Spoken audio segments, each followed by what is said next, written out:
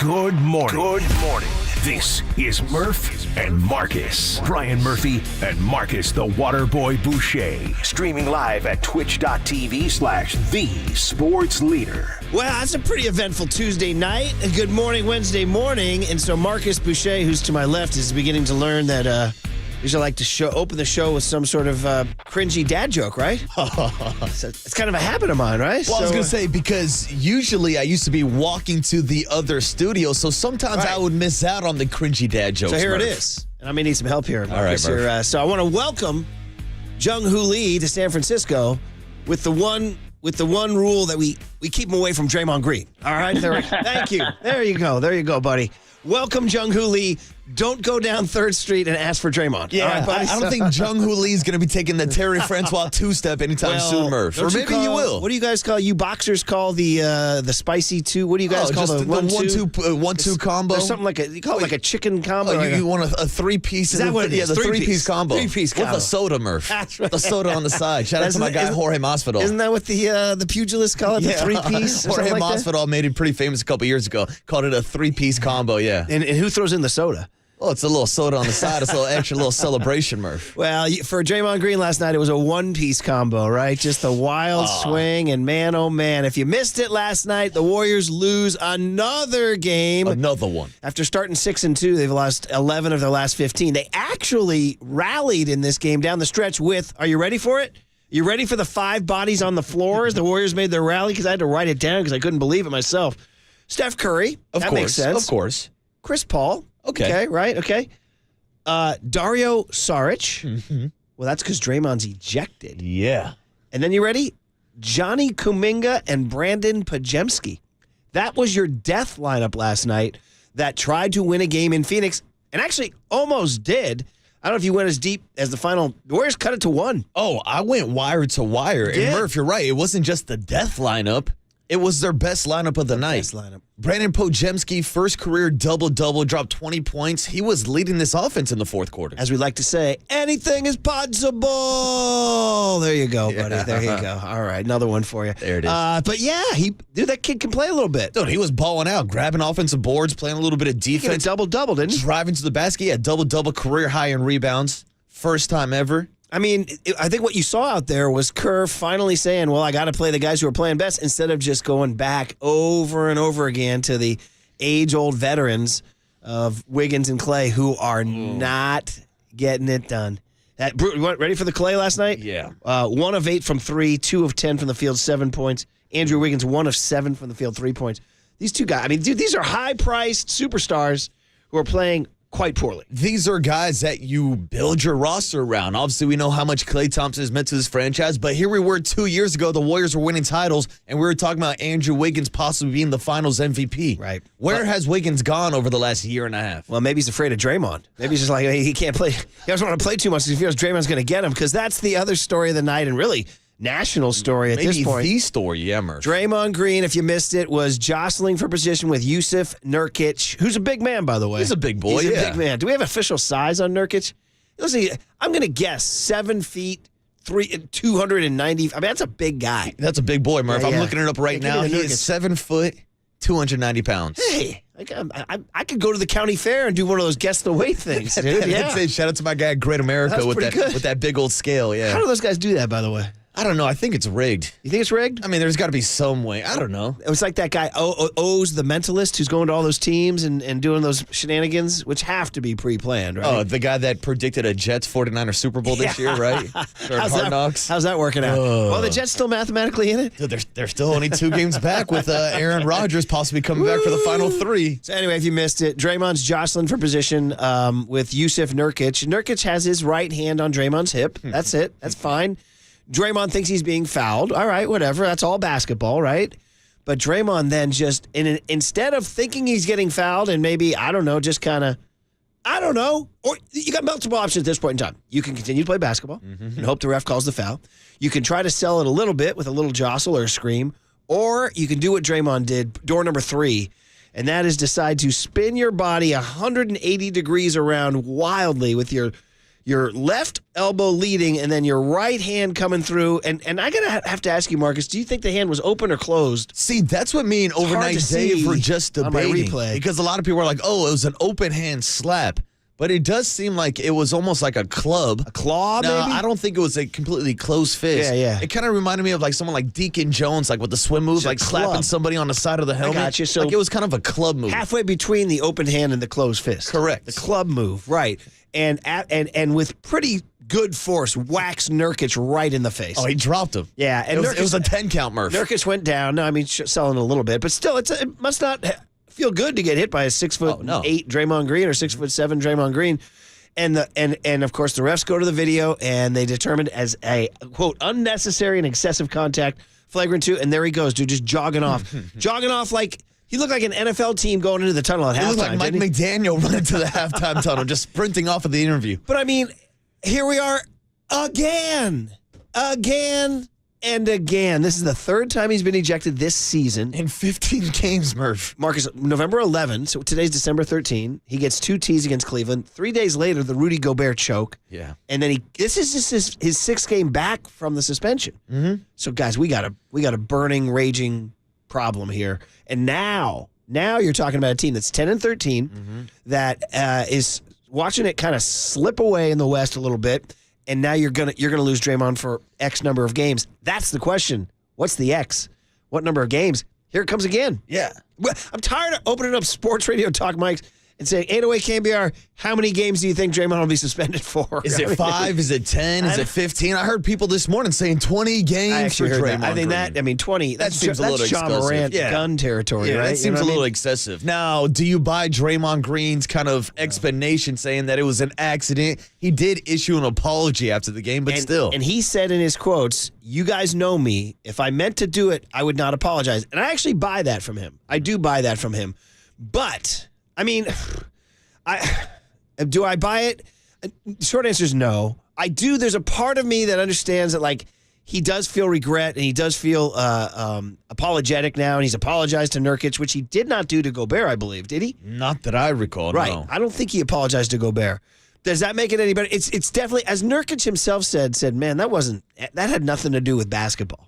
And if you play basketball, it really has nothing to do. He's right. Well, even his explanation is like, yeah, he was pulling on my hip. He was pulling on my hip. Like, what is it? That doesn't give you an excuse to turn around with a spinning back fist and club the guy. Nurkic has young Tony, I sent you to the thread, the Nurkic comments from last night, where he says, personally, I think the brother has a problem, is what he said, which I think a lot of people have said for a long time, but we've excused one. I saw your tweet. You want to reveal to the masses here? Oh, just updating Draymond Green's overall MMA record? No, the first one you said, who got it worse? Oh, and that's the thing. Who got it worse? Was it Yusuf Nurkic last night, or was it Jordan Poole? and that was my follow-up tweet that Draymond Green is now 3-0 in his MMA career. He's got the TKO last night against Nurkic. Yeah. He's got the submission via rear naked choke against Rudy Gobert, and he's got the knockout victory over Jordan Poole. Man, oh man, is he going to the octagon next? Dude, that's it. UFC 300. Here comes Draymond Green. Well, all that said, that's set against the news earlier today. The Giants made a move. They made a move. Hey, let's go. I said they fogged the mirror. You know, when you know if a corpse is dead, you got to put a mirror in front of it and see if there's fog on it too. There's still a pulse. Yeah, oh man, 6 years, $113 million for Jung Hoo Lee. Jung Hoo Lee. Get to know the name Lee. Mm-hmm. He'll be your guy, and he comes over. And number one, right away, I think my immediate reaction was and I think this is probably the same reaction down at 3rd and King. I'm just happy somebody said yes. Yes. Right? Now, when you're in that situation and you're that desperate, I'm just happy somebody said yes. Are you necessarily making good decisions? That's always the question when you're out at last call and all of a sudden you're looking for a 2 a.m. angel. I was going to say, do I need to go to Superfan, dude? Yeah. She was my 2 a.m. angel, dude. Is Jung Hoo Lee our 2 a.m. angel, dude? Well, we didn't get the other angel, Shohei Otani, but very good, yes. Jung Hoo Lee seems like a pretty decent consolation prize. So I think so it's interesting. You read... So he's coming from Korea. For people who don't know this, he comes from Korea, which makes him a bit of a mystery. Correct. A bit of a mystery. So what people are going to say in the next days and weeks about Jung Hoo Lee, most people are sort of guessing and projecting without truly knowing how it's going to play out. Because you can look at it 2 ways. There's 2 ways to parse his numbers. He's an elite contact guy. That's the number one thing you should know about him. He just does not strike out. And his numbers, his bat to ball skills are what he brings to the table. And thank God, I'm sick of watching the Giants strike out. You know what I mean? I'm sick of it. Walking back with their stupid, that pitch wasn't in the selection bucket, so it's okay to. I mean, dude, just put the freaking ball in play and see what happens. Yeah, because I'm tired of the advanced analytics where, it's sometimes better to strike out than to maybe hit into a double play. Like, no, swing the damn bat and see what happens. Take two and go to right. Yeah, come on. We used to back in the day. Spread out, sit down, and put the ball in play. There you go. I like that, too. So he is an elite. Here's a couple numbers for you. He struck out less than 10% of the time. There was only one Major League Baseball player who did that this past year, Luis Ariz. Is the only one. So, I mean, are we saying this guy's Luis Ariz? No. But we're saying he has that contact ability. Correct. Contact ability, and he's got the eye of someone, not going to say like Juan Soto or Luis Ariz or something like that, but he's also a guy that in his KBO career has walked more times than he has struck out. So that's the positive. Like I said, there's two ways to look at this guy. The negative is Korean baseball has not produced Major League Baseball hitting superstars. And there's a theory that Korean baseball, the pitching is not as, well, it's not a theory, it's a fact, really. Yeah. Pitching's not as elite. So when you come here, you're facing tougher pitchers. Yeah. There was a guy named, do you remember Jung Hoo Lee? He was at the Pirates. Yes. Mm-hmm. That name has come up as a comp because when he was in Korea, he had similar OPS numbers to Jung Hoo Lee. Okay. So Jung Hoo Lee had a couple decent years in Pittsburgh, and then I think he got hurt. Actually, a little pop. He had 21 bombs one year. Mm-hmm. And his OPS was over 800 in 2016 and 17. So, I mean, you'd take a guy with an OPS over 800. My gosh. So the thing I like the most about it, A, like I said, somebody said yes. And B, he's 25. He's younger than some of their. Is he younger than Joey Bart at this point in time? I think so, because I know Casey Schmidt's right around that 25 kind of range also. Like, there's a few guys, and that's the thing about him. He made his debut in the KBO as an 18-year-old. He was the first ever Korean baseball player to skip the minor leagues in Korea, and then he won Rookie of the Year, set a Korean record with the most hits ever by a rookie in that season. So this is a guy that has shown up, was drafted actually as a shortstop, then moved to center field because Han Song Kim, shortstop of the San Diego Padres, was also on the Kiwoom Heroes at the time. So he made the transition to center field, and over the last 5 seasons, he's won 5 straight Gold Gloves. Yeah. So that's a big, big factor also when we're talking about the Giants trying to improve defensively, specifically up the middle. This seems like a guy that could play every day in center field. What's interesting is you read some of the analytics guys, and they say he doesn't project to be an elite Major League Baseball center fielder. And some people, Keith Law, Saris, these are the guys who dive in, said he projects to be a corner outfielder by midway through the career. I read that. Again, now, this is all just people are spitballing. Just speculating. Because the guy's coming from Korea. We don't know. He could fizzle out or he could soar. They got somebody. Did they overpay? Probably. They probably did. Because, and the great line by Andy Baggerly, Scott Boras can smell desperation. And once Shohei stiffed the Giants over the weekend, Boras swooped in, and he knew it was getting to 2 a.m. closing time. Hey, yeah. And the lights were coming on, and you had to go home with somebody. And, like, we've talked about this before. If the Giants want to get hitters through free agency or even through trade, they're most likely going to have to overpay. Because even now that we've learned about how the Giants were in it to the last minute with Shohei Otani, there was also talks about the ballpark and how it's not the friendliest hitter ballpark. And the other part, because there's 3 big stories from last night. One was Draymond Green, obviously. 2, Jung Hoo Lee. Buster Posey with a revealing interview, really in-depth interview with Andy Baggerly of The Athletic, in which he spills his guts about how invested he is on these Giants, how much he's given to this free agent pursuit. And at one point, the quote that's going to get all the traction says he does believe that San Francisco, the perception, and again, he said, perception is more important than reality. Perception is more important than reality. The perception of San Francisco as a dangerous, crime-ridden town is scaring free agents and some free agents' wives away. Yeah. Buster went there. He went there. That's been kicked around on the side. We've got a lot of texts on that. People tend to divide it politically. Oh, that's because the blue is in the office or the red is not there. And it's like, I'm not here for that. I'm not here for any of that. We're just here to talk about what's going on. All right? And the fact of the matter is, Buster said to him, look, I'm from Georgia. My whole family's from Georgia. I'm raising my kids here.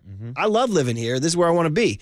Andy Baggerly brought up an interesting thing. He said, let's get racial up in this piece here. He said Asian players are more urban than, say, American players. So American players would be more willing to buy out in Lafayette or Danville. Okay. Which, by the way, is not crime-ridden and drug-infested. You can eat off the freaking streets over there, dude. All right? Yeah. Gee. I mean, but they want to live in the city because of their cultural history, and when they look at the downtown city, they're like, whoa. What's going on here, man? Right, and that's the perception also because, let's be honest, how many players who play for either the Giants, the Warriors, or the 49ers actually live in the city they play in? Right. Like Steph Curry's down in Menlo Atherton. He's Atherton, yeah. Like even like Nick Maybe Bosa. They should have shown Shohei Steph's house. He might be there right now. Like Nick Bosa's out in Los Gatos. Like all these guys are living in like super, super nice areas in the Bay Area, which is some of the most like unique and most expensive places to live in the entire world.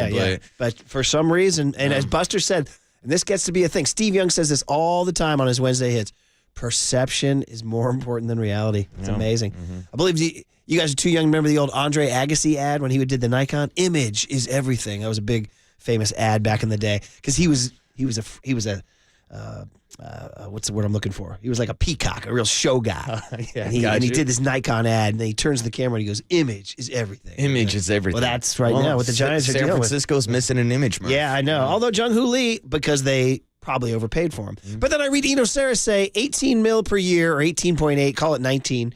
It grades out with some average Major League Baseball regulars if you're going to comp him to a Stephen Kwan and Andrew Benintendi, a Brendan Donovan. Those names came up. Okay, now, I don't want to be the bad guy right before we break, but should we also point out the fact that this deal could be pending physical? Especially since his season ended last year with an ankle surgery. You could be that guy. An ankle, dude. Let's end on that bright note. All right, let's get a guest list. In fact, we got an Easter egg for you right away in the show, early in the show. So let's get out of here because we got to tell you what it is. Hint, it might be the awesome 49er quarterback coming up on KNBR 104.5 and 680, the Sports Center.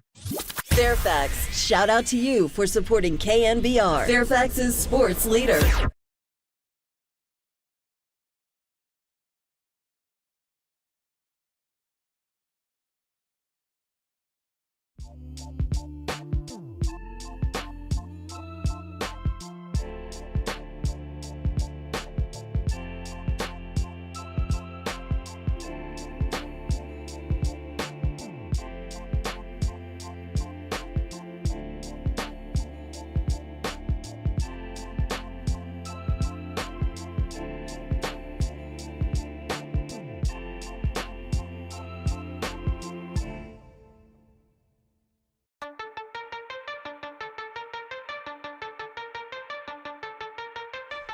Draymond Green was ejected once again last night after clubbing Yusuf Nurkic in the face. So to read about the latest Draymond Green ejection and what kind of punishment Dre could get, check out that story and more trending now on the KNBR app and KNBR.com.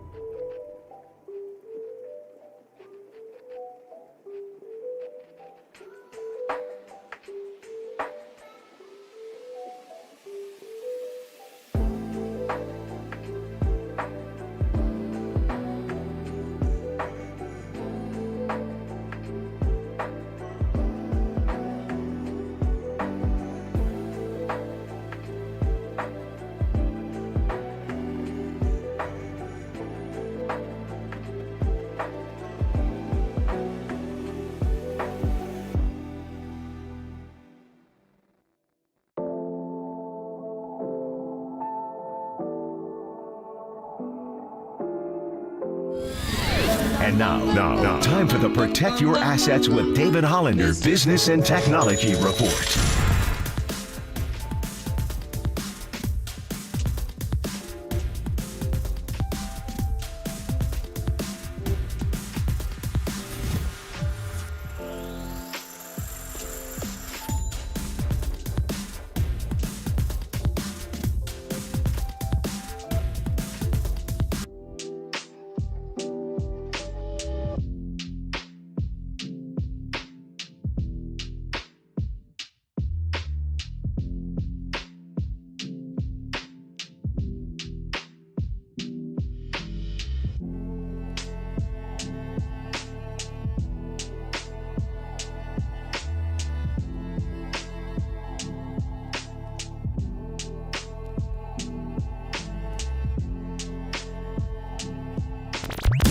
Good morning, Seamheads. Murph and Marcus keep rolling. Streaming live at twitch.tv/thesportsleader. I don't know, man.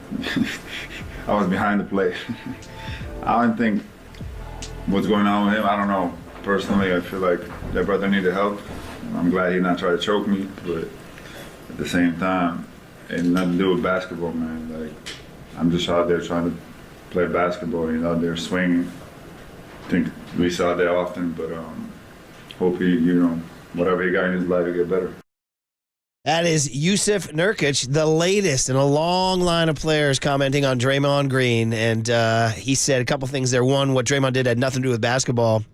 And two, he said the brother needs help. That's what he said. Yeah. And he said, the third one, I'm just glad I didn't get choked out there. How about that? So yeah, he's the latest victim of Draymond Green. I know, man. And then you got other coaches. So in Minnesota, it was Gobert and their whole team commenting. And then last night, Frank Vogel, he chimed in too, calling it reckless and dangerous. And now we just sit back and wait for the next shoe to fall. And like there's two ways to look at this thing, this whole personal aspect of Draymond and what's going on, because there's a lot going on. All right, Jack blogged about this a few weeks ago. There's too much stuff is happening lately. Like, there's a lot of static. See, and I know we had this conversation last time he got in trouble when he obviously choked out Rudy Gobert, and you brought this up before. And to me, that situation was different, obviously, because of what was going on with Klay Thompson and Jaden McDaniels, the back and forth, and then Rudy Gobert, of all people, stepping in. So it seemed like in that case, most people could defend Draymond's action as him stepping up and kind of defending his teammate. This is a completely different situation. Yeah. There's no excusing what Draymond did last night. And I know we have some sound from Draymond saying, oh, it was an accident. I was just trying to sell a flop, blah, blah, blah. Well, Murph, if you just go up and smack someone in the face, say, oh, sorry. It was a quick twitch reaction. Like, no, it doesn't excuse it. Yeah. Seriously. Like this is, I don't know, man. I know. And so we got to get into it all day, every day here. And the two ways to look at it is the one, Draymond being his personal issues. The second part to look at is what it does to the team and where this team is. And now you're truly hurting the team badly. Steve Kerr himself said it was a huge swing. I mean, did the Warriors win that game? They were leading most of the entire night. I believe they were winning when that happened. Yeah, they led from the first quarter. I mean, the Suns had the lead, I think, in midway through the first. The Warriors led all night, and then when Draymond got ejected, the Suns chipped away, and pulled away for the 119-116 win. Eventually on the Warriors. Was that the final score, 119-116? I think I saw. Yeah, 119-116. Yeah. Steph Curry had a chance. He Final did. shot of the game, catch and shoot, couldn't get the fall. Yeah, he didn't want to put the ball on the floor because they would have fouled him, and I don't know. Was he still had time to maybe pass and move again? I don't know, but you're in that situation. The only reason they're in it is because guys like Brandon Pajemski, that's it. We're keeping him in it, and he scored 20 last night. So while we do that, we got to remind you guys we are proudly sponsored by O'Donnell Financial Group, because planning is a process for loans, insurance, investments, and retirement. Call Greg O'Donnell at 866-496-2300. Hey, so we said we have an Easter egg for you all today, so why don't we go right to it with the guest list here. Young Tony, who's on fire, by the way, back there. This kid's doing his thing. I've stopped holding up the guest list because there's no more big pictures and all that. We're still figuring out the new rhythms here. Marcus, on a Wednesday morning, December 13. On a Wednesday real close morning, to Christmas, huh? December 13th, on my sister Amy Boucher's birthday. So happy shout out birthday, to Amy. She's still Is probably she listening? sleeping. No, there's no way in hell she's listening. She's probably sound asleep right now. Happy but birthday, Amy. My mom and dad are probably listening, so I'm sure they'll pass the message. You think mom and dad are up? Pops is up. Mom might be sleeping. What's he too. doing? Is he lifting weights right now? Is he? He's probably walking the dog, taking him out. You know, What kind of dog we got? We got a black lab, Oh well, who's not going to like a black lab? and his name is Max.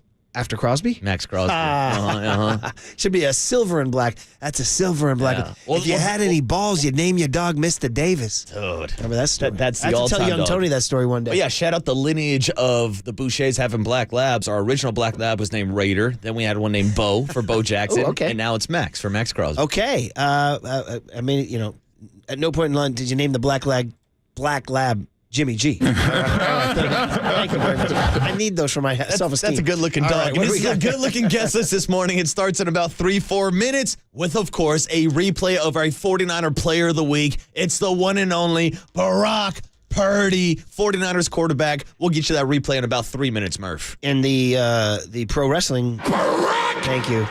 Introduction. Always got to for get him. Paul Heyman in there. Get him in on the guesses. Brock Purdy coming up in just a few minutes, and then we'll start our Power Hour at 7:35, as always, with Dwayne Kuiper talking about Jung Hoo Lee. Murph. And, of course, the Buster comments. Mm-hmm. Guys, I really urge you. I know The Athletic is a subscription-based thing, but these days you can get like a deal for like $1. I mean, they're giving away those subscriptions. Kind of angers me because I pay more than $1 for my subscription. And now they're offering it for $1. I'm like, why don't you give me my money back and give it to me for $1? Oh, that's the worst. You know what I Like when you mean? see those commercials about like, oh, you get a free iPhone if you sign up with so-and-so. I'm like, yo, what about me? I've been a customer for 5-10 years. Where's my free phone Exactly. So, but anyway, the point is that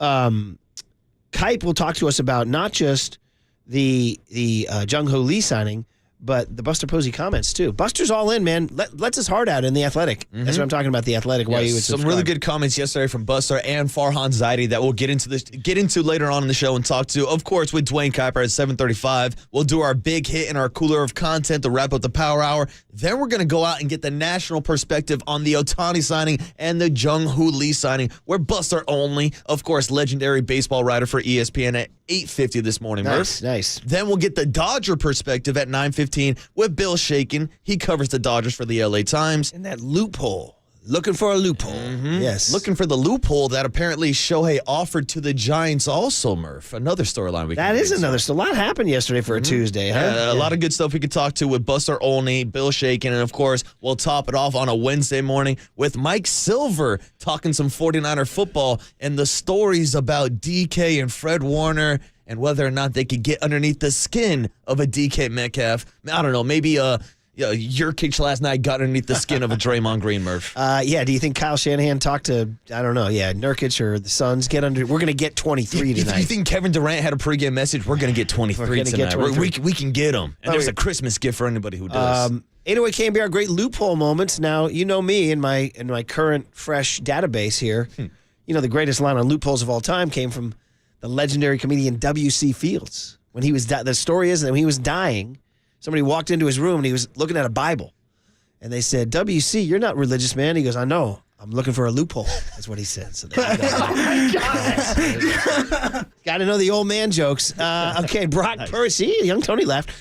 Brock Purdy, and I think everybody's going to enjoy this. This will settle everybody's head after the Draymond incident last night. You need the calm, cool, collected Brock Purdy. Next on KNBR 104.5 and 680, the Sports Leader.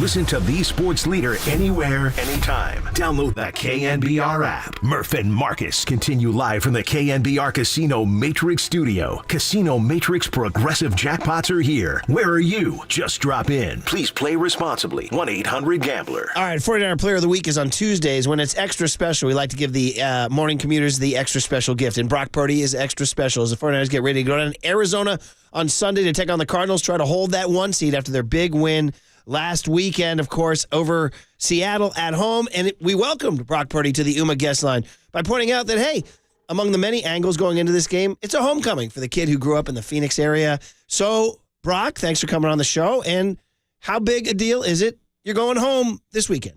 Yeah. I mean, obviously last year, the home game for the Cardinals was in Mexico. So this will be my first time going back to the state of Arizona, to play the Cardinals. So for me, yeah, it's definitely a homecoming, having some family and friends and, a lot of, just high school teammates and coaches and everyone in my life, going to the game. So it'll be fun to see everybody and have their support, but I'm really excited to do it. Your high school coach made some news, I think it was the Dallas game that he came up for. Do you remember when he was putting on the sunglasses in the crowd? Did you ever see that, Brock? Yeah, I saw it. We asked him about it. We had him on. Yeah. And we're like, dude, were you trying to look like, Leo DiCaprio? He's like, no, actually, he goes, I just can't see without those. The prescription, yeah. Yeah, that's hilarious. I had all my, high school teammates sending over pictures, like, Coach Jones made TV time. He had his shades on. It was awesome. Yeah, he had gone California on us already, man. So, okay, health questions. You're slinging it beautifully, right? You're throwing the deep ball. You're going downfield. And it was only 10 months ago that we had the injury. Can you kind of give us the big picture breakdown of how you look back now on what Dr. Keith Meister did and how you handled it in the summer, and what's your arm care like now? Yeah, I mean, it's been a crazy, 10 months. Obviously Keith Meister, he's a specialist at it, so he did such a great job. And he told me exactly what to expect, and he was to a T correct in terms of getting after the rehab. At 4 months, you should start throwing better, and then it just depends on the individual in terms of when exactly you'll be back. It could be a longer process, it could be a quicker. So I feel like I was on the quicker end of things and got back for obviously game 1. So I was very thankful for his work and what he did. And then since, I feel like my arm throughout the season has, just gotten, I guess you could say, stronger, just in terms of the rehab, the lifting, all of it, the amount of throwing that I've been doing throughout the year. So it's gotten better. And I actually talked to Nick Mullins, before surgery and all that kind of stuff, because he went through the same process. And he even told me, he goes, man, throughout the year, especially early on when you come back, you're going to feel a little something in your arm, but that's normal. All guys that go through surgery feel it. And he goes, but about halfway through the year, you should be feeling a lot better. And he goes, that's what happened with me. So, and he was right. halfway through the year. My arm feels great now, so I'm excited about that.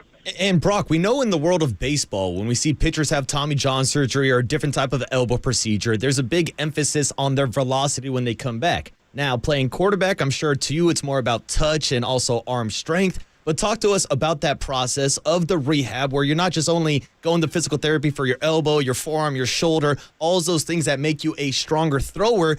How does the elbow feel pre-surgery versus post-surgery? Would you say that maybe your elbow and your arm strength is even better than ever?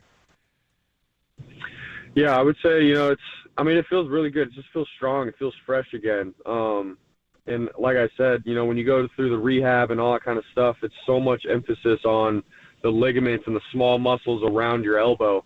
So when you're constantly working them, your arm just by nature is going to get stronger. And so that's just really what it was for me. I think it was a great lesson for me just moving forward throughout my career, not just from surgery, but like moving forward, I can work and continue to do all those kinds of, workouts on my arm to keep my arm strong, to keep it fresh, to allow it to keep getting stronger. So, honestly, I learned a lot, and I think it's a little bit stronger, from where I started day one in the NFL.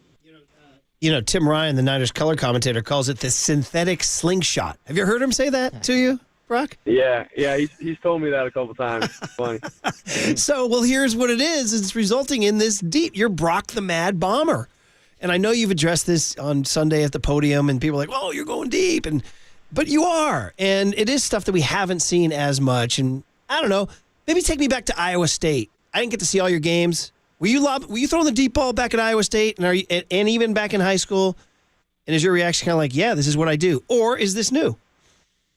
Honestly, I would say it's more a little new just with my game. I've always been known for, the quick game, the intermediate, and then every once in a while I'll push it downfield, but it's not, like what I'm doing now, I'd say.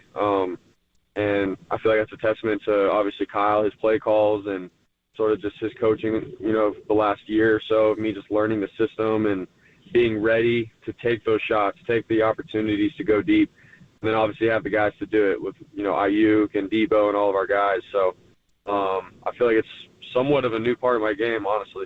Nice. It's good to see. I'll tell you what, it's enjoyable. It's working as a 49er fan. Hey, you talked about your weapons. I kind of wanted to pick your brain on these guys being the QB. They're all different dudes, but they're all kind of incredible playmakers. So let's do like word association. I say like Debo Samuel. What comes to mind? Electric. That's what comes to mind. Yeah, the body, right? It's you when you hand him the ball in those jet sweeps, you must be like, oof, I don't want to be the guy tackling him, right? Exactly. I feel like Debo's, like if you're playing backyard football, you're not tackling him. Like growing up, we all said like there's no one in the history of elementary school or whatever, like no one could ever tackle Debo. Like he's taken that to the NFL. Like he's got a strong lower half. If you go high on him, you're not gonna take him down. You need multiple guys to tackle him. And then he's got breakaway speed. I think people sort of sleep on that part of his game, too. I think so. All right, the little quieter, not as maybe, unless, I don't know, but I say Brandon Ayuk comes to mind. I feel like savvy. He gets in and out of cuts. He's becoming more of a complete, real route runner, receiver. He gets amazing separation from guys that are playing man coverage against him. And then, obviously, he's got the long arms, big hands to make the catches. Like he's got a great radius. Like that. Savvy. Yeah, savvy. Yeah, he is. All right. The running back, number 23, Christian McCaffrey. You got to describe him. Man, I would just say, I don't know. I see him more of as a grinder. Like he's making the cuts. He's bouncing off guys, linebackers, defensive ends. He's just like, to me, he's just like a tough dude. And obviously he's got the speed, he's got the moves and all that stuff. But that dude, he's just a warrior. He goes to war and you want to go to war with him. So he's a grinder. And I saved the wackiest for last, just crazy, wacky George Kittle. Your words. Yeah, that's it. He is wacky. He's got the energy. He's got the love of the game that, obviously is contagious. We all love it because of him. And then still, you get the ball in his hands, he makes it happen. He's I think one of the most explosive tight ends in the league. And then obviously he does the dirty work. He blocks, and he's a very selfless teammate who does all the dirty work for the running backs and myself and protection. So at the end of the day, he's wacky, man. Wacky and selfless. You know, it's funny that Brock, we're talking to Brock Purdy, our 49er Player of the Week here on KNBR, of course. And NFL Films caught that audio at Philadelphia last year on the day we don't like to talk about, last January, where he asked you, hey, are you ambidextrous? Can you throw left-handed?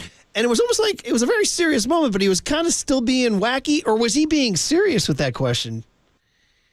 I think a little bit of both. Like, more like, yeah, dude, can you throw lefty now? Like, but at the same time, we were at the point where it's like, man, we're a game away from the Super Bowl, so, like, could you make it happen if you can throw lefty? So there's probably a little bit of truth behind what he said, too, just in terms of being serious and wanting to win in that moment. But that's wild. Yeah, man, that was a tough situation for all of us right there. Yeah, all in the past. Yeah, it definitely was, Brock. And I wanted to circle back to the dirty work that you were just talking about with George Kittle, because my favorite part about this offense is how everybody buys into blocking. We've heard the mantra a few times, no block, no rock. So whether that's Kittle, Ayuk, Debo, everybody on the roster, including yourself possibly, because when Christian McCaffrey ripped off a 72-yard run, we saw you trailing down the field. Were you also trying to get down there to lead a block for your guy CMC?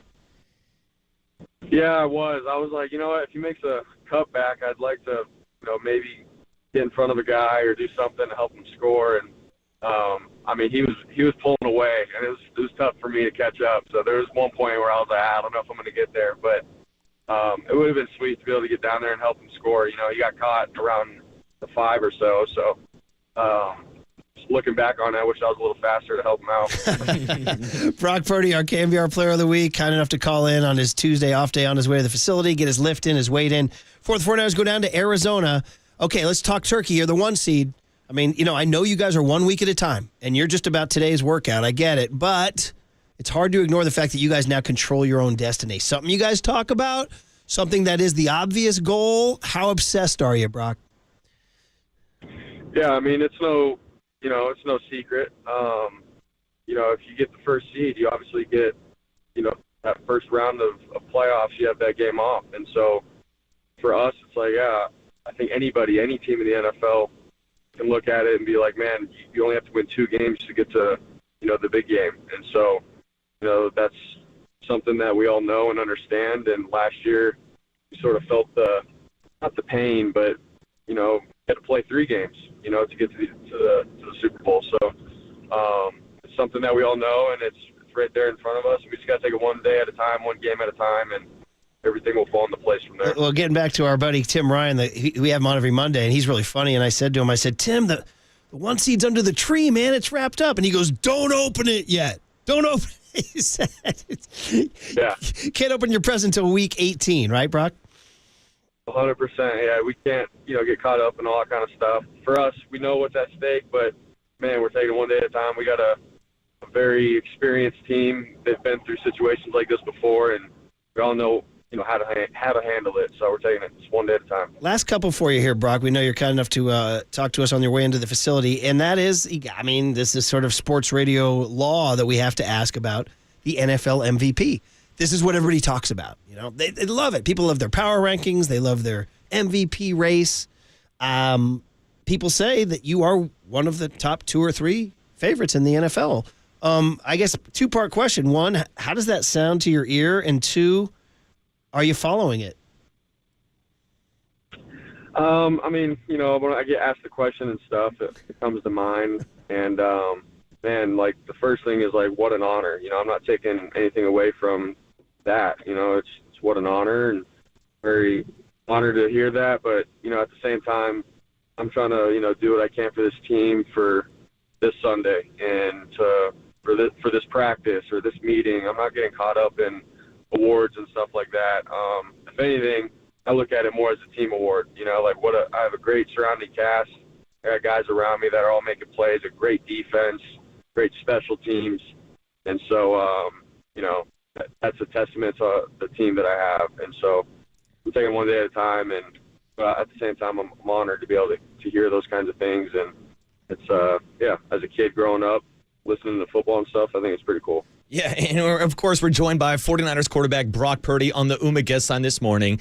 And last couple ones from me, Brock. I just want to kind of look big picture because we just passed the 1-year anniversary of you stepping in as the starting quarterback for the 49ers. And as Murph just brought up, now you're in the MVP conversation. We've looked at your stats in the 7 straight games with a 70% completion rate and how people are comparing you to guys like Joe Montana and Steve Young. Have you had a chance to kind of process it all, especially going back to Arizona this week, to just kind of think about the year that it's been for you, Brock? Yeah, I mean, it's been a crazy year. My family, whenever we're all together, we just sort of talk about, little things, little stories and moments from the past year. And, man, we're thankful for all of it, the good people that we have in our life. And but how fast it's all gone, to say that it's already been a year since I've jumped into this role. It's gone so fast. And so just trying to take it one day at a time, enjoy the little things, enjoy every game and every moment with my teammates and taking it from there. But, yeah, what a blessing. So amazing. And then finally, we got to ask the really important question for the end here, and that is, we were talking about, like, now that you're the dude, now that you're NFL MVP candidate and you're the quarterback of the 1 seed right now in the NFC, do you know people are studying what you wear? Dude, you're walking in. We got guys putting stuff out on social. They're analyzing it. Then you come up to the podium. They're, like, checking you out. I got it. How's this sitting in your ear that what you put on to wear is now a talking point on Sundays, Brock? It's funny. Like last year when I first started, coming into games, I'm just wearing, simple stuff. And I think I still sort of am. But all my buddies every Sunday are sending me screenshots and just like roasting me, like how simple I look, or it looks like I'm going to class and school. Like I look young. I don't know. But I think it's funny. But I'm not a flashy guy or anything. I'm just normal, same old Brock from growing up, and I like to be me, and that's just who I am. So it's funny. Is Jenna going to get involved? Maybe I don't know if you watched the Netflix quarterback thing. Kirk Cousins' wife picked out the outfits. Is that a possibility? Yeah, no, she helps me out now with some things, and she does a great job of just understanding who I am and keeping it simple too. So. Yeah, and she's not a flashy girl either. Like we're simple people, and I think we can relate to the Cousins, honestly, a lot. Hey, last one for you is like, man, you know what wound up being a turning point in the season, Brock? And we're only half joking. We do morning radio, but the 3-game losing streak, nobody's happy. You guys have the bye week, and then the picture shows up of you on the combine. Yeah. I think it's Jenna's family farm. Is that right? Yes. Yep. And people are like, dude. That it showed how relaxed you were, how you got away from it all, how it was just such a great classic picture you just don't usually see in the NFL. Reflect on that. That was kind of a fun little moment for you. And is that something you're like, dude, I've been doing that forever, or was that unusual for you? It was my second year doing it. I did it last year. Went back to the farm and helped out. But yeah, she loves when I just go home and we're with her family and hang out. And for me, it was huge, just obviously with where we were at in the season. You have 3 games like that. And so for me to go out to the family farm and just sort of clear my mind, be with her and her family, it was so good for me. And then being refreshed and regrouped, ready to go for the second half of the season. So it was awesome. Hey, no joke. It might have played a role in clearing your head, huh? Yeah, I think it did, honestly. To be able to get away and sort of remember the bigger things in life and not getting so caught up in what's happening with the NFL world. And it was good for me. Dude, I'm telling you, I did it. When you guys win the Super Bowl and they make the movie, that scene on the farm is going to be a real tearjerker. That's going to be the tearjerker scenes. We're just having some fun. We're having fun. Hey, you've been a good sport. Yeah. You were a good sport in August when you came on. You're a good sport today, and we sure do appreciate you taking time. So thanks for hopping on the Murph and Marcus show, and have a great Tuesday and a great homecoming this weekend. Thanks, Brock. Yes, sir. Thank you, guys. Go Niners. There he is, Brock Purdy, man. The tractor, one thing... We were talking about this. So, obviously we talked to him yesterday. Wanted to play that for the early crowd there. But of all the things that came out of that, the thing that might have gotten the most traction was about his clothes. How about that? I mean, what does that say about us as a society? Like he had some great nuggets about talking to Nick Mullins about his elbow and how his elbow wouldn't be completely healthy till halfway through the season, which also correlates with him now throwing explosive plays. Yeah. He said his arm is stronger than ever. He addressed the MVP rumors of that affecting his head or anything. That's it. But all people want to hear about is his outfit. Marcus, they say clothes makes the man. That's what they say. Not Brock Purdy. I say quarter zips make the man. That's what I say. I also love that he compared himself to the Cousins as Well, you know a when family. he said that live yesterday, I was confused. We just kept moving. I was like, Cousins? What's he talking about? Cousins. And it just took me a second. He meant Kirk and his wife, Cousin. Yeah. You like that? Yeah. You like that? Because if you missed that Netflix quarterback documentary, Kirk Cousins, who also dresses fairly nerdy, his wife picks out his outfits. And so he's like, yeah, I guess I can kind of relate. So Yeah. Anyway, we'll see what he wears this week. That's it. That's all that matters. It doesn't right? really That's matter, all no. All right. Susan Slusser joins Papa and Lund today at 10:50 this morning to discuss all that's going on with the Giants. Of course, we have Buster Posey's comments to The Athletic, where he actually went there and talked about San Francisco. It's probably going to be a hot topic. Draymond Green. There's a lot of hot topics today. Draymond Green, this is like a national story. How long will he be suspended for this latest act? I mean, it is getting really, really tough to defend Draymond. I've been a Draymond defender for a long time, but I had to write the Jock blog a couple weeks ago saying it's getting tough to defend him. And then last night, it got even worse. We can get into that next. And, of course, the Giants have a new center fielder who's splitting the jury. Half the crowd thinks, all right, cool, young center fielder from Korea. The other half says, yeah, no, Korea's like AAA baseball. This is not going to work. So all those to discuss. We'll discuss, Murph. All We'll discuss. those on the other side on KNBR 104.5 and 680, the Sports Leader. Go Niners.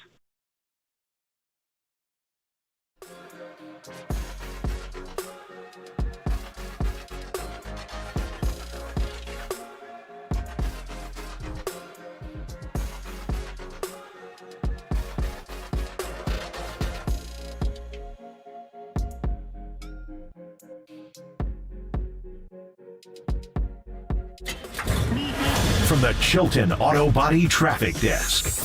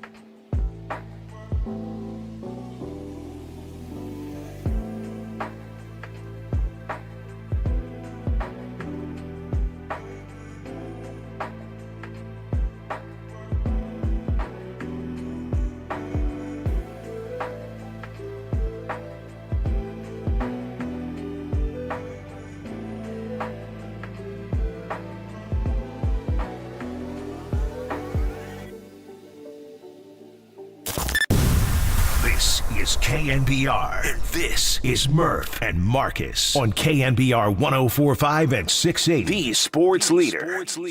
Yeah, we need him. We need Draymond. But, he knows that, and we've talked to him, and he's got to find a way to keep his poise and be out there for his teammates. Oof, heard that story before from Steve Kerr. That was not a cut from November 14th. That was not a cut from November 11th.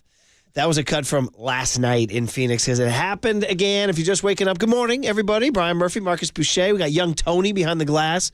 Casey's here cutting sound. We're kind of steaming towards Christmas and getting ready for a little vacation, a little downtime. We'll be taking a little bit of time off, right? Just a little bit, Murph. Steve Miller Band, Journey, and Def Leppard tickets at some point between now and 10 a.m. Ooh, that's a Christmas gift, Murph. That is a Christmas. I'll take them. Next summer at Oracle Park, where Jung Hoo Lee. They'll set up the stage in Jung Hoo Lee land. See that's funny because yesterday actually he kept on asking, where will the Giants be when this concert takes place? Well, now it looks like that stage is going to be in center field. That's going to be occupied by Jung Hoo Lee. In 2010, the very first time I ever saw the great and legendary Paul McCartney, it was in center field of 2010. I honestly thought those were partially the particles that led to 2010. Who was I talking to last night? Oh, the great Kay Cockerell, famous women's golfer. I got to do a golf event last night. Get me out back in the city, though, at night. Had to put on a coat and tie. Yeah, exactly. Coat and tie. Battling a little bit of a cold. Basically, I want you to cry for me. I want you to cry for me right now. That's it. Life sounds tough. But anyway, I was talking to the great Kay Cockerell, two-time U.S. women's amateur champ. She's a big Giants fan. And she was saying, she goes, it's getting to the point where we can't talk about the 3 World Series anymore. That's what she says. I was like, man, are we getting to that? I mean, you're in that 10-year range. Because we would start to rag on, like I would rag on, Dodgers fans who were talking some. I'm like, 88. You guys won in 88. I mean, my big joke was like the Berlin Wall was still up, man. You guys haven't won one since the Berlin Wall came down. Well, I mean, we can start using. I mean, now we're getting to the point where probably this upcoming season we're going to have the final 10-year reunion of the 3rd World Series title. Oh boy. They're going to win it this year, buddy? Back to the Warriors. With Jung Hoo Lee, they are. So anyway, the Journey and Steve Miller Band and Def Leppard tickets. When you hear a rejoin that Young Tony plays of any of those 3 bands, you got to know. So anyway, if you missed it last night, Draymond whirled around and smacked Yusuf Nurkic in the face. It was just outrageous. I mean, the simple take is it was excessive. They used the exact words. It was excessive and unnecessary. Those were the words they used. I can't say it any clearer than that.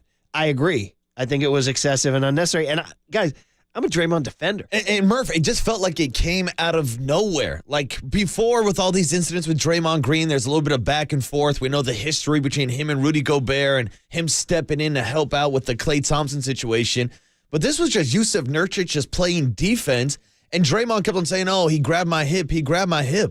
Well, that doesn't excuse you for turning around and throwing a spinning back fist at somebody. As Nurkic said, he was playing basketball. I mean, yeah, when you're playing basketball, yeah, you may be fouling a guy on defense trying to get away with it. But, yeah, it was like there's something going on. Like there's stuff is stacking up with Draymond. So, anyway, the difference between this one and Rudy Gobert is that Draymond tried to come out with an apology afterwards, tried to be contrite afterwards. I don't know if he's trying to do damage control because he knows he's hurting the team and suspension's coming.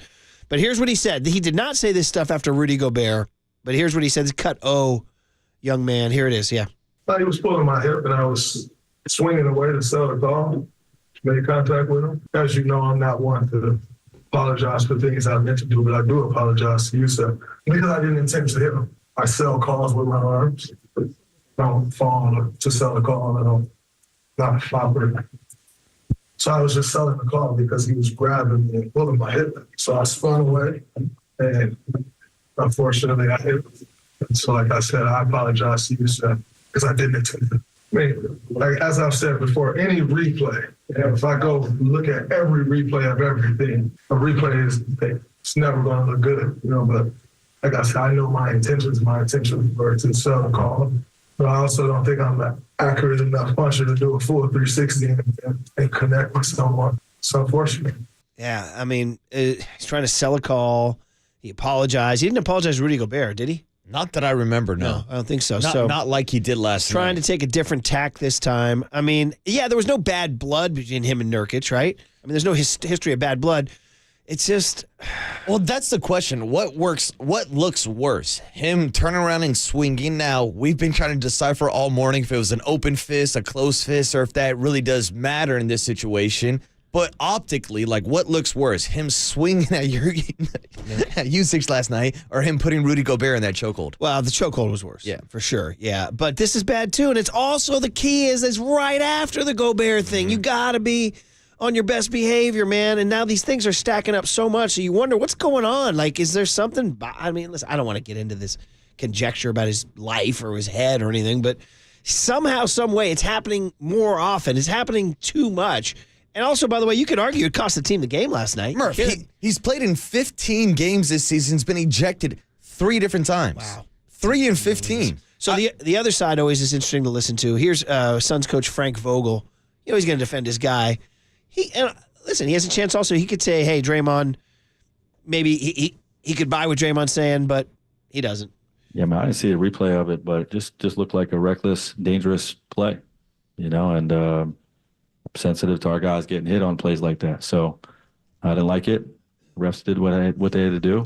The league will do what they have to do. Well, there you go. The league will do what they have to do, and that's where we're at right now, where it's, last time it took about a day before they handed it down. I mean, I don't know if we're going to get it sometime this afternoon or tomorrow morning or whatever, but guys, we're talking multiple games again, aren't we? Yeah, and it's probably going to be even worse than the 5-game suspension. Honestly? I would assume so. Because, like, what message can the NBA send to Draymond? Like, is there any deterrent? Like, it cost him $700,000 last time he missed 5 games. So the only way you really get through these athletes are going straight to the pockets. Like, are we looking at a 10-game suspension? I heard Windhorse on the way in saying flagrant twos like that frequently draw a 1-game suspension or maybe 2 but given Draymond now, you got to start multiplying. I mean, that's the thing. He's a repeat offender. He's a habitual line stepper. Nurkic did not defend Draymond after the game. Here's what he said about getting hit.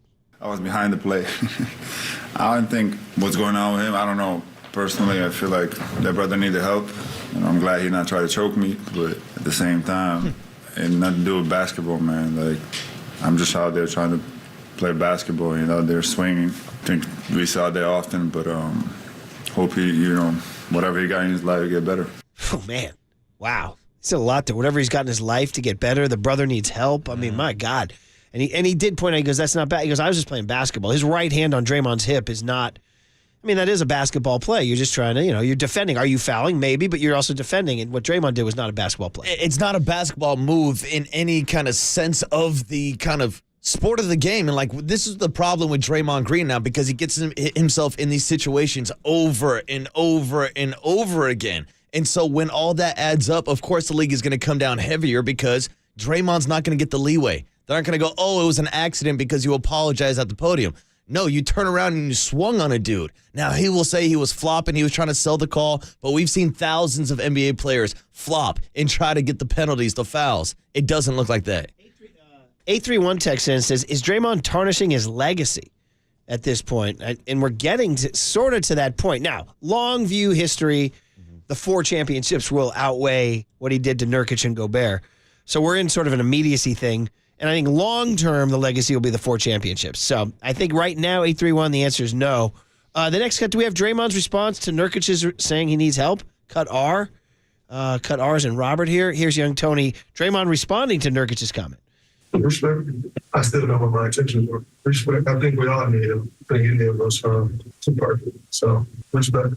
But I'll tell him the same thing I just told you. I apologize to him that I didn't intend to do him. But he has a right to feel how he wants to feel. I'm not going to sit here and try to go back and forth on how he feels about it. All right, that audio is a little muddy. Sorry about that. But he did say he's got a right to feel how he wants to feel. He's being very contrite, Draymond. Very contrite, Draymond. Young Tony, you had a Kerr cut, too, on this whole situation. Here's another one from last night. This is, again, Warriors lose, by the way, 119-116. They actually roared back with the kids on the floor, Kuminga and Podziemski playing in the death lineup. I call it the death lineup with the heavy air quotes right there. The death was the Warriors' death, really. It was the barely breathing lineup. I mean, Clay and Wiggins on the bench, unbelievable. I mean, the Warriors' bench came out yesterday and scored 80 points, Murph. It's the most points that any bench has scored in the entire NBA this season. By the way, they're at the Clippers on Thursday. So it's another, the West is no joke here this year. So anyway, here's one more from Kerr last night. Draymond's still a hell of a player, still a really good player. So we need him. If we're going to be a really good team, we need him. Well, you're not going to have him. No. That's the problem. That's the problem. So now you're going to lose him for, let's just say it's 5. I don't know. I mean, was 6? This is really bad. 5 or 6 games, a long time, man. 5 or 6 or 7. I mean, what'd they go last time? 2 and 3 without him, was it? Yeah, I think it was overall this year, because including the games that he has been ejected, I believe they're now 2 and 6 in the games he was either ejected or did not play in. 925 says, what happened to Draymond's podcast? Maybe he needs to start venting his frustrations on the mic more and less on the court. You gonna get this podcast. 415 says, no question he's tarnishing his legacy, and it's just getting worse. But guys, they just signed him to a 4-year deal.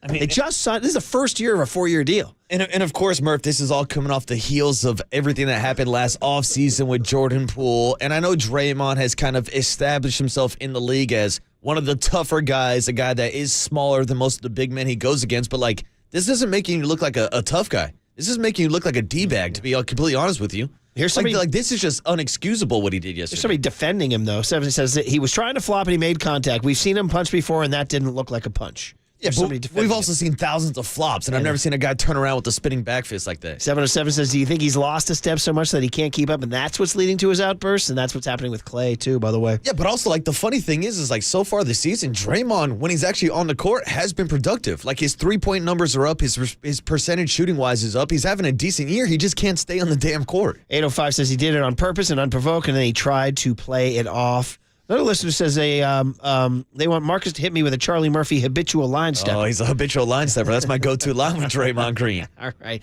And then 650 says Green needs counseling. Also, your guy, Josina Anderson, on Twitter yesterday, he posted the video saying, what did the 5-finger say to the face? Slap. That's another Charlie Murphy True Hollywood storyline. Unfortunately, we got a little too much Charlie Murphy on the Draymond Green situation. Okay, guys, here's the deal. That's the Draymond situation. We'll continue to discuss that. And sometime today, the NBA may come down with it, man. But, man, it was a busy Tuesday night because not only did that happen, the Giants made a big ad. Jung Hoo Lee, Korean center fielder, 25 years old. And then Buster Posey with some really strong comments to Andy Bagley at The Athletic that I think is going to touch a major nerve with all y'all. And we'll hit those next on KNBR 104.5 and 680, the sports leader. San Carlos, shout out to you for supporting KNBR, San Carlos's sports leader.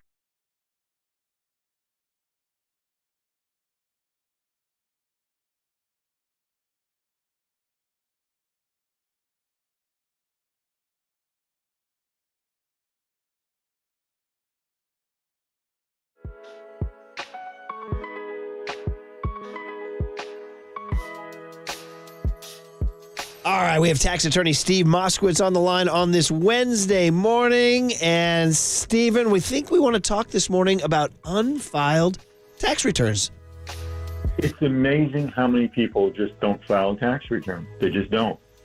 The number one reason people don't file is just because they don't have the money to pay.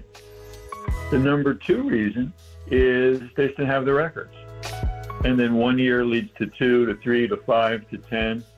And it becomes a big problem. And then people are living a life like a criminal looking over the shoulder. Is this the day they're going to get hit? It doesn't have to be. If you don't have the money to pay your taxes, that's okay. We'll go to the government for you and we'll make a deal. What if you don't have your records?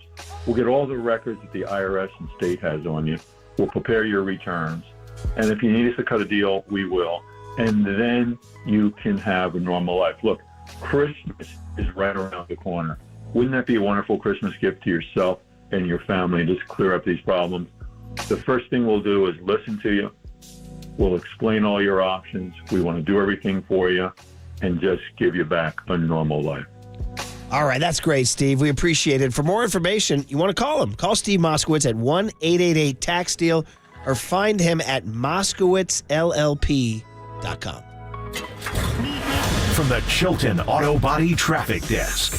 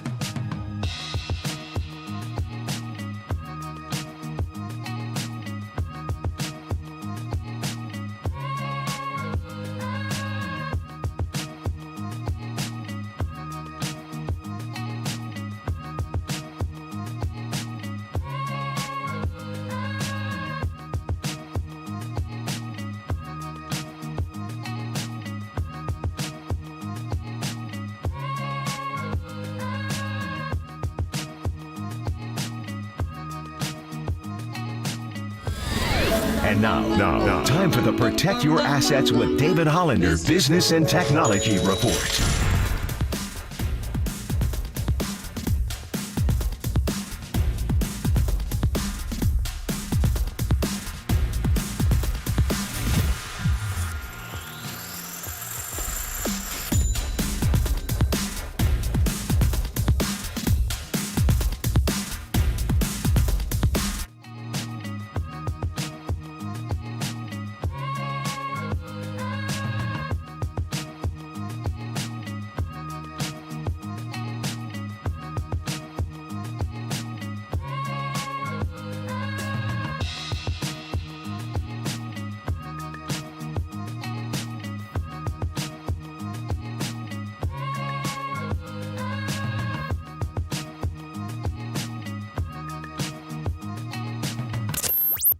And Marcus keep rolling on the Sports Leader and streaming live on YouTube at KNBR 1045. Ton of buzz around Jung Hoo Lee. Welcome to the World Baseball Classic. He will be posted after this 2023 season. He clobbers a baseball to right center field. Jung Hoo Lee drives in some more. Is such a smooth hitter. Great eye. Outstanding approach. Takes great swings. Hoo Lee. Second stolen base. The ability to barrel the baseball. Singles through the right side. As Korea leads 3-0. An inspiring player. There you go. Now you're fired up on Jung Hoo Lee because Young Tony's rejoin package there. Well done. Yep, the Giants got a guy. Jung Hoo Lee, Korean center fielder, who right away, my favorite thing is that he's 25 years old. That's my favorite thing because the Giants have been old and tired for a while. Now, this guy's not a burner, although interestingly enough, Marcus, his Oh, Murph, no worries. I'll take it from here. His father played for the KBO, won an MVP award, played in the WBC, and went by the nickname the Son of Wind. And he had First of all, I want to thank you for saving me because I do have a bit of a cold. And I coughed something up there, so thank you. Number two, so if you guys hear me disappear for a second, it's because I'm fighting a little bit of a cold here. Number two, Son of the Wind is one of my favorite nicknames of all time. Son of the Wind. Straight out of Dances with Wolves. Isn't that right? You know what I mean? But so what's his kid's name? Because he's the son of the wind, he's grandson of the wind. Hey-o. Hey, it makes sense, but also doesn't have... not that much of a burner. He doesn't have the stolen bag numbers because his pop had over 500, I believe it was 510 stolen bags. He's got 69 in his career, but does have a few triples, a few doubles. Not the biggest power numbers, but... If Pops is watching game going, hey, man, why are you so freaking slow? Yeah, you know what I mean? Come on, I got to get out there and steal some bags. Maybe they should change his name to like the son or the son of the sun. I don't know. Grandson of the light breeze, not the wind or something. I'm the father of the fire, Murph. How was your foot speed, buddy? I was average. Average? I was average. All right. That's why I played in the trenches and not on the outside. Very good. That's why I stayed away from guys like Devontae Adams. Jung Hoo Lee, 6 years, $113 million. Did they overpay? By industry projections, they did. Now, industry projections are one thing. The market is another. If Scott Boras is telling you, I got three guys on the phone willing to pay him 6 years, $100 million, you're like, well, we'll pay him 6 years, $113. And he is a Scott Boras client. And this should be noted, and Andy Baggerly pointed this out, that Boras is smart enough to know that after the Otani to the Dodgers move, that the Giants would be desperate. And Boras swooped on in and said, how do you like my center fielder from Korea? And Farhan said, give him to me. And we made the somewhat crude analogy to when you're younger, if you're a young woman or a young man, and maybe you're looking for a little companionship, and it's getting to be about 1:30 in the morning, well, as Crosby, Stills, Nash, and Young once sang, if you can't be with the one you love the one you're with. Murph, it's a saying that me and my friends used to use in college a lot. Beggars can't be choosers. There it is, buddy. And that's Farhan Zaidi right now. 6 years, 113. Average annual value of 18.8. Now, if he turns out to be Stephen Kwan, Andrew Benintendi, those guys are about 18, 19 million a year players, and so it could turn. Now, he just has to come and deliver. The one concern is that Korean baseball is not considered as elite as Japanese or Major League Baseball, and there's not a huge rich history of Korean players coming over here and succeeding. Obviously, Ha-Sung Kim, shortstop for the Padres, comes to mind. His numbers are not dazzling. They're solid. So I don't think anybody should expect a dazzling Jung Hoo Lee. I think they should expect a solid Jung Hoo Lee. And I think, put it this way, Is he an upgrade? That's a simple question. Is he an upgrade? I think so, especially defensively when you look at the fact that he moved from being a shortstop originally because of Han-Sang Kim, played on the same team for the Kiwoom Heroes, goes to center field, learns a brand new position at 18 years old after skipping the minor leagues out in Korea. So that's the thing. It's like he's one of these huge prospects, arguably the best prospect that Korean baseball has ever had. Learned the position, won 5 straight Gold Gloves. So defensively, I do think it's a huge upgrade because, as all Giants fans know, you need defense up the middle. So when you're looking at him in center field, you're looking at maybe Luciano Estrada up the middle, Patrick Bailey behind home plate. It does seem like they will at least advance defensively. See, I gotta come in with a slightly contrarian take here, buddy. Number one, Luciano at shortstop is a big question mark. That's true. Huge question mark. He was chucking balls into the stands late September when nobody's paying attention. I mean, that's why we've had a discussion about maybe moving him to third base and maybe playing Casey Schmidt at short. And then the other part is you read all the eggheads who've been studying his KBO metrics, and they say that he projects eventually to be a corner. Some people say he's not a Major League Baseball elite center fielder. So we're just going to have to see it with our own eyes. Yeah. We're going to have to see it. And also, he's 25 years old. He could get better. Like Brock Purdy, we were talking about Brock. He developed. He got better. Correct. These guys aren't static beings. They can get better, right? So the thing he does bring to the table, contact. Puts the bat on the ball. And that's what believe me, I'm liking that. Take 2 and go to right, kid. Put the ball in freaking play. It's been so boring to watch all these strikeouts for all these years. So his strikeout rate was less than 10%, and the comp in Major League Baseball was Luis Ariz, who, what was he doing? What did he hit, like 370? Yeah, he was flirting with a 400 batting average last year. So it's all very exciting. That said, the other part of this whole day yesterday was Farhan Zaidi did a press conference about Shohei Otani, and he tried to tell everybody they matched everything the Dodgers matched. I mean, you can choose to believe him or not believe him, but he came out and said it. So maybe they did, and they said, well, why did he pick L.A.? And they said, well, we think ultimately that was his strong preference. And so, okay, well, why was that his strong preference? Well, he grew up, the Dodgers were in on him in high school. Did he write in did somebody tell me that he wrote in his diary in high school he wanted to be a Dodger? Did you ever hear that stat, that factoid? Oh, no, I never knew that one. Like that. Anyway, so the point is that, but it led to Buster Posey taking a call from Andy Baggerly of The Athletic. It's led to one of the most interesting Buster Posey interviews I think I've ever read.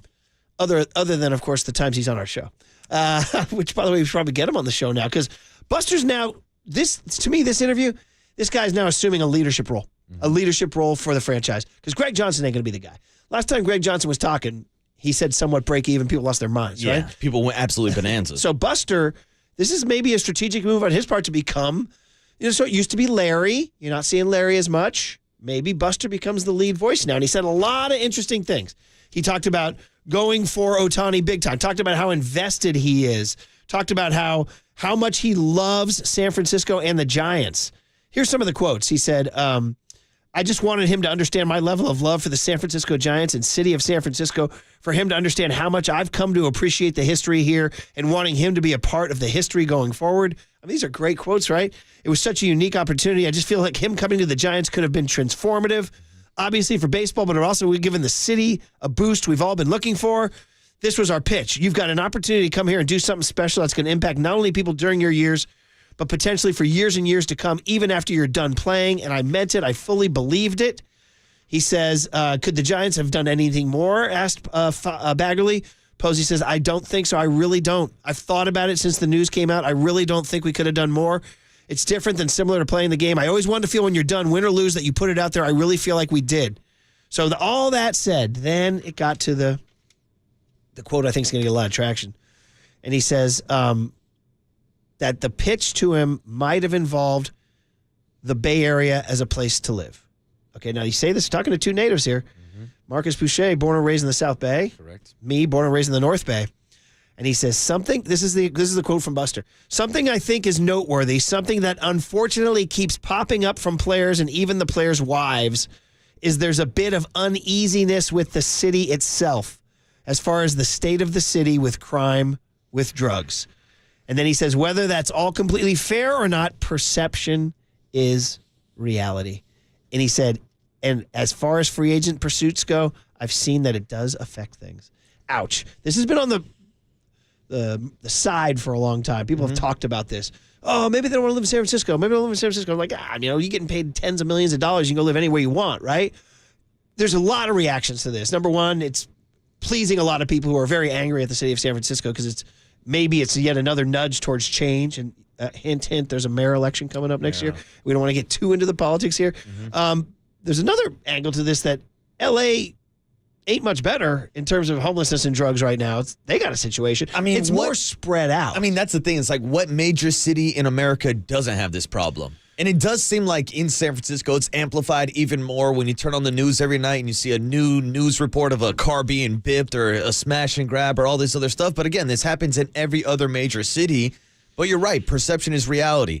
And I'm sure Shohei Otani doesn't know how nice Lafayette is or how nice Los Altos Hills are or Menlo Atherton or other places in the Bay Area that you can live or even right here in the city. Yeah. There are nice neighborhoods. I think Draymond and those guys, I'm not giving away their addresses, but I think they live up in Presidio Heights. Yeah. And it's gorgeous up there. Oh, and so there are a lot of good places, yeah. But it does seem like the negative always comes to the forefront when you are talking about San Francisco in this day and age. It's really tough. It's a big, gigantic snowball that has rolled down the hill, and now Posey has brought it to light.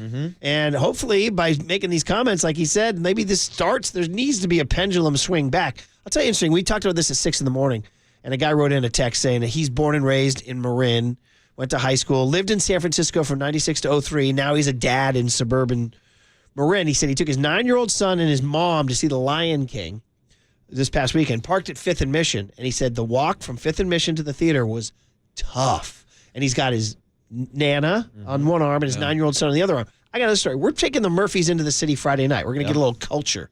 We're going to go see a play. How about that? The kids need to learn how to get off their freaking phones for 2 hours, right? Although they'll probably be on their phones at the play. They're like a play. What's that, Dad? I'm not lying, dude. I'm plotting out how to minimize the exposure to that area. Yeah. Like I'm like trying to strategize where we park, where we go eat, all that stuff. And I think you're not the only person, Murph, because I like going out and exploring the city. I don't drive my car anywhere. I park it here at our station, at our parking lot that is secure because of all the problems on the streets of San Francisco. And then I'll grab an Uber, I'll grab a scooter, and I'll go explore the city. But a lot of people have those same feelings, whether it's just coming to the city for going out to a play or going to a Giants game or going to a Warriors game. Like, it's frustrating. By the way, it just dawned on me. I should have invited you, but it's not a matinee because his old nickname, Matinee Marcus. That's me. You know, he went to the Temptations. Was it the Temptations or the Four Tops? It was the Temptations. Yeah, ain't too proud to beg tour. Oh man. So anyway, Buster brought it to the forefront, and Buster's so smart. He does everything for a reason, and he's like, it's time to start talking about it. It's true, and because I think we all love the city so much, and there are parts of it that are it's literally the most gorgeous city in the world at certain parts of it. It's literally that way. You're like, there's really no urban setting that is like this. Maybe Sydney, Australia, but I don't know.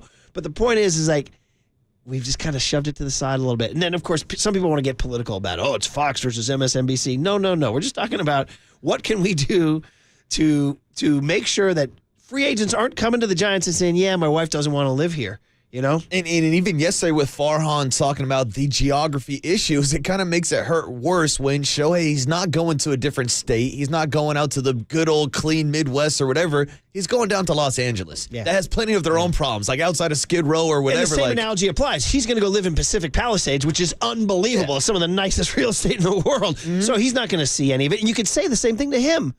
Now, Andy brought up, and we got to get going because I know Kuip's coming up here, but Andy Bagley brought up the point that Asian players tend to be more urban, and they live more dense living, and so they'd be more interested in living in the city, and they're like, Whereas you get some guys from the American South, they want to have some land out in Danville or Lafayette, or like you said. And that's the difference. Like anybody who's ever traveled out to Japan or anywhere, like you see how clean the streets are, like how nice it is, how nice of environment. And that's why I really thought the Giants would have a chance to get Otani when APEC came to town, Murph. Marcus had the line. He said, what do you want to say, buddy? Hey, I mean, we just need APEC once a month. Keep the streets clean and get Shohei Otani with the Giants. I'm going to run for mayor, and my platform is going to be APEC once a month. There you go. All right. Dwayne Kuiper on all the Giants news next on the Sports Leader.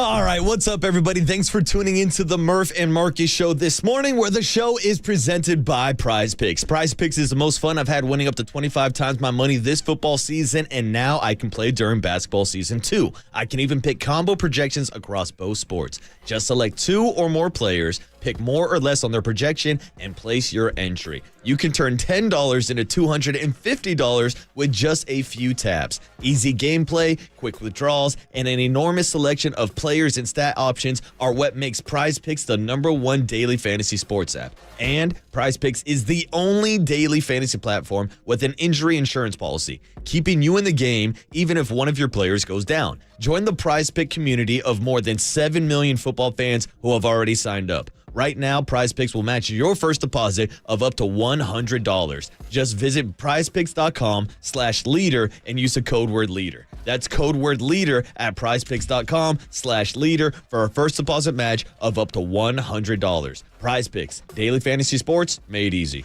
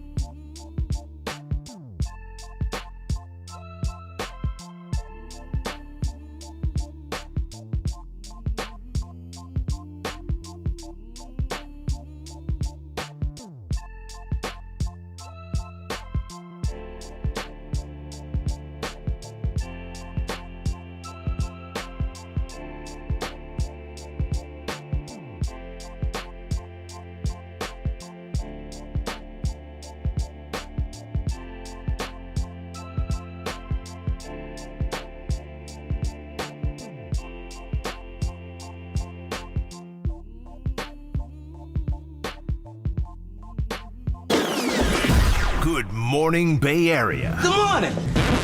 Good morning. The sports leader welcomes you to KNBR's Power Hour. There's no question we've got the best in the booth. That's why we all mimic his call. Time for Murph and Marcus to catch up with Kuiper. Sponsored by your Northern California Honda dealers. Honda is value. Get a great deal now at your NorCal Honda dealers. On KNBR 104.5 FM and 680 AM. Well, we always say when we talk to Kuiper and Kuiper in the offseason, well, nothing's happened since we last... No, everything's happened since we last talked to you. Since we last talked to Dwayne, Shohei Otani became a Dodger. Jung Hoo Lee became a Giant. And Buster Posey gave a big old interview to Andy Baggerly talking about many things and really stepping up his leadership role as a Giant spokesman. So many things to get to. And Kuiper, we got Marcus here. You got me. We got you. Good morning. How are you? Hey, Kuiper. We got Waterbug. We got Waterbug. Waterbug. I thought it was Waterbud with a D. Waterbud. That's right. I mispronounced. That's all right. I'm here for you, Kuiper. What's going on? Come on, he's everybody's new buddy. That's true. He's Waterbud. And I got to say, Kuiper, that nickname has been sticking since last week. I've gotten a lot of Waterbuds on the streets of San Francisco. That's the whole point. We can't choose our nicknames, right? Oh, man. Yeah. But anyway, could be a lot worse. Smoothie is a good nickname. Mm-hmm. It's not quite son of the wind, Kuiper. Grandson of the wind. Grandson of the That's wind. true. That's true. Okay, so many different things. Let's go chronologically. The Shohei news. Remember, you said to us when Dave Roberts, we said, hey, Dave Roberts, did he blow it? And you said maybe he said it because he knows he's got him. Did you know something, Kuiper? Because Dave Roberts didn't blow it. Shohei is a Dodger. What was your reaction? Well, I really thought that that's where he was going to go all along. And when I read about what Farhan said about the Giants, basically offered the same thing. I mean, look, when you think about his situation, if he has to move now, it's probably only, 50 miles, 40 miles, maybe less than that. All the people that follow him, they don't have to move. He's going to go to a team that's probably going to go to postseason. So, I mean, I think for him, everything that he wanted, the Dodgers had the boxes to check. If he decided to come here, he could have been part of a group that is trying to get to where the Dodgers are. But look, I think he took the safe route, and I'm happy for him. It is a lot of money, though, so I'm not surprised at all. And I'm not surprised at all that Jung Hoo Lee signed with the Giants. I mean, Dave Fleming in Hawaii said, yeah, he's going to sign with the Giants. I said, well, how do you know that? He says, I just know he's going to sign with the Giants. So I wasn't even surprised at that. So now there's one box checked for the Giants, and we'll see what's going to happen going forward. I love that Flem is the guy with all the inside info. So I don't know if he had inside info, but he had a hunch. And he was pretty adamant about it. But I don't know if he's adamant about Yoshinobu Yamamoto. Let's call him Yosh. I don't know if he's got any insight on Yosh, but looking at the numbers that Otani got, I think Yamamoto is going to get a lot higher number than everybody thought. And even Jung Hoo Lee got more than everybody thought. Yeah. So that market with Otani just created a lot more for other free agents, at least the Asian market. So we'll see what happens. But hey, one step, and hopefully there's a couple of more steps coming. Did you have an opinion on the major story about how the Dodgers structured the contract? I know this gets into sort of the weeds, the numerical weeds, but I guess the question would be, knowing and you knew Marvin Miller and the CBA and everything, that the Dodgers found the loophole and that a rich team that's not supposed to be able to hoard all the good players can now hoard all the good players if they just defer the money? So I guess the contract that I signed in 1980, where I deferred $45,000 a year for 6 years, I guess this trumps that. Well, relatively speaking, maybe $45,000 was $68 million back then. Probably not, but that's a good story. You deferred, Kuip. You know what? Look, there are so many smart people out there to try to figure out. And I'm not saying the Dodgers beat the system, but I don't think there's any doubt that somebody's going to try to change the system after this. And look, it's going to take two parties to try to change it, MLB and the Players Association, and sometimes that doesn't work. But I think they beat the system, and I think they did it legally. And look, when I say beat the system, it sure sounds like Otani's people were the ones that wanted to do this, and the Dodgers probably keeled over in delight. So, we'll see how it works out. I mean, look, is he a generational player? Absolutely, but maybe he's a player that you don't see for 30 or 40 years. So those kind of people or persons are going to get that kind of money. Now they are. And Kuip, we know yesterday that Farhan Zaidi confirmed that Shohei and his camp made this same offer to the San Francisco Giants, and they were willing to agree to those terms. Now, of course, this is something that we've never really seen this much money being deferred, and I know a big reason for that is because of the California tax loophole. So moving forward, whether it's the Giants, Dodgers, Padres, or any other team that plays in California, do you think there's a possibility that other players might try to exploit this tax loophole, or maybe this is something that the Giants themselves should think about to try to get some more free agents into town? Well, I don't think there's any question that now that Yamamoto's out there, well, I mean, he's been out there. It's not like he showed up yesterday, but I think teams are going to talk to him about what Otani's contract looks like. And I think they'll ask him, do you want to do this too? And you know what? If you're going to play in California and you try to wiggle your way out of some taxes, it sure looks like that's what he did. So anyway, yeah, I mean, that contract is out there now. And look, this is not just a copycat league when it comes to how you pitch a guy. It's also a copycat league when you do contracts. So this might not be the last one you're going to see like this. Yeah, interesting, man. They're kind of breaking the mold, and Otani's doing it in gigantic style, $700 million worth of finding a loophole here. We're talking to Dwayne Kuiper. We do it every Wednesday at this time. The huge news that Otani's a Dodger, the huge news that Otani and the Dodgers found a loophole that theoretically gives the Dodgers more money. And then the Giants making their big move for Jung Hoo Lee yesterday. And Kuiper, I think one of the biggest things that jumps out at me is the unknown. You know, the Korean baseball question is what comes to mind. Can it translate? There isn't a rich history of Korean players coming over and tearing up Major League Baseball. Ha-Sung Kim comes to mind. He's not a monster player. Jung Ho Kang of the Pittsburgh Pirates had a couple of years of over 800 OPS, but it's pretty small roster. So how do we figure out how Korean baseball translates to Major League Baseball? Well, I don't think you know until you just start to see the kid play. And look, it took Ha-Sung Kim a year to figure it out. And even that first year for him, he didn't play a lot because Tatis was playing at short. And Cronenworth was playing at second, so he sat on the bench a lot. So he didn't play all the time. Once he started to play all the time, we started to see what a really good player this guy is. I mean, would I like to have that guy? You bet, because he's a terrific second baseman, but I tell you what, the guy can really play short too.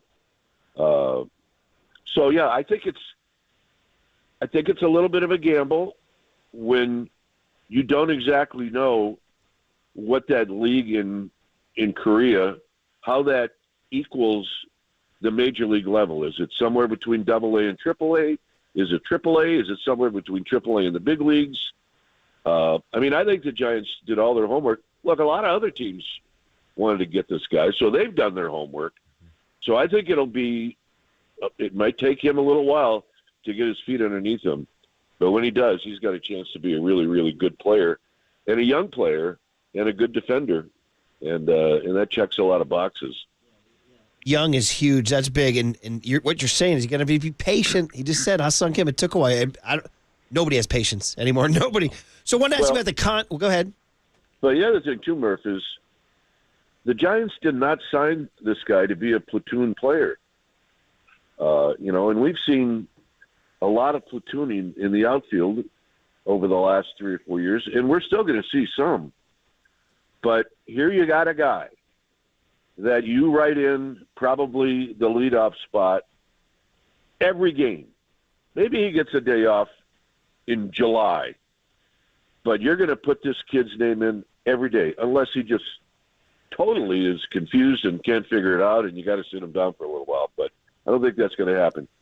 He's in there every day, and managers can kind of take a nice deep breath when they got guys that they can put in every day, and they don't have to worry about the analytics of who's going to play left and who's going to play right. I wanted to ask you about his contact skills. And again, we don't know what translates from, they say Koreans don't throw as hard as Major League Baseball, but the stats he has in terms of his bat to ball, he's walked more than he struck out each of his last 5 seasons. His strikeout rate of less than 10% was only comparable to Luis Arraez. Is that something, it seemed like the Giants went away from that. They were not into contact. So this is a big change now. And are you looking forward to a guy just putting the ball in play, old school? Take 2 and go to right, Kuiper. Murph, I think you're going to see a change in a lot of areas, not just contact. I think you're going to see a lot of change when it comes to how the starters are handled. So this is not going to be the first change that you're going to see.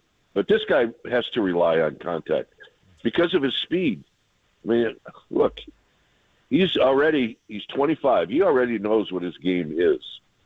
And I'm sure he realized that his game is not trying to hit the ball out of the park. You got 6 or 7 other guys behind you that's part of their responsibility. So contact is good. And now I'd like to see if he can bunt a little bit, because that's always fun too. Yeah, and Kai, just to kind of piggyback on Murph's point, there's a big kind of narrative out there between the pitching differences between the KBO and Major League Baseball with the increase in velocity. So it's hard to just kind of judge or estimate how those skills will translate over. But I did want to ask you about his eye and how he has walked more than he struck out in his career. And also something that should be able to transfer from Korea to the States is his defensive ability, winning 5 straight Gold Gloves in center field after transferring from playing shortstop as an 18-year-old to an everyday center fielder. Yeah, it's another example of where if you can play short, you can probably play center field. Maybe not the other way around. But the fact that he knows his strike zone, that shouldn't change from whatever league he was in into the major leagues. He might have to get used to the strike zone at this level compared to where he was at, but it usually doesn't change too much. So yeah, he's going to take his walks and he's going to run. And we haven't had that over the last 4 or 5 years, maybe even 10. And defensively, look, he's going to take a lot of fly balls before he plays in his first home game. I mean, I think the Giants they always have that one exhibition game against the A's before the season starts, but he's going to get a lot of work to figure out that ballpark. And I think he's going to like it, because Triples Alley is a lot of fun for center fielders. So is the gap in left center, which is pretty deep. So he's going to like it. He really is. If he likes to run and if he likes to catch the ball, then he's going to the right place. Kai, there's a lot of outfilders now. We were wondering, do you anticipate a trade of some? And we can pick any number of them who might be on the block. Do you anticipate? Because there's a lot of bodies. Yeah. I mean, it's a real possibility. You might have to eat some of the contract to do it. But yeah, I mean, there's only so many at-bats, right? And you want to keep guys happy. So as I mentioned earlier, so you got one guy that's going to get all the at-bats in center field, and now you got to distribute at-bats from the corners. And if there's too many people, yeah, somebody's got to go. So we'll see what happens. Yeah, for sure. All right, the last thing I want to hit on, and I don't know, did you read the Buster Posey interview with Andy I did not. Okay. But I will read it 1 minute after I hang up. Well, there's 2 things I want to just throw at you, and then you'll read it. One is just that it's really extensive. Like Buster's talking, man. He's like out front as like a lead. So I'm wondering, I don't know if I'm trying to read too much into it, but is he taking a leadership role? Like in this, like it's great to read Buster's words on, he's out there and I wonder if this is kind of the beginning of a lot of comments from Buster. I don't know. You know him pretty well. Does he want to become a prominent voice in the organization? Well, I don't think there's any doubt he already is, Murph. I mean, he's taken this very, very serious. And I think the fact that he moved back with his family, I don't think that had anything to do with what his responsibilities are with the Giants. But I think the fact that he's a 20-minute ride from his house to the ballpark, I think that makes a big difference. Remember, he's on the big board. I mean, they got 30 or so investors, but there's only a few that are on the big board. So he's got his big boy pants on when it comes to his opinions. And, I know for a fact that when Buster was talking to Greg Johnson about being involved in this, and I know Buster said to Greg Johnson, look, I'm a former player. You're probably not going to agree with all of my opinions. Because, look, the players and the owners have never, ever been best of friends, right? No. So Buster made that pretty clear that, look, you want my opinion, I'm going to give it to you. And Greg said, well, that's exactly what I want. So, yes, and I think he's taken it to another level, and I think he is a huge voice. And I think I told you this before. I know Buster really well, and we watched all of his at bats all those years that he played, and I know what he was like as a player. But now that he's out of the game, and I've spent a little time with him, he's a hard ass. He is. I like and that. And you know that's he is. Yeah, I like that. And you know, I mean, how many guys did you see Buster say hi to when they stepped into the batter's box? You know, guys will tap their shin guards. Buster never looked at them.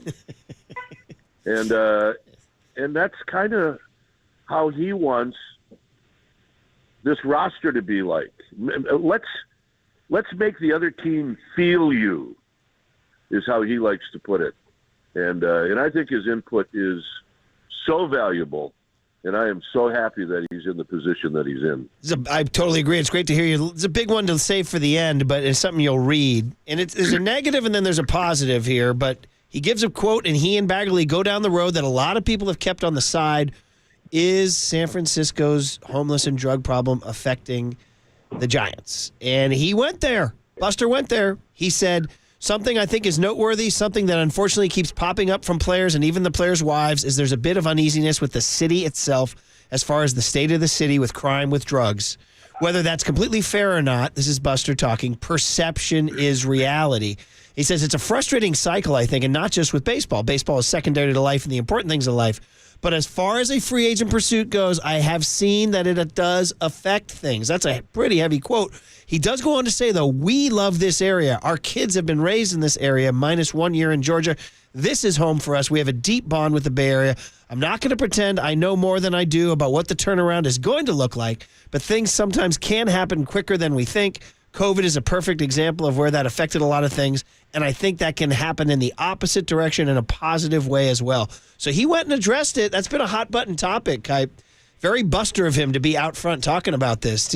What do you think?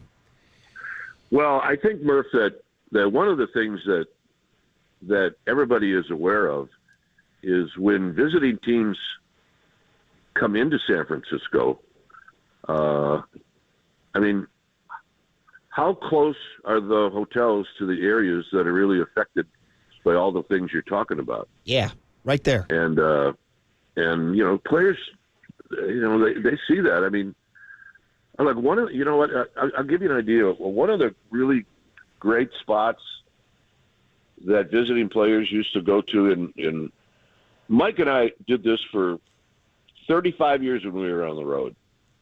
All right, let's go find a place where we can buy another pair of black pants. You know, like we only got 20 pairs at home, but it gives us something to do. Let's take a walk, right? Well, that area, and I don't know exactly the name of the building where Nordstrom's was on like the 4th or 5th floor. Yeah. The Westfield Center. Yeah. The Westfield Center. Yeah. Players love to go to the Westfield Center because of all the shops in there, especially Nordstrom's. And now it's gone. Yeah. Well, there it is. And that affects people because when people start seeing stuff getting shut down, they start to worry a little bit. Mm-hmm. Look, a lot of guys, because they have families, cross the bridge and they come over into Orinda and Alamo and Walnut Creek and Danville.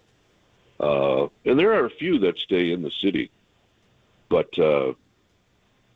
yeah, you know, I give Buster credit for hitting on that subject. Yeah. And I know that you know, he and I have talked about that a little bit. So yeah, he's not afraid to speak his mind. Where as a player, we watched how guarded he was.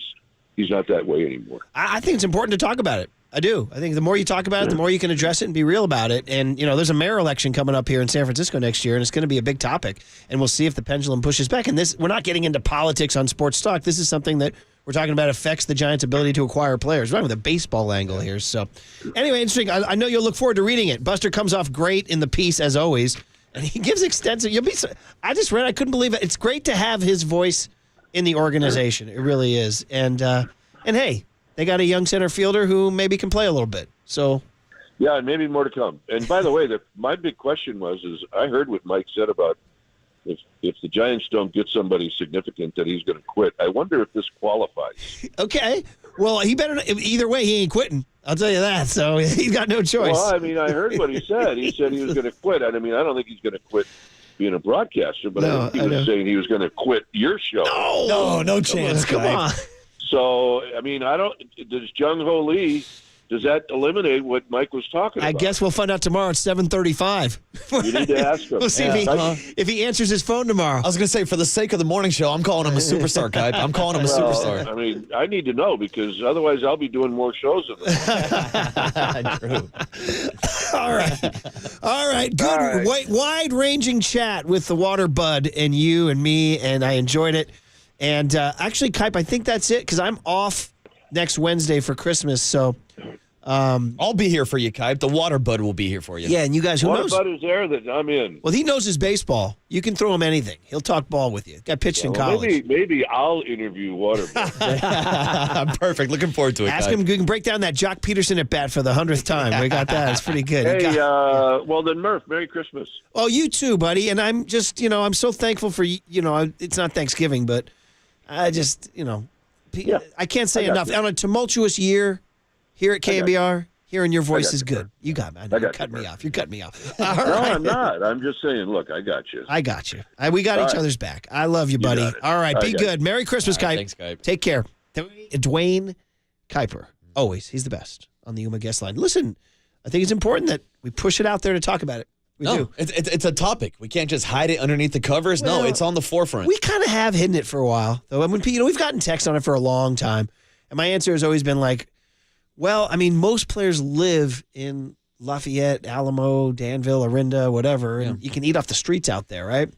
Klay Thompson lives in, Belvedere. Yeah, there's a reason why the Bay Area is the most expensive place in the country to live, because there are a lot of really, really nice places. But it does seem like the negatives obviously come to the forefront. That's what gets on the news every night. That's what people see. And yes, in most cases, perception is worse than reality. Yeah. And what Kuip said, and I also got a text from a guy who used to work at the Giants, said the key is what Kuip said, the players stay at Union Square. Mm-hmm. And you walk outside, and they literally tell you at Union Square, don't turn left or don't turn right. You know what I mean? It's like, man, that's a tough...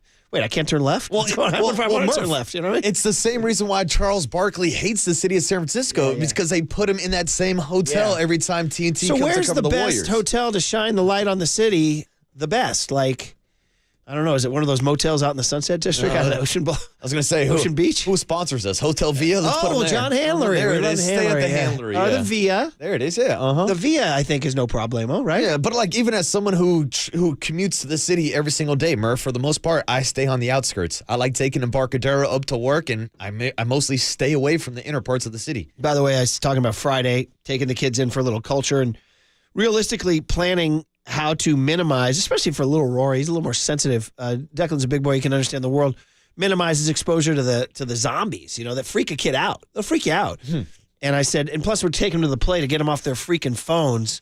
Candace sent me a picture during that conversation. She said, right as you said, get them off their freaking phones. Here's a live picture of breakfast. Oh, of course. Look at that, Waterway. You can't have breakfast without checking your phone, Murph. I mean, if I knew they were like reading a newspaper on their phone or something. A newspaper? What's instead that, of Murph? watching a YouTube short on Fortnite. Watching a TikTok on Jung Hoo Lee and planes flying across the country. And I'm watching I'd even take Jung Hoo Lee. They're watching other people play Fortnite or whatever, So, oh, man. Yeah, no, that's buddy. the worst. That's the generation gap for you. It is, dude. I can't believe kids are now watching other kids play video games. Obsessed with it.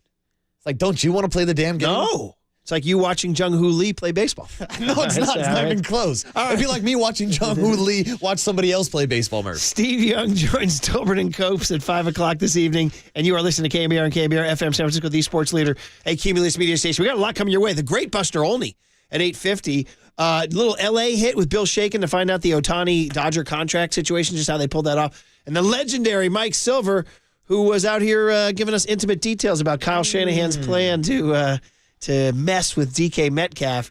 Okay, so that's all happening, but the big hit, we got away from it there a little bit with Kuip, Draymond Green, and it happened again last night. Maybe some of you missed it because it happened late in the second half, Maybe some of you did see it. We've been reacting to it all morning. We cannot believe that just a few days after returning from his Rudy Gobert suspension, it happens again. 808 KNBR is the phone number. We love hearing from you guys. And this is almost like, kind of frame this question in this way, like, it's not just, are you sick of Draymond? That's kind of a tired question, right? Because some people will defend him to the death, some people. But now what the effect he's having on the team this year. Because they lost last night, close game. So again, Murph. We'll do that on the other side. 808 KNBR is the phone number, and it is the Murph and Marcus Show on KNBR 104.5 and 680, the Sports Leader. So we got water, bud?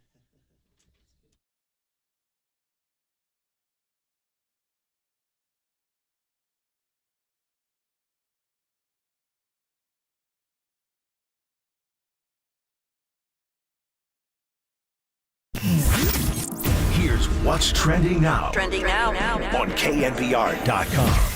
The one and only Greg Cosell stopped by the afternoon show yesterday with Tober and Copes for his weekly hit to review the game footage of the 49ers win over the Seahawks and to get you ready for their matchup this week against Kyler Murray and the Arizona Cardinals. To hear that podcast and more, check out what's trending now on the KNBR app and KNBR.com. Hold it now.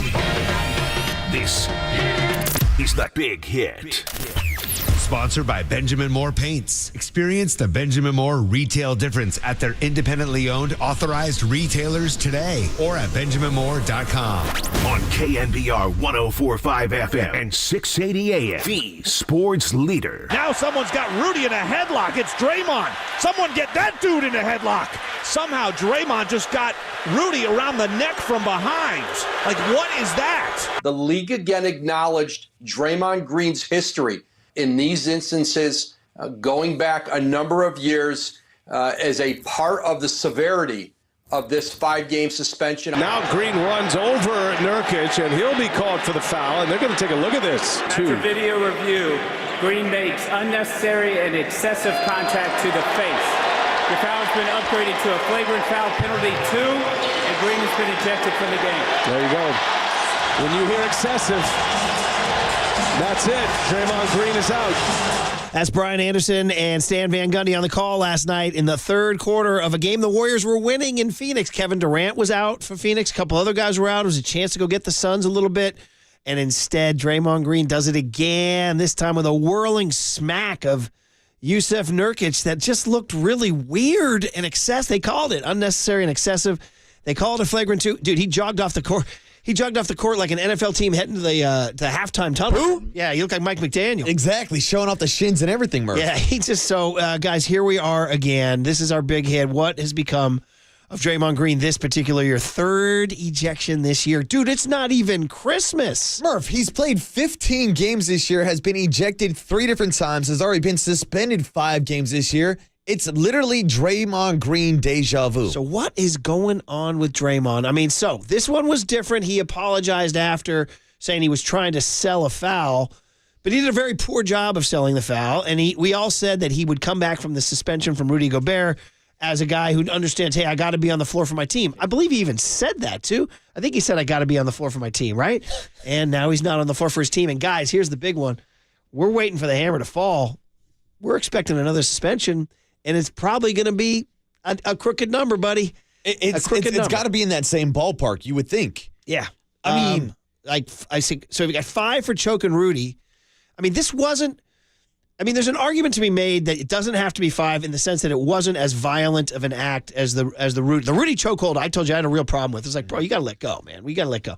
But this, you could say, was not as violent, plus he's more apologetic afterwards. Does his apology count at all? See, that's the thing, because if you're just looking at the optics, what he did to Rudy Gobert looked worse. But it's actually funny that that's the move that I actually defend more because of the situation with Clay and Jaden McDaniels going back and forth, with Rudy Gobert inserting him into the situation. Then, of course, the long back and forth history of Dre and Rudy Gobert. So that I felt like Warriors fans were actually defending Draymond in that particular circumstance.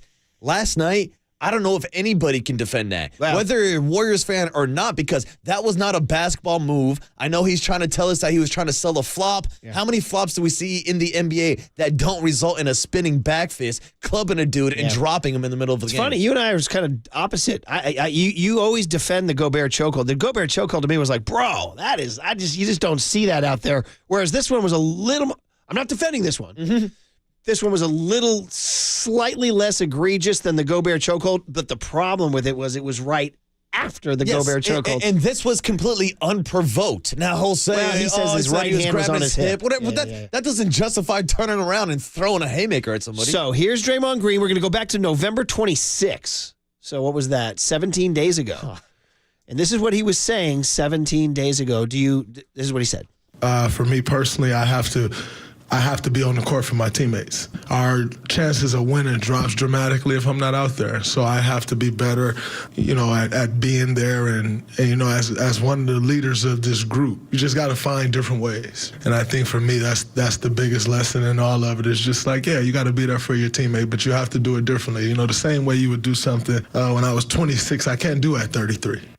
And then he turns around 2 weeks later. Here and he does is at 33 years old. Well, 2 weeks later. Yeah, literally. He's talking about, I need to find different ways. He's finding different ways to get ejected. Whether it's stomping on people or kicking people in places you're not supposed to. Got 2 techs against Cleveland. Yeah. So, guys, this is really a tough situation. Warriors lose the game 119-116. Not only that, their starters were atrocious last night. Steve Kerr benched Klay Thompson and Andrew Wiggins down the stretch and actually played a closing lineup of Curry, Chris Paul, Dario Saric, Jonathan Kuminga, and Brandon Podziemski, and they almost came back from a 7-point deficit in the final few minutes. They almost won. They had a shot to win. Curry kind of rushed an inbound shot because he thought he was going to get fouled, missed it, but they had a shot to win, so who knows going forward. Sorry, guys, I'm sometimes going to drop out because I'm fighting a cold here. Going forward to the Clippers game, if it's close, who he plays down the stretch. Obviously, I think it's going to be a game-by-game basis, like, is Klay hot tonight? Is Wiggins hot tonight? Is Podziemski hot tonight? But, man, he kind of kicked down the door of benching Klay and Wiggs down the stretch. Yeah, and he straight up said yesterday when asked about it, he was like, I've had a lot of patience this year, whether it's with Klay, whether it's with Andrew Wiggins. Last night was not the place for patience. It wasn't working, so he had to shake something up. Yeah. And the fact that we're talking about Brandon Podziemski and Moses Moody currently playing better than Klay Thompson and Andrew Wiggins, that's a huge problem, Murph. Steve Kerr after the game. Draymond got ejected. How did it affect the game? Huge swing. We kind of felt good about having him at the 5, spreading the floor. We got shooters out there. Obviously, changed the lineup around. We thought that could really get Steph some space, and Draymond could use his speed. You saw he got that layup the first play of the second half, and so I felt good about having him out there. And he lost his poise. He lost his poise, and the Warriors lost the game. They fall to 10-13 now, guys, starting to slip away. I know they say the NBA doesn't start till Christmas, but it can't start on Christmas if you're 6 games under 500. It can't start on Christmas if Draymond Green is not going to be there for the Christmas Day game. Honestly, right now, Marcus, at this point, a suspension would probably go through Christmas. There's a good possibility of that, and then it's going to cost them even more. No Dre for Christmas? Oh man. Yeah, you ain't getting Draymond underneath the Christmas tree. I know you always like to quote the Grinch. I've not noticed that about you, buddy. You have a little Grinch thing where the heart grew 3 sizes that day. Yeah, whatever. Should we just have a little riff here and say Joe Dumars said the suspension grew 3 sizes that day? All right. Thank you very much. I mean, and at this point, what's going to deter Draymond Green to change? Well, somebody asked Steve Kerr this last night. Short answer. Here, yeah. Coach, last time you talked about Draymond not crossing the line. What can be done to stop this from continuing to happen? We'll keep working. Oof. We'll keep working. Yusuf Nurkic did not grant Draymond any grace afterwards. He wasn't like, hey, I understand it was a basketball play, because that was Draymond's answer, that he was selling a foul and that he apologized to Nurkic. Nurkic is like, nah, not really buying it here. I was behind the play. I don't think what's going on with him. I don't know. Personally, I feel like that brother needed help. I'm glad he not tried to choke me, but at the same time, it nothing to do with basketball, man. I'm just out there trying to play basketball, they're swinging. I think we saw that often, but hope he, whatever he got in his life will get better. Bro, he got down and dirty saying, I'm glad he didn't choke me. He went to the Gobert card. Yeah. He also said it was not basketball at all. And then he also said the brother needs help and get his life straight. Wow. That's a hell of a bomb from Nurkic there. Maybe Draymond needs a place to take out these type of frustrations. And if he's looking to be an MMA fighter, Murph, I can hook him up with some gyms. We can go to American Kickboxing Academy down in San Jose. He can go train with Habib. We can send him up to the Nick Diaz Army to train with Nate and Nick Diaz up in Stockton. If he wants to be an MMA fighter, there's outlets for this. You as an MMA fan, you've rated his career so far? I have, and I got to say, like, if I could riff for a second this morning, Draymond did improve his MMA record to 3-0 last night. He's got the TKO victory now over Yusuf Nurkic. He's got the submission victory via rear naked choke against Rudy Gobert. And, of course, the most infamous one, the first-round knockout of Jordan Poole at the Warriors facility. So that's one positive. He's 3-0. That's it. And he's just showcasing different skills. He's also out here stomping on Domantas Sabonis. That might be a TKO by axe kick. Is there something with an elbow at some point? Isn't there an elbow guard? Oh, yeah. You can drop like an illegal 12-6 elbow. Okay. That's probably coming That's what's coming up, yeah. I wouldn't be surprised, if Draymond's out here trying to pull off like an anaconda or Americana or something. I don't know, dude. 937 says he tomahawk chopped him worse than Gobert because it was completely intentional. Well, I thought Gobert was completely intentional too. 650 says, I'm the biggest Draymond Green fan on earth, and I will defend him until the day I die. But that's not a basketball play or defense of a teammate. Can't happen, Dre. This is White Mike, our buddy in the 650. He says he needs to have a drink or smoke a joint. How about that? Maybe 2 or 3. Steve in Berkeley is checking in on the big hit, Draymond Green drama again. Steve, good morning. You're on KNBR. Good morning, guys. What's up, Steve? I think that it's looking like Draymond is looking for a way out. He's forcing the hand of Dunleavy.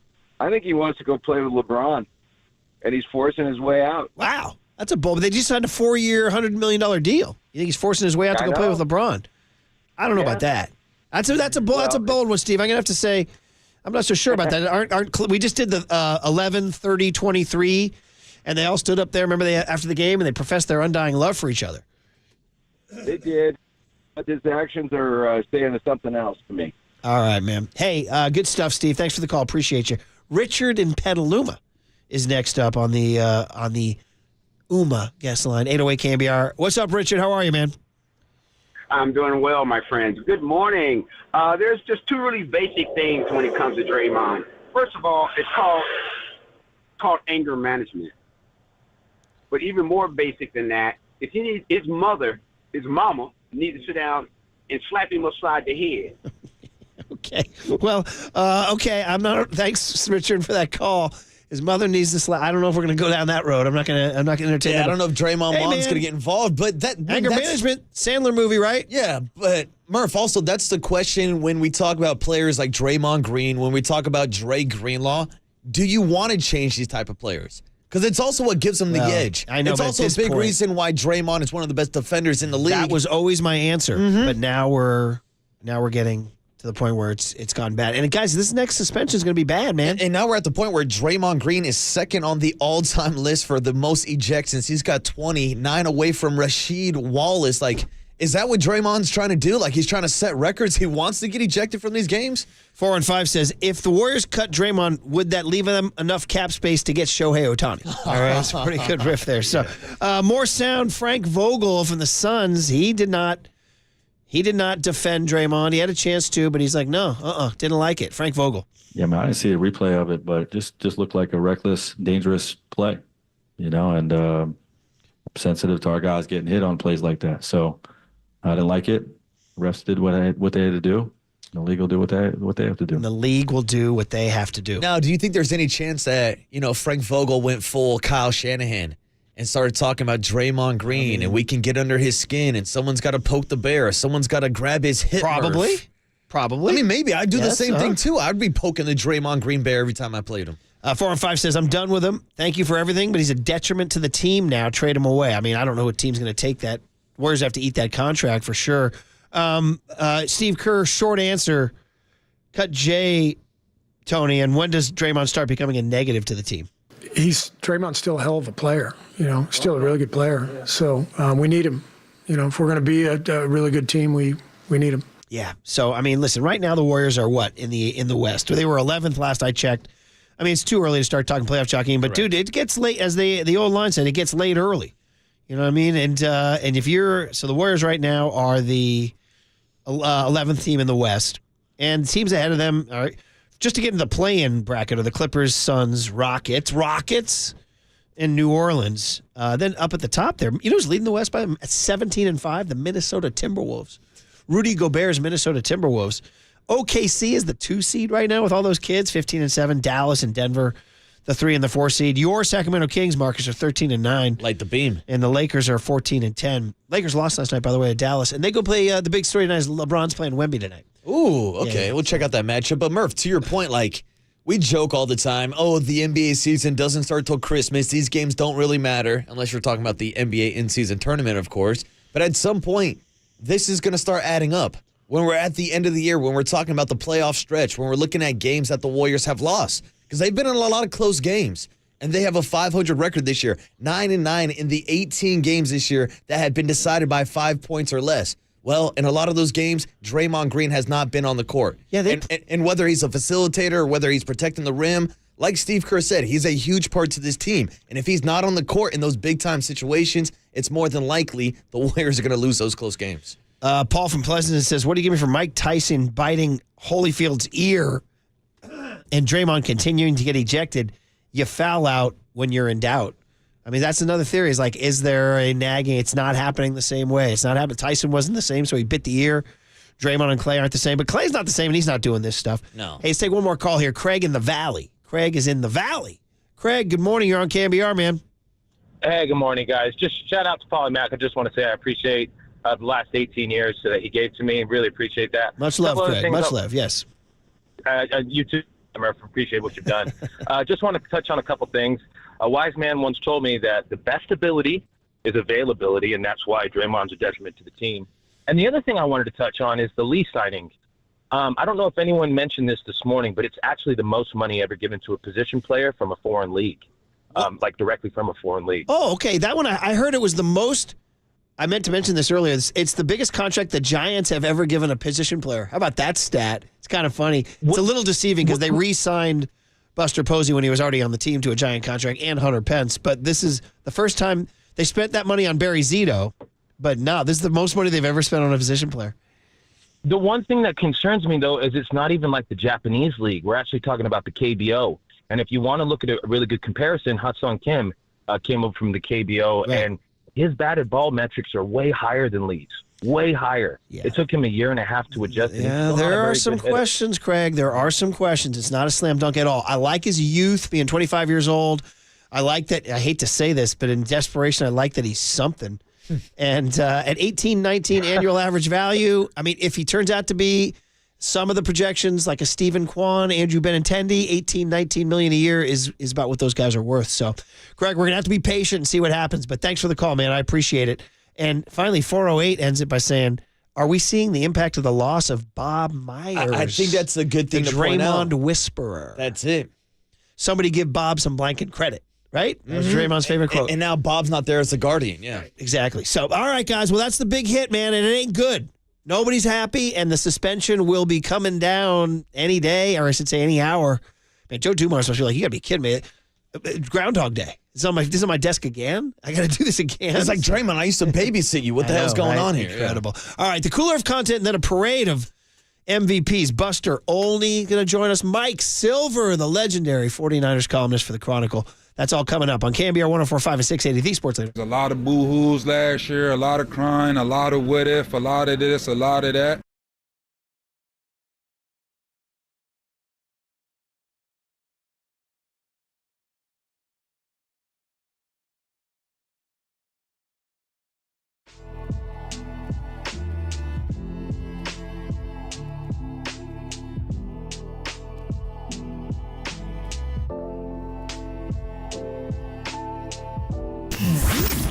Here's what's trending now. Trending now.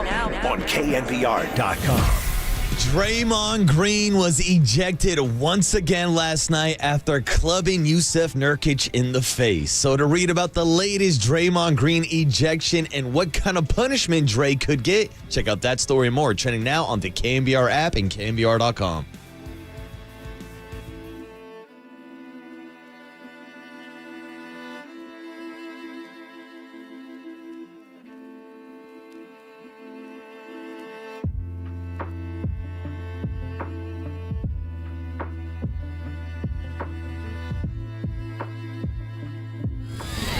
And now, time for the Protect Your Assets with David Hollander Business and Technology Report.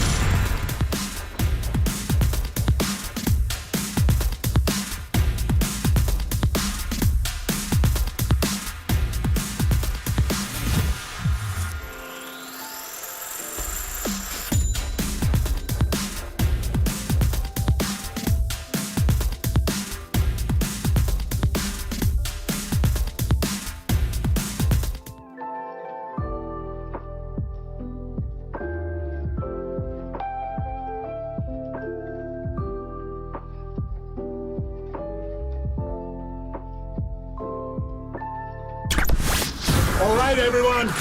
Chill. This is the Cooler. You're not sending me to the Cooler of content.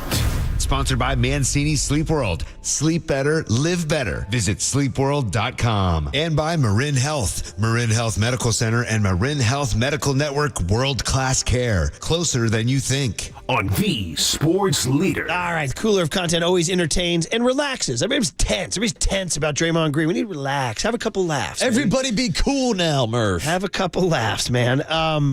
One of the ones I wanted to send to the Cooler of content, but I thought it turned out to be too video. Did you guys see the Tom Brady rookie baseball card thing? No, I missed out on that. Oh, okay. Maybe it works as audio. I don't know. Did you see it, Young Tony? Does it work as audio? Okay, because it's mostly a video thing. So all it is like, all of a sudden it like starts. It's made like it's like a minute-long commercial.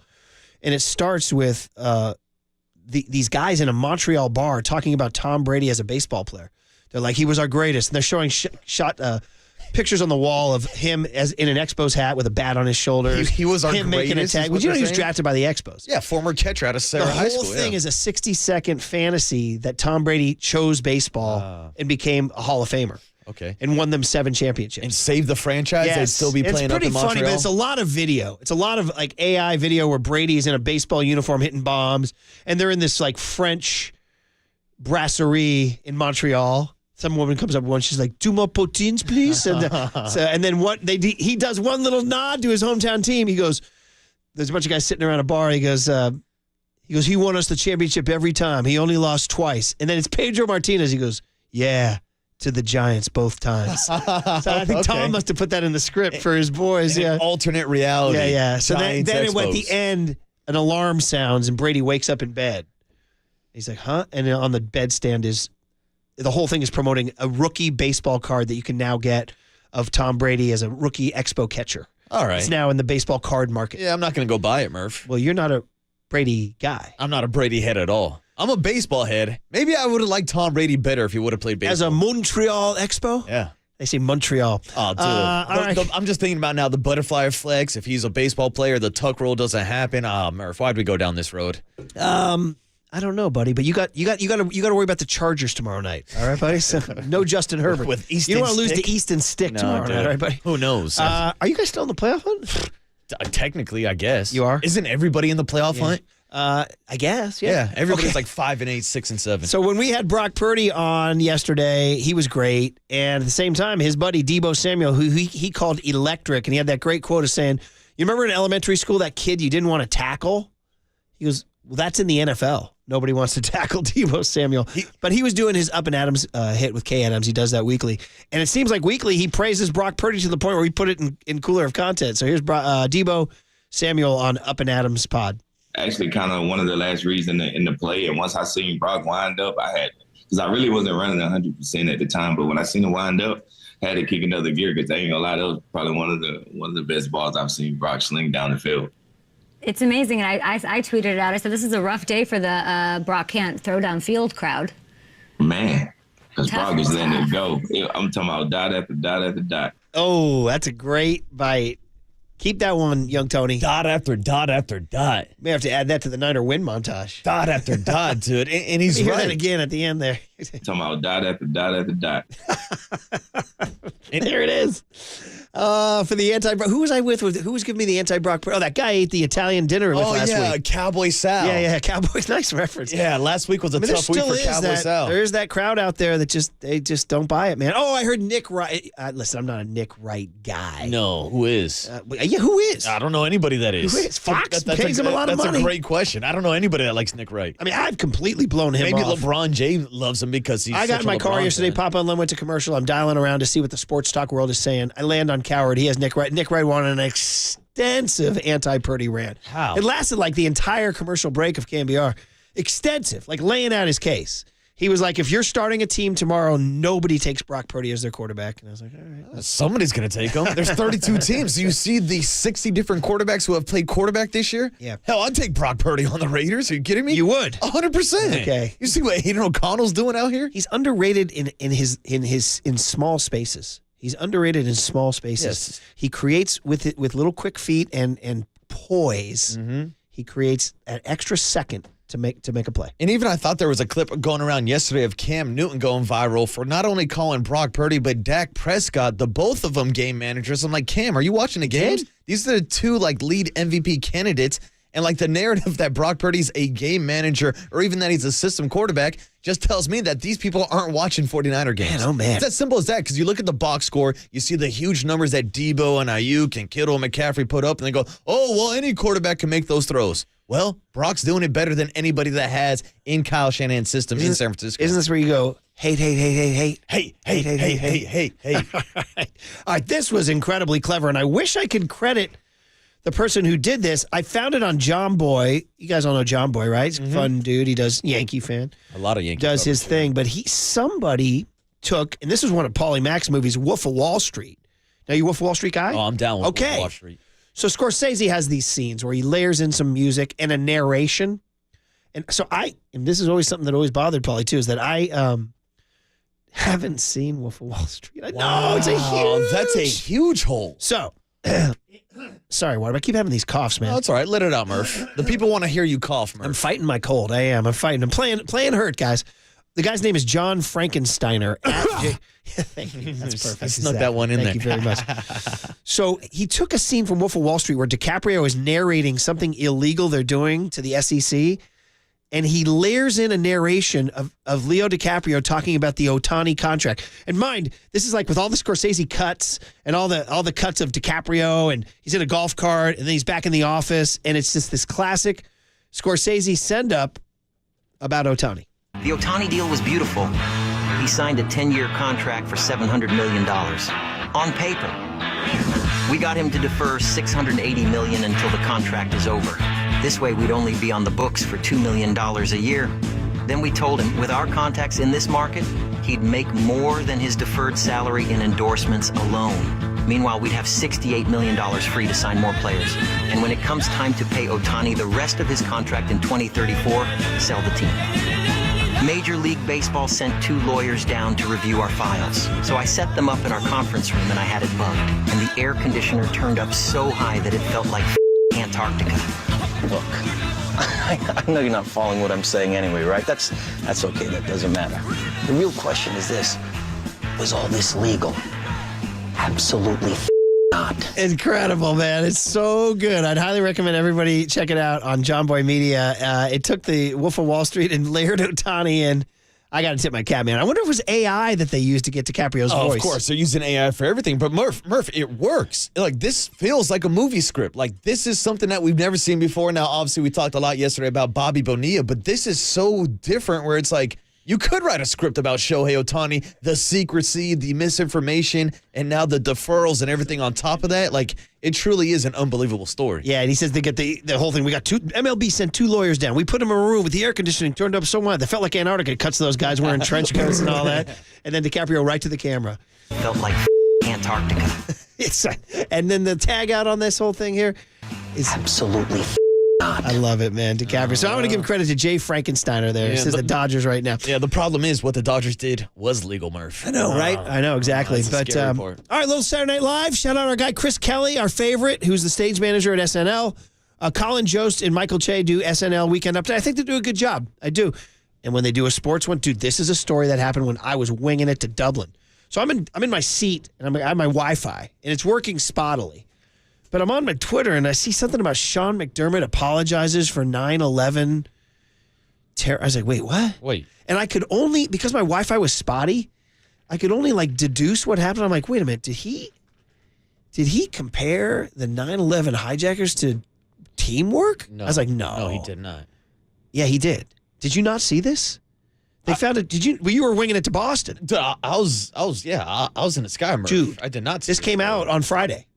Somebody did a big deep dive on the Bills and found out that that in 2019, Sean McDermott tried to inspire his team to say great teamwork can achieve things, and he compared the coordination and teamwork of the 9/11 hijackers.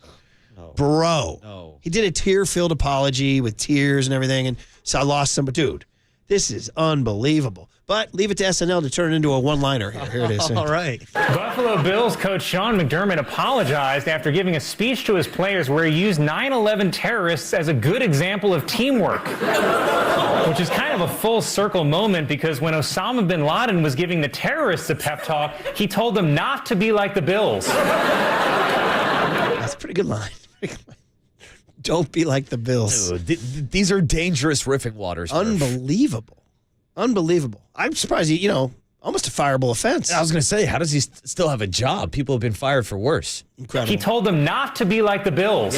Seriously. Yeah, I'm not even getting into that. I'm not going into that. Yeah, there you go. Well, that was the story. Insane. Okay, and then finally we'll end it with, you see Tommy Cutlets is now, he did some YouTube hit with the New York Giants YouTube channel with and I'm sorry, I don't know this guy. He's a food critic in New York. He's he's like a pizza guy. I've seen him a few times before. I don't know his name, though. Yeah, I don't either. But here they are. They're ranking their top 5 Italian dishes here. Yes. Entrees, veal marsala. Veal palm with talking. Veal marsala, that's the one with the mushrooms, no? Those are the bottom. So that's 5. That's a vegetable. That's useless. Chicken franchise. Franchise, that's like a 4. Yeah, it's still 4. That's right there. It's whack. Nobody grows up eating that stuff. No, only if you have to go to some kind of dinner or like a banquet or something. They just have them all you got a collared shirt and a tie on. You order a franchise. Right there. Shrimp scampi. Where are you getting these entrees from? These are ridiculous. That's a tree. 3. Eggplant parm. All right, now we're talking. I'm curious to know what the other They have to have a banger left too. I think that's either 2. That's a 2 spot. That's a 2. Cutlets. Cutlets, Of course, number 1. It's number 1. I like to eat them straight up, to be honest. Fresh out of the fridge, cold from the day after. I don't mind that, but I'm more of a sandwich guy. Chicken vodka parm sandwich. Dang. Solid. That's class. Tommy Cutlets, man. He's the guy who's going to knock off the Eagles in the final 3 weeks, isn't he? Dude, he's the guy that just got the 49ers a clinched playoff spot. And by the way, Murph, the guy that he's with is a YouTuber / TikTok star that goes by the names Meals by Coog. Meals by Cugine, C-U-G-I-N-E. Meals by Cugine. And I believe that Cugine is Italian for cousin. Yeah, there it is. There it is. That one I knew. You talking Italian? He's the cuisine Cugine. And they're just completely dismissing veal marsala because what is that? It's a vegetable. It's like a tree. He's like, I don't want any part of it. I was going to say, how do you even simplify Italian food down to 5, top of the 5 foods anyways? Well, the cutlets is what it came down to. You got to go cutlets. Man, we're at the point now where we have to. Pizza, prosciutto, everything, man. Cutlets, Of course, number 1. It's number 1. I like to eat them straight up, to be honest. Fresh out of the fridge, cold from the day after. This guy, Meals by Cugine, is a hell of a guy. And then finally, Peyton Manning and Eli Manning. We kind of briefly talked about this Tuesday, but that agent, Sean Stellato, in the black hat and the black. So you got two gold chains, 2 non-Italians, Peyton and Eli, riffing on Tommy DeVito's agent here. Yeah, like this. See, look at DeVito. Who is this guy he's talking to? Okay, look, whatever you need, I got you. I'll take care of it, all right? Come on, Pay, that's his agent. Of course that's his agent. Come on, Tommy DeVito's agent. What's in the bag? What's in the bag? What's in the bag? I want to know what's in the bag. Some cutlets for later. You know? It looks like it looks like Johnny Fontaine from The Godfather. Oh, Peyton, nice, buddy. I would take issue with, he thinks he's just trying to show off his Johnny Fontaine knowledge, but he does not look like Johnny Fontaine, but I will give the Johnny Fontaine, and that's where he's had him all over the world. All over the world. All right, guys. Well, there it is, man. The cooler of content. Enjoyed it. And that DiCaprio one is the highlight, too, for sure. Okay. There's your power hour. We got to send Marcus to the men's room. All right. He's learning. See, this is like week 2 or 3, and he's learning. Man. This is a point where the bladders start to fill. We're getting in person. They don't now. call it a power hour for nothing. The bladders start to fill, and then we actually have a short break here, and we're going to have to talk to Copes about the clocks. Okay, go, buddy, go. I'm moving. I'm going to tell you Buster Olney at 8:50. I'm going to tell you Bill Shaken at 9:15 and Mike Silver at 9:35. Go, Marcus, go on KNBR 104.5 and 680, the sports leader. It looks like Johnny Fontaine from The Godfather.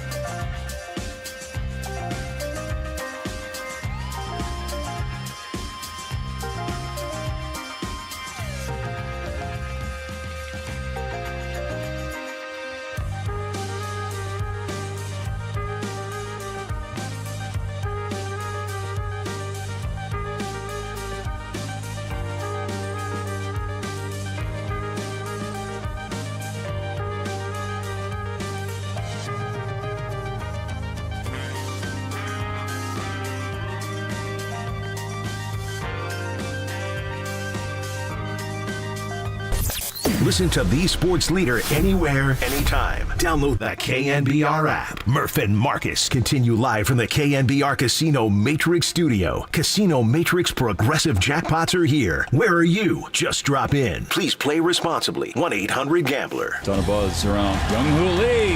Welcome to the World Baseball Classic. He will be posted after this 2023 season. He clobbers a baseball to right center field.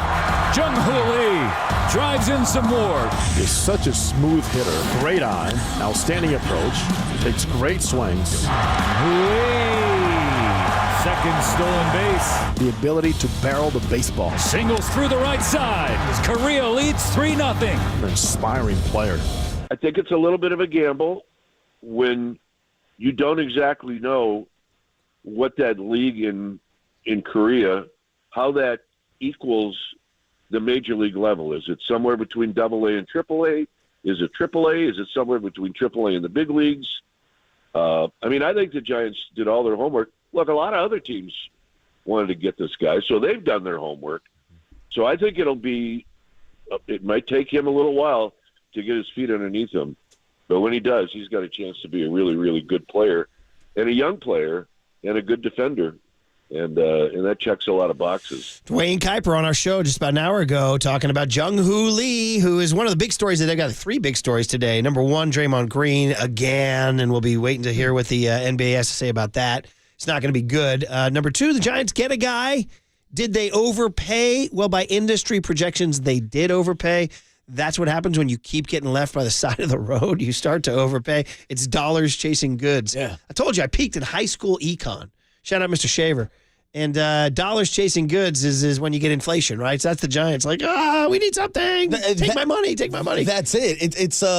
It's buy or sell. It's seller's demand. It's when you go Christmas shopping on the last day before Christmas Day, and it's like, all right, well, I'm going to charge you an extra $100 for this You last want that? PlayStation. You didn't get your mom a present? Yeah. Give me an extra $100. Shout out to the movie Jingle All the Way, Turbo Man, where Arnold Schwarzenegger went on a goose hunt to try to get the Turbo Man doll. It was like Farhan trying to get a big name free agent. Exactly. And by the end of it, he finally got his doll. Well, maybe Jung Hoo Lee is the Turbo Man for the Giants. Texting with the great Brad Mangian, the brilliant baseball photographer, who's like, blank the haters. He's a young athlete who's going to play every day at the top of the lineup.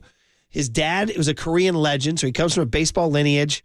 We got to go to the ballpark, watch this guy run around. You know what I mean? Let's go to the ballpark. And Murph, that's kind of what I wanted to address in this segment, because you ever heard Kuiper? It's like you don't know what to expect from a player coming from Korea, from the KBO, which is a recognized high-level baseball product, not on the same level as the Japanese Baseball League or obviously Major League Baseball, but people used to say the same thing about Japanese baseball players. And look at all the success and the evolution of the game across the country. And now you're seeing this with a guy like Jung Hoo Lee, who was drafted first overall at 18 years old, was the first ever Korean baseball player to skip the KBO minor leagues, set a rookie record for the most hits ever in his first season after transferring from shortstop to center field, has won 5 straight Gold Gloves. Like, this might be a whole different situation where we're talking about possibly this being the greatest prospect in Korean baseball history. He's a former KBO MVP, and that's why there's something to get excited about. We got to see how his play translates in the States.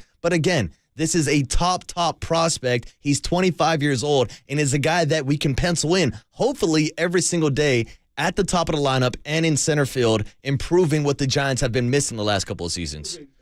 We're going to give Jung Hoo some days. We got some lefties coming up, so we're going to give Jung Hoo some time off. No, you're not going to be platooning a guy that's got a lifetime 340 average out in the KBO. So there's negative. The TrackMan exit velocity showed that it wasn't great. Ha-Seong Kim had higher exit velocity in Korea than he did. So there are things out there that you don't love. He's 20. Here's what I love. 2 things. Number 1, he's 25. Yeah. That's a big deal. He's got a lot of baseball in front of him. Number 2, I love his nickname, Grandson of the Wind. You know what I mean? So I'm going to go with that. And he doesn't strike out. Yes. He strikes out less than 10% of the time. They compared his strikeout numbers to Luis Ariz, who's, hitting 370 or whatever. I mean, this is a kid. Put the freaking ball in play. Yes, and this is a kid that over his 7 years in the KBO walked more than he struck out. And especially in this day and age where everybody is striking out left and right. Of it. Yeah. I think that's something that's going to translate. His eye at the plate and defensively, I don't know. It's not going to get worse coming to the MLB. So I'm looking forward to his youth. I'm looking forward to the contact. I'm not expecting like an MVP here. I'm not expecting a top 10 MVP either. I'm expecting a productive ball player who may take a little time to adjust. You got to be patient. Yeah. People are going to bury him after the first homestand if he goes 0 for 9. You know what I mean? No, be patient, let it go, and also let's see what else they do. Yeah. Because they got to cook up a trade. They got too many outfielders now. Yeah, and also you got to see how he develops because as a 25-year-old now, we should point out that his season was cut short last year due to requiring season-ending ankle injury. Hey, don't joke. He does have to pass his physical. He does. So we it's know still physical that ain't pending. You know what I mean? That ain't Yeah. I don't want to bring up any bad memories. or that interview that I was supposed to have with Carlos Correa. But he's also a guy that in 2022, when he won the MVP, had a huge power surge, hit 23 bombs, and the power started to show up. So we don't even know his full skill set yet, whether or not he can leave the ballpark. Now, he does seem like a higher average contact type hitter, but hey. Wait till he gets in the cage with Pat the Bat. That's it. He'll be like, and wait till Pat takes him out on the town for a few pops, wait until they throw that plexiglass back up in right field. But also, I think this is a good recruitment pitch or tool to use towards other players, whether or not you're bringing in other players from the KBO or over from Japan, or just having a guy that you can say, hey, this is going to be our leadoff hitter. This is a guy that we're going to pencil into the lineup each and every day when you've been dealing with this platoon system for the last 2, 3, 4, 5 years now. And Bobby Melvin will be a great mentor to him and is good with players from the Pacific Rim, all that good stuff. And then 916 just goes to the ultimate leap and says, maybe Jung Hoo Lee is the Giants' Brock Purdy. Well, I mean, now you're just chucking wishes against a wall here, baby. We are proudly sponsored by O'Donnell Financial Group because planning is a process for loans, insurance, investments, and retirement. Call Greg O'Donnell. Talk Giants with him at 866-496-2300. And hey, Stan Van Gundy, who we had on earlier this year, he called the Warriors game last night for TNT. He joins Tolbert and Copes at 3:50. He's great. Don't miss that. He's really, really good. And, man, he was scolding the Warriors last night. He must have said it every possession. Well, B.A., Brian, until they stop turning it over and reaching on fouls, they're not going to be the team they need to be next time down. Till they stop reaching on fouls and turning it over, they're not going to be the team they need to be. And then the next time down. See, that's another stupid reach by the Warriors and another bad turnover. He was just scolding them over and over again. He's like, this Warriors team is not as good as they were 3-4 years ago. They can't be turning the ball over. Well, the macro was that Lacob said this core could do it again, and right now they ain't doing it again. But we got off track a little bit. Buster Olney, one of the great baseball writers in our country, next on KNBR 104.5 and 680, the Sports Leader.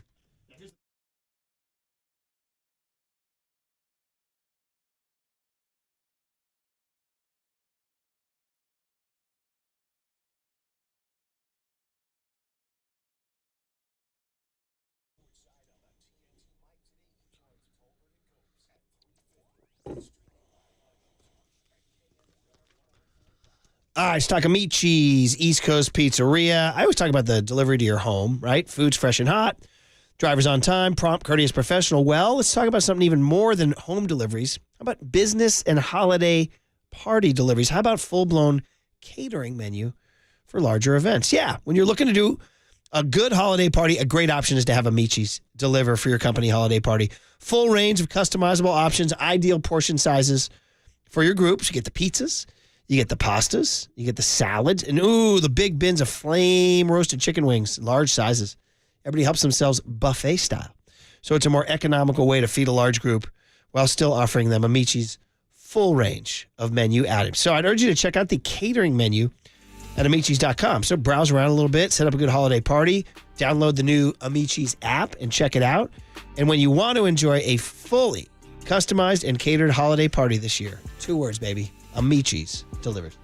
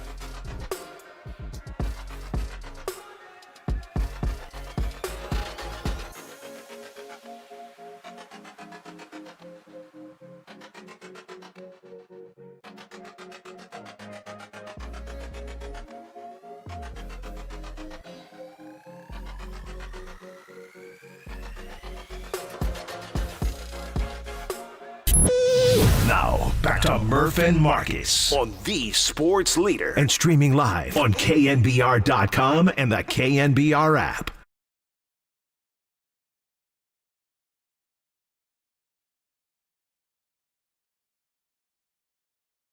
All right, it's always really fun to talk baseball with Buster Olney. He's just been doing it and doing it well for a long time. Buster Olney from ESPN. Buster, welcome back to the KNBR Morning Show. Brian Murphy, Marcus Boucher, Murph and Marcus. How you doing, Buster? Hey, morning, Buster. Good morning, guys. Yeah, I wasn't sure if we're going to do this. I thought you guys would be talking about Draymond Green all morning. That thing yesterday. Well, we do have at 8 a.m., we have our thing called The Big Hit, and it's like we try to say, what's the biggest story of the day? And no pun intended. Yeah, Buster. no pun intended. But it was like it was going to be Jung Hoo Lee coming to the Giants, and Farhan talking about his Shohei offer until the third quarter in Phoenix last night, and all of a sudden everything changed. So we did discuss it, and people are not happy. So Buster, so many things to talk about baseball wise. Let's start with the Giants guy, the guy they got. And I guess my question is about Jung Hoo Lee, and you can fill us in with what you know, is Korean players come into the States. And that seems to be what skeptics would say, it doesn't translate. What's been your experience? Does it translate? Does it not? Should we think of it as AAA baseball? What's going on? There definitely is an adjustment period. Talk to evaluators of other teams after the signing yesterday, and the general perception is it's an overpay. That they think that the guy has that he's got skills. High walk rate, low strikeout rate, contact guy, good athlete. Potentially he could grow, but there's an assumption that players coming from Korea need at least a year, maybe two, before they start to get comfortable and adapt to the game over here. And I'd say this though about the Giants situation: I think they have to overpay at this point. I think they and the Red Sox are the two organizations in baseball right now where you have to have a little bit of a surtax to convince players to come over and join your organization, because the perception of your team right now is not great. And you got to pay a little bit extra. And so I think it's a good gamble for them. And if anyone accused them of overpaying, I'd be like, well, what choice do they have given where they are right now? Wow, that's really interesting. The Giants and the Red Sox, like two of the great franchises. Would you say macro? Like, would you see a parallel between the Giants and Red Sox, the way they were run by certain, analysts or whatever, the egghead, whatever word you want to use, but they kind of went away from the stars towards the platoons. Yep. Right. Is it analogous? Yep. Yeah. That's what I think. Yeah. And they found, on the Boston Red Sox side, referred to the Mookie Betts tax. Since they refused to pay Mookie Betts and they decided to trade in the Dodgers, all of a sudden their organizations become a place where players are like, well, okay, you don't want to pay guys a lot of money, and they don't necessarily want to go there. Sometimes the Red Sox are used as a stalking horse. I think sometimes the Giants are used as a stalking horse. But they're not perceived in the same way that the Dodgers or the Mets or the Phillies or the Yankees are perceived. And so I do think there's a little bit of a tax that they're going to have to pay as they try to rebuild. Wow, that's crazy. You're listening to KNBR and KNBR FM, San Francisco, the sports leader, a Cumulus media station. Marcus. Yeah, and Buster, we know ever since yesterday, Farhan Zaidi spoke to the media here in the Bay Area, and he told us about how the Giants were offered the same contract kind of opportunities that Shohei gave to the Dodgers. Well, now this is another year where the Giants have been talking to the biggest free agents, whether it's Aaron Judge or Giancarlo Stanton or Bryce Harper or any of these top guys. Is it to the point where nationally players know that the Giants are willing to spend money and they're using the Giants as a negotiation tactic without having a realistic opportunity to actually come to the city? No, it depends. And I think it depends to some degree on, how we define that. Like, I think this year they're going to have a chance to land some guys. I think that they are going to be, the organization for some of these, big free agents where the agents are looking at them saying, you know what, even if we can't land with the Dodgers, can't land with the Yankees, can't land with the Mets, you know what, the Giants' money is still out there because they can sense the Giants' desperation to reestablish themselves, to get back on the right track. And so it'll be interesting as we move forward with the other free agents will that be taken advantage of? Well, Cody Bellinger, I know a lot of people at the beginning of the winter said, well, the Giants potentially could be a match for Cody Bellinger because Cody Bellinger is looking for a ton of money. Farhan actually knows him, and he would be a match in a lot of different ways. Maybe what happened with Toronto last week now pushes the Blue Jays to the front of being a team that might overpay to get Cody Bellinger. But, I think that's where the Giants are right now. Talking to Buster Olney of ESPN, who just does a great job covering the sport. You should check out his podcast, too. It's always a good listen. Buster, so many other questions about this. Circling back to the Shohei Otani contract, because you guys in the industry have been talking about it for days. Is there anything new as we wake up Wednesday morning, and the more people you talk to, have you heard any new takes or angles that explain? And I guess the question would be, did it violate? I know it's legal, the letter of the law. Does this violate the spirit of the competitive balance tax?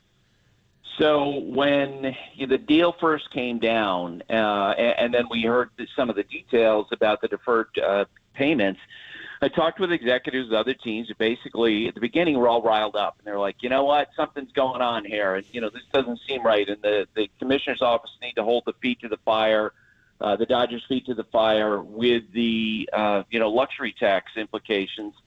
And a couple days later, I talked to some of the same executives, and they're like, no, they didn't do anything wrong. Like, there's specific language in the CBA which covers what they did in the structure of this deal. Now, I'd say this, and I on Sunday morning, the day after the news broke, I was on SportsCenter, and I told the producers, I'm like, look, I'm not comfortable saying it's a $700 million deal. I don't think it's right to call it a $700 million deal.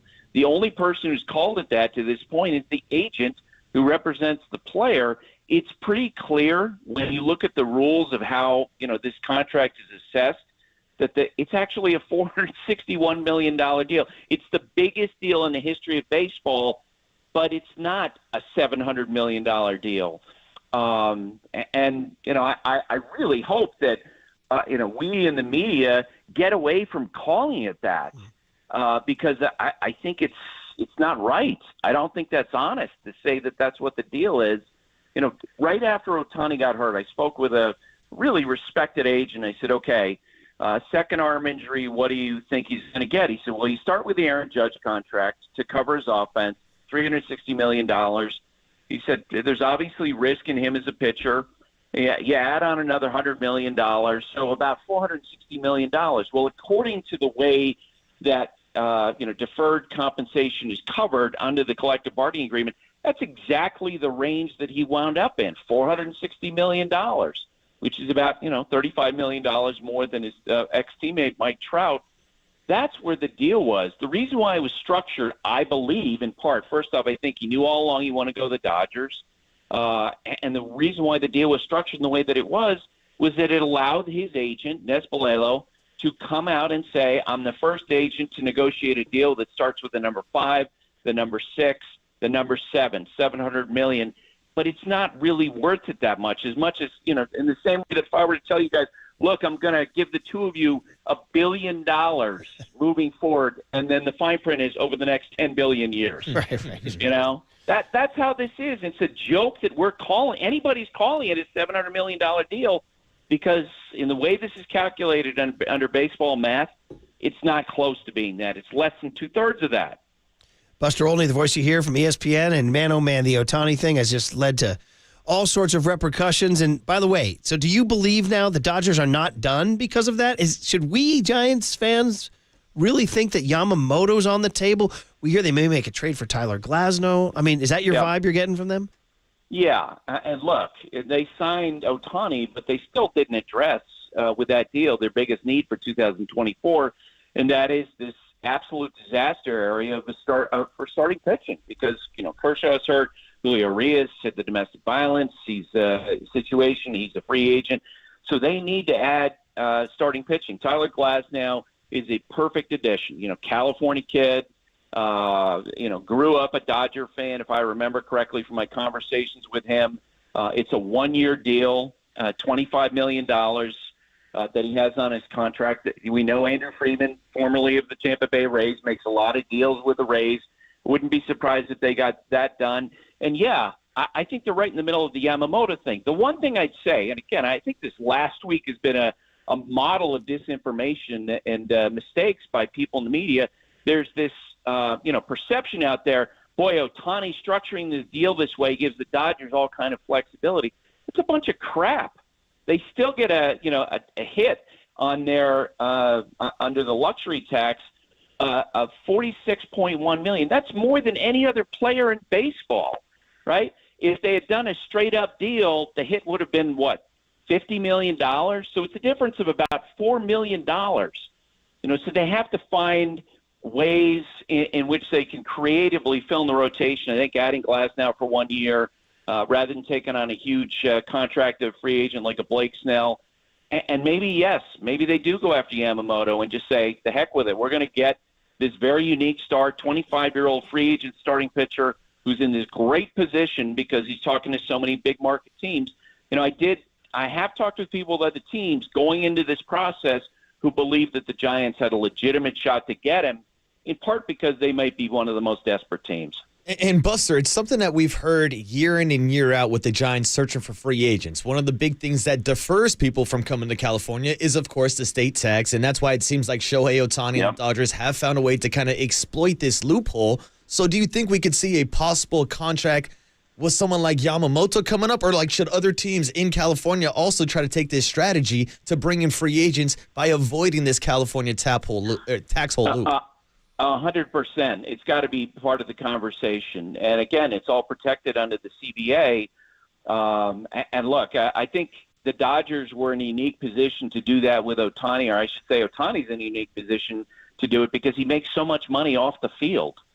I don't know exactly how much money that is. I've heard estimates from $30 to $50 million a year before he even picks up a baseball because he's such a popular figure internationally and his market deals are so strong. So he was in a great position to do that. A lot of players, obviously, are not going to be in the same position. Man, oh man, it's quite a time. And Otani to the Dodgers didn't shock any of us really, but the numbers that wound up being out there are kind of crazy. I mean, in the end, Buster, the Giants, like you talked about desperation, it was Scott Boras play a role in this because they said, I think Andy Baggerly said he smelled the desperation, and Boras got in and you mentioned an overpay at the start of the conversation. Should we not underrate Boras's role in this, right? Well, Andy stole my word. I mean, that absolutely is the perfect word. Scott recognized his weakness. Yes, in such a unique way, and it's part of the reason why he's such a great agent. And right now, you can smell the desperation come from San Francisco. Hey, I don't know if you saw. We'll leave it on this. Did you see Buster Posey's interview with Andy this morning in The Athletic? I don't know if you saw it. Buster really said a lot of stuff. He's out, becoming kind of a lead voice, really. I mean, it wasn't Greg Johnson, their chairman. It wasn't Larry Baer. It's a really long, involved interview about how hard the pitch was for Shohei, how much the Giants mean to Buster. It's really great. I mean, for Giants fans, it's very heartening because we all love Buster so much. But he also went to that thing that has been sort of the elephant in the room, which is the homeless and drug situation, the crime and drug situation in San Francisco. And he said to Andy Baggerly, something that unfortunately keeps popping up from players and even the players' wives, is there a bit of uneasiness with the city itself as far as the state of the city with crime, with drugs. He says whether that's completely fair or not, perception is reality. And as far as free agents, I have seen that it does affect things. Pretty strong words that are going to resonate here in San Francisco. And I just wondered if you had any thoughts on that. Yeah, I've heard the same thing from agents and from players. When they talk about, you ask them about, hey, what do you think about, this team? What do you think about that team? And when you have the off-the-record conversation with agents and with players, that comes up as being a factor. There's no doubt about it. Wow. And a lot of it is, and Buster, you know the city. You've been coming here a long time covering games. The players stay at Union Square, which is right near the Tenderloin, which is right near the bad area. You know from coming here, you can go out to any number of neighborhoods and have a wonderful dinner or a wonderful night out or whatever. And it's very specific locale, but that's where the players stay is the problem. Well, and you know, and I know that a lot of these things go in cycles, right? Yeah. Uh-huh. Where a place, I mean, a decade ago, the Giants were a destination, right? A team for a lot of free agents because the perception was great culture, great city, great ballpark, a passionate fan base, terrific group of players, the great esprit de corps. And, what's gone on here over the last decade probably is fed into that, where players, agents are looking for negatives. Wow, really interesting stuff. All right, Buster, always love the conversation. Love the podcast. Love following you on Twitter and all the good stuff. So thanks for hopping on. If we don't talk to you, Merry Christmas to you and yours. Happy holidays to you and yours. And we'll catch up in the new year. Okay, that sounds great, guys. Thanks for having me on. Yeah, Buster Olney's great. When I was a beat writer for the Oakland A's, he was covering the Yankees for the New York Times. And to me, he was like a guy. He was like a deity. Oh, he's the gold standard. I remember being at Yankee Stadium and you're doing your pregame, and I'm like, damn, that's Buster Olney from the New York Times. Yeah, right. That guy knows you. He's doing something right. I'm Brian Murphy from the San Francisco Examiner covering the Oakland A's. And you're like, he's what the Buster hell's he Olney doing covering here? Yeah. Derek Jeter and the Yankees. Yeah, a little different. So he was right there during the heyday. Oh, he yeah. wrote the book on, what was it, the last night of the dynasty or whatever. Was the 01 World Series generally considered the end of the run? No, it was 2004 when they lost to the Red Sox. It was probably the end of the run. Yeah. Well, 01 wasn't great either. Well, no, we don't got to bring up Luis Gonzalez. Well, 02 you didn't make it. 03 you lose to the Marlins, right? Yeah. Yeah. And then 04. But everything came crashing down after the 3-0 blown lead. Luis Gonzalez. There was no exit velocity on that hit. No, come on. Can we go back to talking Giants like Jung Hoo Lee? Like, why do you always got to steer off the track for this kind of stuff? All right. Well, listen, man, it's now out. It's just full out. It's like San Francisco is a factor in all this. People have hinted at it for, no, you can go live in Lafayette, da-da-da. No, it's a thing. Yeah. It's a thing. So they're going to have to... They're going to have to get that. And that's why they're going to have to overpay or go down the trade route. Whether we're talking Tyler Glasnow, Shane Bieber, Corbin Burns, Pete Alonso, Mike Trout, you got to bring these guys in somehow. Dude, I'm on MLB.com, and literally the lead story is, you ready for this, dude? Dodgers in talks to acquire Glasnow, Margot from Rays. Manuel Margot, another player. Yeah. Well, Mike said we should rub the ball up and go beat... The rich get richer, right, Murph? The rich get richer. All right, we'll have a visit with Bill Shaken of the LA Times to explain the Dodgers angle on all this stuff. And then the great Mike Silver, who writes about the 49ers from the Chronicle. He's our buddy, and we can talk to him about this whole go get DK Metcalf and Brock Purdy for MVP and some injury concerns going into Arizona. Trap game, maybe? What's the spread? Have you seen the spread? Has it changed at all? Oh, I haven't checked. Last time I saw was 13.5, I think it was. Yeah, let me check again. Yeah, something around there. We'll get it. We'll get it for you. Yeah. I mean, are you feeling? I mean, the Niners have been covering a lot, haven't they? I mean, they're blowing out everybody. Yeah. You know that Seahawks spread changed. It opened at 10.5, and by the time Drew Lock was announced, it was up to 13. So if you got the game day spread, the Seahawks covered. But if you got it earlier in the week, the Niners covered. 13.5. Yeah. Lay the points. You'll have to tune into the forecast tomorrow to find out, right? You know where you are. Okay, here we go. Bill Shaken, Mike Silver to finish the show on KNBR 104.5 and 680, the Sports Leader. Daly City, shout out to you for supporting KNBR, Daly City's sports leader.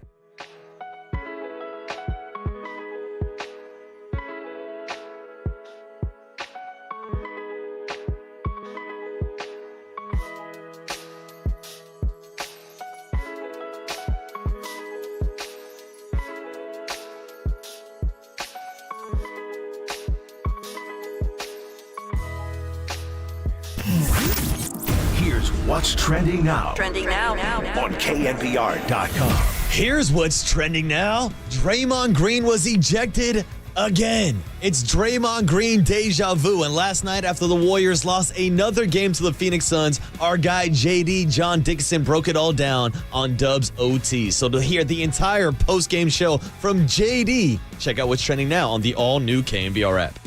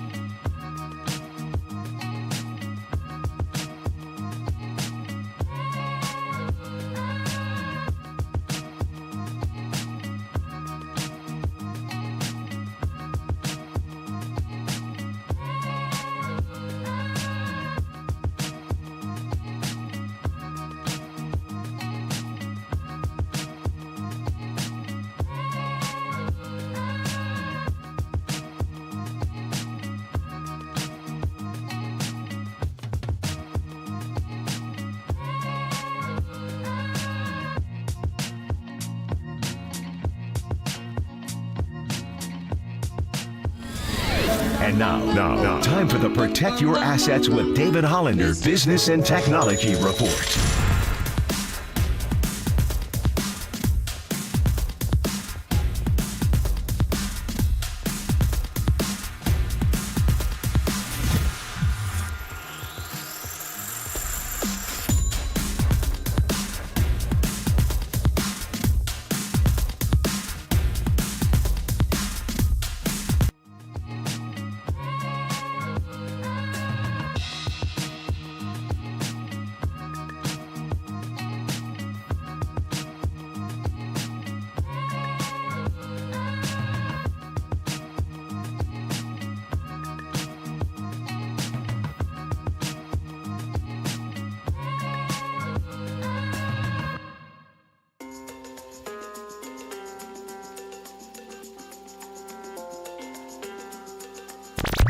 Faithful Murph and Marcus keep your morning moving. Streaming live at twitch.tv/thesportsleader.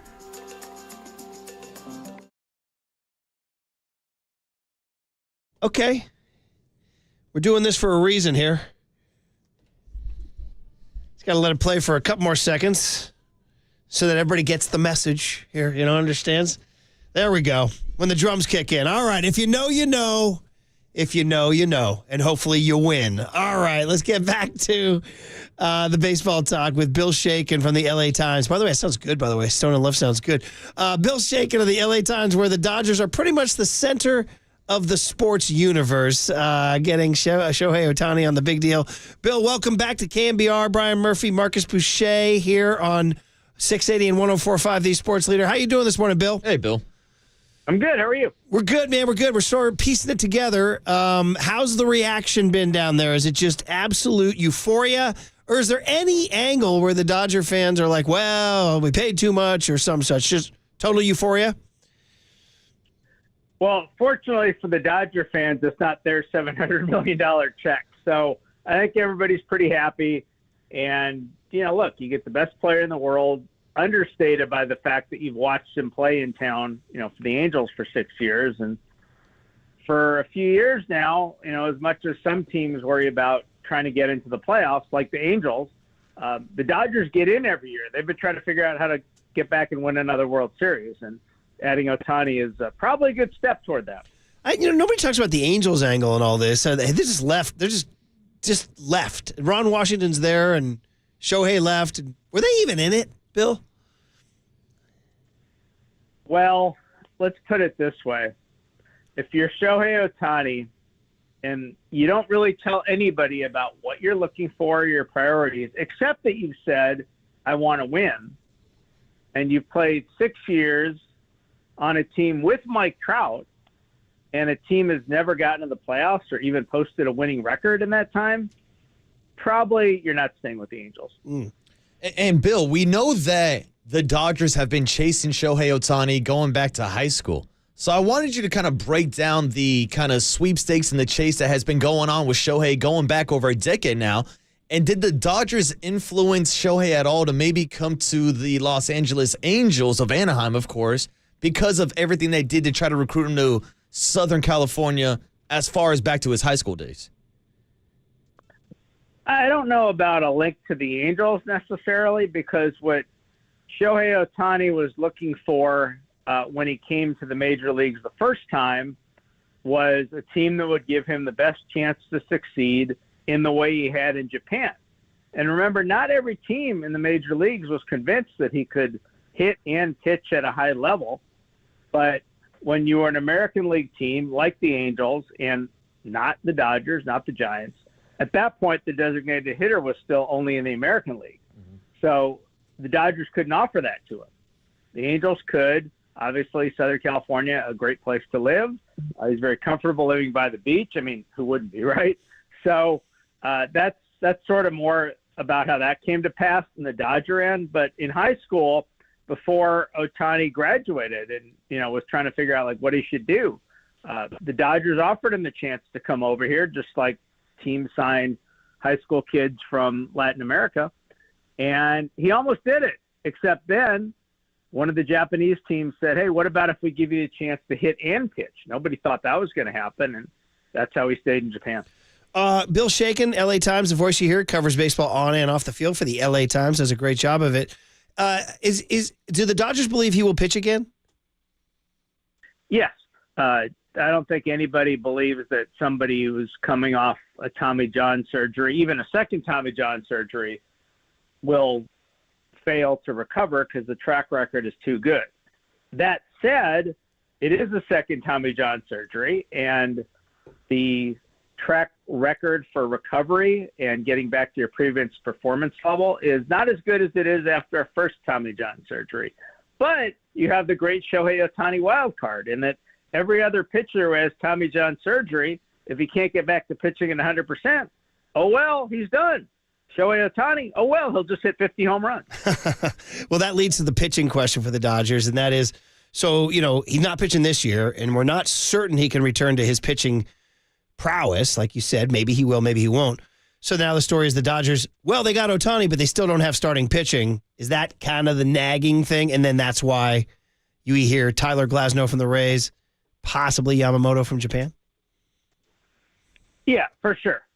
If you looked at the Dodgers starting rotation today, you would have Walker Buehler, who is coming off a second Tommy John surgery, so we don't know how effective he's going to be right out of the gate, how many innings he will be allowed to throw or even capable of throwing this year.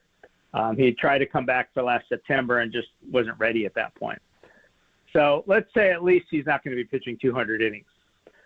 After that, it's pretty much kids. A lot of them got some experience last year in, Dodger standards. It was a rebuilding year, so they still won 100 games. But they ran a lot of guys out there who they're counting on for their future. That said, that's their rotation right now. And if you think they're going to take the field I guess they start in South Korea in mid-March with Walker, Buehler, and 4 rookies in their rotation, that's not happening. And Bill, I kind of just want to circle back about the offseason surgery for Shohei Otani, because when the news was announced that he would be operated on by Los Angeles Dodgers team doctor, there were some very vague statements. And it was whether or not they were just going to reinforce the healthy ligament in place. Shohei came out on Instagram and posted that I had a procedure done on my elbow this morning and everything went very well. But I never really got confirmation from Shohei Otani or anybody that it was a second Tommy John surgery. So can you explain to us if that has been confirmed or not by the LA Dodgers? Well, I don't know that it's the Dodgers' place to say it necessarily because the procedure happened before he signed with the Dodgers. But the Times has confirmed it was a second Tommy John surgery, yes. Okay. All right. And then finally, Bill, just the perception of the Giants from down there. I don't even know if the Giants are even in the Dodgers' radar. 2 years ago they were. 107 wins, 106 wins, 5-game series. It was great. Last 2 years, not so much. Then the Giants went and got the Korean center fielder. You said the Dodgers are going to start in Korea. Many people say it was an overpay. Nice player, but maybe an overpay. Is there a belief that when it comes to the West hierarchy that the Padres and Diamondbacks are a much bigger threat than the Giants? I don't know, because if you go back to that 107-win season, a lot of us thought that was the start of something good for the Giants. And, of course, in retrospect, it looks like a ridiculous fluke. But we heard that about the Padres over the last couple of years, right? They're going to be this great team, and, they didn't make the playoffs last year. Diamondbacks just went to the World Series. It's a great young core. They could be a good team, but remember, they still finished 16 games behind the Dodgers. So who knows? The only thing we know is that the Dodgers are probably going to win the division. Yeah, that's the deal. And get Otani to October once and for all. All right, Yeah. Bill, we sure do appreciate you hopping on, and it's an exciting time to be around that team, unfortunately for us in San Francisco. Thanks for coming on. We'll chase you down the road sometime. All right, take care. Bye. Appreciate it. Bill Shaken of the LA Times, man. Yeah, he just said the Dodgers are going to win the West. Is that lock it up? Well, I mean, they've won it, 10 out of the last 11 years? Something like that, man. So anyway, listen, I wanted to get ready for Mike Silver on the other side. And also, it's been a while since we touched on Draymond Green. And wanted to get back to that because we still haven't heard. The NBA has not announced if and when they will suspend. But if you just get in your car, we hit back-to-back baseball. So we have been talking about Draymond. It was the big hit. And nobody here everybody's frustrated. Everybody's sort of at the end of the rope. And the biggest problem, setting aside Draymond's personal issues, is this is a 10-13 team now that's going to lose one of their best defender for X number of games, man. And I'm wondering, how soon does the season start slipping away? You know what I mean? If he goes, I mean, are you guessing? Do you have a guess? Do you want to throw one out a number? I nailed the Gobert one. I threw 5. I'm just not bragging. It was a lucky throw. It was a lucky dart throw. I wonder, like, do you go more this time because he's a repeat offender, or do you, because it wasn't a chokehold, do you go slightly less? I'm unsure. Like, my first instinct is they're going to go slightly less because it wasn't as violent and say 3. What do you think? I think it's going to be more because I think the NBA, they've been trying to send a message to Draymond Green. Obviously, he's not listening to that message. So they just took away 5 games of the season and $700,000, and here he is 2 weeks later throwing spinning back fists at guys. Man, oh man. So I really don't know what's going to change with Draymond, and if there's anything to incentivize a change. I mean, we were talking about, like, Nurkic said, it wasn't a basketball play. No, to me, from the naked eye, it looked unprovoked. Now, I know Draymond was singing a different tune. I agree with you. It did look saying that his hand was on his hip. Like, come on, dude. You're playing basketball. Yeah. That's not a basketball move. Yeah, he was like, I was very upset that he had his right hand on his hip. But if you watch it, it doesn't appear to be anything severe. It's not like he was being boxed out and got hit with an elbow and turned around and was like, oh, I got to get even. It's like, no. What was the reason why you lashed out? I heard on the way in, ESPN, these guys were throwing out big numbers. Like double digit, like 925 text in says 10 games. Dude, it's a possibility. I don't know. If they miss him for 10, I mean, this team is struggling to find its footing right now. And you could argue that they would have won the game last night if he stayed in. Maybe not. You know, they're the Warriors after all, and they turn the ball over and they commit fouls and all that stuff. But man, oh man, it is just getting worse. And I went from calling Mike Dunleavy a gangster when they were 6-2 with Chris Paul to what's Mike Dunleavy going to do? And somebody brought up this too. Has Draymond lost his Bob Myers? Has Bob Myers, was he the Draymond? What's the phrase? Whisperer or the whisperer? They had a great relationship. They did, and ever since, a couple things on Bob. A, was he Draymond's guy and he kept him calmer? Or B, how smart is Bob Myers looking right now for getting out? For getting out at the right time? Because those are the question is that now that Draymond has lost Bob Myers, at what point does he lose the locker room? Because there was a great clip yesterday after he turned around and clubbed him in the face of Ty Davis-Price, the rookie, sitting on the bench, kind of throwing his hands up. Like, even he's sitting there like, Draymond, what the hell are we doing here? Yeah, I'm telling you. By the way, 916 says, totally optimistic. Warriors close to turning the corner with the kids finding their flow. I won't lie. I didn't hate seeing some of those kids out there at the end of the game last night. 80 points off the bench yesterday, Murph. I mean, we're going to see more of it Thursday at the Clippers with Wiggins and Clay stinking the joint out. Yep. My God. And the kid Pajewski, I honestly thought his athleticism might be a problem because he's not a hyper athlete. He's just a basketball player. 20-point double-double last night. See a picture of him and Steve Nash chatting last night? Oh, nice. There you go. Couple Santa Clara guys. Shout out the 408. How far were you from the Santa Clara University growing up? Oh, not far at all. I used to go to University of Chicken. Shout out Cluck U like once a week with my buddies. Is that the spot? That was the spot, yeah. Did you ever go to the basketball games? I went to a couple at the arena. Honestly, we used to go to a lot of cheer competitions. Like because you're... Like sisters and friends and stuff would be in cheer competition. And, I didn't mind the scenery. There you go, buddy. All right, well, listen, wanted to hit a little bit on Draymond because we had gotten away from it for a little bit, and it is a huge story nationally and otherwise, man. The nation, they don't like Draymond, and we're going to have to deal with that. By the time we come to the show tomorrow, we may know. Well, there's Harold from Mendocino. Draymond's a dirty player, Murph. Richard from Petaluma called today. Sounded a little bit like Harold from Mendocino. Did you catch that? Listen to that right there. I'm going to let this play out. Get serious. Seriously, Draymond Green, he's a dirty player. That was said about 7 years ago. And here we are. So Draymond Green deja vu. All right. Mike Silver, great 49er talk coming your way. Niners next with Silver on the Sports Leader.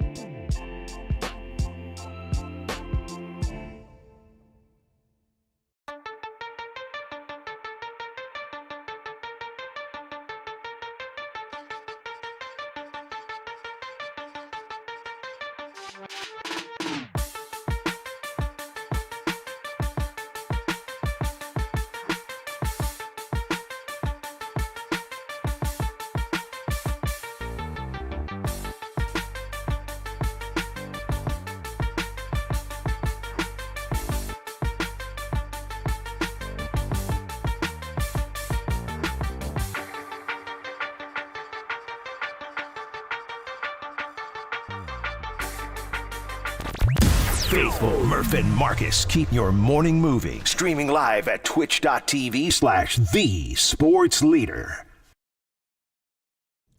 Eating a wheat thin, Marcus. You got to help me out here, buddy. How professional. Well, I'll tell everybody that we are back on the Murph and Marcus show this morning, and joining us on the UMA guest line. I got it. Is a good before friend you tell him. of Before the you program. welcome him. Okay, before. I wanted to What do you announce got for the me? winner. Oh, winner chicken dinner. Let them know, Damon Murph. in Livermore heard the sweet sounds of Journey's Stone in Love, which, by the way, sounded good to me. That's an underrated Journey tune. Thank you, Young Tony, for playing that. We're giving away those tickets, and we got 2 more days. Anytime you hear a Def Leppard, Journey, or Steve Miller Band rejoin between 7 and 10, call 415-896-KNBR. Damon in Livermore, without us even hyping it, just heard the sweet sounds of Stone in Love. So tomorrow or Friday, you're going to hear one of those 3 bands, Leopard, Miller, or Journey. Call in 415-896-KNBR. I think Mike Silver would call in if he heard Stone in Love. Oh, I'm sure he would. Mike Silver, the San Francisco Chronicle, my dude, my brother. How are you? Great, Murph. Thanks for having me. Yeah, Leslie and I were rocking out to Stone in Love randomly on a drive home a few weeks ago. Definitely underrated Journey, and obviously early Journey is so good. Greg Rowley, that era, you know. I think Feeling That Way has got to be the pinnacle for me.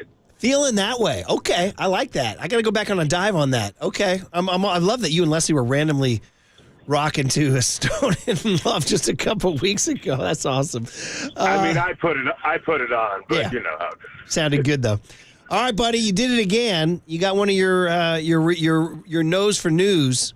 You got a story that nobody else got, and that was that Kyle Shanahan mentioned DK Metcalf Saturday night at the hotel, the Santa Clara Marriott, and it led to what you think was the baiting of DK. I guess the reason why I bring it up is A, to praise your reporting skills, and B, to talk about this just kind of this culture the Niners have where this Seahawks rivalry is still there and the game behind the game, Mike. That's what's going on, right?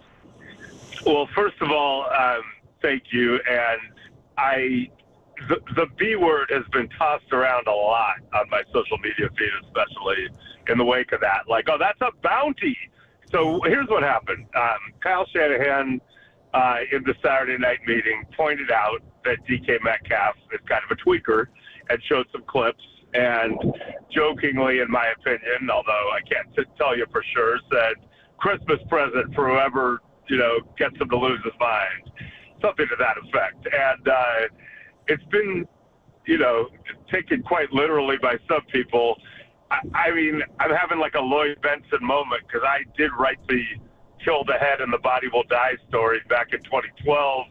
That was talking about Greg Williams before a Saints 49er game, basically saying very over-the-top things that could be taken as a call to injure Frank Gore and other 49ers. It was part of the whole bounty scandal for which the Saints were punished. So, no, I do not believe that Kyle Shanahan was putting a bounty on DK Metcalf. I do believe he was jokingly telling his team, hey, somebody's going to get this guy to snap, and, kudos to whoever does it. Are we expecting any fallout from this, from the league? I hope not, because, I don't think it's, I think he was saying it for effect. But even if, let's say literally Kyle Shanahan bought Fred Warner a Christmas present for getting DK Metcalf to snap, is he paying him to injure him, or is he paying him to provoke and taunt? So I would argue no. But then again, I used to work for the NFL for 8 years, and I would put no joyless pursuit behind. They're capable of any joyless pursuit. The no fun league. Do you think? Last one on this topic. Do you think that Fred Warner, what he did to DK, was exceedingly dirty? The shove in the head. As far as what happened on that play, I think I saw the flag come out when Metcalf tackled Warner as he lateraled in a way similar to what Greenlaw did on the Eagles sideline that provoked Big Dom. And I thought what Warner did afterwards, hitting him in the back of the head when he was down, probably should have been penalized another 15 yards. And people have pointed out that Metcalf broke his neck in college, so I'm sure he's hypersensitive to that. And then certainly after the whistle, which is where Warner drew the distinction to me, after the whistle, Metcalf was going off on him. Warner wasn't fighting back. But then Diamador Lenore, who is he is a dog, and they love him for it, he came and got involved and got ejected. So, look, the game was pretty much decided at that point, but it is a game behind the game kind of look into how the 49ers approach some of these things. And they've won 11 NFC West games in a row, whether you count regular season or whether you do it counting playoffs.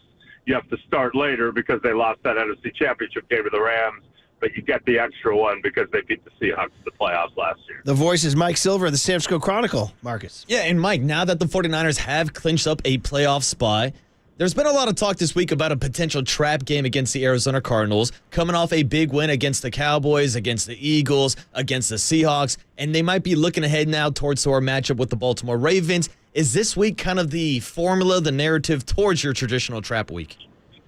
Yeah, it feels trap game. It feels like the standard for it because that Ravens game is obviously going to be massive, and more important than clinching the playoff spot, they have the inside track for home field and the first round bye that comes with it. And we saw after their bye week how important a bye can be for this particular team. So they definitely want that. I think I'm a little bit less concerned about it just because of what we saw last year. When they got on that roll last year, there were no traps. They kind of almost lost to the Raiders in the Jarrett Stidham career game that was, a little wild. But, I think they've shown they can put their foot on the gas and keep it on really the last 2 years out of desperation in 21. But last year, once they got rolling, they rolled. So, I could see them struggling a little more than people expect, but it doesn't feel like an obvious calamity. I don't know how many times we got to talk about Brock Purdy before, people begin to believe, but there is something new, and it's the deep ball. And we had him on yesterday, and he said, yeah, it is new. He said, at Iowa State, I was more of a medium and short guy, and he said, but these plays are coming up. You're chuckling. What do you got? I just love his personality, though. Like, he dresses like he's going to class at Iowa State, but the dude within is full of swag. And so to me, a lot of those deep passes to me are kind of his audacity. The smart read might be checking it down or somewhere in the middle, but you know what? I can fit that in there. And that's that's usually because your arm is so amazing. Brett Favre, it's that gunslinger, vibe. And not that Purdy's arm is not good, but it's usually because you are so shockingly talented at throwing the football and you're audacious. With Purdy, it's more like, no, I can get that there. I think I'll try that. But he's really good at it, as he is at other throws. And he's, that's an area certainly where Jimmy Garoppolo, who I will defend in a lot of ways on a lot of quarterbacking, people were frustrated on the inability to consistently connect the deep ball. That's no longer an issue. And Mike, one of the nuggets that stood out from a Brock Purdy quote yesterday was him talking about, of course, the internal brace surgery and his communications with someone like Nick Mullins and how he knew kind of coming into the season that his arm wouldn't be close to full strength till midway through the season. Well, we're past that point now, and last week you saw plenty of explosive plays. Is it possible that Brock Purdy continues to get better and that we haven't seen the best overall version of Brock Purdy? I mean, I think he's going to continue to get better as a player, just as any quarterback who's only started, 19, 20 games naturally will, especially in a very functional situation and a great offense. So, yeah, I do think he's getting better. I kind of joked with, I remember after the Ram game, so that was real early, back in September, I told Purdy my theory that he had a semi-bionic arm. In other words, that somehow in the repair, his arm had gotten even a little stronger, and he rolled his eyes and laughed a little bit. But it's definitely not weaker. And so I don't know if the arm will get better. That's something that really only he can answer. But he's going to get better, I think. And certainly there will be rough moments, as any quarterback experiences. And, yes, if he doesn't have all his guys around him, he's not as great. And, yes, if he's under relentless pressure every time he drops back, he is not as good as with any quarterback. But in all, I think he's getting better and better. Man, oh man, what a scene. Down to Arizona, his homecoming this weekend. Before I let you go, we haven't even talked defense once. You know what's probably the most underrated part of this defense is this secondary, which I thought had question marks coming in. I thought they were legit question marks too. And you mentioned Demo Lenore. You said he's a dog. I was like, wait, Oregon Ducks? They're not dogs. But I don't know. And Ambry Thomas was a guy who was kind of given up for the side of the road, who's now getting a lot of playing time. Jair Brown was supposed to be wet behind the ears. I don't know, Mike. I mean, you know, listen, the gold standard secondary is Lott, Williamson, Hicks, and Wright. But these guys, they're playing really well, aren't you? What's the story there? What's the best stories there? Yeah, I mean, they're not that, but I would say Demo has that Eric Wright, Don Griffin, Tim McKyer, vibe, right? Like the fighting for everything. And I think he fits in with the history. Tayshaun Gibson, what a great story. Last year, Jimmy Ward in camp suffered a pretty severe hamstring strain. Gibson thought he was done. Kyle Shanahan had some history with him way back in 2014 in Cleveland, and they kind of brought him in to see if he had anything left. He stuck, he started, and became a really important player and leader for them, and he's doing it quietly again this year, and what a gift for Jair Brown. First, Gibson with Hufanga did such a great job, but now he's got the wily vet who knows so well how to play it, and that kind of frees up Jair Brown to make some plays, and he's doing it. So that's gone well. And, yeah, Travarius Ward has been a really, really great free agent signing by John Lynch, one of the best in recent memory for anyone. And when Mosley got hurt last year, they weren't sure what was going to happen. Demo really has gotten better and better. The Isaiah Oliver nickel experiment didn't go great so far, although he can do some good things, but Ambry Thomas is at least, stepping it up a little bit. So they're not perfect back there, and obviously they rely on the rush, and they have, in my opinion, the best linebacking tandem in the league by far. But those guys are holding their own. And Mike, obviously we're still waiting on the injury news on Travarius Ward and what his status is for this weekend. But if he doesn't play, is there a chance that we see Jason Verrett back on the field, or maybe even someone like Logan Ryan, who does have some versatility, lining up at nickel or corner also? Isaiah Oliver, maybe? Yeah. Well, I want to say this politely because I have so much regard for both of those guys. And they've had, Jason Verrett, incredible fighter, and Logan Ryan has had a wonderful career. I would say the plan would be you don't have to play those guys this year, but they're there in a perfect world, right? I think they would rather play the guys they have. Sammy Womack has been there, so he's another possibility. Darrell Luter.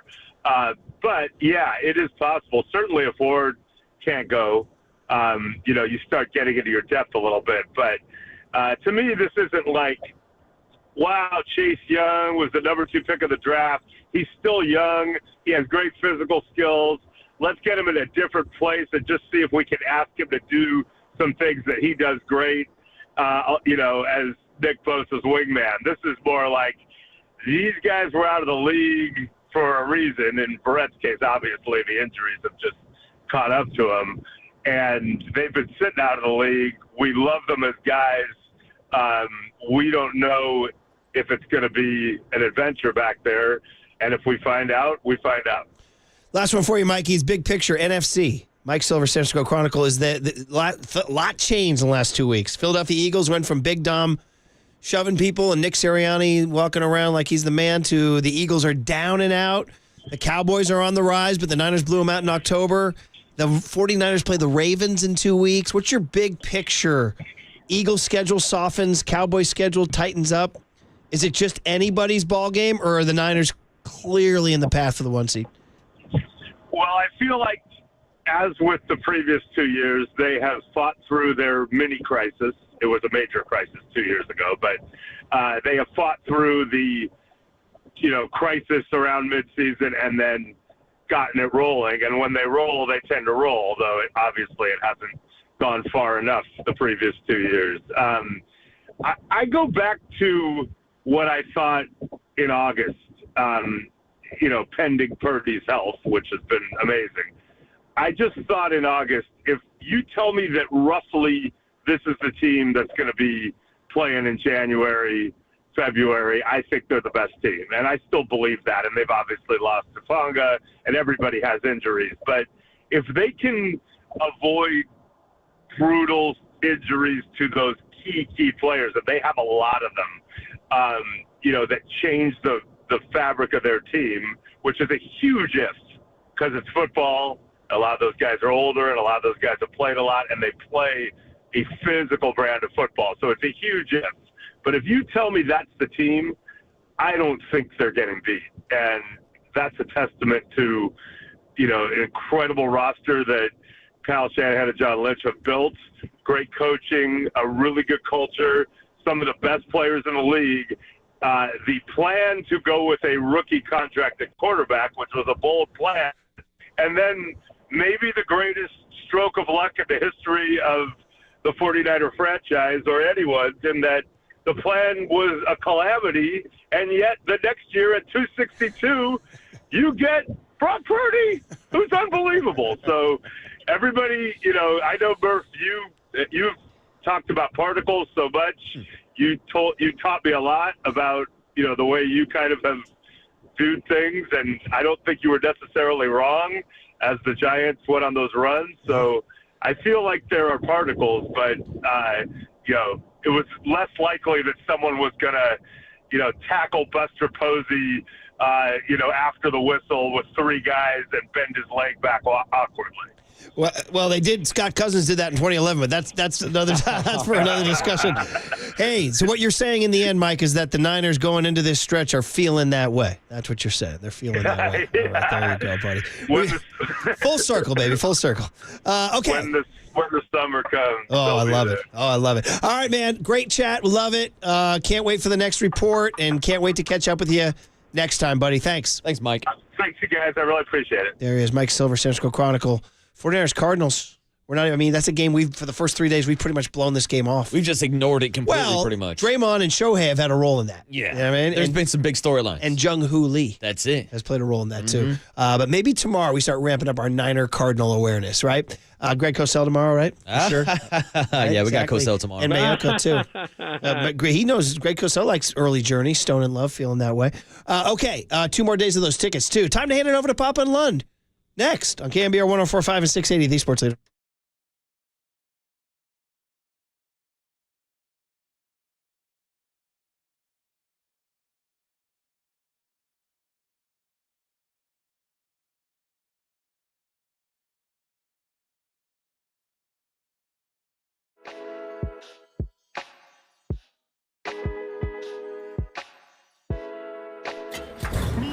From the Chilton Auto Body Traffic Desk.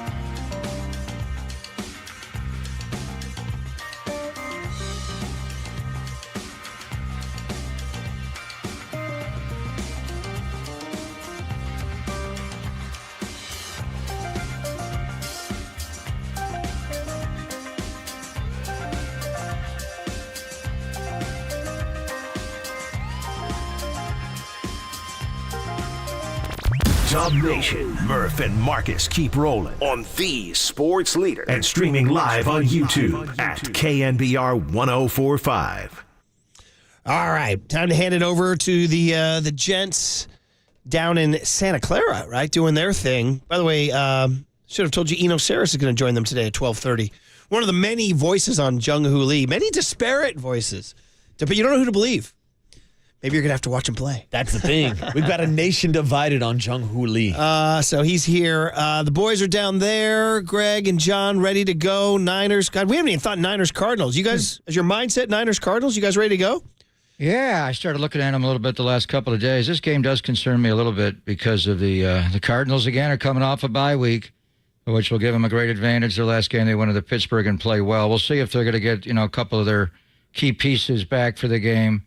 Including Hollywood Brown. But we haven't seen Kyler in a while, so I say rush Kyler similarly to how they rushed Jalen Hurts. But obviously for today, we're here. Today's install day. We'll watch practice after. Tomorrow will be a big football hour with T-Rock. But I'm just trying to understand the basketball play. I understand the result and the haymaker and the flail, but I don't know. I can't understand the whole play. A side out of bounds to the corner to Draymond. Why he was trying to get Nurkic off in that manner.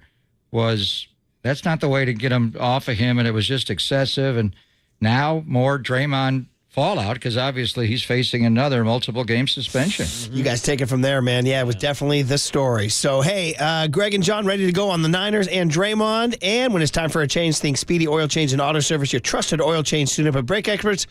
Casey and Young Tony, thank you. Marcus, see you tomorrow. You'll be listening to KNBR and KNBR FM San Francisco, the sports leader, a Cumulus media station.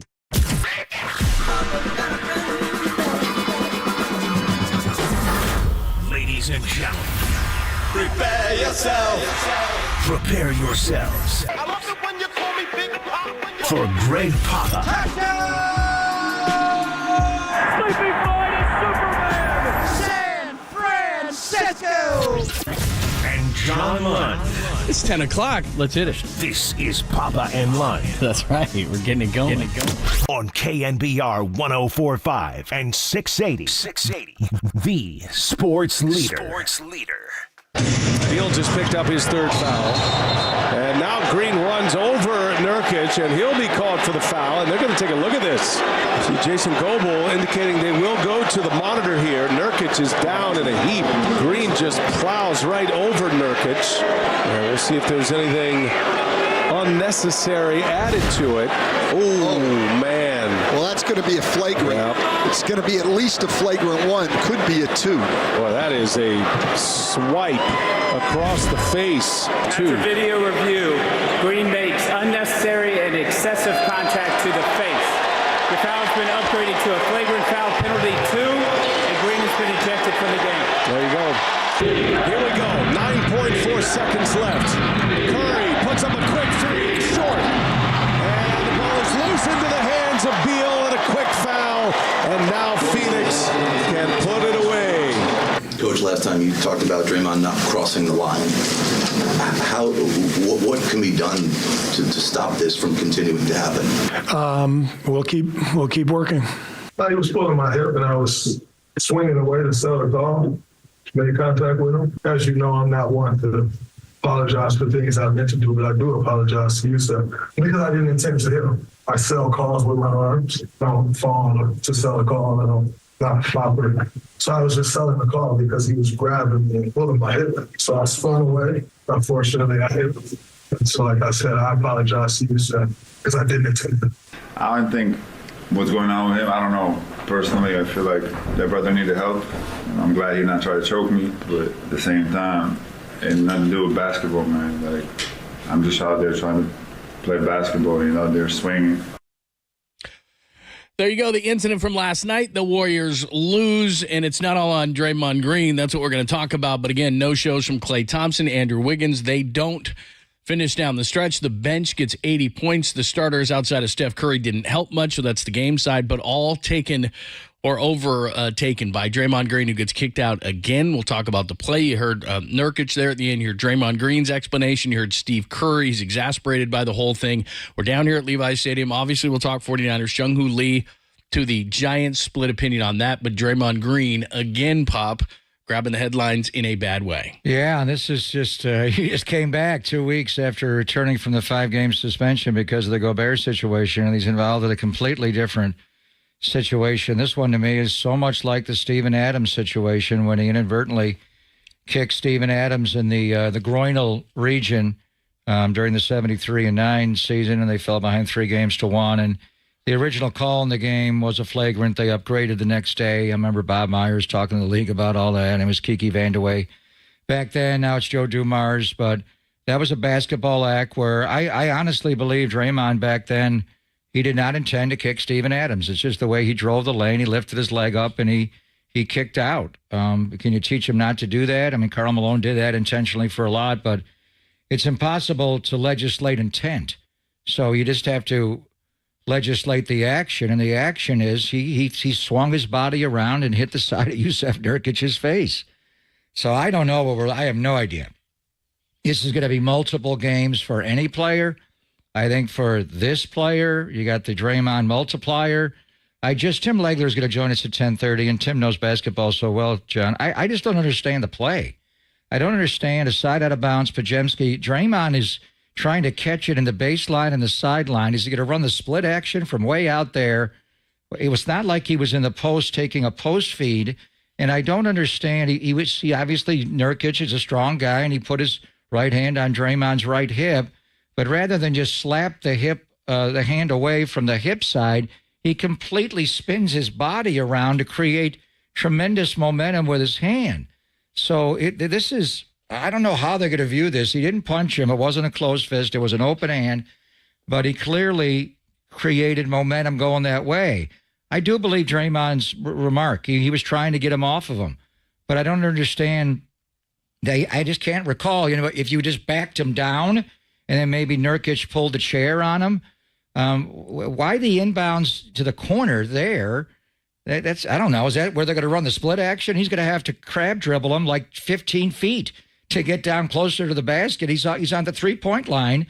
Why be so aggressive there to fight back? Just get out of there. And then just to sell the call in that manner, I just can't. I don't understand the basketball play. I don't understand it. I believe he was not looking to hit him, but he did. So you cannot legislate intent. It doesn't matter with the king-size Kiwi in Oklahoma City. And what was that, 6 years ago now? 5 years ago when he lifted his leg and he kicked him in the nuts. You can't, he just did. It happened. And then after that, they increased the punishment. Now, he got run. There was no doubt it was a flagrant 2 immediately. He knew it. He ran off the court. He agreed with it. I thought when he sat down and talked after, he did say he was sorry, but he tried to explain the play. But I'm sure Joe Dumars, who played a lot, had to get off similar actions. And when he played with the bad boys, it was much more physical. But just explain, I don't know, somebody left legs. The basketball act of trying to sell the call in that manner, I don't understand that action. But the reaction and the action coming after that is Nurkic is on the deck. He's holding his head. And the Warriors may have been able to win the game. Draymond was playing a really good game. They had to go small. Something's up with Kavan. He just doesn't have the energy that he used to have. We'll get into Wiggins. Wiggins has got to play harder.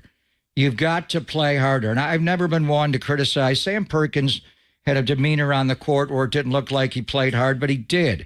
And I felt the same way about Wiggs. But there's certain plays last night. That last shot that Bradley Beal made to end the third corner. Just look at your posture defending him. You're trying to lock and trail. He got stuck on a screen, and you let him take the shot. Now, it was a hell of a tough shot, fading to the left in the baseline, but that's Bradley Beal. The effort from Andrew Wiggins has just not been there. The body language from Clay is getting into his game. He's missing shots, and he's going straight up. He's not following the ball. His missing of shots has created a lack of energy in his game. There was a pass that Steph Curry made late in the game to the wing. It was a little bit wide, but Clay didn't even move his feet at all to go get the ball. He just tried to extend to get it. I think there was a point there. Just watch how Podziemski plays. That guy's playing like he's never going to play again, and this hair's on fire. Watch how Devin Booker plays. If you're going to lock and trail Devin Booker, you better match him because skill-wise, He's past you guys. He's the most skilled player on the floor, he and Steph right now. So you got to bring energy. That's a separate issue we'll get into. But now you're going to have a fallout. He's going to be suspended for multiple games, and I just don't understand. I know what the action was and how he hit him. I don't understand what he was trying to do with a basketball play to sell the call. I think it's confusing if you buy his explanation, and you and I can disagree on that. I don't buy it for 1 second. I think if he was in a court of law, he would have been laughed out of the place. I thought it was a ridiculous thing. He's an out-of-control player. He's an out-of-control player who wound up, hit a guy in the face, and followed through. I don't buy 1 second of his explanation. And in a bigger picture situation here, this guy who continues to say that he's a great teammate, and I can't say that he's single-handedly doing it because, like you just said, you talked about Clay and you talked about Andrew Wiggins, but this is a critical season for the Warriors in which they have a $400 million payroll plus tax in the last year of Steve Kerr's contract and the last year of Klay Thompson's contract, and they're trying to win a championship for Steph, and we're 23 games into the season, and he's been suspended now 3 times. He will be suspended for this. Already missed 5 games. I wouldn't be surprised if the NBA looked at it and said, hey, maybe 10 games here. It's going to be more than the 5 that he got for choking regardless. He's going to get more than 5 probably this time because Joe Dumars has already said that past transgressions are going to go into this thing. You can't just, and you hit it right on the head here. It doesn't matter if he kept saying he didn't mean to and he apologized. He was talking to the league through the media. It doesn't matter if you meant to. You smoked a guy right in the face with a windup and a follow through. You can't do that. Well, he kicked the king-size kiwi right in the gonia. But it continues to be an issue that he's out of control. Okay. I don't buy that explanation for a second. So why would he do that? But it's not natural. Nothing he did is natural. He just didn't execute the sell properly. I have no reason to think he's lying. I just want to understand the basketball act. There was none. Like, well, how he's a smart player. He knows what maybe but he loses his head, right? No, he lost his head again. Well, no, I think he was trying to get him off of him, and he did it in an uncommon manner that resulted in him in an unnatural one, though, right? He's unnatural. It doesn't matter what he was trying to do. He did it. So his coaching point is, don't do that again. But what was he trying to accomplish? How does that sell the call? Selling the call would be to back him down, and they were getting after it. We knew Nurkic going into the game is going to be a battle. He's trying to get you under the rim and not just, jump hook you. He wants to lay it in. Kavan's just, I don't know what's going on with Kevon Looney. I thought Kevon would be a good matchup. I agree with the call to bench Kevon and Wiggs to start the third quarter. And Kuminga, he had a hard time guarding Devin Booker, but Wiggins just wasn't doing it.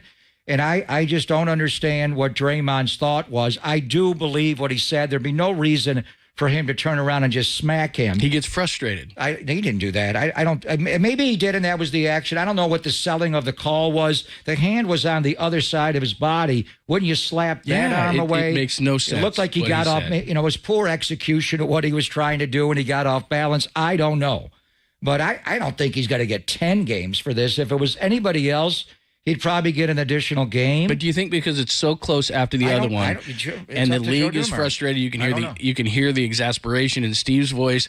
He just said a couple of weeks ago, he's a good teammate. He just said a couple of weeks ago he can control himself on social media. He said, "I'm me. I'm not going to change." He finally, for the first time after one of these incidents, tried to show remorse. Tried to talk to the league through the media. It's too late, man. You were out of control. It doesn't matter that if you meant to or not, which he kept saying. He apologized, but that's not a natural basketball move. That was a move of frustration and that trying to get a guy off him.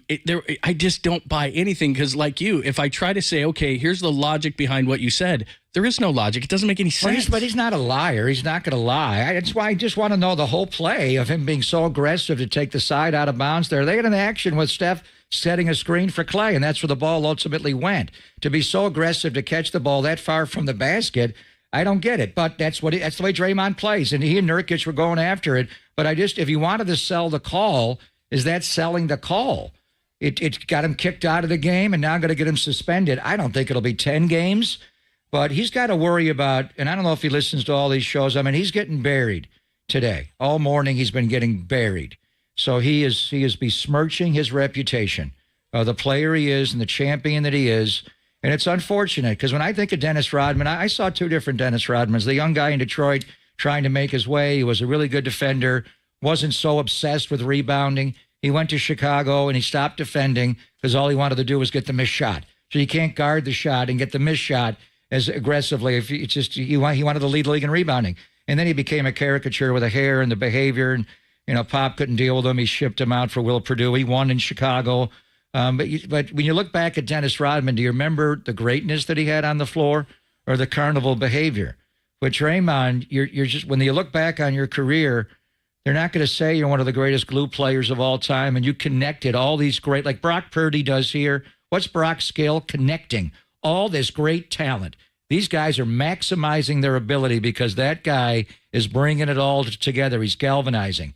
Draymond did that for a long time on both sides of the floor. Defensively, he was your heartbeat. He was your enforcer. Anybody came to get Clay or Steph, you got to deal with me. And then offensively, he helped in so many ways. They don't win any of these championships without him. But when he does this, and I just don't understand the basketball act and what he was trying to do, now everybody is just burying Draymond Green like he's a thug. Well, especially in this day and age of social media, what he is now is a meme. What he is now is a modern-day Bill Laimbeer or Dennis Rodman. He's not going to be remembered for this because YouTube has got all these greatest hits of Draymond Green, literally, of kicking and punching and losing his mind on the court. And we just got done yesterday talking about how Kyle Shanahan told his team to go after DK Metcalf because he knew he would blow his top at some point. Every team in the NBA is doing that as well. And you know what? Draymond Green's playing right into it. He is, again, I'm not going to say single-handedly, but he is so far early in this season sabotaging one of the most critical Warriors seasons ever. We got a long way to go, but this ain't good. I did like his line about how he's tried to back away from the officials. And there was a time last night where they had a illegal defensive call, and then he got a call, and he started to stalk. And I thought, here he goes. And he backed away, but he still complained a little bit. So I love the line that he's being cognizant about not challenging officials. This is, to me, a lot like the Steven Adams situation, but the Steven Adams situation was a pure basketball act. I could buy that a lot better. He was driving the lane. This wasn't. Right. This was redlined and got, and then I'm sorry. I think he was, I believe him. He was trying to sell the call. Just sell me on how he was trying to sell the call. I'm sure Joe's going to ask him, tell me what you were trying to do here. But it really doesn't matter what he was trying to do. The end result was he spun completely with an open hand, and he hit Nurkic upside the head. I give another game for the bad excuse in the press conference. I do. Why would he just turn around and smack him in the face? It doesn't make any sense. He would get kicked out of the game, and they're going to lose the game. You'd have to have a hell of a lawyer to sell that in the court. If he plays, they got a chance to win. How the hell did they make that a tight game at the end? I have no idea. Podziemski. That's why Podziemski's a player. Play like that guy. All right, text line is wide open. Give us your thoughts on this whole thing. We'll get to the best ones coming up next. We are live on YouTube and Twitch here at Levi's Stadium as well, and the people are already making their opinion known, so we'll read some of the best ones there. Thank you so much for hanging out. We will discuss with Tim Legler at the bottom of the hour at 10:30, Susan Slusser at 10:50 on Jung Hoo Lee. The Giants finally signed somebody, but there's split opinion. Tim Kawakami is going to join us. Eno Saros is doing amazing breakdowns of all these players, especially the pitching market. And then our good friend John Dickinson, who you can hear after all Warriors games, Dubs OT, which he did a great job of last night right here on The Sports Leader. He's going to join us at 1:15. All that to come live from Levi's Stadium. Pop and Lund on The Sports Leader.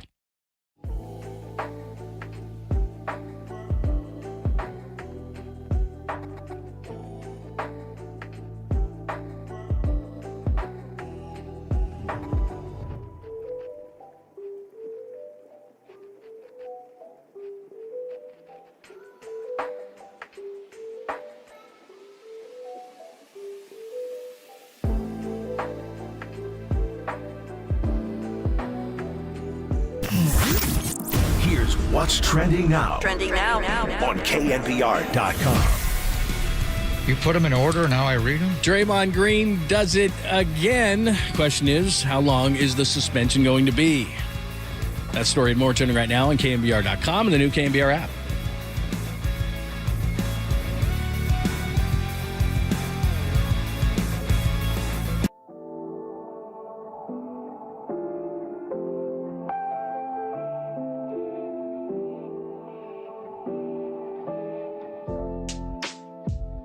Good morning to you, Greg Papa here. You know how much I love pizza, and the best pizza that I have found in my life, and it's actually been ranked #1 in the entire world, Tony Gemignani's Tony's Pizza in the North Beach is the best I've ever had. It's my go-to spot for Neapolitan, New York, Detroit, Sicilian, and grandma-style pizzas. They also make fresh pastas, and their spicy bucatini. I can't bring one near John Lund. He gobbles up the entire plate of pasta. It's so good. Tony does have other locations around the bay in the North Beach, like Capo's, where he makes delicious tavern-style cracker thin and deep dish pizzas. One of his specialties is his Chicago Italian beef sandwiches. Those beefs are gigantic, and they are mouth-wateringly yummy. Save room for dessert. Holy cannoli, Klay Thompson. He got benched at the end of the game last night. Or tiramisu. Get up early in the morning, stroll through the North Beach, and try his homemade sourdough bread, pastries, and New York bagels at his bakery, Toscano Brothers. And if you're going to see the Warriors play at Chase, the Giants at Oracle Park, or right here at Levi's, watch the best team in pro football, head over to Tony G's, the Slice House, the fast, casual restaurants. There's many places around the Bay Area to get the #1 pizza in the world, and that belongs to Tony's.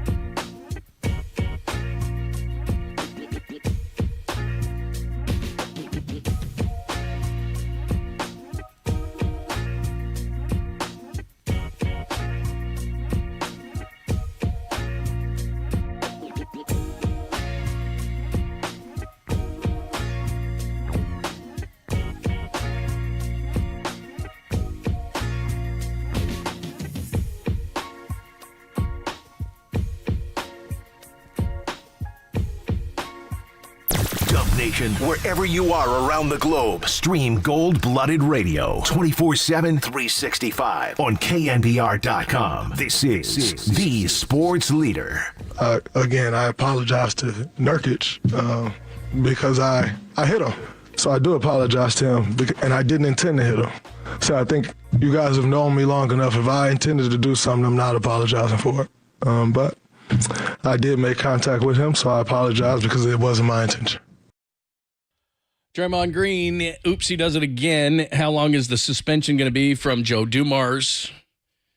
With it being just so fresh in their mind that the Rudy Gobert incident happened. So I think that may have some bearing in this whole thing. Probably at least 5 when you say at least 5. I don't know. If it was just, say it was Klay Thompson who did that. Well, totally different. What would he get?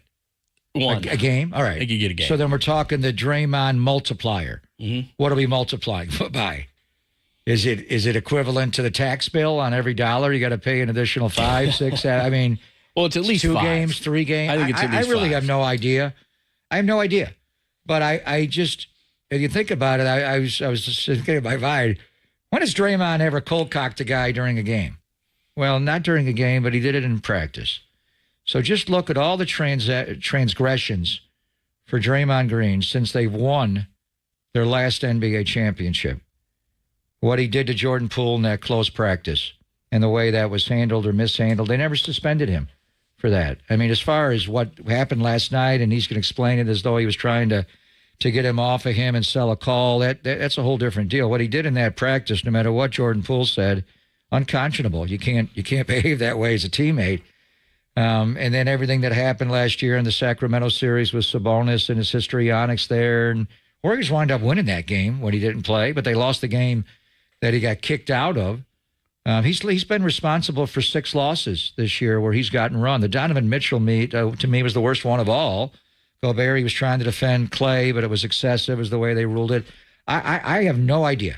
When Monty Poole came out and said a minimum of 3 last time, we were both like, what? And then he got 5. So I don't know. And I think the commissioner may step in. This is bad business. Well, this is for 3 the in NBA. 23 games. I mean, that's excessive. 3 in 23 is excessive. Yeah. And I just, Joe Dumars came out and said past transgressions count, and they should. So as you point out, I cannot believe so close to the Minnesota issue with Gobert that they're going to do less games for this, because it's not even about what he did, which is not great, but they're trying to send a message here. And I don't know what can be done because he just doesn't seem to change. And my viewpoint on it is he was out of control. I just don't buy his explanation. It was a guy who redlined and got out of control. Well, he plays right up against the line. If you're ever, privileged enough to sit down really close to the floor and watch those guys play, it's amazing how tight everything is and how they navigate it. But Draymond is a physical player. He initiates contact. He slams back into it. It's just the way he plays. He and Nurkic were getting after it. And that's what I mean. When Steve, I'm sure the message when they decided to bench Looney and start Draymond was, you got Nurkic, and he went out and guarded him. And I've seen him guard bigger players like Nurkic, Jokic, and Porzingis, all kinds of guys, where he just gets physical. LaMarcus Aldridge, will arm bar him. It's a battle. It was one of those, but it was always peaceful. There wasn't anything dirty about it, but there were some moments where they were banging each other. I just think he was being overly aggressive and trying to take an entry pass that was way out in the corner. I don't understand his thought process of being that aggressive, that spot of the floor. If he caught the ball, he was going to have to pass out of it. Were they going to run the split action that far out? What was he going to crab dribble 10, 15 feet to the basket? It was a long way to go. I just don't understand being aggressive there. And then, Nurkic put his hand on his hip for a short period of time. The way you handle that, I want Legs as a player to explain. You just slap it away. You slap the hand away. Seen it a million times. You don't do a full spin the other way, load up the hand, and whack. Yeah. I mean, it's like full wind up hit. And the Warrior bench had no reason. I don't know if they knew, they saw it like BA and Stan Van Gundy. Why they took those guys so long, too. He ran him over. Yeah. I don't think they knew what happened. I think they thought he backed him down and ran him over. He knocked him. He hold an open hand. I don't know how they're going to view it. But he just said when he came back from the 5 games, I've got to be available to my team. Here we go again. Yep. Last homestand, how many games did he play in the last home? He got kicked out against Donovan Mitchell.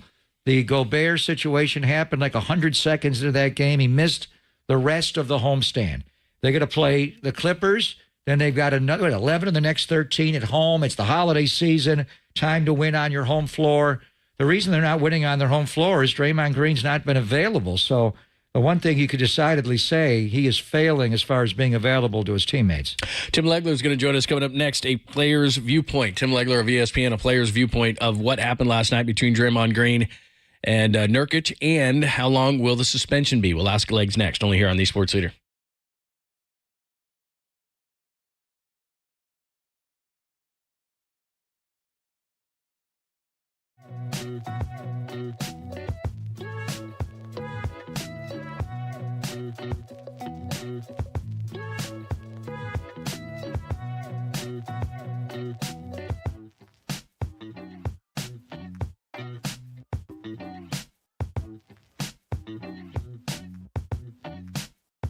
It is always great to talk to our good friend Steve Moskowitz, Moskowitz LLP. He has the answers to all your tax issues, no matter how tough they are, like unfiled tax returns, Steve. That's a good one. And it's a very common problem. Lots of people don't file returns. Sometimes 1 year, lots of times 5, 10 years and more. The number one reason people don't file returns is they just don't have the money to pay it. And that's okay. If you don't have the money to pay it, we'll go to the IRS for you. We want to cut you a sweet deal. Another big reason people don't file returns is they don't have their records. That's okay too. We'll go to the IRS and state, get everything they have on you. We'll file all the returns that need to be filed. We'll go ahead and make a deal for you, and then you can enjoy a normal life. But here it is, it's December 13th, and a lot of times in my career, I've seen the IRS strike right before Christmas, like around December 23rd. I don't want people worried about it. I don't want people getting wiped out. I want your listeners to enjoy the Christmas holiday. I don't want one of these new IRS agents ruining their life, business, marriage. Just turn it over to us. We'll listen to you. We want to take care of you. And then we want you to have a happy Christmas holiday. Unfiled tax returns, one of the things that Steve Moskowitz and Moskowitz LLP can help you with. And like Steve said, you want to have happy Christmas holidays, he can help you with it. MoskowitzLLP.com or simply call 1-888-TAX-DEAL. That's 888-TAX-DEAL or MoskowitzLLP.com.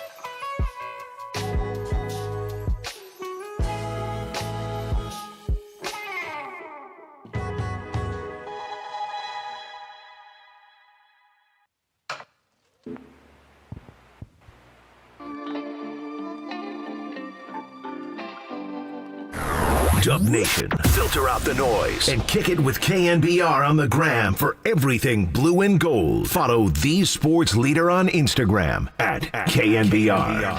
Fields has picked up his third foul.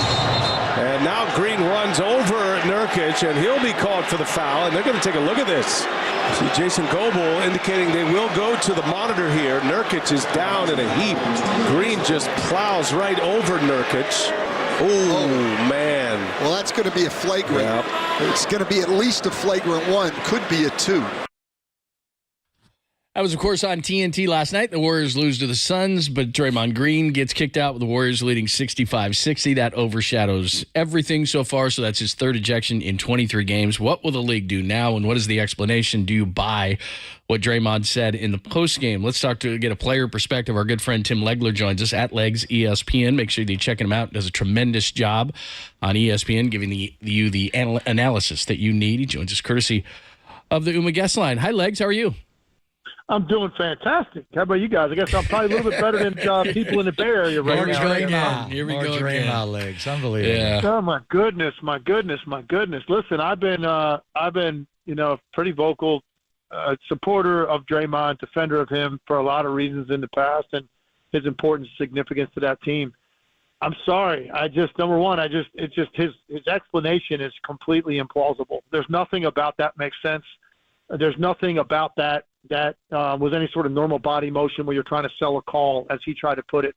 That's a dangerous thing. And there's a lot of soft tissue area up there where he struck him. Now, he's not going to knock him unconscious probably or break his jaw, but you're talking about an area in your neck where that's soft tissue, and that's a very hard swing. And he spun around 180 degrees to do that.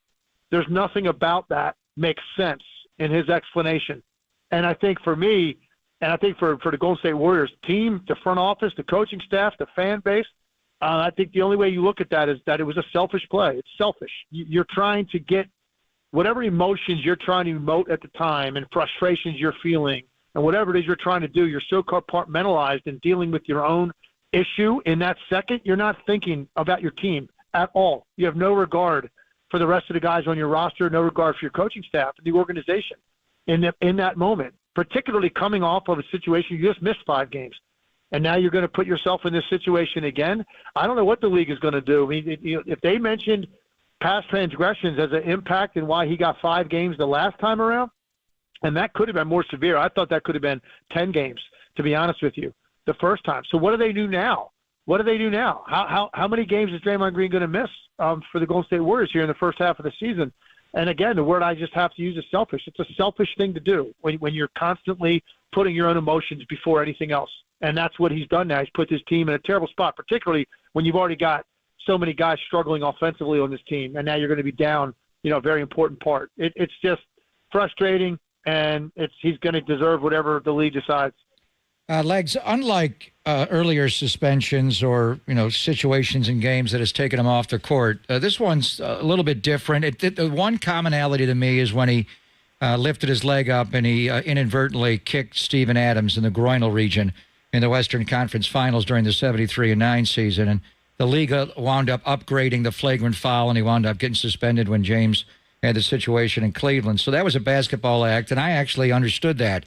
I was hoping you'd be able to explain this to me as a former player. I don't understand the play at all. It's a side out of bounds. Pajemski's going to inbound.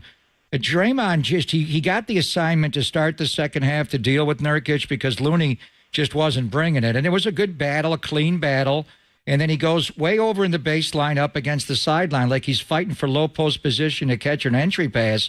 And Nurkic puts his right hand on his right hip. And he says he's trying to sell the call. Wouldn't the sell be to slap away the hand that's on the hip? Why would you spin the other direction and load up the hand? I mean, if you're asking Draymond a question, pretending you're Draymond, how are you selling that call? How does that do that? That's what I'm saying. It's there's just no merit in the explanation whatsoever. You either do what you said, chop the hand away, or you fall forward. You fall forward and over-exaggerate. You flop onto your chest as if you've been shoved in the back by a really strong guy, which Nurkic is, right? And maybe you get that call if that's what you're going for. You do not spin your body around and swing your right arm around in that direction. Look, let me I'm sure people know this, but let me just tell you, nobody on the planet is more in control of their body and whatever movements their body makes and in terms of balance and strength and coordination than a professional athlete. And so for him to act as if that in any way was initiated by something that Nurkic was doing, to have that reaction to it, to swing your body all the way around with your right arm extended out to the side and strike him up and above the shoulders and the side of the head, it's ridiculous. It's a ridiculous explanation. It is. And that the league's going to look at it the same way. And look, I would honestly – look, it is what it is. No matter how you look at it, it's like I said, it's a selfish act, and it's going to really hurt his team. And it's just like, how tired is everybody of all this? They have to be beyond tired. But of course, they say the right things. They're going to defend their guy, and they're going to say the right things all the time, which you should do from an organizational standpoint, a coaching standpoint, his teammates, whatever they're going to say. Oh, we're going to miss him. We need him. Got to control his emotions. That's not what they feel internally. They're so tired of all this and so tired of having to deal with this and deal with his absence and the effect that it has on the team. So, the league, I really, honestly, based on the fact this is coming right off another suspension in which they said, what happened in the past matters, how do you now even calculate what is about to happen to him? Because this could have been something that could have been, I think, could have caused actually an injury to Nurkic that could have made him miss significant time. Right. I mean, the fact that he was okay through that is a blessing for the Suns. But, for Draymond Green, I don't think you look at this any other way than it was intentional. Maybe he didn't mean to hit him that hard in the head, but he definitely swung around with the intent on making contact with him, his right arm. So what you are saying, and John agrees with you, I'm trying to believe that he was trying to sell a call. But if Joe Dumars, who played the game at the highest level with the nastiest bunch of players in history, knows what's happening here, if they deem that Draymond did this purposely, now we're getting into Kermit Washington, Rudy Tomjanovich, Kareem Abdul-Jabbar, Kent Benson, and those were closed hands. Kareem's may have been an open hand. A slap, yeah. Yeah, but Kermit's was not, and he crushed Rudy Tomjanovich's face. What if they deem this as though we're not really sure what he was thinking, but we can't legislate intent, but we don't buy his explanation, as you clearly don't, and they view it as though he did this purposely?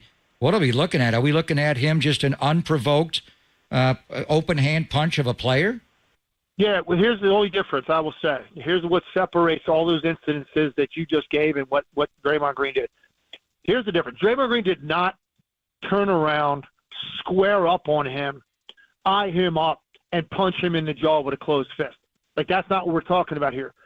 He did intentionally swing his body around and make contact with Nurkic up in the upper part of his body. I don't see – I've watched it probably 15 times trying to see, is there any other way to interpret it? I don't see it.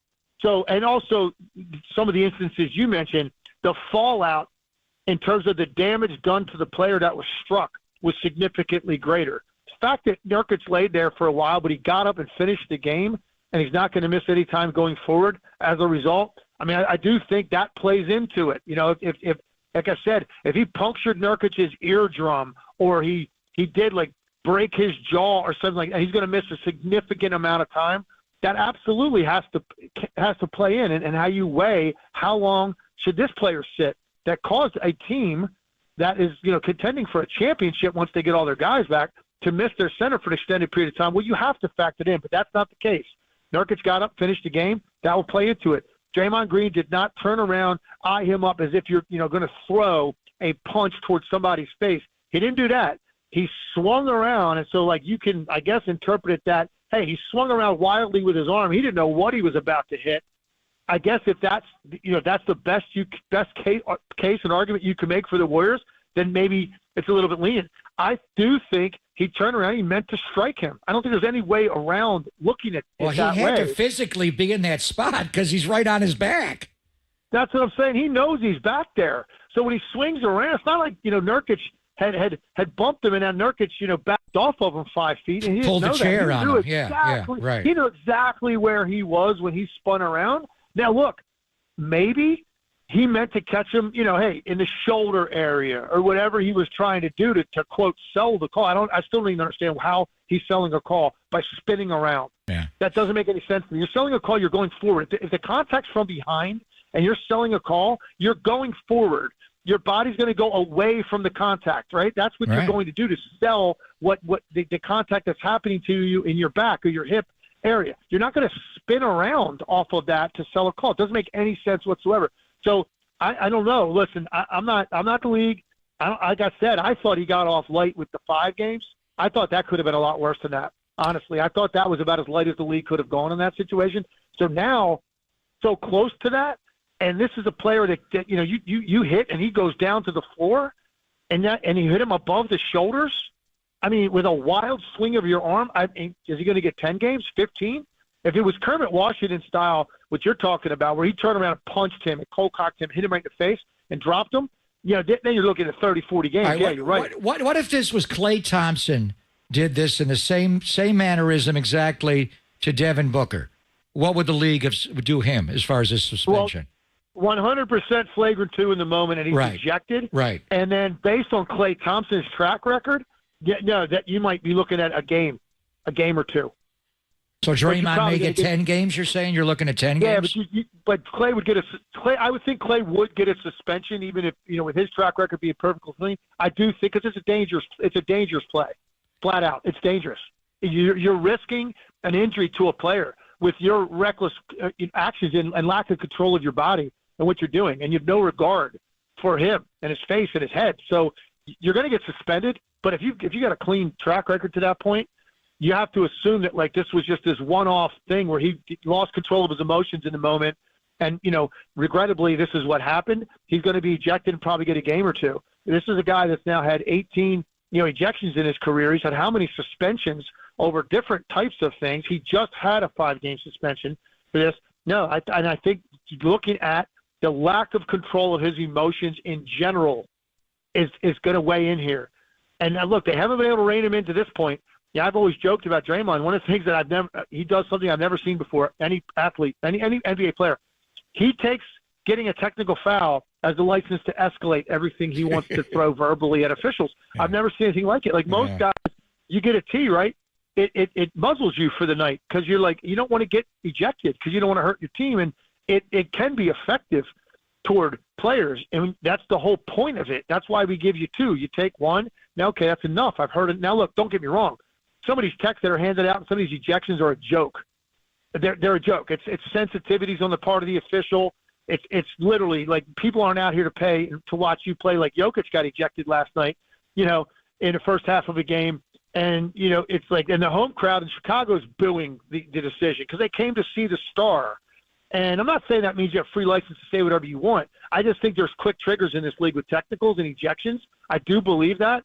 But in the case of Draymond Green, he gets one. He escalates everything emotionally, daring these guys to eject him. I dare you to give me a second one. You don't have the guts to do that. That's kind of like what I feel sometimes when I watch him. He gets louder. And so when you add it all up, it all boils to the same thing. His emotions are a big part of who he is as a player, and it's helped them win 4 championships. No one is denying that. But the lack of control of his emotions overall, not having an emotional break when he needs to have it, has hurt his team a lot. And that is what the league is going to weigh more than anything else in making this decision. Enough is enough. That's going to be, I think, the tone in the league office. Tim Legler's joining us talking about the Draymond Green situation. Of course, Tim Legler, great analyst at ESPN, Pop and Lund here on the Sports Leader. I agree 100% with you. It was an unnatural act. I think he redlined, and his explanation after the game should get him another game suspension. I think it's like Tommy Boy. We're all dumber for having heard it. I just think it was absolutely ridiculous. But from an organizational standpoint, here's the major issue I have. And the NBA can do what they're going to do, but I don't know what they're going to do in-house because this is a critical season for the Warriors. Steve Kerr is in the last year of his contract. Klay Thompson's in the last year of his contract. They're trying to get Curry a championship. They're paying $400 million in salary and taxes for this roster. And yet Draymond Green now has been thrown out of 3 games in 23 games. And like you said, I wouldn't be surprised if it was a double-digit situation in terms of the games missed. What is the organization supposed to do in sitting down with a guy they just gave a brand new contract to who despite saying the fact that he's a good teammate, is anything but? There's nothing they can do. and that's the honest truth. There's nothing they're going to do. It's unfortunate, and I'm not even blaming the organization. I'm not blaming, Mike Dunleavy Jr. and Steve Kerr and his teammates. It's what you do for a teammate. You're not going to throw a guy under the bus.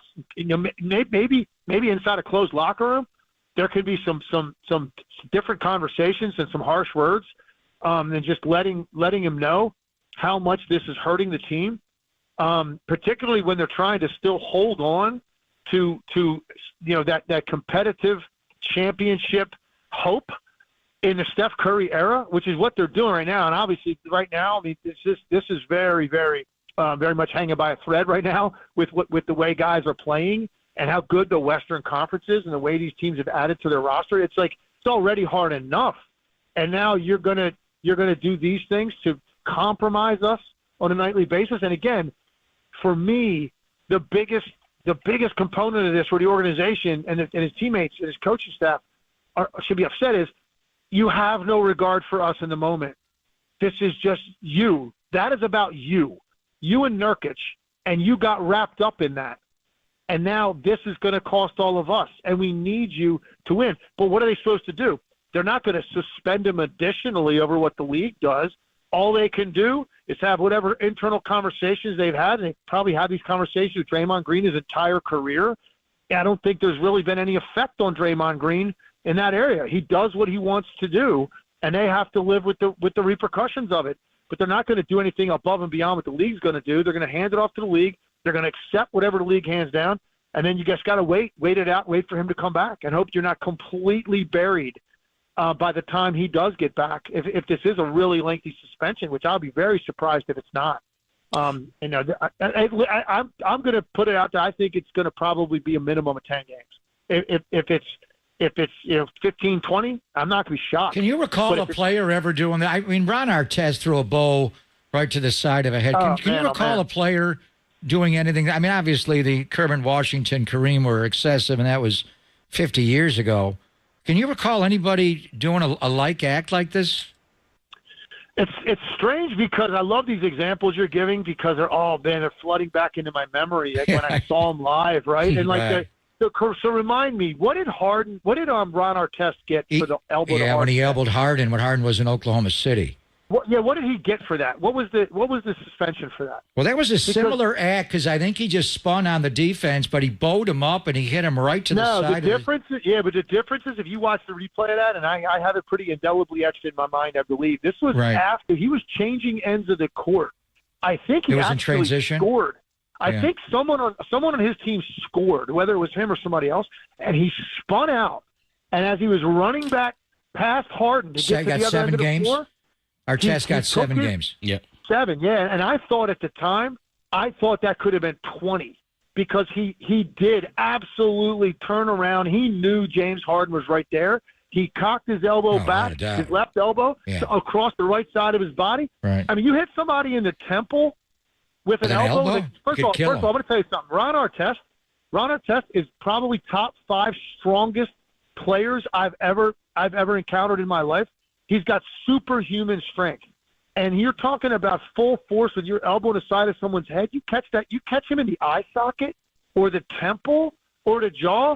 I mean, you're talking about career-altering potentially injury, if not worse than that. I thought that should have been significantly more. And I will say, in that case, he absolutely had more time to turn around and see what he was about to do. Draymond, the only defense he can have to me to minimize any of this is he was spinning at the same time he was kind of swinging his arm wildly.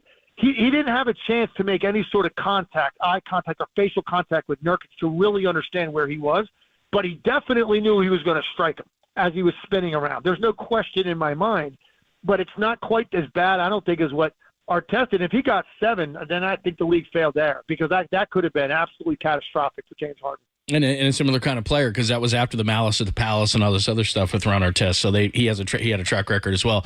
Legs, great stuff, man. Sorry we kept you so long. You got your worked up, a great brother. topic, man. We appreciate it. Yeah, Thanks man, for the insight, man. You know what? Here's why. Honestly, I'm frustrated because I'm a fan of the team. I like watching the team. I like covering the team. My job is much more fulfilling when they're really relevant. And I picked them to repeat last year.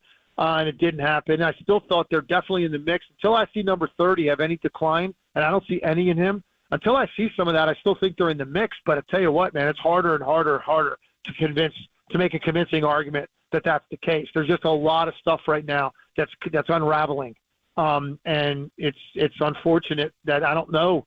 I'm gonna have to wait and see here what happens the second half of the year after the All-Star break and see what condition they're in, what state they're in, who's healthy, and have they made any ground up, and what happens to the suspension. It's like I'm not going to write them off completely, but man, is it getting harder to believe. Once a warrior, always a warrior. I agree with you, man. That's it. You're the best. Thanks, Legs. Take care, Legs. All right, guys. Great stuff, man. Love it. Not short of opinions on Draymond Green. Like you said, he's frustrated. I think you guys have made the argument against mine. I just can't. It doesn't look natural. If they think he did it intentionally, now you can't legislate intent. But if you think he did do it intentionally, that's a whole different deal. Well, the other thing, too, is that really is going to hurt him is it just happened against Gobert. He just came back, and it's so fresh in everybody's mind that I just think they're going to say, well, if that was 5, what is this? It's crazy. For 2 different acts. That was defending a player and doing it excessively. But they're human. It's human nature. He's going to have to make a better argument specifically to Joe Dumars. Yes. How are you trying to sell the call? Tell me how again. spinning away from the point of contact on your right hip, spinning the other way, I don't know. Doesn't make any sense, at least to me. All right, let's get to Susan Slusser. Jung Hoo Lee is the signing, but people are split on this signing. Plus, Farhan spoke about the pursuit of Otani. They had the same offer on the table as well. He chose the Dodgers. Buster Posey spoke. Got a lot to talk to Susan about. It's been a while. We're going to do it next, only here on the Sports Leader.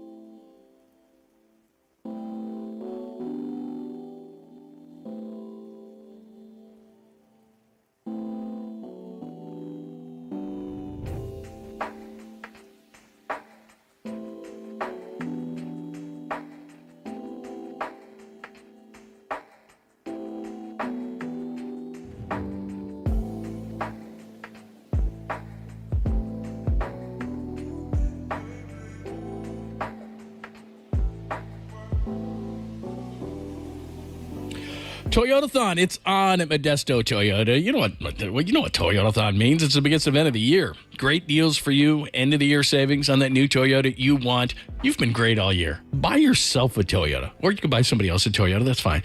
Big savings on all 2023 and 24 Toyotas. You can come check out the models and deals, or you can go to modestotoyota.com like I did. You check out the incoming vehicles. It's got everything you want on it. You pick that one out, the one you want.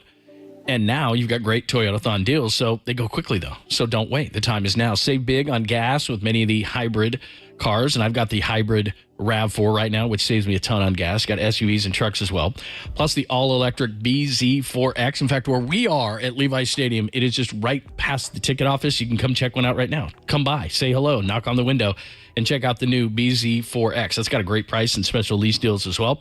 So Toyotathon is on. It's the big one. And Toyota, and of course, Modesto Toyota has been family-owned since 1965. Thousands of happy customers, including me, because of the great service and the great prices. And now is the time. Big year-end sales, no dealer markup. Toyotathon, it is on. The time's never been better, so come get your new Toyota. What are you waiting for? It's at Modesto Toyota, where I get my Toyotas. My son got his Toyota. It's only at Modesto Toyota and modestotoyota.com.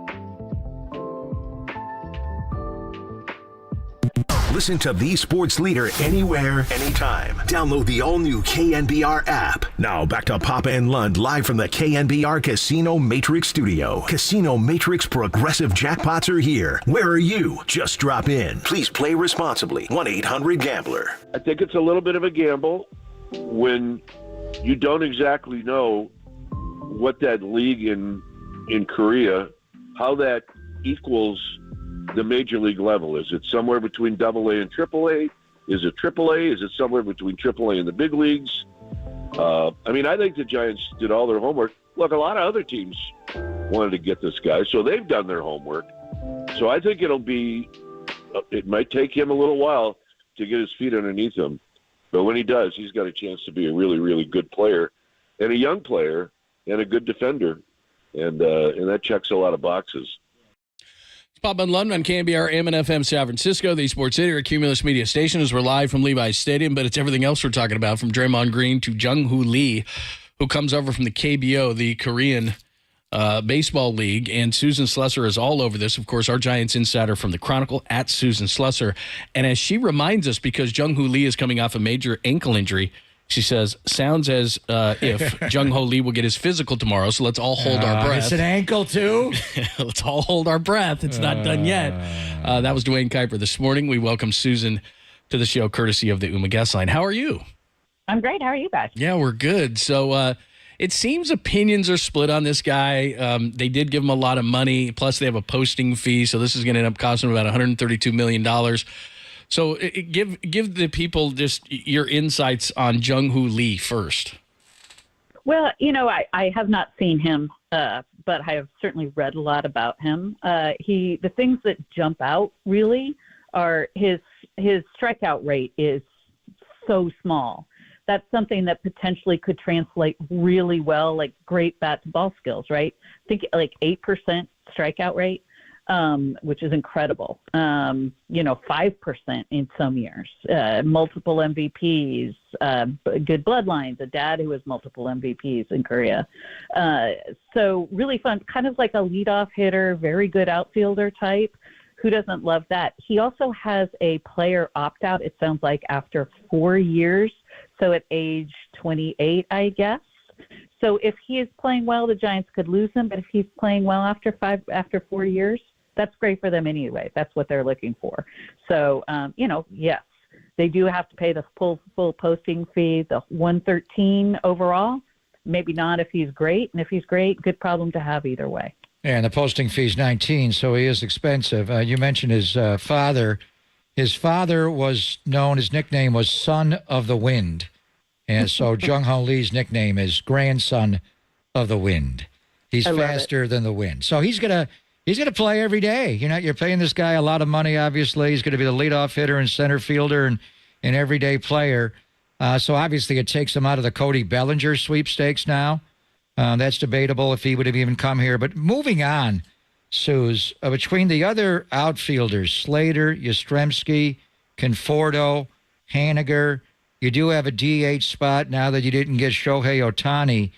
How do they make this work if Jung Hoo Lee, grandson of the wind, is an everyday center fielder and presumably leadoff hitter? Is there a trade coming? Can you platoon these four guys and also have the DH component? How do they do this?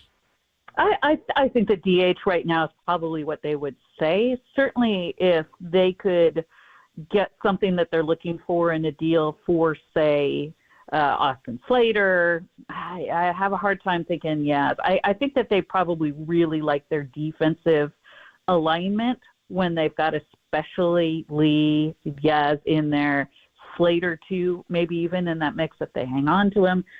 Again, this is probably in the good problems to have. I am not even 100% sure they are absolutely out on Bellinger. I think they're still on the fringes of Bellinger, in which case obviously they then look to make some. But they are so really, really determined to improve that defense. They're going all defense in pitching. That's what they're going to have to do. So, they're going to be all in on Matt Chapman, I think. Really shortstop is the biggest question in my mind and in a lot of people's minds. Is Marco Luciano an everyday player? that is only something they could address through a trade. So maybe you do take some outfield excess and go there. Maybe you trade a young pitcher for a good shortstop, a reliable defense first, will hit some shortstop. But I think that's the way they've got to go now when they're in a division that has the kind of offensive firepower that their rivals have. I think that this is going to be the best bet for them. Absolutely. The great Susan Slaughter joining us from the Chronicle. Jung Hoo Lee signing yesterday, and they're not done. I agree with you 100%. They're never going to be able to compete with the bats that the Dodgers can get.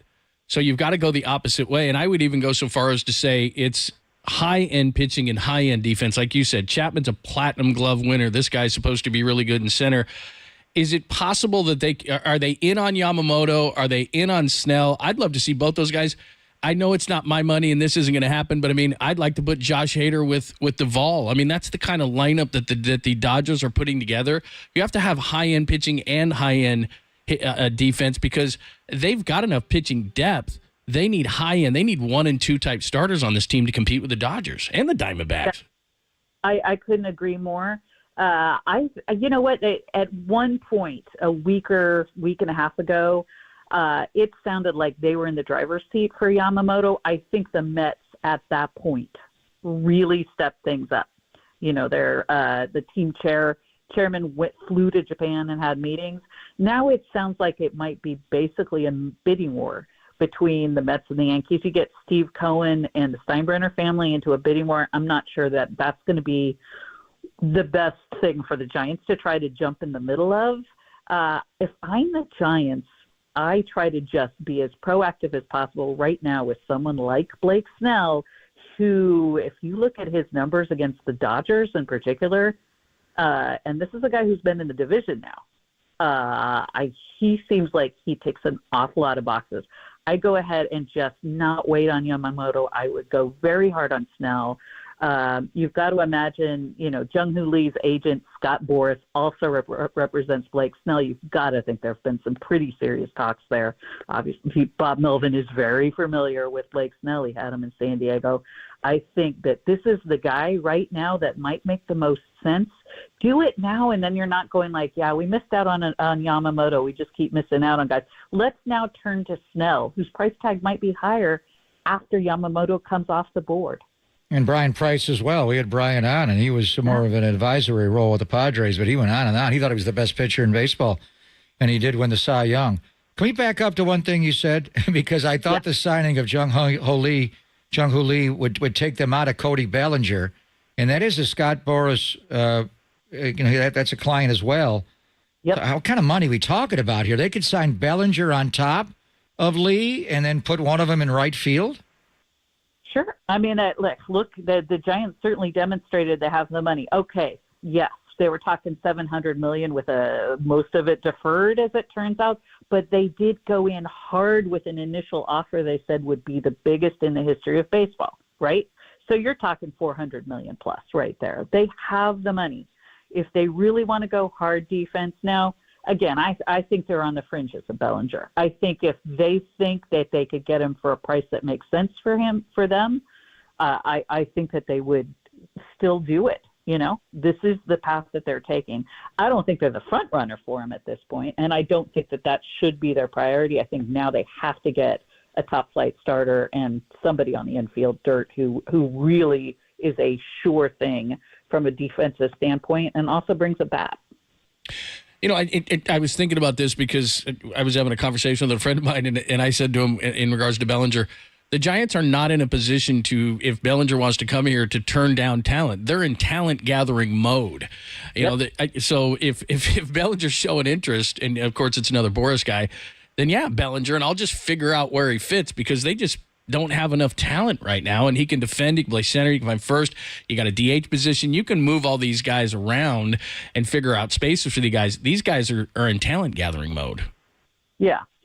Look, I think we all know that Scott Boras sends his guys to the places he thinks are the best fit for them.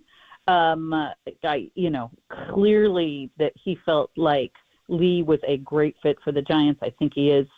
Also, when you look at, there's a very big Korean community here too, really nice fits for so many ways. I think Blake Snell fits that mode, and I'm not sure that Cody Bellinger doesn't. So you could almost, if you're Scott Boras, you could almost package up, a bunch of your guys, throw Chapman in there too. Go like, these are the guys.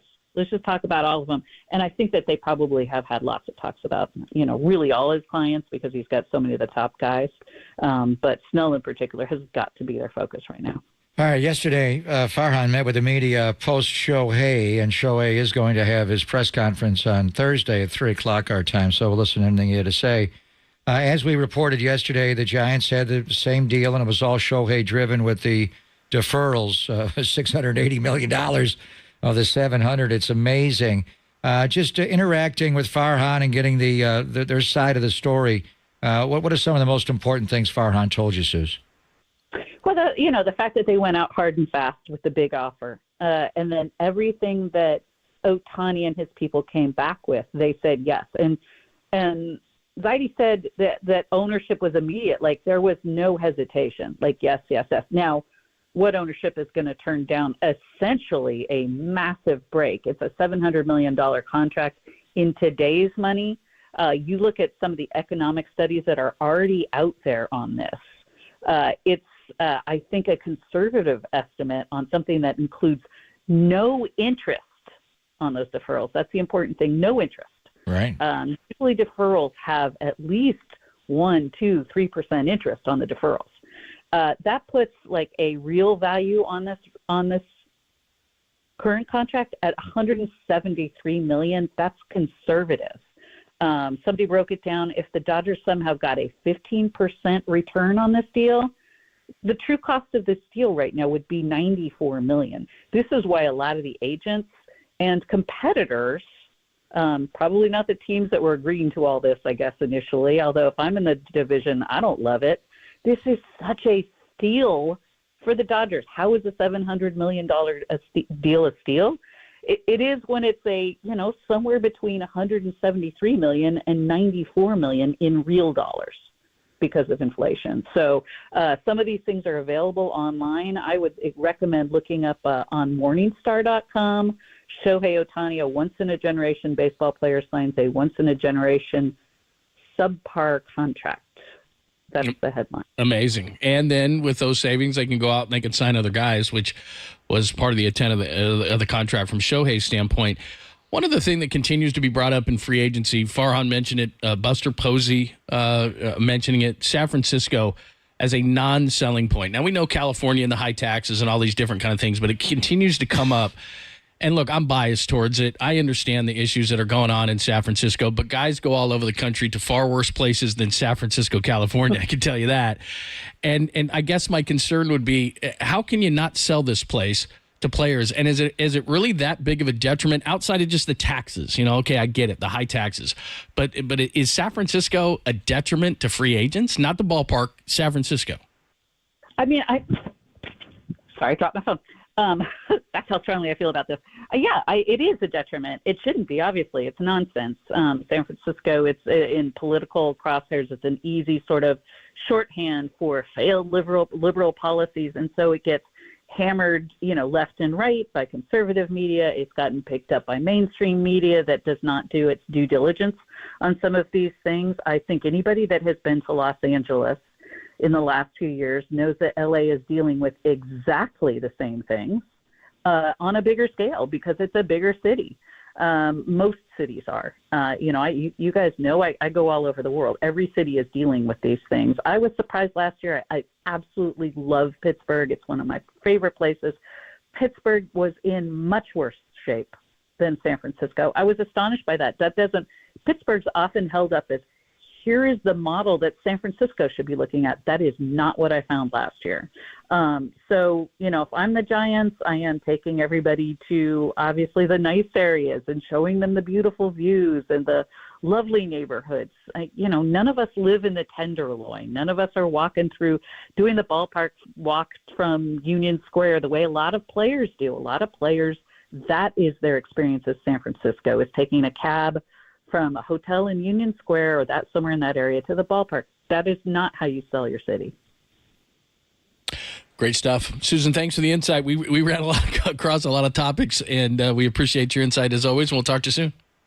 Fantastic. Thanks, guys. Thanks. That is the great Susan Slusser from the Chronicle. Really good stuff. And from Jung Hoo Lee to what's going on as far as the pitching is possibly concerned, the direction the Giants go, all those different things. Bottom of the hour, Tim Kawakami is going to join us. We'll get back to the Draymond Green conversation. Lots of great stuff on the text line as well as YouTube and Twitch. Thanks for the insight. We'll get to some of those best ones next as well. It's Papa and Lund. We're live from Levi's on the Sports Leader.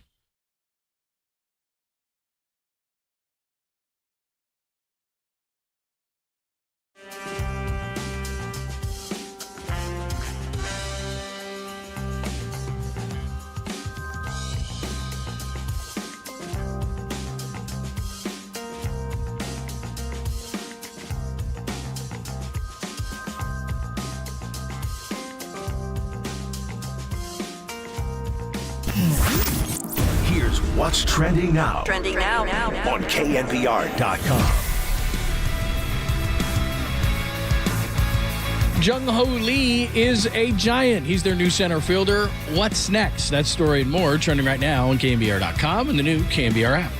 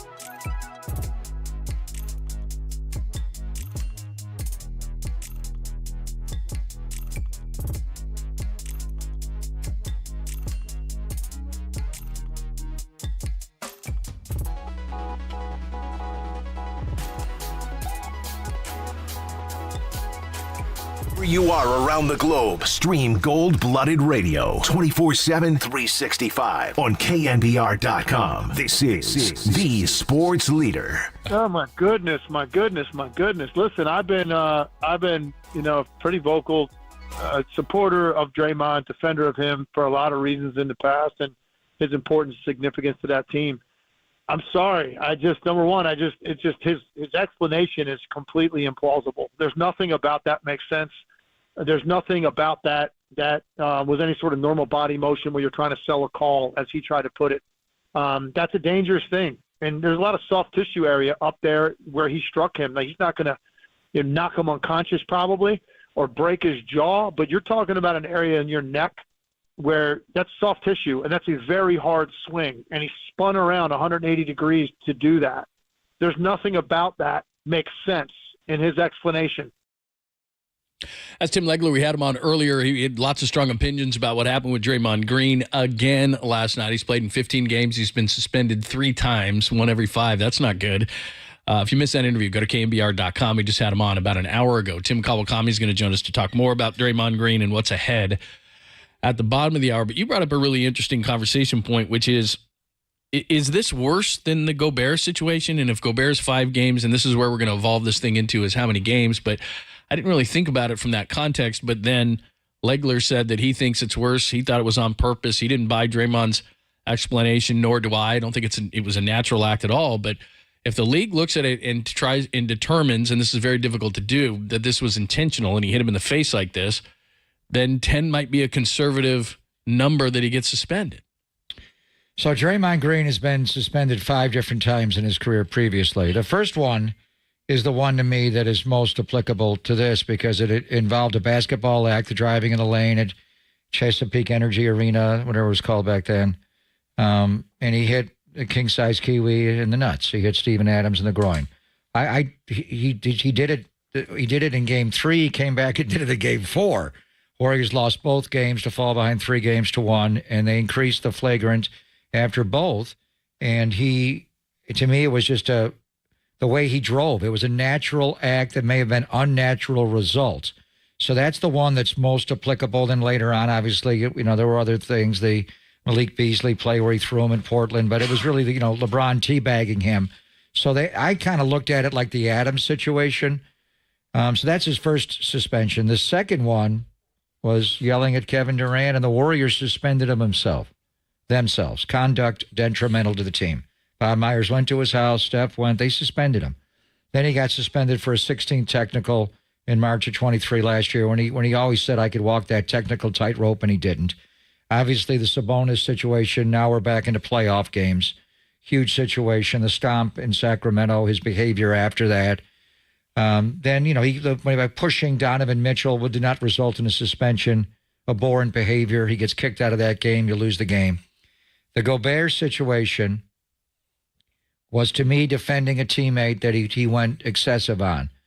And I could still hear Steve. Kawakami's going to join us, and the league will do something. But I could just hear Steve's voice when he finally spoke after the Gobert suspension a couple of days later and said, we got to help him. Physical act of violence is what he called it. There's nothing more of a physical act of violence than what he did to his teammate, Jordan Poole, in a training camp practice. So that was malicious. And looking back on it, they should have suspended him for that or done something. But it was ring night. They didn't want to do it. You were the one person out there saying suspend him. They didn't. So this act, and I want to believe Draymond Green because I don't think he's a liar. You can accuse him of being brutally honest and saganasty and, anger management, but he does not lie. So I do want to believe his explanation.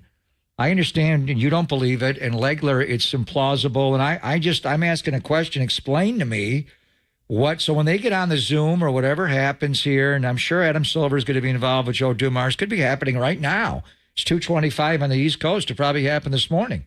Just, Draymond, I played. What are you doing here?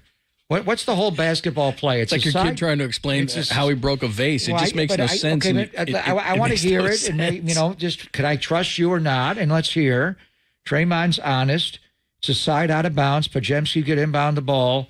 You're going to the baseline up against the sideline to catch the ball.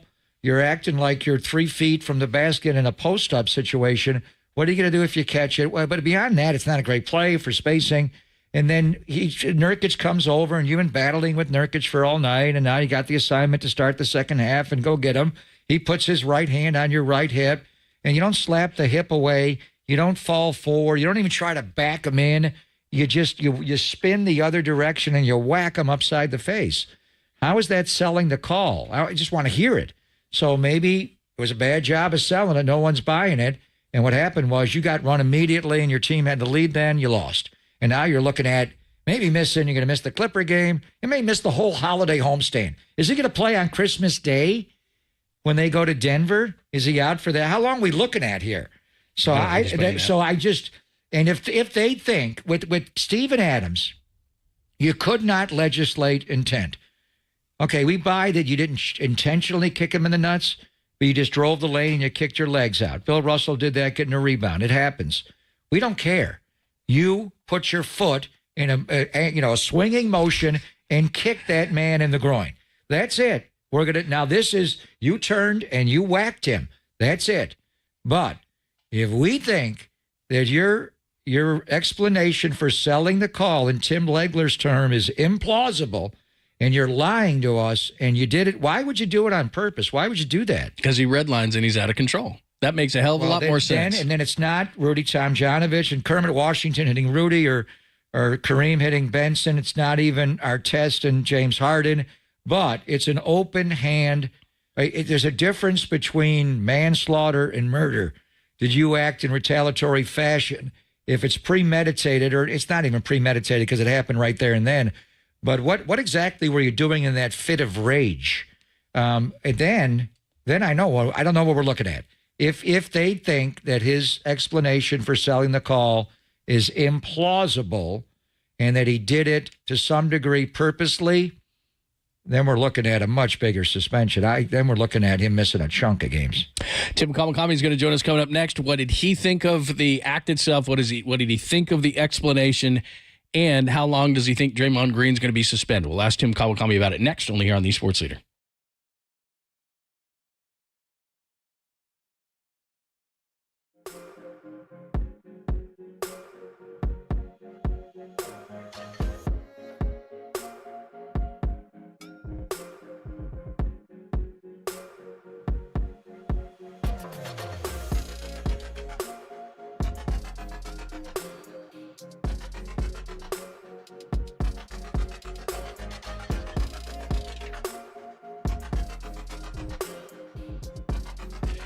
Your old friend here, John Lund. Did you know that many of the attorney ads that you've seen or heard, they're not even based here in the Bay Area? That's ridiculous. Some, they're not even based in the entire state of California. Now, Chris Dolan and the Dolan Law Firm, they're based right here in the Bay Area, and they've been that way for more than 25 years. They're award-winning personal injury and employment attorneys fighting for you where you live. So if you've been discriminated against at work, wrongfully terminated, or sexually harassed, your rights matter. Go to DolanLawFirm.com and learn more about your rights. And unfortunately, over the past year, Chris and his team, they saw a sharp increase in no-fault injury accidents. Now remember, when you see these, you got to make sure you really see these. Motorcyclists, pedestrians, cyclists, children playing, they're all around us. So please be careful, and let's work together to make sure the Bay Area is a safer place and feel confident that you're in very good hands with the award-winning California Lawyer of the Year, the Dolan Law Firm, which they've secured more than $1 billion, if I did not make that clear, with a B in verdicts and settlements on behalf of their clients. But this is what's great for you. You pay nothing up front, nothing, no hourly rates, no upfront fees. They don't get paid until you get paid. They live here. They work here. They win here. DolanLawFirm.com.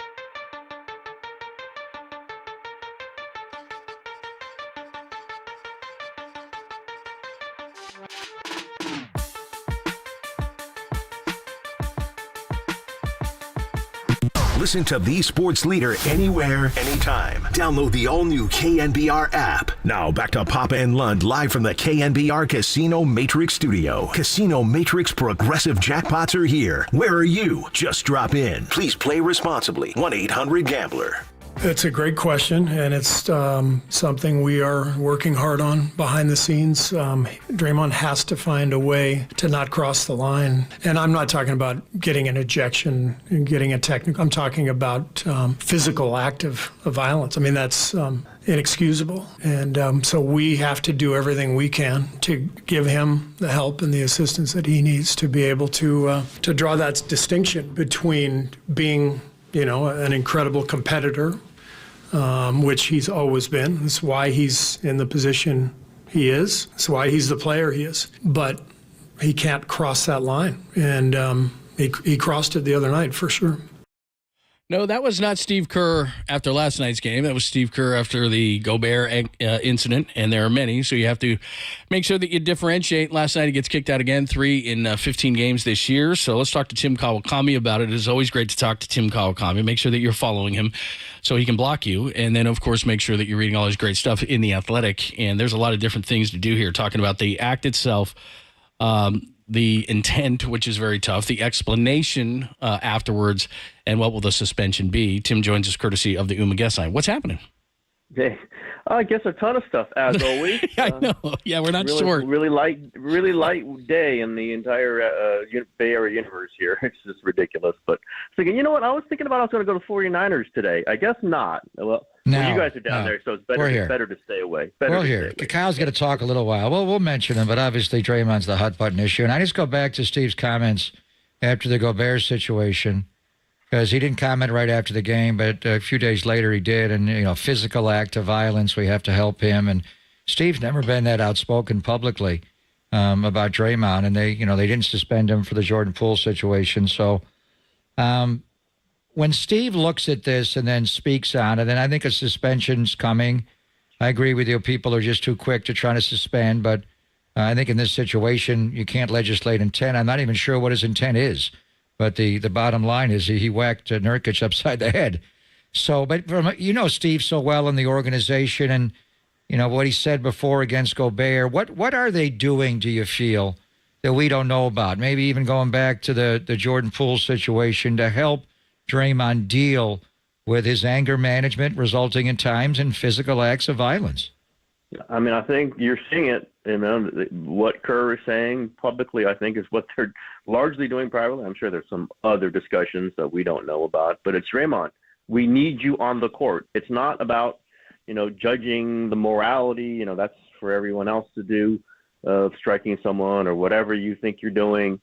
You're getting yourself in these situations and you're coming off the floor, or you're going to get suspended. He's already been suspended for 5 games, likely going to get suspended for more. He's been ejected for 3 games, and this is a very young season.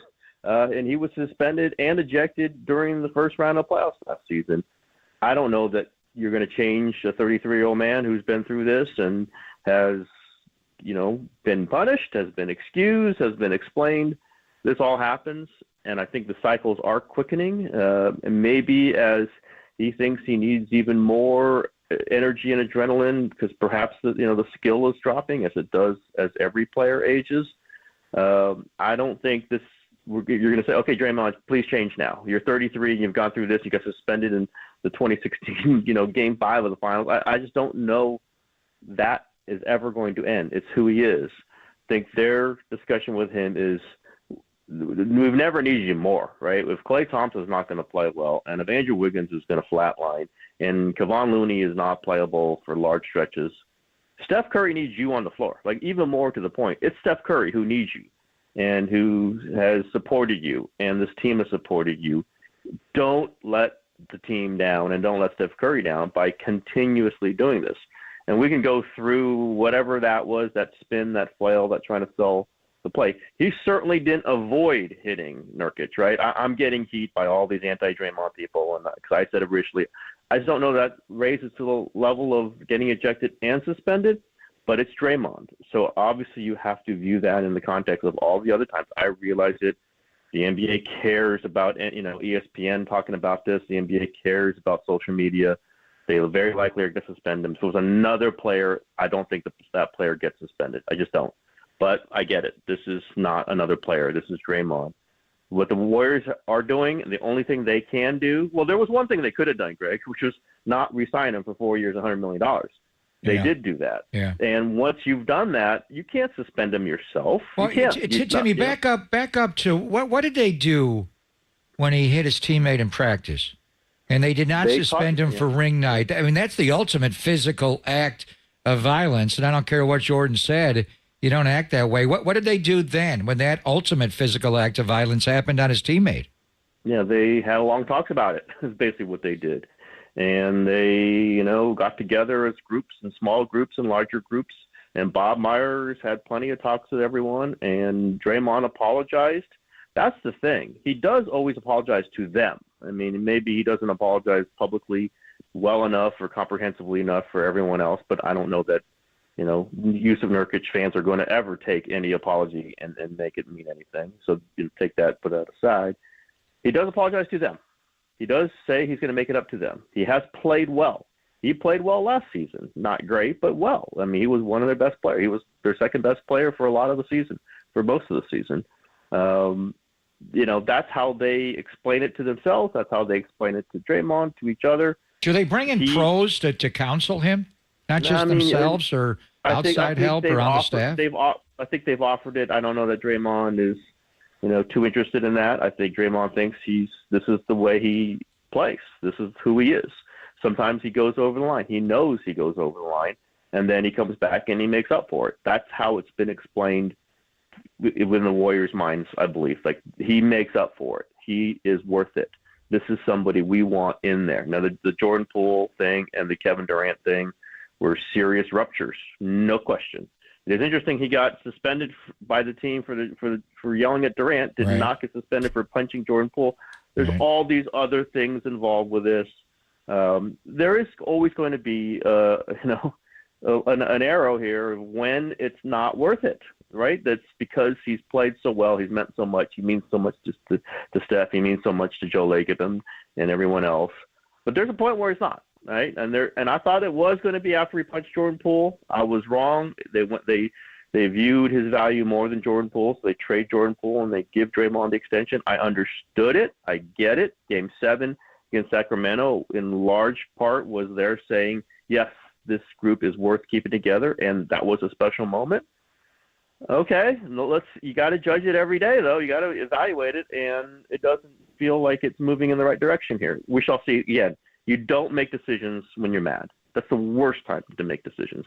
You don't make decisions when it all looks the worst. I don't think they're going to make any decisions now. It doesn't help them. You're not trading Draymond Green and helping yourself. You're not trading Klay Thompson and helping you. They're just not. Get through this, see where they are. It's like February 1st. And I just don't think they can tell themselves, oh, it's going to change. Like, Draymond's behavior is going to change. When has it ever? It didn't change when he was 26 years old in Game 4 of the Finals, up 3-1 against the Cavaliers, and it's not changing now when he's look at Rudy Gobert in a headlock, and it's not changing now when he's spinning and has, I believe, every chance not to strike Nurkic in the face, and he went ahead and struck him in the face. Accidentally, whatever. Other people don't do that, right? We don't see other players doing this. So it's just got to be factored in. And as this kind of unravels, and they may put it back together, for a time. I never discount that. But as this picture begins to get really cloudy, there just is an understanding that they've bet on him, and Draymond, you have to come through for us here. We've backed you. We backed you with cold hard cash. We backed you with the whole team structure.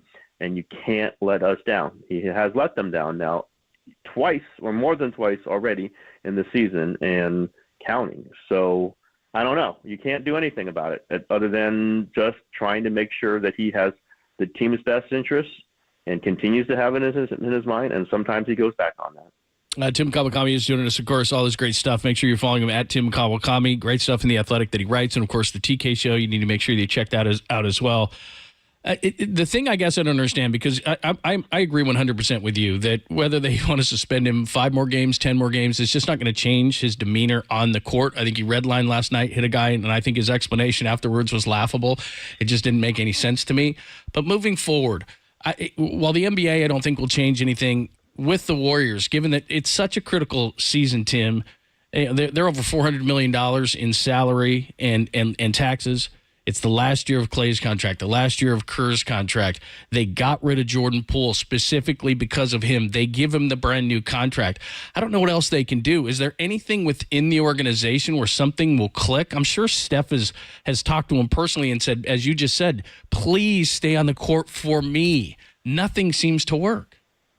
Yeah, I don't know what they can do. I mean, if you couldn't do it in Game 4 of the finals in 2016, in the season they won 73 regular season games, I don't know that there's anything you can say. If nothing happened before he punches Jordan Poole and nothing happens after, I don't know what there is other than the faith or whatever it is that it won't happen again. I talked to Bob Myers, not too long ago, after he'd left the team, but he said, yeah, if I was there, I would, after the Gobert thing, he said, I'd say, there's your mulligan. You used it up in Game 10. You're not doing it again this season. Well, guess what? He did it, 3 weeks later. But not to discount his importance to the team. Like, that's the practical value of this. Like, you bet on that. He's valuable. He understands he's valuable. And you just have to say, at some point, it's going to click into his head and he's going to not jump over that line. But I think what we saw in this game is maybe it isn't that important. If Klay cannot make shots, and if Andrew Wiggins can't dribble the ball, I don't know. What is it? What's the season going? Where are they? Even if Draymond plays perfectly and behaves beautifully, where's the season going? That's where it all starts to lose grip. This thing that's held them together, this bond between these foundational players, might start to slip a little because the winning isn't there. The winning cures everything. They are not winning, and they are losing in some spectacular ways. So I just think it's the grander picture. It's the ripple effect. This person not playing well affects the other person not playing well, which means you can't play this person, which means it puts more pressure on Steph, and he feels more tired. We've seen this in the non-playoff seasons, right? Those 2 non-playoff seasons, it sort of looked like this, certainly the play-in season. Yeah. Then they got it back in 2022, and now they lost it again. Yeah, and then obviously the pandemic year, but Steph got hurt, and it was just Klay was hurt, and they went 15-50 and all that. So these are probably the most trying times of Steve Kerr's career, and not having Draymond, it has impacted about half the games this year, but they're 10-13 after a 6-2 start, and he just seems drained. He does not have a contract beyond this year. He is going to coach Team USA in the Paris Olympics in the summer. What do you make of the fact that Steve does not have a contract beyond this year? Are we possibly looking at his last season as coach of the Warriors, Timmy? It's certainly, in the realm of possibility. I would have thought no way. Start of the season, I would have thought no way. 10 games into it, that he was definitely coming back because Steph Curry wants him back, and which remains the most important player, most important person in the franchise. But if this really gets out of hand, I don't know. I mean, I think he's the best guy for the job. I think they're certainly not going to move on from Steph Curry. I think you want the coach who Steph Curry wants and understands. If there's some decision to move on Steve Kerr and you hire somebody who's worse, what the hell have you done? And the odds are the person's going to be worse. I think Steve's been energized most of the season. I think he's been, very into this team. It's a complicated team. They got a lot of similar talents. There's nobody, keep saying it, there's nobody really emerging. You kind of have to mix and match, and he would prefer not to do that because he likes having a set rotation. Certainly with the vets. Like, even if you start talking about limiting Klay and Wiggins and Looney's minutes, like, they still got to know what their roles are. They're not going to be not playing at all. So you got to figure out what their roles are. They just haven't figured out, that hasn't been deciphered yet. So Kerr is going through that. The Draymond stuff is obviously a toll on everybody, particularly on Kerr. And is there a path where he's not the coach next season? Sure. I mean, Bob Myers' contract came up and then he left. I think it's still likelier than not that they've come to an agreement with Kerr and maybe a 2-year deal. You just like to get through the Curry era, but maybe not. I just don't see who's that candidate who they're going, oh, yeah, let's forget. Yeah, who's that person? I don't see that person. Well, I mean, maybe Steve. Just not having Bob there as a buffer between the owner and Steve has got to be trying. And I know Mike is well respected, but it's just different not having Bob. Yeah, I guess so, but I don't think it's that way. I just think it's Kurt trying to figure this out. Right. And, well, the owner's not happy with a $400 million payroll. No. And let me just ask you about Clay because we haven't talked about it. And I've seen Clay play better. I didn't like a lot of the lock and trail on Booker, but Wiggins had no energy last night. But you asked, Clay the question a few weeks ago, and he kind of bit your head off. What, do you want him to bench us? Well, he did. He did. He took Looney off the floor. He took Wiggins off the floor. He took Clay off the floor. I would just show him the tape. Play as hard as Pojemski, Andrew Wiggins. Just play that hard. Play as hard as Devin Booker. Are you playing that hard, honestly? So, I mean, if Draymond gets suspended for a chunk of games here, I don't know what flexibility do you, except just starting the reserves and taking the starters off the bench and flipping it. I mean, what do you, in light of the way he benched Wiggins and Looney to start the second half last night and Clay coming down the stretch, where do you think he goes now? Yeah, I don't think he's benching Clay to start, but I think what we saw in the second half could be what you see. Is more Kuminga. I mean, if Draymond's suspended, Kuminga goes in the starting lineup at that position. There's no question. Saric could start for Looney. We've seen elements of that already. In fact, they look better when they do that. What Kerr doesn't want, I can see, is totally losing Clay and Wiggins. Like, if you don't go with them for 30 minutes, maybe you get nothing from them in 15 minutes or 18 minutes or 22 minutes. They're not exactly super subs, right? I mean, that's not who they are. Pajemski's going to play more. I just think you're going to see this worked into, I think it was a threshold moment last night. And we know Kerr's been patient. And that was the question I asked Clay a couple of weeks ago was, do you appreciate or value that he's been patient? That's when Clay blew up on me. He understood the underlying, implication of that, but I certainly wasn't spelling it out. And, I wasn't saying, Clay, you've been terrible. But guess what? He has not been good. And Wiggins has been terrible. And last night we saw Kerr finally start to react to that and just say, you know what? I've counted on these guys. I've committed to these guys probably 5 to 10 games longer than many others would have done. But there's reasons for that. They're championship caliber players, not 6 years ago, 2 years ago. And it's not happening. I don't think they win a championship with Pajemski and Kuminga and Moody playing tons of minutes. I just don't. But at some point you do. We've talked about what they owe to Steph. They do owe everything to him. At some point, you owe it to him, and he owes it to himself to play the better players. And right now, at least in this moment, this frozen moment in time, Kuminga, Pajemski, and Moody are playing better than Wiggins, Looney, and Clay. They just are. Doesn't mean they always will. Doesn't mean Clay can't, have a flurry in there. But he's searching, man. He is searching for his game, and it's kind of hard to watch. His body language is bad now. When he missed that 1-3 above the break right and just stood up straight, he didn't play after that. It's starting to get to him. Yep, and it's tough, right? I mean, you understand the pride. He came back from 2 devastating injuries that many people just don't come back from. He came back and he played really well on a championship team, and he did that because he fought for it. It just, and that's what you saw when he was biting at me, which is fine. He's fighting it, but that doesn't mean it's always going to work. It doesn't mean that he can stay at this level. Maybe he gets back to it. Maybe he doesn't. But I just thought the whole accumulation was there last night. It was just all there. Players declining, players. Wiggins is not, he's not an old player. He's just lost it this season so far. Can they regain it? Yes, but you saw it all there. This is the unraveling. Now they got to tighten it back up or make a lot of changes. I just don't think, the impulsive move is, just get rid of everything and go with the young guys. That doesn't get you the playoffs. That doesn't. Maybe you're a little bit better. Maybe you're a playing team.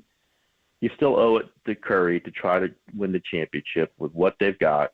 And they're going to need something from Clay and Wiggins. I don't know what it is. It's going to be more limited, but you're going to need something. And obviously the Draymond suspension possibility looms over them. And, they're a lesser team when Draymond isn't on the team. And we circle back to what we started with. He does owe it to them to try to stay on the court. He does. This is part of the deal they've made with him for his entire career. And sometimes he's violated it, and sometimes he's made it 100% worthwhile. And the current levels, he is not worth it at this moment. Tim Kawakami joining us, of course, from The Athletic. Pop and Lund here on the Sports Leader, talking Draymond plus the rest of the Warriors' disappointing season to this point. And just to add something to Clay, I'm sure you know this, Shams Charania came out today and said that the Warriors offered Clay $2 and $48. He politely declined. This is probably going to get ugly, is it not? I know where we are in the season, but it's not trending well. Yeah, I mean, I just don't think they're going to be negotiating anymore.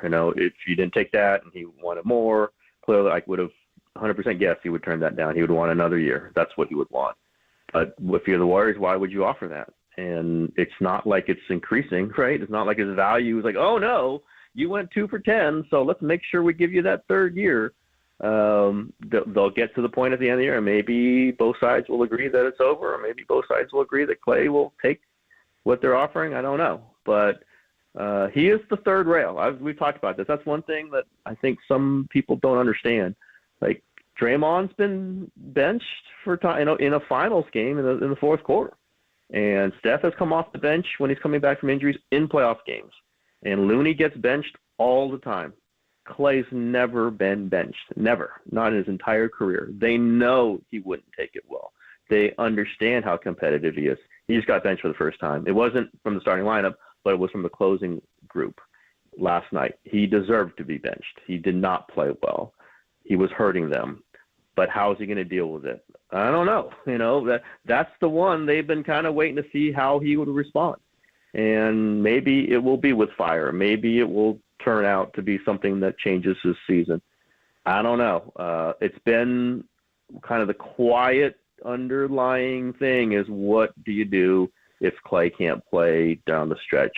And they are in the middle of that right now. I've heard these national reports. I've kind of joked about him. Oh, he's in max offers out there. Max offer on the table. And I don't want to demean Clay, but what? Are you kidding me?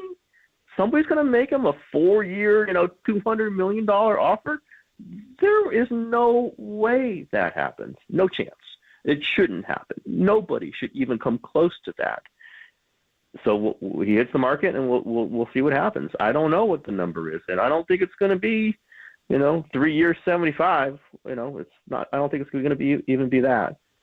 Either he understands what the value is, and the Warriors will pay it to him, or he's gone. And I think every day this moves on, it's closer to the other thing than it is to him staying. I don't know where the balance is now. I don't know where it will be by that point, but this is what we're watching. This is how kind of great careers can end up. Like, it's not usually pretty. They don't usually go off and say everything's great, because if they did, we would have a lot more of them, and we rarely see that.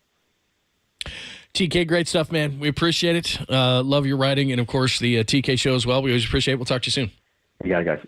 All right, that is the great Tim Kawakami. Make sure, like I said, The Athletic and the TK show. We'll continue to talk about a few of the things he said. Give us your thoughts as well. Text line is wide open, as well as YouTube and Twitch. Your thoughts on Draymond Green. I got a note for you for the ones who say, we're sick of this. We'll get into that conversation. Then the bottom of the hour, don't miss Eno Saras at 12:30, because he does all the breakdowns. You don't know Jung Hoo Lee until you hear what Eno has to say, plus some of the pitching and some of the comps, all those things. Eno will help us break it all down at 12:30, only here on the Sports Leader.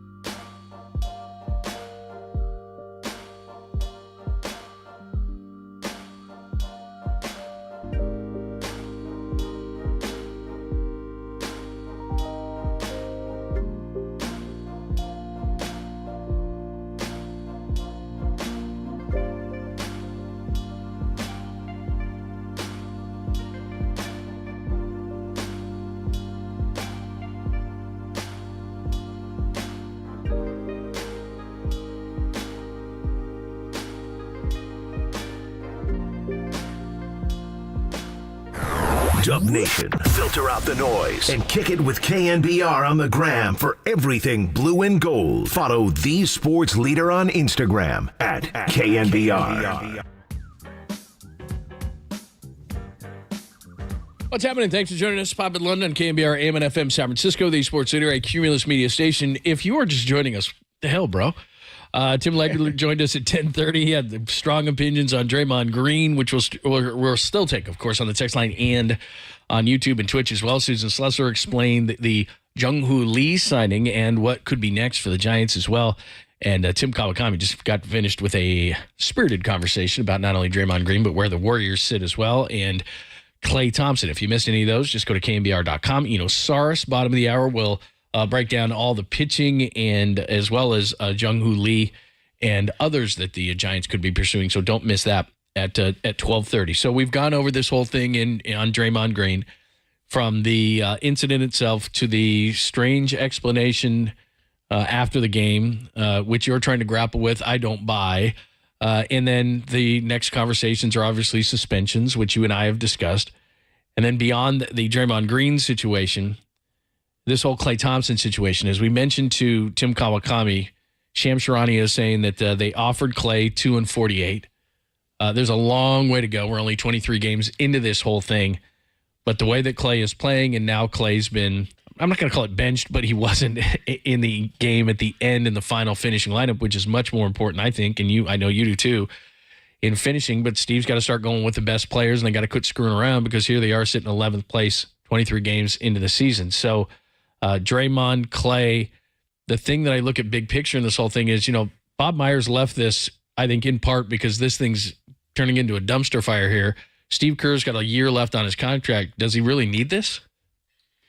Well, he likes to coach, but he's done it a while. I don't know if he's going to be a lifer. I mean, if Steve left this job and didn't sign, there's a lot of money what these coaches are making between Monty Williams and look at what Pop's going through in San Antonio in that losing streak. Monty Williams, what they had 20 in a row for Detroit? What's Pop at, 17? Yes, brutal. I mean, those are the two highest paid coaches in the league, and they can't win. So, but Steve's, from the moment he arrived here, it was basketball Shangri-La, and you won 61 right away, or 63, whatever it was, and then the title in 73, and he's had a couple of years. The pandemic year was weird, obviously, for everybody, and Steph getting hurt before it, and the year they got in the play-in and lost to the Lakers, and then obviously Ja. But beyond that, last year was like the worst year they ever had, and they weren't that bad. They won 44 games and beat Sacramento in the first round, but then they lost in the second round. That's like the real NBA. But now, the term I've been using is just, we have to watch these guys and remember who they were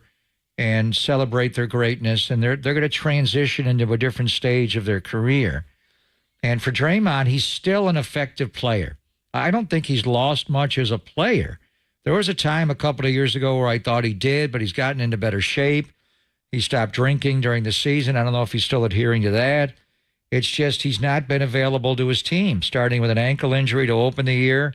When he stepped on Gary Payton II's foot in practice, he missed the first 3 games or so. And then the Donovan Mitchell situation on top of that, what happened with Gobert and now with Nurkic, and he's just not available. But he's still a good player. I think if he plays last night, does not get kicked out, the Warriors win that game. They're up 5 when he left, 65-60, yep.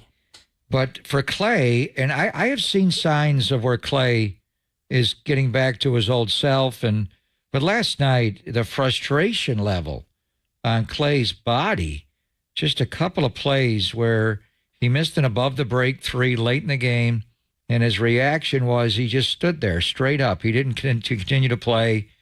I think it got into his head a little bit.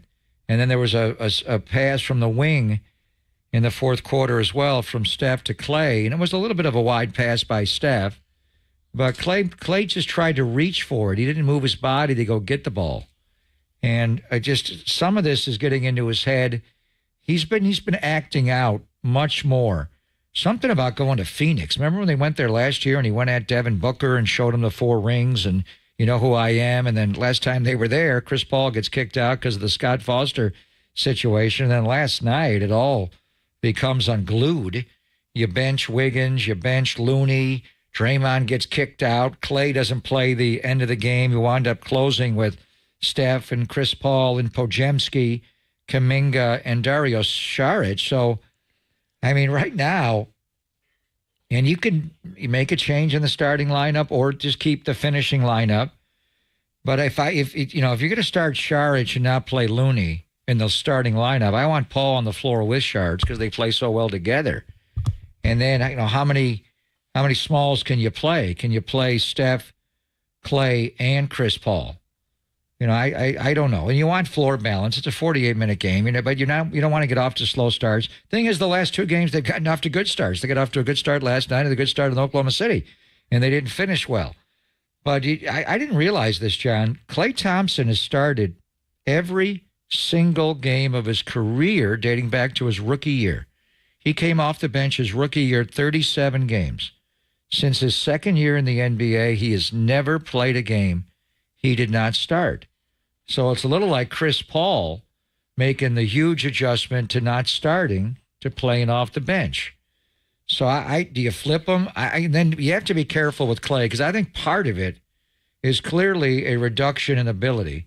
Unlike Steph and Draymond, Clay, for a variety of reasons, those 2 horrific injuries back to back, and just you're going to lose foot speed anyway. But it's exacerbated by tearing your Achilles and your after you tore your ACL. He doesn't guard the ball.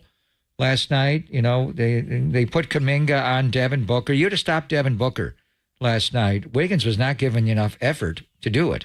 Just not good. And then, Bradley Beal's not the same guy right now. He's coming back off injuries. He does not have that explosiveness he will get later, you hope, if you're Phoenix. You put Clay on him. They just went to Kuminga. It just didn't work.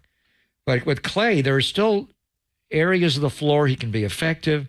If he doesn't hunt shots and let shots come to him organically, he can still be good. But last night he was not good. And his effort level waned on a couple of plays where he visibly got frustrated by missing shots and turning the ball over, not being able to stop. One time he locked and trailed in a baseline. They came out, got a lay. It's hard. Even when he was at his best, that's a hard cover because you get screened, you get bumped off, and you're chasing, and you just didn't get there. But I think with him, it's different because I think the reason he's not playing well is between the ears more than anything else. I think he's just pressing so much. It's so important to him. And even his comments, he's just snapping back all the time. I'm the greatest competitor that ever put a jersey on. And we know you are, brother. We know who you are. You're a Hall of Famer. And they're going to have a statue here, and they win nothing without you. And you were raised around the game. We know Mamba mentality. We know it all. You don't need to defend yourself. But he's just in that stage of his career where they're pushing back on him, so he's pushing back. So it's a delicate balance as a coach. How do you have that I would say, Clay, what do you want to do? We want to get the most effective version of you. We're going to play you, 24, 28 minutes a night. Is it better to come off the bench and try to adjust to this role, watch the game? Do you need to start? You're not always going to finish. We see that. But you just need to play with joy again. Are any of these guys playing with joy right now? This is the Joy Luck Club or whatever. Yeah. They're joyless right now. There's no fun watching that's what made them great to watch. This is the greatest assemblage of basketball talent we've ever watched. But I think what you have to do with him, and I know this is hard, and this is actually beyond basketball, it's human nature. As we all get older, it's hard to realize that you're not what you were. And so what he's going through is he's watching Steph Curry. He's still the same. He's looking at Draymond Green. He's still the same, but you're not. And so I think what has to happen is he's got to be honest with himself, and the organization has to be honest with him and say, look, this is your new role. This is who you are now. Sorry, man. And if you go out and you get a 30-piece or something like that, that's awesome. But you're now, sorry to tell you, Clay, you're a role player. You're a role player. That's what you are. You're not the defender you were. We're not going to play you the minutes. You're going to be a guy that if you're hot, you're going to play at the end of the game. I'm sorry. I have to break the news to you. You're great. You were great. And as you said, you're going to the Hall of Fame. But right now, you're a role player, and we'll reevaluate. We're not going to say it in that tone. We're going to be however you want to delicately put it, but it's like the rest of us. You tell us what to do. How do you want to handle this? But you have to. I think at some point you have to realize what you are, and this is every guy that ever played the game, every woman that ever played the game. That you are what you are. This now. I'm sorry. At one point in my life, I was kind of something. I'm getting a little older, man. I can't go. I'm not as fast. I'm not as this. That's everybody, man. I think it's a way to just maximize what he is here. But I think that'll ease some burden off him. I would. Because he isn't what he was. Well, and he's never going to be. The point is that what's bothering him mentally is now on the floor. It's not just snapping and a reporter's question here or there, pregame, postgame, off days. I see it in his game. He's stopping when he misses a shot because he's paralyzed because he's not the same player he was. I think he knows that. But then how do you max it? It's your job as a coach in an organization to maximize what he is. He's not going to be what he was. Maybe once in a while, but not consistently. I mean, the greatest players, I'd cite examples of guys that had to evolve, starting with Tim Duncan. He was not the same player at his end of his career. Pop brought in like 4 bigs around him, and they did reduce his salary. Bob McAdoo left for a long time, went to Italy. He backed up Kareem Abdul-Jabbar. Bob McAdoo was a 3-time scoring champion. 3 straight years he led this league in scoring, even more than Kareem. He took it. Now, they changed teams to do that, but he did become part of a championship team in a different role. You have to evolve and accept a different role. I think it would come from Steph, obviously Steve. These are caring people. But I think the point is, how do we maximize what you have? We need to get as close to 100% of what you have right now. How is that best done? I think it's him being honest with himself and the organization being honest with him. And it's like midlife crisis guy that buys a Corvette. It's like, look, man, and he's trying to dress young and he's trying to do this, he's trying to do that. Look, you're not that guy anymore. So here's what you are. But the biggest problem for the Warriors is they drafted for this. They tried to draft Kuminga. They tried to draft other guys. And this is where they Wiggins, got a guy that's playing better right now. Right. Pojemski's playing better than those guys. But this is where Wiggins being what he's being right now, and this is why he frustrated other teams before he came here. He's 28, 29 years old. He's supposed to take these roles. Other guys on successful teams that evolve take bigger roles while a guy like Klay Thompson takes a step backwards, and they haven't had those guys. And so now this still falls on Klay Thompson, and night in and night out, he's not capable of doing it. Will we see a 30 or a 35 from Klay, and he's going to be on the court like, I'm back? We are going to see that, but it's just not as consistent as it used to be, and that's part of being an older player. So I don't know what you do. But if anybody hard can handle it, and this is where you miss Bob, honestly. I don't know if, John Levy's probably a good guy, but Bob just had a tenderness about him where he would just let a guy emote and try to figure it out. Steve can do that, obviously. Steph is good at that. They always protect him. But, it's just, to me, it's just when you see him react in a way when he misses a shot, like he used to just go back and be Rocco. Let's go get, let's get back and play defense and steal the ball back. Now he's like, damn. And there's just too many moments where it happened last night. He really was, for the first time, unplayable. There were other guys that were obviously playing much better and harder, and it's the young guy. I mean, right now you got to play Moody in certain situations more, and that Pojemski amazes us. He was great last night. If they would have won the game last night, Draymond would have taken all the attention. That guy, not only does he play hard, he can face you up with no ball screen at all and beat you off the dribble, premier NBA perimeter defenders, and go in and score. Or Jordan Poole could do that. Steph kind of struggles with that at times. He can do it, but they're going to come at him. Pojemski, that guy's got balls, too. He just takes hard shots and makes them, and he keeps coming back. I mean, right now, that guy's got to play. All right, bottom of the hour, Eno Saris is going to join us a lot about the free agents and who the Giants could get from here. Plus, Jung Hoo Lee. Who's this guy? Eno's going to tell us the bottom of the hour. It's Pop and Lund, only here on the Sports Leader.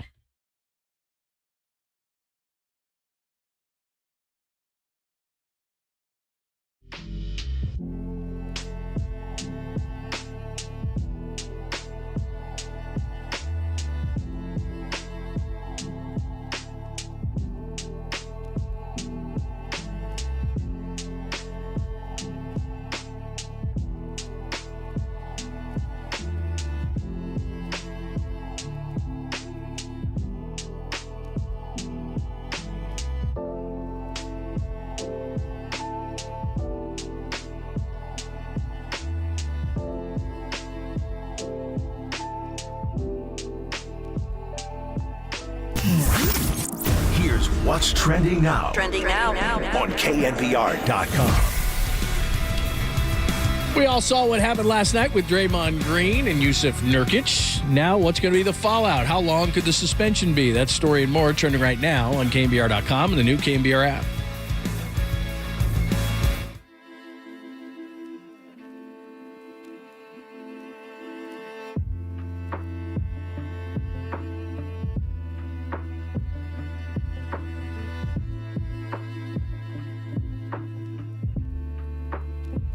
was in essence a sophisticated heat beam, which we called a laser. That's right, a laser from the Laser Eye Center of Silicon Valley, where I am, by the way. I'm like 10 minutes away from that place. They are absolutely great. Now, look, Papa and I had this procedure called CLR. It's custom lens replacement. It has been a life changer for me because I couldn't see. And I have had a LASIK procedure done before that, but they said, hey, why don't you try this one? And that's the whole point of the Laser Eye Center of Silicon Valley. Now, if CLR works for you, that's awesome. Free consultation, by the way, so you have nothing to lose. But they do all sorts of procedures. LASIK, all three kinds. Smile, Evo, ICL. And the procedure, like I said, that I had, custom lens replacement or CLR. That's what Papa had as well. So I went in, I talked to him, I had the free consultation, and they said, this is what we think is going to work best for you. And guess what? It worked best for me. But everybody is different. So maybe you're going to have a LASIK procedure that's going to work for you. Maybe you're going to have that Evo ICL that is going to work best for you. Whatever it is, that's what they want to do at the Laser Eye Center of Silicon Valley. Like I said, it's a free consultation, so you have nothing to lose. And I got to tell you, you're going to have a ton of trust in Dr. Bindi and Dr. Ling. Dr. Ling did my procedure. It was easy. Just took moments. You're going to feel great because, you know, your eyes, they're kind of important. And I trusted the guys at the Laser Eye Center of Silicon Valley, and it's been a tremendous decision. So whatever it is that's going to work best for you, that's what they want to do. But what you need to do first, get that free consultation. Do it today at the Laser Eye Center of Silicon Valley.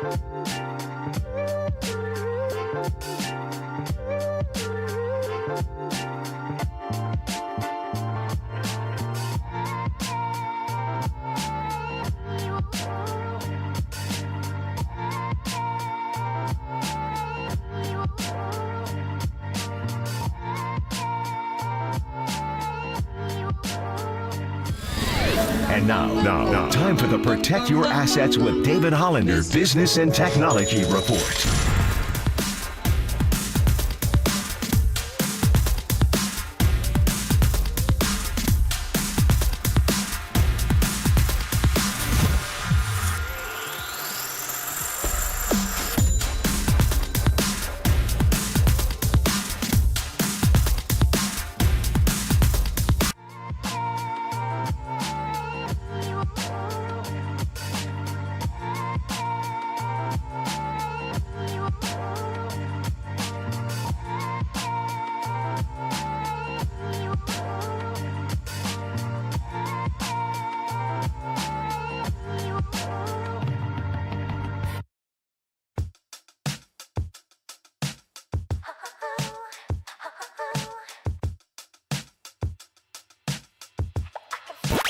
Follow the leader on Twitter at KNBR. For once again, we are the sports leader. KNBR 104.5 and 680. There definitely is an adjustment period. I mean, talk to evaluators of other teams after the signing yesterday, and the general perception is it's an overpay. That they think that the guy has that he's got skills. High walk rate, low strikeout rate, contact guy, good athlete. Potentially he could grow, but there's an assumption that players coming from Korea need at least a year, maybe two, before they start to get comfortable and adapt to the game over here. And I'd say this, though, about the Giants situation. I think they have to overpay at this point. I think they and the Red Sox are the two organizations in baseball right now where you have to have a little bit of a surtax to convince players to come over and join your organization, because the perception of your team right now is not great. And you got to pay a little bit extra. I think it's a good gamble for them. And if anyone accused them of overpaying, I'd be like, well, what choice do they have given where they are right now? Buster Olney, ESPN, Jung Hoo Lee. He's talking about that contract, and it is going to equal about $132 million with the $19 million posting fee, which was close to about double of what people had projected. They were projecting maybe in the $70 to $75 million range. But look, they've got somebody. I'm not going to bitch and moan about it. He's supposed to be defense first center fielder. We don't know because he's coming over from Korea, and he does bring up a really good point. So we shall see. Well, I think the two elements of his game should translate to Major League Baseball, and that is his defense and his speed. Mm-hmm. He should be. He's going to be able to run fast. He's going to be able to track the ball down. I thought it was interesting that Susan Slusser said she thinks they're in on Bellinger, which would really, if you put Bellinger and right, this guy in center or vice versa, wow. And especially at Oracle, or when you go to Coors, put one in left or one in center. But he's a Gold Glove caliber player. He'll have to learn the wind and the patterns of playing at Oracle Park. But his defense, they wanted to get athletic at center field, John, and he clearly has done this. This is a huge upgrade over Matos, and if you keep Yastrzemski, you could play him in right or even upgrade there. What you don't know about is hitting. And obviously, he's the Korean Baseball Organization, the KBO's MVP in 2022. The batting average is there, the hand-eye coordination, bat to ball, the on-base is there. He's got a little pop. Is he going to be able to drive the ball here? He had 23 homers. Hassan Kim in San Diego took a long time to figure it out, like a whole year. But last year, I think if you asked Bob Melvin, he was the Padres' best player. And defensively, he could be translated to either short or second, and he started to drive the ball. So it may take him a little while to figure out Major League pitching, but I think in time he will be there. And the defense is going to be there, I think, right away, and the speed. Are we concerned at all about last year that he had an ankle injury in July and his numbers weren't good? I mean, should we say he's from South Korea? Oh, how long have you been sitting on that? I set the whole bit up just to go to South Korea. Wow. I didn't see that coming. That was a Draymond Green roundhouse to my face. I didn't see that coming at all. A long way to come to drop the punchline. Wow. Are we worried about any of these? Yeah. You know what? And I'm sure the Dodgers already had a physical. Susan wrote physical today on him, and I was thinking, oh, no. Well, Shohei's going to be introduced tomorrow at 3 o'clock our time, I assume. They already looked at the medicals. I want to hear what he has to say, and I want to, the whole thing. But I assume he's coming off Tommy John. That's a bit of a risk. And what do we know about the grandson of the wind? I love the nickname. That is nice. That means you're fast. I'm the grandson of breaking the wind. You are. Different. See, that line didn't even work. John Lund here for Chipotle. Exactly. Are we concerned about the ankle? It says when was the Korea deal? A year ago at this time? Yeah. Anytime that it says physical in probably the next 5 years, we're all going to get jumpy. So yeah, when Susan is the whole deal going to go south because he's from Korea? Okay, enough. I got many different versions. I like that. Many different versions of the punchline. All right, what is next for the Giants? Eno Saris did an absolutely great job with Yoshinobu Yamamoto, who is the biggest name left. Could the Giants get him? The longest one, too, I think. Absolutely. He's going to get a bunch of money, but he did a great breakdown on him. He's only 5'10". Not all Japanese pitchers have come over with high success, so there is a little bit of a risk here, but he's got some great comps and explains this guy. Is he doing it just so he can go to the Dodgers, though? We'll get into that conversation coming up next, and other free agents that will be available to the Giants with Eno Saras, only here on the Sports Leader.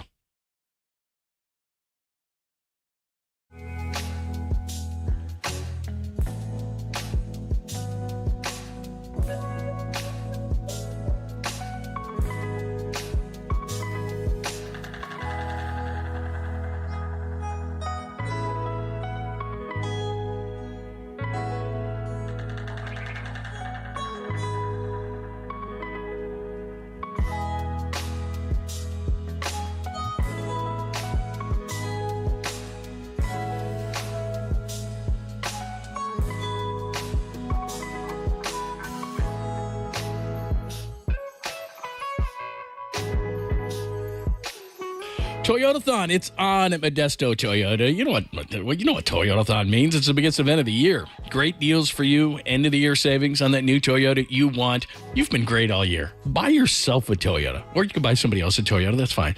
Big savings on all 2023 and 24 Toyotas. You can come check out the models and deals, or you can go to modestotoyota.com like I did. You check out the incoming vehicles. It's got everything you want on it. You pick that one out, the one you want. And now you've got great Toyotathon deals, so they go quickly, though. So don't wait. The time is now. Save big on gas with many of the hybrid cars, and I've got the hybrid RAV4 right now, which saves me a ton on gas. Got SUVs and trucks as well, plus the all-electric BZ4X. In fact, where we are at Levi's Stadium, it is just right past the ticket office. You can come check one out right now. Come by, say hello, knock on the window, and check out the new BZ4X. That's got a great price and special lease deals as well. So Toyotathon is on. It's the big one.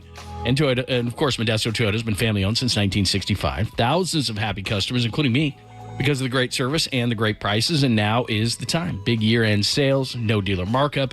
Toyotathon, it is on. The time's never been better, so come get your new Toyota. What are you waiting for? It's at Modesto Toyota, where I get my Toyotas. My son got his Toyota. It's only at Modesto Toyota and modestotoyota.com.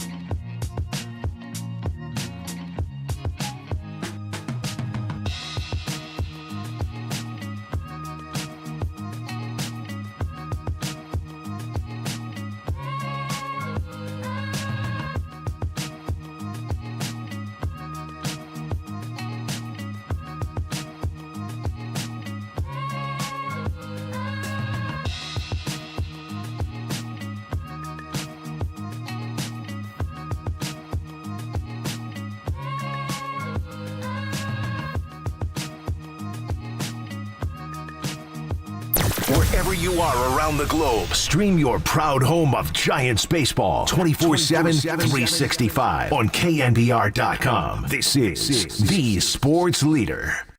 100%. Look, it's interesting. They signed Otani to this huge contract, and they still haven't addressed their biggest need, which is their rotation. It was a complete mess at the end of the year. They don't know if Clayton Kershaw is going to pitch for them again, so they desperately need help in their rotation. And look, they're one of the teams talking to Yamamoto. The Yankees are in it. The Mets are in it. The Giants are in it. It's absolutely a perfect storm of big market bidders for this guy who's almost unprecedented as a free agent. That's Buster Olney, ESPN, and more bad news is he's talking about the Dodgers there. The Mets are going to be in this. The Yankees are going to be in this as well. Yoshinobu Yamamoto, his meeting with the Dodgers, as Eno Saris retweeted per Ken Rosenthal, it only had Mookie Betts, Freddie Freeman, and Shohei Otani, his countryman. And that is going to be difficult to overcome. But no Doc Roberts, Will Smith, or Muncy didn't show up. Just those three guys. We'll see.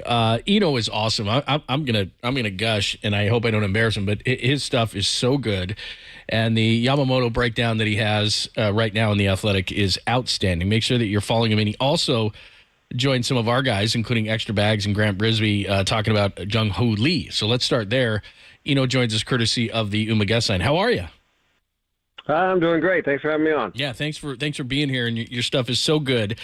Before we get to Yamamoto, let's get to Jung Hoo Lee, because we're looking at all the stuff, and Korea is not Japan as far as the quality is concerned. So, and this guy's coming off an ankle injury, so there's some unknown here. But what are your thoughts on the Giants signing Jung Hoo Lee?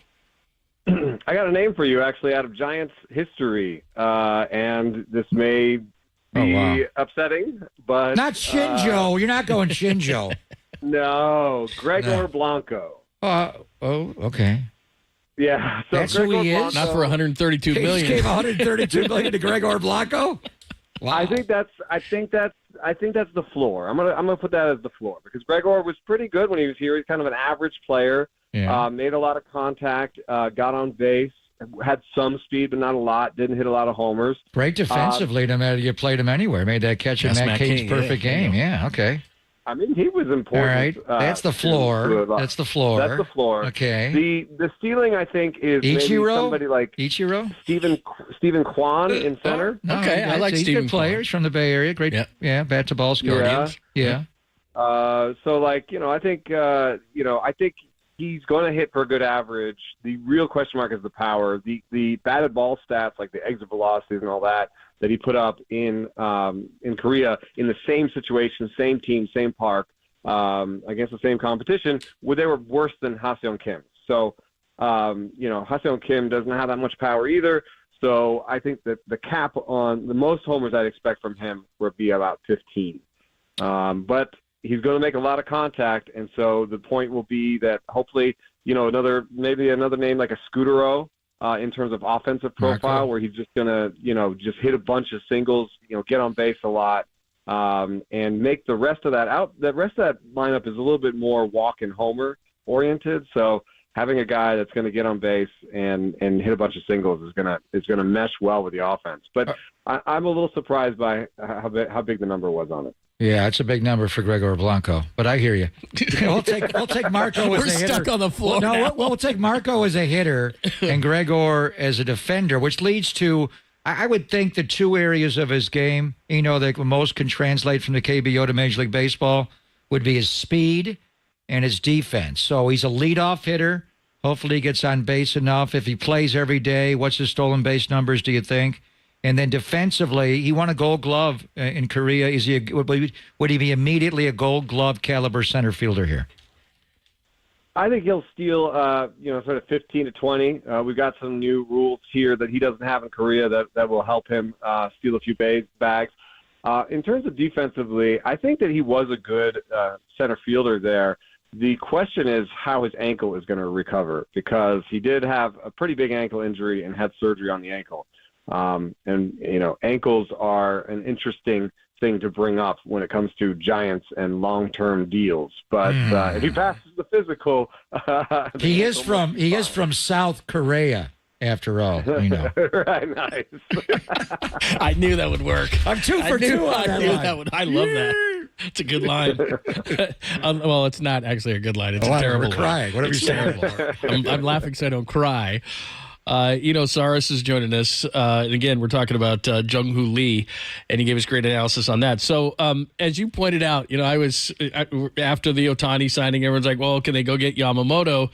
And you did a tremendous breakdown on him, and you had a few different pitchers. And I didn't realize this. I mean, I've seen him pitch before, and he's getting up there at 95, and I know the curveball jumps off the table, but he's only 5'10", so automatically you think, oh, he's Lincecum, but that's not the comp. You had some other comps on him.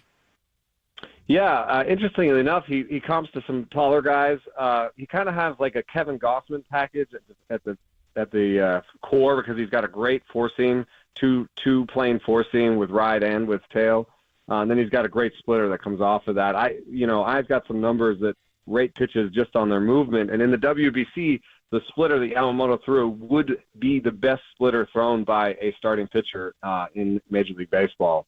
And that's just by like movement and velocity and stuff. So I think he's going to have an excellent splitter. But the thing that's cool about that is, we had Kevin Gossman here. He was great. And we know the fastball and splitter are great. We also know that Kevin Gossman struggled to throw a breaking ball. He never really had a good breaking ball. Well, Yamamoto's curveball would be a sort of a top 10, top 15 type curveball. So what if you take Gossman, you add an elite breaking ball, and you add elite command? That's Yamamoto. So, Gossman plus is something to dream on for sure.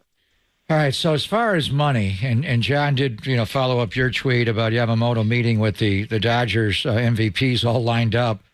How much money are we talking about here? 200, 300, you say maybe $400 million for this guy? What's the length of the contract? And just when you compare his stuff, and with the Hawkeye technology, you can really break down these pitches and quantify each one, as you did so brilliantly in your piece. How do you compare him to Blake Snell? Would you be more comfortable, just going out and buying Blake Snell for maybe a lesser number, or is Yamamoto stuff, so superior he's worth paying for? Well, I mean, there's two things going on with when you're talking long-term deal. You're talking about injury, and you're talking about quality. And when you talk about injury, shorter pitchers do get injured a little bit more often. But the best predictor of future injury is how injured you've been in the past. And so Snell, kind of 120 innings, 120 innings, 180 innings. That's how every 3 years goes for him. So he's had some injury history. Yamamoto has just pitched. Like he's had like one IL stint for an oblique, and that's it. So in terms of past injury, Yamamoto is pristine. In terms of size, he's smaller, and if you're worried about that, Sonny Gray, even old school Roy Oswalt, Pedro Martinez, a lot of them have been really excellent. How many of them have had thousands and thousands of innings? Like how many of them are on innings leaderboards? So it is something to think about when you're talking about a shorter righty. So that's why I think the 400 is going too far. And the biggest deal we've ever seen for a pitcher was for Garrett Cole. Right. And the reason he got that was tall, big, strong, never been injured, great stuff, great command, like checked every box. And, I don't think that, you're going to beat the Garrett Cole package with Yamamoto, honestly, like myself, in terms of 10 years and what was the final number? 324. Yeah, it was 324. 324. Yeah, like I can't believe that you'd give a guy who's never pitched in the big leagues and has this one asterisk about size more than 324. So I bet you it comes in at 8 or 9 and 250, where they have to pay the posting fee, and it gets close to 300. But I don't think he's going to beat Garrett Cole. I mean, that's just me. Maybe I'm wrong on that. But, like Garrett Cole, he pitched in the big leagues. You could see that he was going to be successful. Right. Saras is joining us. Great breakdowns that you need to check out in The Athletic. Now, as Ken Rosenthal wrote and you retweeted, because of the way that Otani made his contract, the Dodgers still have money. And so I think it's going to be tough to beat when Mookie Betts, Freddie Freeman, especially Shohei Otani, meets with Yamamoto and says, "We want you to be here." I know we've heard of the New York teams, but the Mets went there. Steve Cohen went there. The Yankees are going to be on this thing. We've heard the Red Sox. Do the Giants have a chance in this whole thing? I do think so. It's never easy to get in the mind of someone who's coming over. A lot of the times, when they come over, money is not an issue. I mean, with Otani coming over when he was a kid, he only had one number he's looking at. So he was looking at a lot of different factors other than money. And so, there's going to be factors about would I be one of the most legendary? I think a Japanese player coming over here could become the most legendary Japanese player that has played for the Giants. I mean, no Shinjo slander here, but the bar is less high than if you go to Seattle or if you go to LA, or even if you go to New York. So, if personal legacy is part of it, if he just wants to build something and he sees the Dodgers as kind of evil empire Yankee style, and he wants to be part of beating them, that could be part of it. I have to say, having Otani, having Betts, and Freeman come give your pitch is a pretty strong one. Without a doubt. Say they could sign them both, Yamamoto and Blake Snell. I mean, they got to be in on pitching here.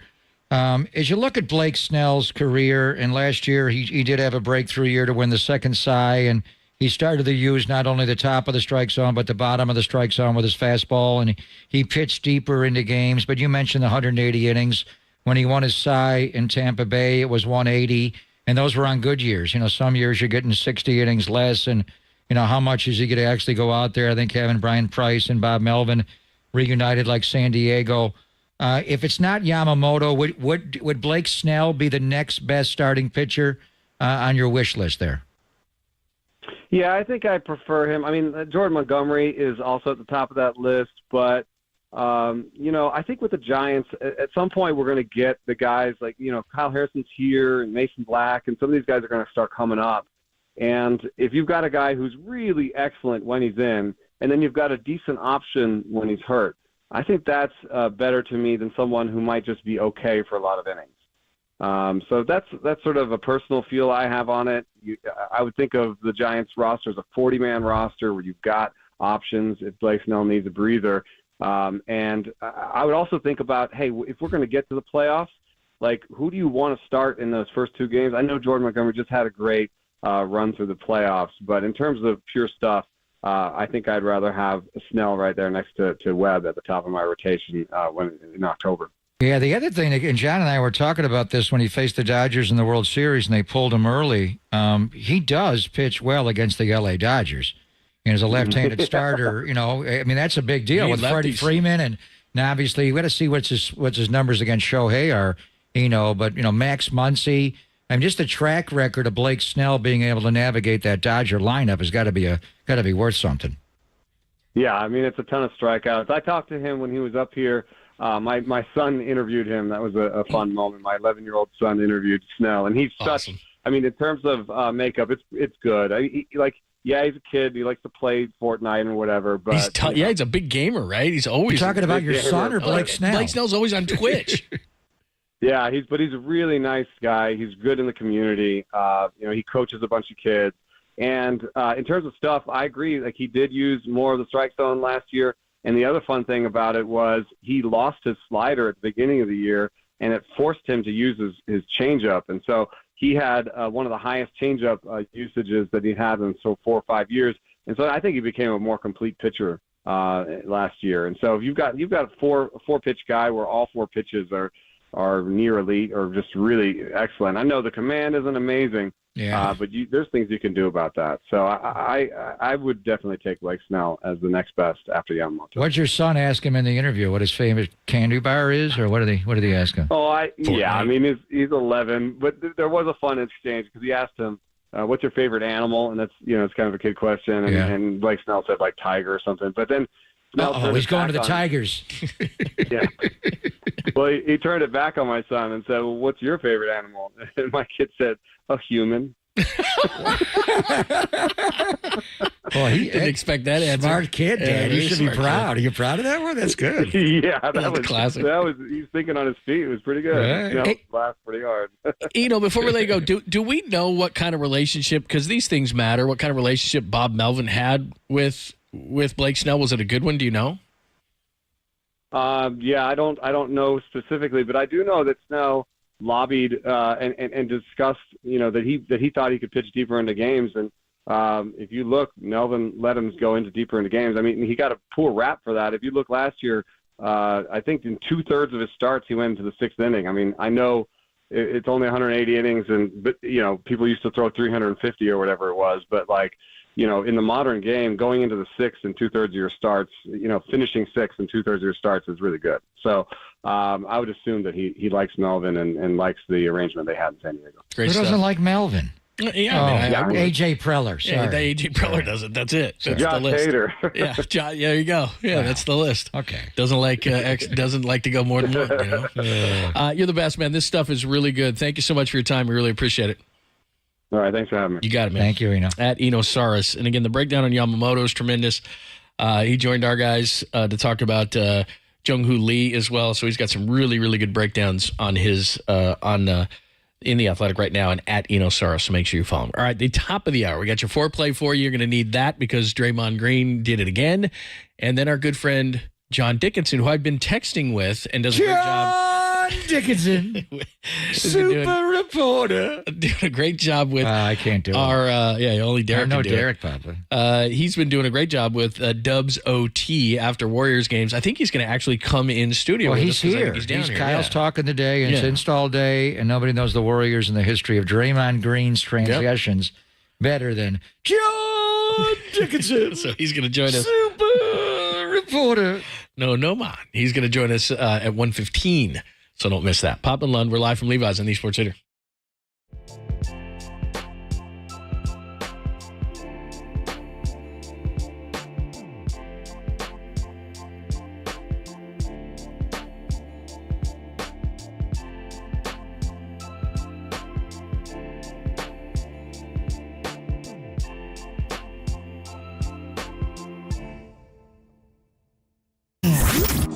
Here's what's trending now. Trending now. On KNBR.com. Jung Hoo Lee is a giant. He's their new center fielder. What's next? That story and more trending right now on KNBR.com and the new KNBR app.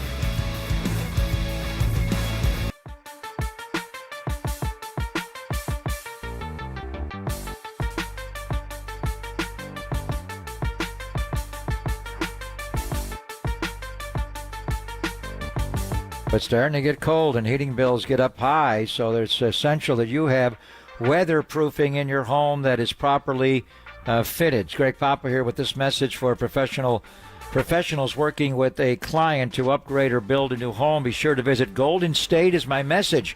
They partner with respected brands such as Owens Corning, James Hardie, and Boral Siding. Owens Corning provides a broad range of insulation, roofing, and fiberglass composite materials and are known for innovation and sustainable solutions. James Hardie provides a durable, lower maintenance alternative to wood and vinyl. Boral, true exterior siding and trim, well, they offer phenomenal performance while consisting of 70% recycled materials, a environmental leader. So talk with your client about double or triple pane windows that offer a comfortable environment year-round while delivering low energy bills. Golden State's respected window and door partners include the very best, Marvin, Anderson, and Milgard. So start online at goldenstatelumber.com. Building better in the Bay Area since 1954. Golden State. When you succeed, we succeed.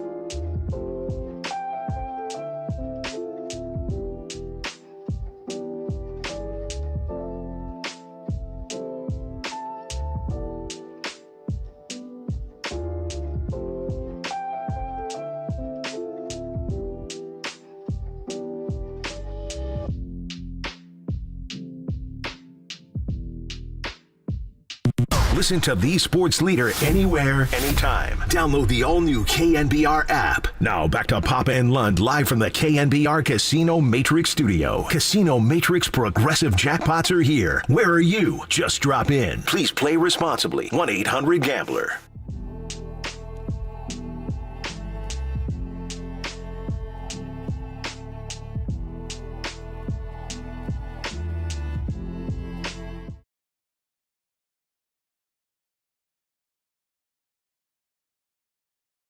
Thanks for joining us, Papa and Lund, as we are live from Levi's Stadium. So we've got a foreplay for you, heavy on the Draymond Green incident. Also, the finishing lineup for the Warriors from Steve Kerr's mouth. And Buster Olney talks about the newest giant, Jung Hoo Lee, at 1 o'clock. We'll do that for you in about 3 minutes.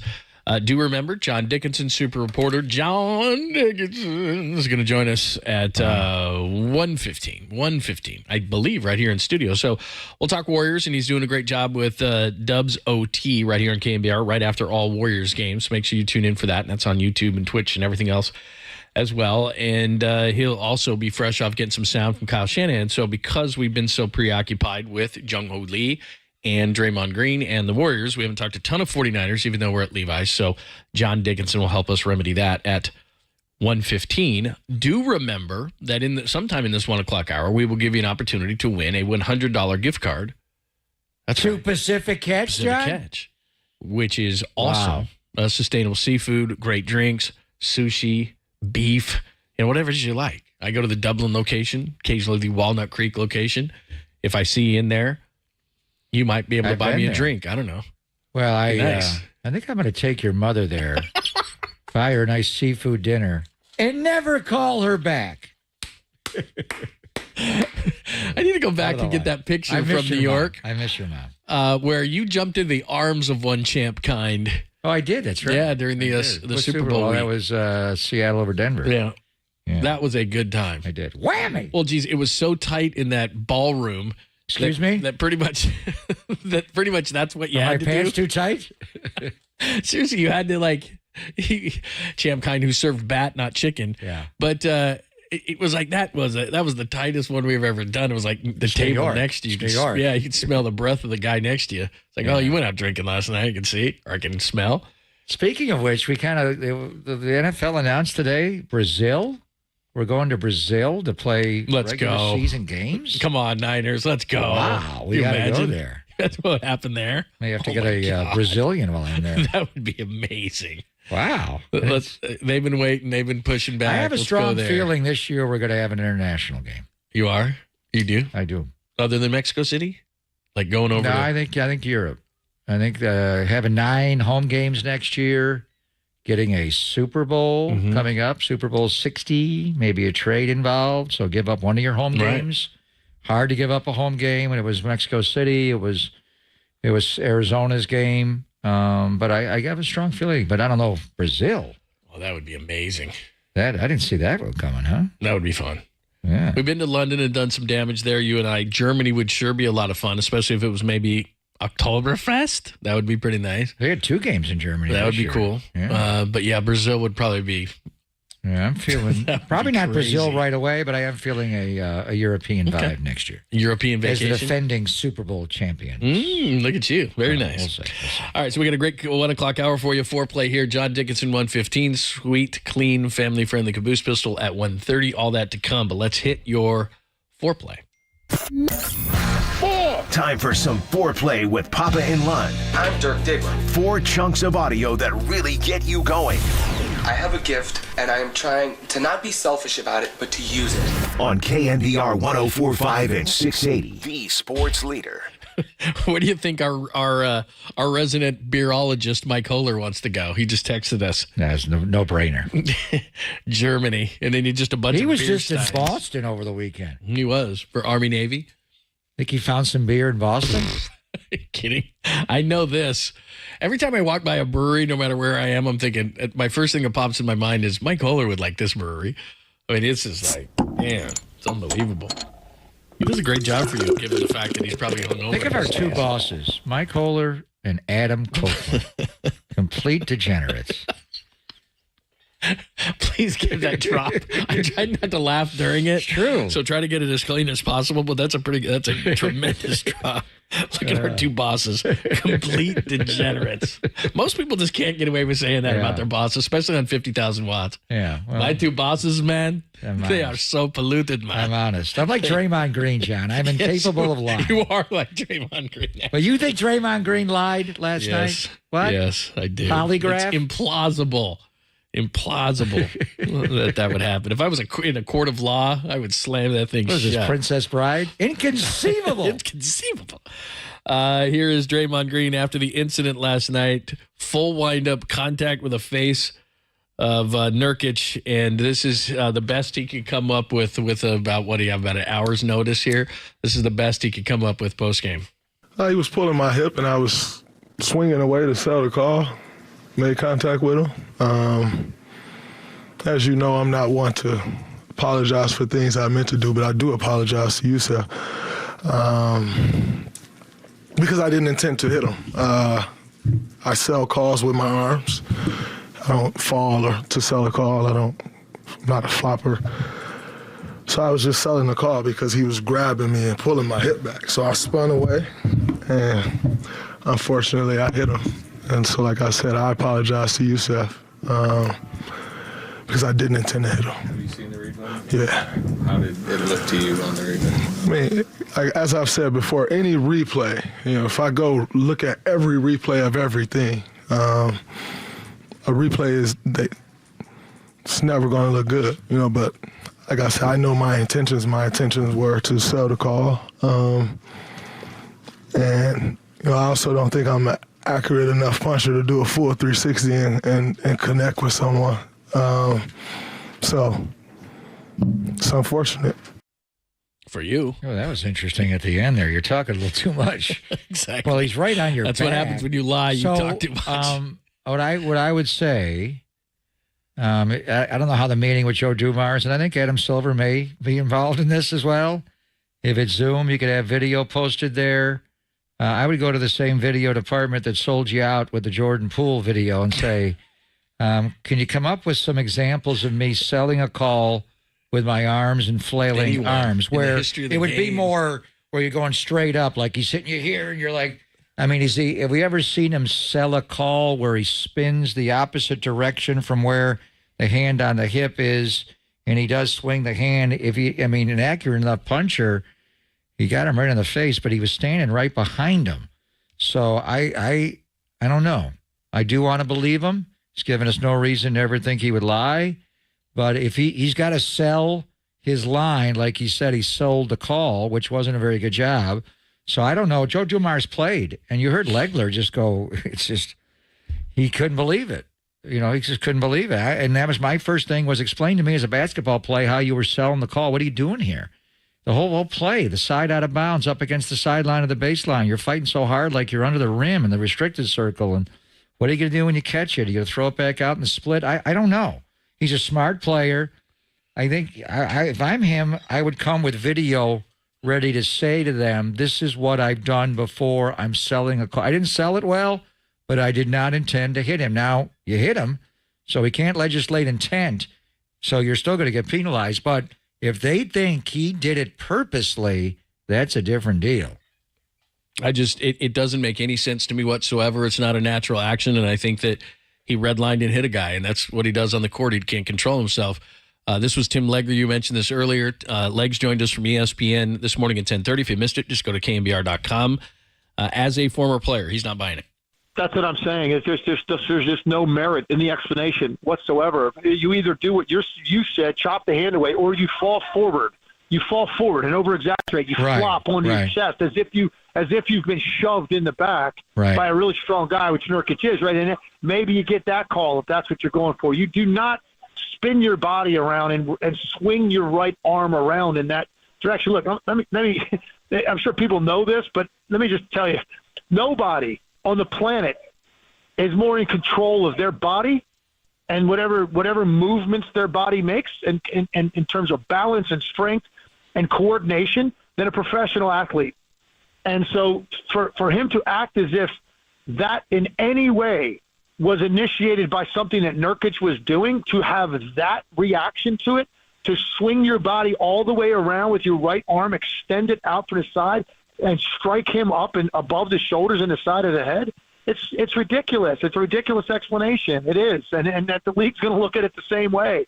And look, I would honestly, look, it is what it is. No matter how you look at it, it's like I said, it's a selfish act, and it's going to really hurt his team. And it's just like, how tired is everybody of all this? They have to be beyond tired. All right, so the next question is obviously, if that's the way that the NBA looks at that play and does not buy the explanation, and he just did this a few weeks ago against Minnesota and got 5, how many is he going to get this time? I don't know. I'm done guessing with him. And I think we are tired, just spent. We're done. We're spent with it. It goes on and on. And Steve Kerr's got to live in it, and he had no comment on it. Even though he could have watched the video before, he knew they were going to ask him. I just don't think he wanted to have an answer. But Steve's very honest. I'll be anxious to see. I think sometime this evening we're going to find out what Park Avenue's going to do. Certainly before our show tomorrow, because they got a game tomorrow. Is he playing or not? You need to know before you go to bed tonight. So I think it'll come down tonight. I don't know if Steve is doing any shows or he'll meet the media tomorrow. But last time he said, physical act of violence, we have to help this guy. When he looks at this video, this is, to me, and I don't know what he was trying to do, but, the Gobert thing, I think he was trying to defend his teammate. He just took it a little long, 6-7 seconds. It was way long. But this one, John, I don't know. And he's gonna have to explain why he was looking to sell the call and provide evidence where he's done that in the past in a similar manner. I can't think of one. That's going to be tough. The other part of the Warriors game last night was Steve Kerr had enough. Speaking of having enough, the bench scored 80 points. The starters outside of Steph Curry didn't help them in any way, shape, or form, specifically Andrew Wiggins and once again Klay Thompson. So here is Steve Kerr explaining why he went with who he did down the stretch. Honestly, we were just trying to win the game tonight, and we were struggling with some of the lineups out there, and we've made the decision. I made the decision at halftime to put a different lineup out there. Felt good about it, but we obviously did not follow through and play a very good second half. They did have a run at the end, and Podziemski and a couple others, but I think they're finally at the end of the rope here and saying, look, we're 23 games into this. Sorry, Klay. Sorry, Wiggs. We got to get guys, whoever's playing well has got to finish. Yeah, well, he did it last night. He changed the finishing lineup, so that's obvious. And Podziemski, he's playing so well right now. He deserves minutes. I mean, if you had to really rank the backcourt contributors after Steph Curry, Podziemski's second. He and Moody, and I know Moody can play up a little bit, but at 1, 2, 2.5, even more than Paul. And more than Klay. Now, does that mean he starts and finishes games? You got some egos here. You got Chris Paul, you got Klay Thompson, you got Andrew Wiggins. In his own way, Kevon Looney. These are prideful champions, and Chris Paul, a Hall of Famer. So we'll see what he does. They're playing the Clippers again. You got to match up with those guys, and then you're probably not going to have Draymond Green. So I think right now, of Steph, Klay, Dre, Steph's the only certainty to be in the starting lineup and the finishing lineup. You're not going to have Dre. Klay's role has got to be altered to some degree. Is this Steve Kerr's biggest challenge as coach of the Warriors? I mean, coming out of the Jordan Poole situation last year, the rocky start, they couldn't win on the road. They were 10-10. I don't know, John. This is a whole different challenge for him because and Steph's still playing great. Draymond's still playing very effectively. He's your second best player. He just can't stay on the floor. And then after that, you got young guys that are pushing for time that need that development or need actually to play. And you got older guys that are sliding. So the two timelines now, not good. They're crashing. Starters last night versus the bench. The bench had 80 points. The starters had 36, but Steph Curry had 24 of the 36 outside of Curry as far as starters were concerned. 4 of 20 from the field, 2 of 13 from 3. And a whopping 12 points from the starters not named Steph Curry, 80 off the bench. So, yeah, obviously struggling for the starters. All right, I just saw John Dickinson outside waving to get into the studio. So does he have a key card? Should I let him in? We're going to get John into the building, and we're going to talk all about his Dubs postgame, which is absolutely great. Dubs OT, which you can hear after all Warriors games. And obviously, he just came from Kyle Shanahan, too, so let's get some 49ers in here. John Dickinson joins us next, only here on the Sports Leader.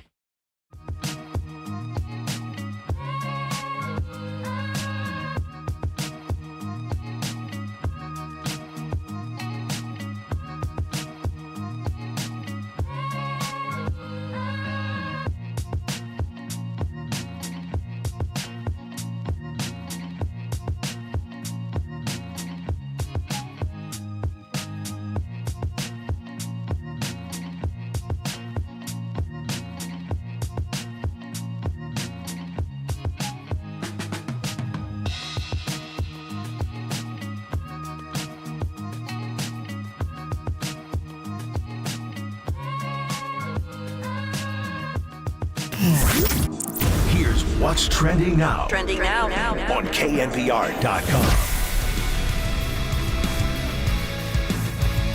Jung Hoo Lee is a giant. He's their new center fielder. What's next? That story and more trending right now on KNBR.com and the new KNBR app.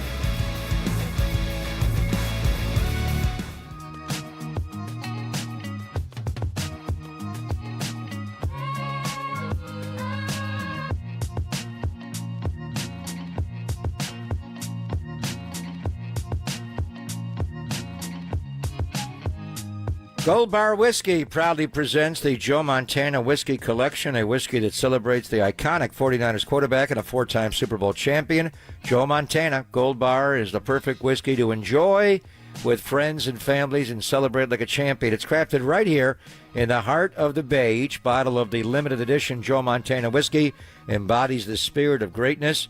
Aged to perfection and finished in cognac barrels, it delivers a unique taste that is as smooth as Joe's legendary passes. You can find the Joe Montana collection at local retailers, online, and at goldbarwhiskey.com, or at the Gold Bar Whiskey Distillery located on Treasure Island. Elliot may take care of you, so stop by there for delicious foods. They serve lunch from Wednesday through Sunday, refreshing cocktails, and the best views that San Francisco has to offer. You're on Treasure Island. For more details, including location and hours, visit goldbarwhiskey.com. This is a totally new whiskey blend from Gold Bar Whiskey. It is not double cast, but triple cast in cognac barrels. So wherever you are on game day, at home, a tailgate, or at the bar, make sure to order a Golden Joe for a refreshing game day cocktail. Gold Bar, the official whiskey of the San Francisco 49ers.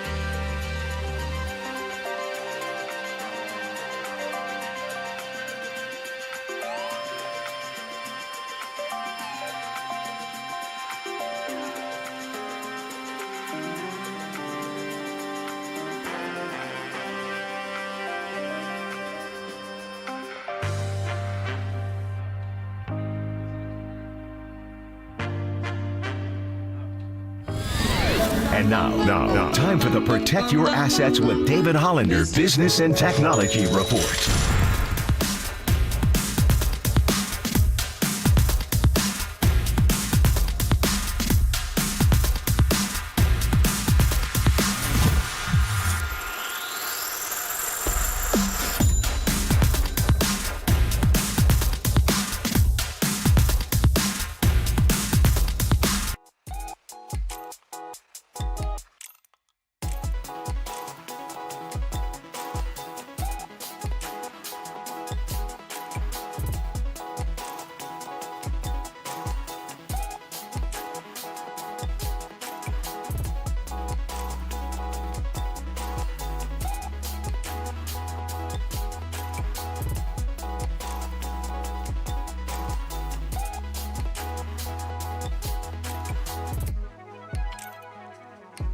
Listen to the sports leader anywhere, anytime. Download the all-new KNBR app. Now back to Papa and Lund live from the KNBR Casino Matrix Studio. Casino Matrix Progressive Jackpots are here. Where are you? Just drop in. Please play responsibly. 1-800-GAMBLER.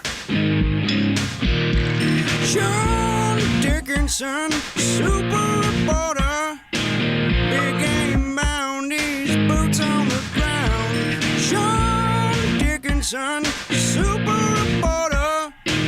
Where will he be now? Let's go out to JD. You must be so proud. It's pretty You good. must be so proud. That's pretty of good. your son. That's pretty good. That is his claim to fame. When did he do that? What year was that? That was circa 2016. Wow. Yeah, that was early. It was early. Yeah. It was when we were all working together. we were all working 2015. together. Guy was no, there? it was Middlecoff? yeah, because that was an original. Yeah, Haberman and Middlecoff. That was a Haberkoff original. That's right. I think from I the think great Derek Papa. It was so long ago, I think Draymond had only been suspended one time. I think it was the team of championship. I think it was pre-Steven Adams. Was it pre? I think it was pre-Steven Adams. Kiwi and the Gonads? Yeah, pretty much. Oh, wow. JD, John Dickinson is here. It is great to have John Dickinson over here back.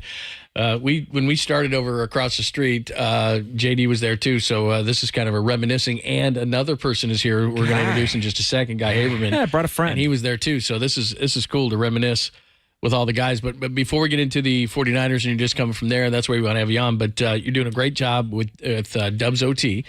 And it's great listening to you. I watched you and listened to you, watch you on the YouTube and Twitch. And, of course, listening to you last night after the loss to Phoenix. So first and foremost, let's start with Draymond. What'd you think of that whole thing? Yeah, I heard you guys talking about it earlier, and I think he lost it in the moment. I was mentioning to Greg during the break, like, I think what he did was he was using a basketball play. He was using getting hooked up and getting fouled, basically, by Nurkic to lay a shot on somebody. And I think, I do buy more than maybe you did, John, the fact that he was, his intent was to draw attention to the call, but his intent was not to slap him away on the inside. His intent was to flail to the outside, like, get off me. And then that swung his momentum around. And I said to Greg, and I'll say it here on the air, I think he was trying to use that as an opportunity to lay a shot on Nurkic coming back around. I don't think he intended to hit him in the head. And when he hit him in the head, it was like, oh, bleep. Like, I am in big trouble. And I think that's why he was so contrite after. I think that's why he ran off with no antics as far as, getting tossed from the game. I mean, when he's been tossed from the game, he's like, that's when he goes into overdrive of late. So I think he was trying to lay a shot on Nurkic. Now we can get into, does that make it intentional, and does that increase the severity of the punishment? I think there's a debate to be had anywhere between, I would say, on the low end 3 games, on the high end probably 10 games, depending upon how it's interpreted. And if you're using the 5-game suspension from what happened with Gobert in Minnesota, if that's the new baseline, then I think we are probably talking about 10. You're around this team all the time. Steve, after the last time, used words when he addressed it that he just had not said before.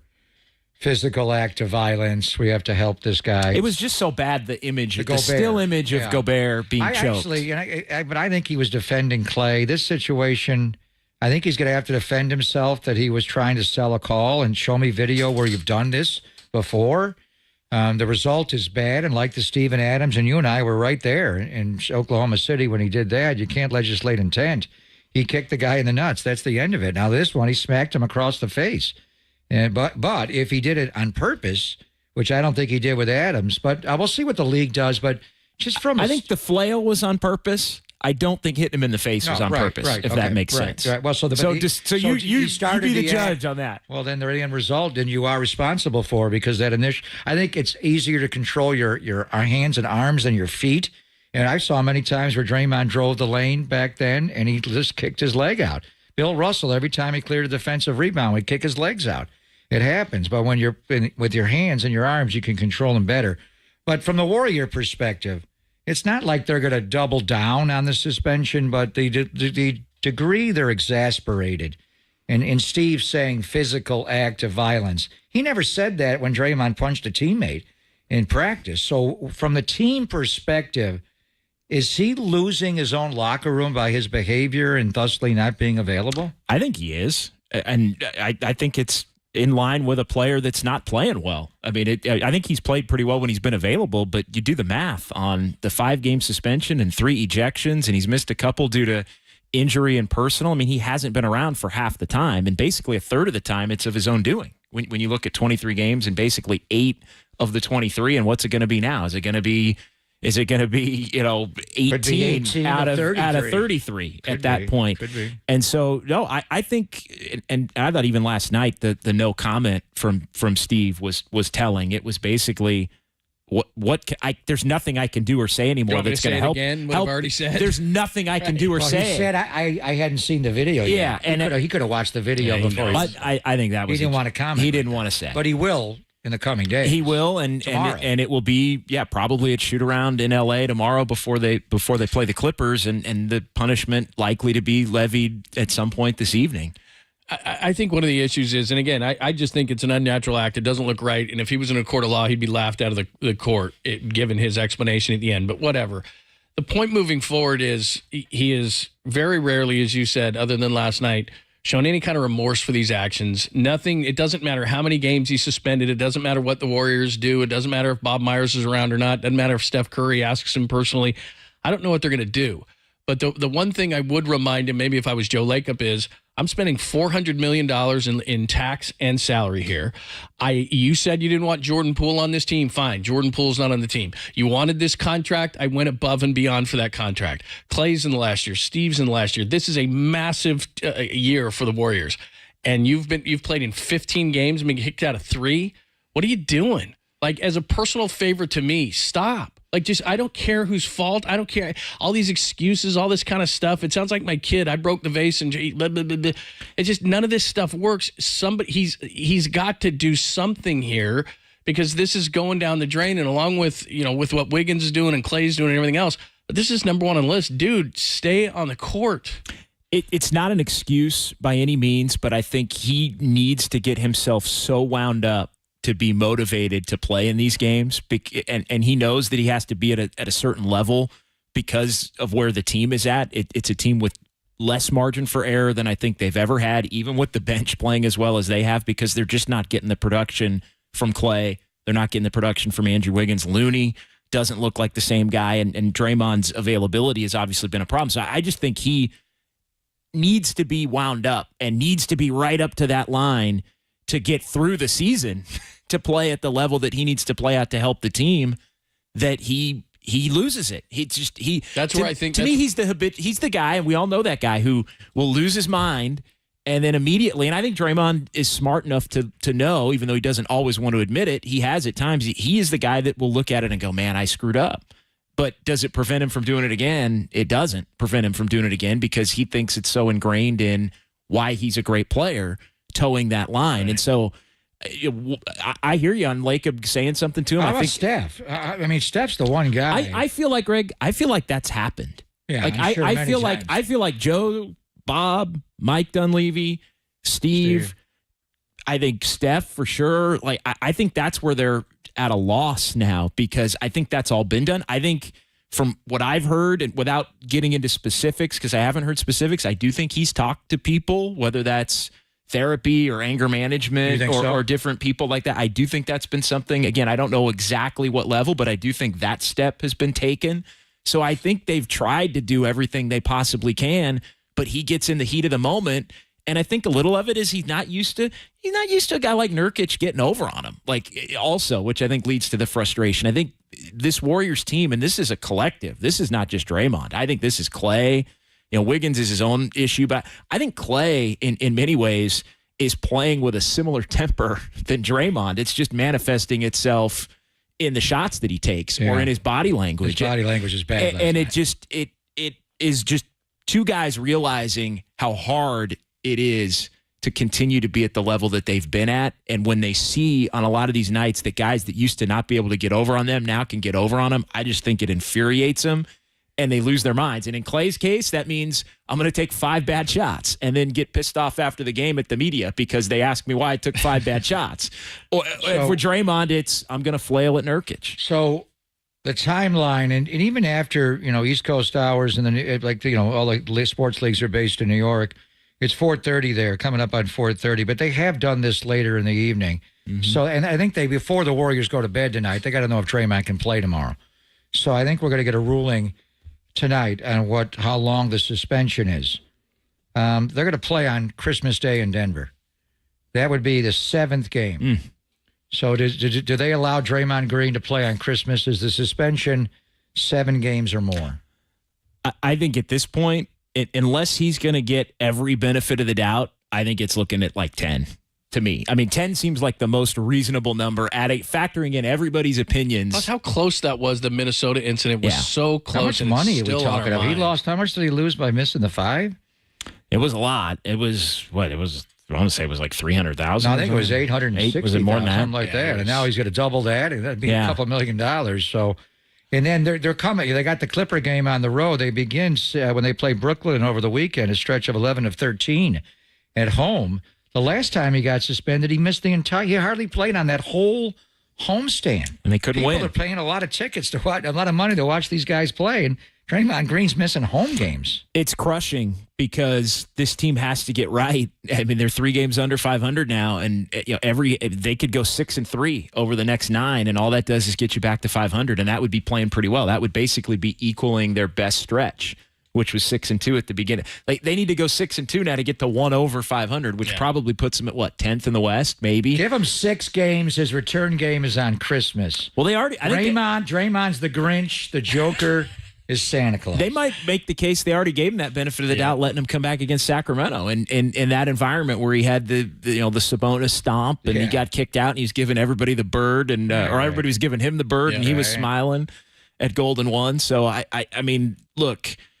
This team is they're broken right now. Like that's just there's no other way around it. They're broken from Wiggins to Clay to Draymond. Steph kicked the chair last night. I mean, he's as frustrated as I've ever seen him because I think he's realizing, damn, I signed up for this and it ain't going the way that I thought it was going to go. And I know lineup changes are a big part of what the conversation is. And Steve finally went away from Wiggins. He went away from Looney. I thought that was the right move. I think they're going to have a different starting lineup tomorrow than they've had.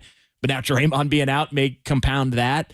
But I think the question is going to shift beyond lineup changes and more to, does this team have to do something drastic, try and come up with some kind of package to do it differently around Steph, who's still at a high level, to save this season? Because you can say 10-13, no big deal. But again, this team's best 9-game stretch is 6-3. That just gets you, that ain't good enough. Like, even if they do that over the next 9, everybody will be feeling like they can make a run, but then you're a 500 team at that point, so you got to get significantly better. So I think that's the internal conversation, as much as they've tried to tamp it down and say everything's fine, and even Steve last night saying, I still believe in this team. I mean, he's almost trying to will it into existence, I feel like, by saying it more than maybe he actually believes it. And so I think, lineup changes are a small step. I know a week or two ago it was like, this is the team, you got to deal with it. But I wonder if they're starting to look at needing to do something drastic. John Dickinson, after all Warriors games, Dubs OT, make sure that you're checking it out. Does a great job. You can not only hear it here, but check it out on YouTube and Twitch, as I was watching him last night too. So make sure you check that out after all games. All right, we're gonna do like an old school reunion. Guy Aberman's gonna jump in here with us, JD, myself, and Pop, like we used to do in the old days. And we'll talk some. We never did this in the old days. We didn't. We wouldn't let him and Middlecoff on our show ever. We didn't. No, we never did that. Oh. We should have. JD maybe. I might have been drinking that That those guy. days. I don't That guy. remember. That guy. Yeah, I thought we did that. I don't know. Come on, I'm trying to We sell probably it, man. This is like marketing. Yeah. Trying to sell this whole thing. I think It's an old school we did reunion. market it. We called it the circle jerk. Isn't that what we called it? Sure. I think we did. No, man. I think we did. Back in the day. I think we did. Yeah, we probably did. Brought to you And then by they- Circle K. and then they told It's us- the circle jerks. And then they told us, "You're going to KNBR now. You've got to What was- clean up your act." What was? Which Don't we answer clearly this, did Pop. not What was do. that cider company? Don't. See, why do you got to do this? It's my favorite. Why- Well, there's why do two you do actually. this? There's No. two.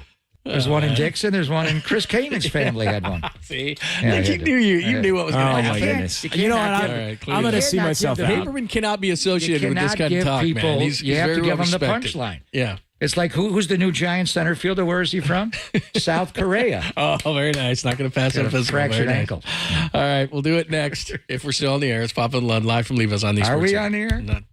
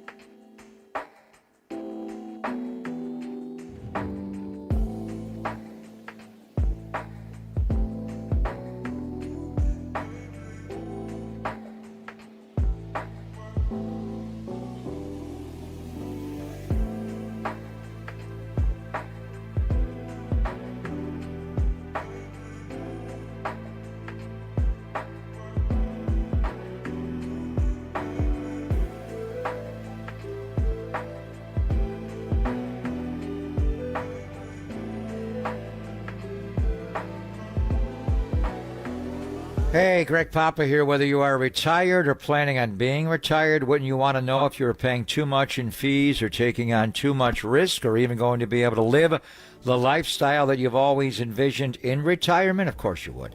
For more than 3 decades, Greg O'Donnell can help you here. He's been helping people like you plan, protect, and pass on their wealth to their loved ones. So if you are interested in learning how O'Donnell Financial Group can help you and your family, then give him a call. Greg and his team are a breeze to talk to. Greg can answer any questions about you. There's no cost or obligation to call Greg and his team at the O'Donnell Financial Group, so call today at 866-496-2300, or you could visit online, o'donnellfinancialgroup.com. That number again, 866-496-2300, because planning is a process, not a product.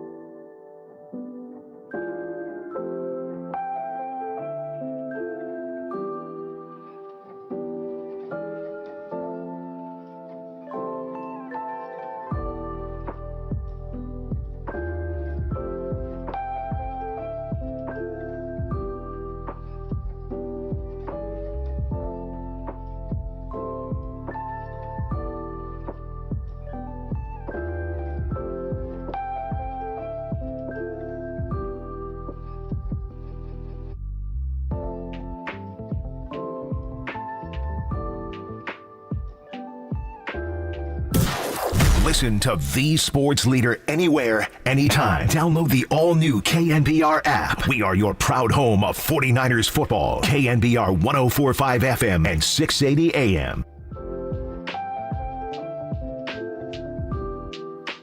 What's happening? Thanks for joining us. Wednesday edition of the show. JD John Dickinson is here. And again, Dubs OT. Make sure after all Warriors games, you get it right here. He's on YouTube and Twitch as well as the 50,000-watt blowtorch. And our good friend Guy Haberman is here. And, of course, we used to all be together at a certain location, so it's good to talk to you. And not only will we talk Niners with you, but you're fresh off the Bill Walton experience, BYU at Utah. How did you handle that? You think the audience was pretty dialed on that game? I was. Every time I see, I'm like, hey, I know that guy. Then I sit and watch. It was the best. I love working with Walton. Pop, I don't know if you've ever worked with Bill. I have. I've done it a couple times. And what I always tell people, because when people find that out, he's a little polarizing, I guess, in some ways, which is odd because he's the nicest human being that I've ever been around. And what I always tell people is nobody's more prepared than him, in terms of doing prep. So he is dialed in. He's dialed in. He's going to every practice like he's Dickinson. He's super reporter. The super reporter. The thing is, he had a terrible stutter. Yeah. He had a Lester Hayes type stutter when he was a player, which was amazing because he was outspoken, obviously, on all kinds of social issues, and he went through hell. You know who taught him to speak? Who was it? Was the old voice of the Knicks. Oh, Marty Glickman. Marty Glickman, yeah. Marty was one of the great linguists of all time. He told. I don't think Bill really learned. I'm not going to go there, Jeff.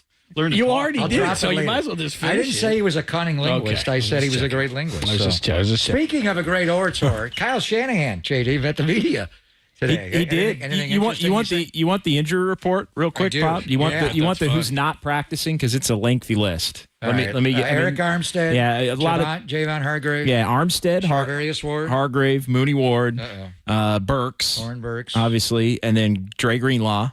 All missing. All missing. How about completely. Elijah Mitchell? Mitchell is limited. Mitchell's back and limited. So a step up, and then I think Luter is the full participant. But Armstead, Hargrave, Mooney Ward, Burks, Greenlaw, Burford is out, and Dwelly as well. So a lengthy list of will not participate today from Kyle. What are you guys laughing at? Sorry, his chair broke. I just put him on camera, and his chair broke, so he looks like a child. How do you make you look taller? Squat. Look, it just squat guy. Sorry, I can do that too. Sorry, we do have another. Let's get him another there. chair. My God, man, Yeah, we're even. I'm down. Man, what's going on over here at 49ers Studio? Exactly. Hi. Touchdown, San Francisco. I like this angle better. Do you? So my hat, angle. You're lower. You like my hat? I like it. Brock Purdy. I like and it.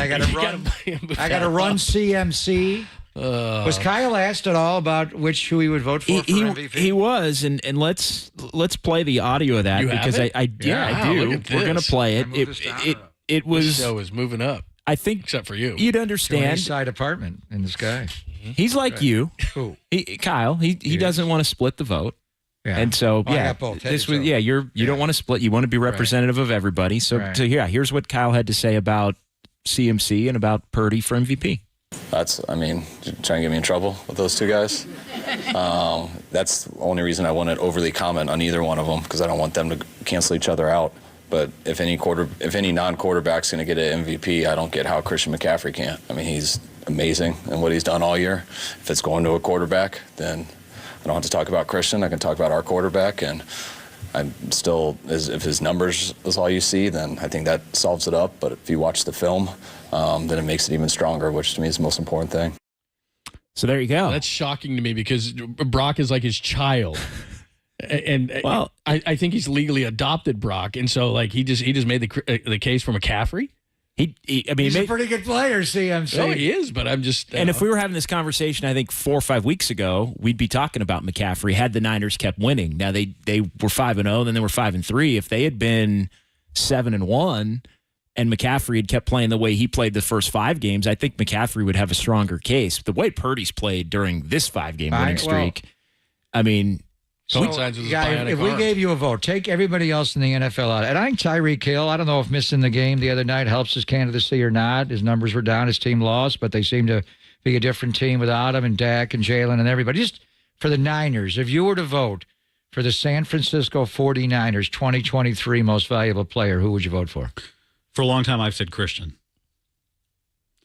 What do you say right now? Well, still a long somebody time? said to me the other day, they said, well, if you had to take one away for a game, what would give them a better chance to survive? Well, we've seen it. Yeah, they did it in Philadelphia. They took one of them away. How did that game work the out? answer's Brock. Oh, you mean last year? Yeah, but I just mean team. This year. That question's a little loaded, right? Because really, that's why quarterbacks win the award, because the position's so valuable, you take that guy away, right? Yeah. It's their team. They have so many other skill guys, they could survive that way. But We did see him lose 3 games when McCaffrey was banged up. Debo was and not out. himself, and Debo. So there was Trent Williams was out. some weird scenarios there. And he was good, I thought, in 2 of those games. He was good against Cincinnati. I mean, to answer your question, we haven't seen Sam Darnold play. But yes, we have. No, I mean, this I'm current with Sam Darnold. Greg on that. Like, They can win with Sam Darnold. But the point, and I keep going back to you, because Elijah Mitchell was a good player here. He rushed for almost 1,000 yards, and he missed 5 games his rookie year. So I wasn't all that on board with getting McCaffrey. Honestly, I thought they gave up a lot to get him. They had to pay him. John, you were the one that advocated strongly for McCaffrey. But there was a point, I think, last week in practice, when I'm watching him, and I'm like, damn, where would this team be without Christian McCaffrey? As good as Brock is, and how he galvanizes all these great stars. The greatest thing to say about Brock, he makes them all play to their maximum. And that's hard because there's only one football. But honestly, the epicenter, the focal point, the crisis on the defense is, are they going to give the ball to 23 or pull it from 23 or throw it to 23? And then the other guys just mix in. But to your point, John, you saw it. Where would this team be without Christian McCaffrey on it? Yeah, he. I think from a non-quarterback position, and Tyreek Hill is in this as well. He's very similar, I think, to Tyreek Hill, even though it's different positions. He just changes everything you have to do. You always have to know where he is, and then he can beat you in any way possible. And that's just what it is. And Debo's the same way. Like, where are these guys going? The reason why the motion works so well is because the guys that are going in motion. I mean, motion works. You have 2 of them. But all of a sudden, when you have 2 guys that can do what those 2 guys do and you put them in motion, it's like it changes and shifts and tilts the entire defense. But think about the last running back to win an MVP, Adrian Peterson. There was no doubt who carried that team. I don't have an MVP vote. I have a Heisman vote. I voted for Michael Penix, who did not win, the quarterback at Washington. And for me, the argument is very simple, right? He's the nation's leading passer on the undefeated number 2 team in the country. Quarterbacks you win when. Well, that's why they have an Opoi, right? They give that to the non-quarterback. Yeah, they give that to the non-quarterback. And so for Brock, like, even though I've said for a long time I'd vote for Christian, what happens at the end of the year when they're 14-3? He's top 2 in touchdown passes, leads the league in completion percentage, is top 5 in yards, leads the league in yards per attempt. Has like whatever the number ends up being. I mean, it's interesting this year, right? That the guy that leads the league in touchdowns is not going to be 48 touchdowns this year. No. So how does that quarterback not win the most valuable player award, given how valuable the position is? And it's a great story. Now, I'm not sure outside of the Bay Area that's fully been realized yet, but the whole Mr. Irrelevant to potential NFL MVP that's an incredible story. Hey. And I think people will, as we get closer to the end of the season and as the 49ers finish this thing off, and if they do run the table and get the 1 seed and Brock continues to play at the level he's played at, I think more and more people are going to get clued into that story, and I think that's going to garner him some votes as well. Question for you 2 guys, because I said this to Dickinson the other day, and he's like, I'm not sure. Everyone knows he got drafted 262. Did everyone know? I discovered this 2 nights ago, and I thought, like, did I discover this, or did everyone already know this? There's only been 262 draft picks in a draft twice in the last 30 years.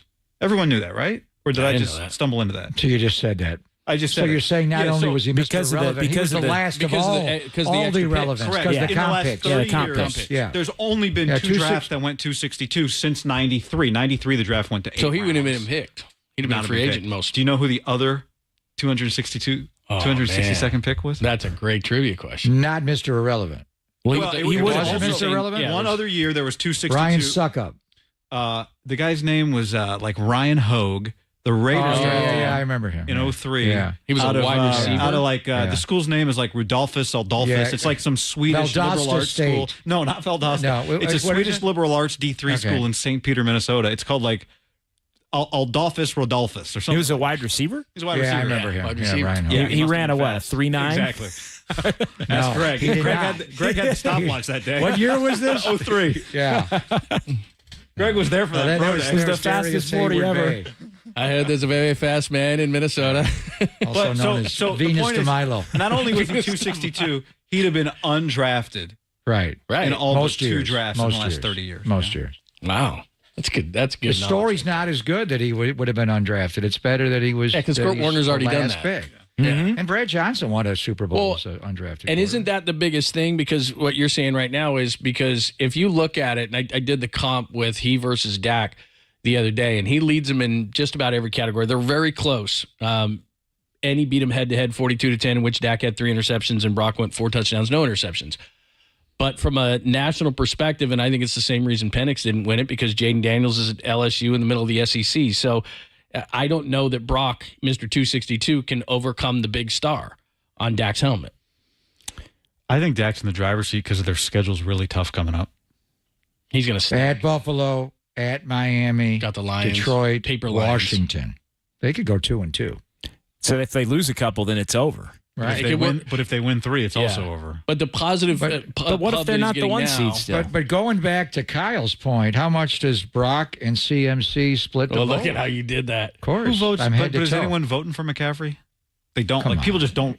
Do you know any AP Of course voters? he's deserving. Well, I'm who's just actually saying. voting? There's 50 of them out there. We got to canvass. Get the Dubow to country. break it down for you. I could see people saying it all starts with McCaffrey as far as the 49ers offense. I'm saying that. Greg's He's saying a that. damn good player. Well, I know. I've compared him to Steph Curry. but they I think don't he's vote Steph that Curry way, John. with the gravity. No, you're right. They do, but I think in this case maybe they do because it's Brock. I don't know. And there is that debate that goes on constantly outside of here about system quarterback and all of the weapons and all of that being a detractor.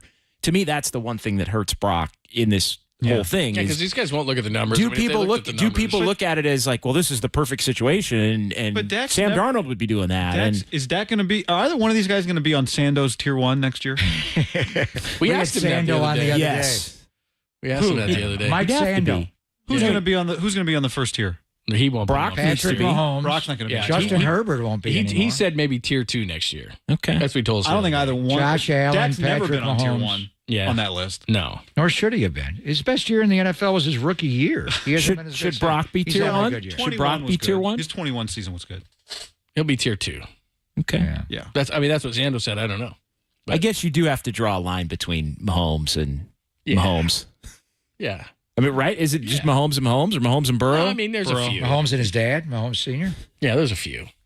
Yeah. He's lost 5 games this year, Mahomes. Yeah. Yeah, but do you want to see him in the Super Bowl? Hell no. He's the one guy I don't want to see. That means they're going to Although I think- Baltimore yeah, and won, yeah. probably. Yeah, right. Jet Wasp to Rashee Rice. 2-3 chip jet wasp. Don't want to see that. Hey, you just hit the open. You drop it. Emmanuel Sanders. over the you know seam. what, though? It's all right. I know what. There's still 2 why minutes you to would go in want the game. Kansas Even City if they in. score that touchdown, you don't think he comes back? What'd you say, Lon? In any event. I know why Pop would want him to be there. Because we're there. Because Taylor Swift is going to be on the same level, Yeah. and you'll Is miss she? the opening kickoff looking for She's her. not going to be at our hotel. She'll be at Kansas. Are they going to let you in the stadium, Pop? What? For the Raiders? Well, not just me. 49ers and Chiefs in the home of the Raiders. Greg Papa coming to you Super Bowl live from the That's- Hyatt Las Vegas, Now that calling the sounds- Super Bowl. That sounds meant to be, On actually. a Now that you closed say it. circuit Now that camera. you say it. Exactly. That sounds That would be unbelievable. Kind of like the last time he was sounds- there. actually. That would be the worst dream ever. You're gonna be trying to get your press pass in. Beep. I don't know. Beep. Beep. Why isn't this working? I don't know. You have a closed circuit television at the Hyatt across the street. You know, the funny You call part the is game from there. that's- Oh, your seat's in Henderson. I'm sorry. We got you that Finally. room. That's where we it got was you that last room in time. Henderson. They'll That's finally where it was let me last That time. room in sit Henderson's down. available. Touchdown, Sam! Go over to the scrimmage field now. You got full access. Oh, wow. All right, boys. By the way, Haberman and Middlecoff podcast is going strong, right? YouTube. Go check out the crushing YouTube it. channel. I haven't been on Crushing that in a while. You guys don't. I feel haven't bad asked me? about always bugging you. It's been a couple you don't years. reply to Well, I quid text pro you in quo. every show. You don't reply to me. Dude, so I- he's going to be I sitting in do, his let me house see. talking anyway. You might as well tape Let's it. see our last text exchange. Go look at that. Tell me how many texts I've sent you and how many texts Oh, you've I replied don't. I to. always respond. Oh, I bet. Let's see. Oh, there's quite a few actually. I bet it's The last 2 have been on Bob look. Melvin Yeah. and Steve Wilkes. there's Yeah. quite a few actually. I don't know. It's not exactly. Wow. Actually, wow. It looks like Brock's touchdown interception ratio. It's this is a lot to a little. This is quite a. It's probably what is the last 5 games? It's 13-2. Ignore that That's photo. probably what I tried to unsend. This is Vasu-like, John. Oh wow! A string of unreplied texts. Love you, Vasu. I want to be in your neighborhood. Yeah, I can't make it. All right, boys. John Dickinson with Dubs OT after all Warriors games. Make sure you tune How many in for games? How many games for Draymond? 10. He won't play on Christmas? No way. Humbug. No chance. You may get Bob Myers on the show tomorrow. Really? Might be. Wow. He's been good. He has been good. Really good. Great on TV. Versatile. When are we going to see on some play-by-play stuff? Great the other night with Walton with Utah BYU or BYU at Utah. Yeah. So what do we got? I think I've got a Cal game coming up in a week. Oh, very nice. Very good. Mark Madsen and the Cal Bears. Mark Madsen. Yeah. And the Cal Bears. Very good. They lost in double Great OT to dancer. Butler the other day. Yeah, great dancer. Yeah. All right, the great Guy Haberman, Thank the great you, Guy. John Great to see you guys. Dickinson. Tell Middlecoff we say hey. We'll give you a couple of remnants before we get it here live from JD. Levi's. Only here on the Sports Leader.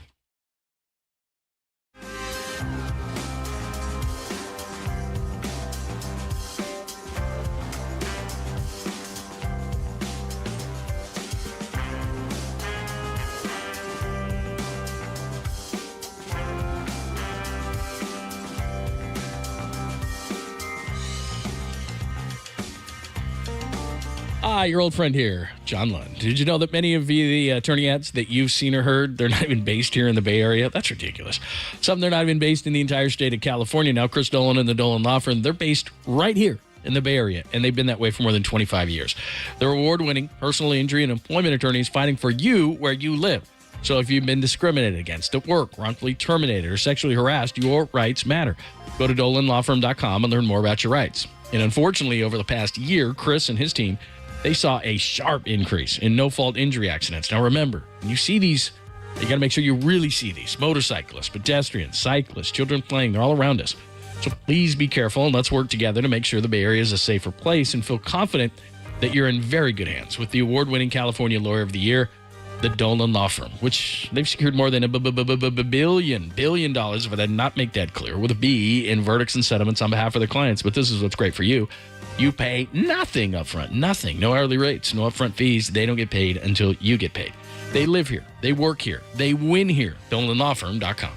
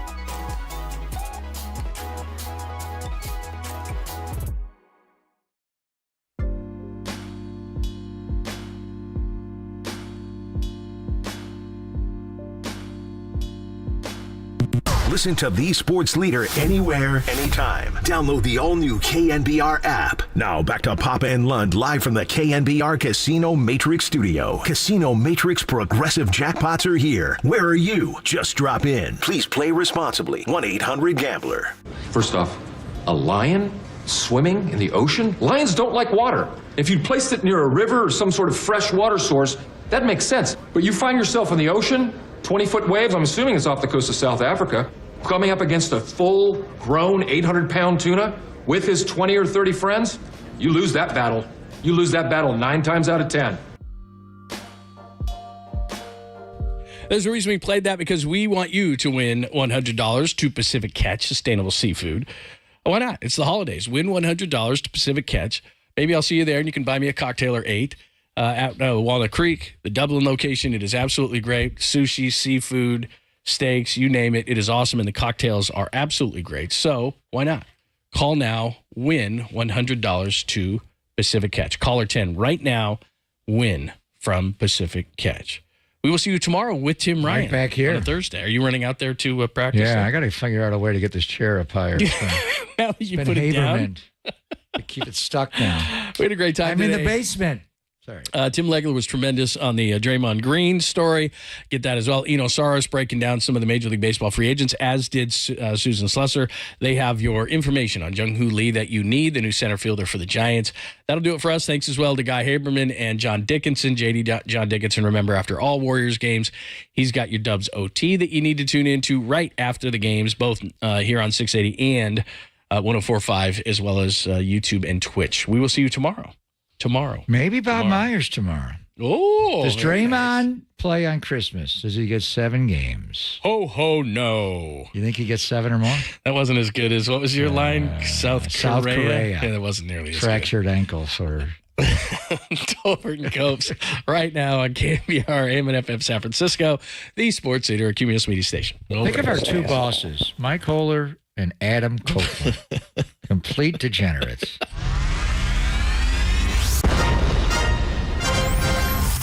The NBA brought him to the Bay. While his co-host was born and raised here. Adam, that is great co-host work right there. That is amazing. You're lucky to have Adam, Tommy. Oh, absolutely. It's time for Tolbert and Copes. Let's get it on! Tom Tolbert. Yeah, thank you. Now if I could ever get some beer. And Adam Copeland. Adam Copeland has arrived! On KNBR 104.5 and 680, the sports leader.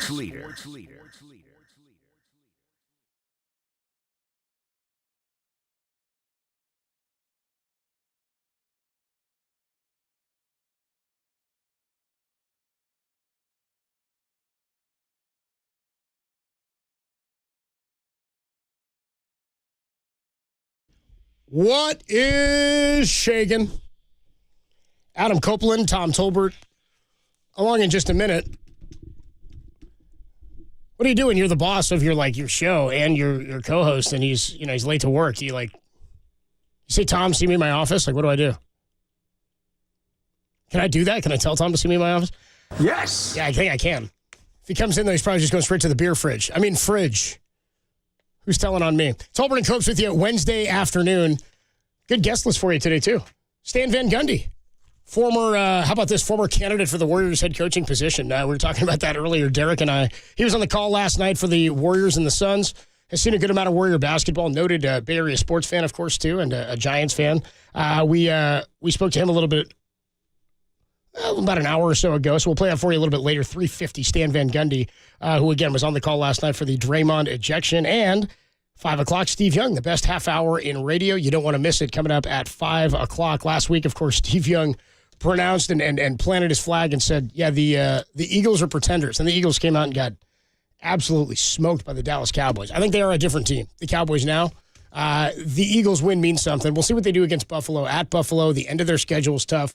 They still get the Detroit Lions. Niners, of course, a little softer of a schedule, but a big test against the Baltimore Ravens still on Christmas Day, who beat the Rams in that walk-off punt return. But the story today, I think everybody waking up and I don't know if you weren't watching. I would love to hear from anybody who wasn't watching the Warriors game last night, and then you found out that Draymond Green had been ejected. What's the reaction for people who aren't watching in the moment?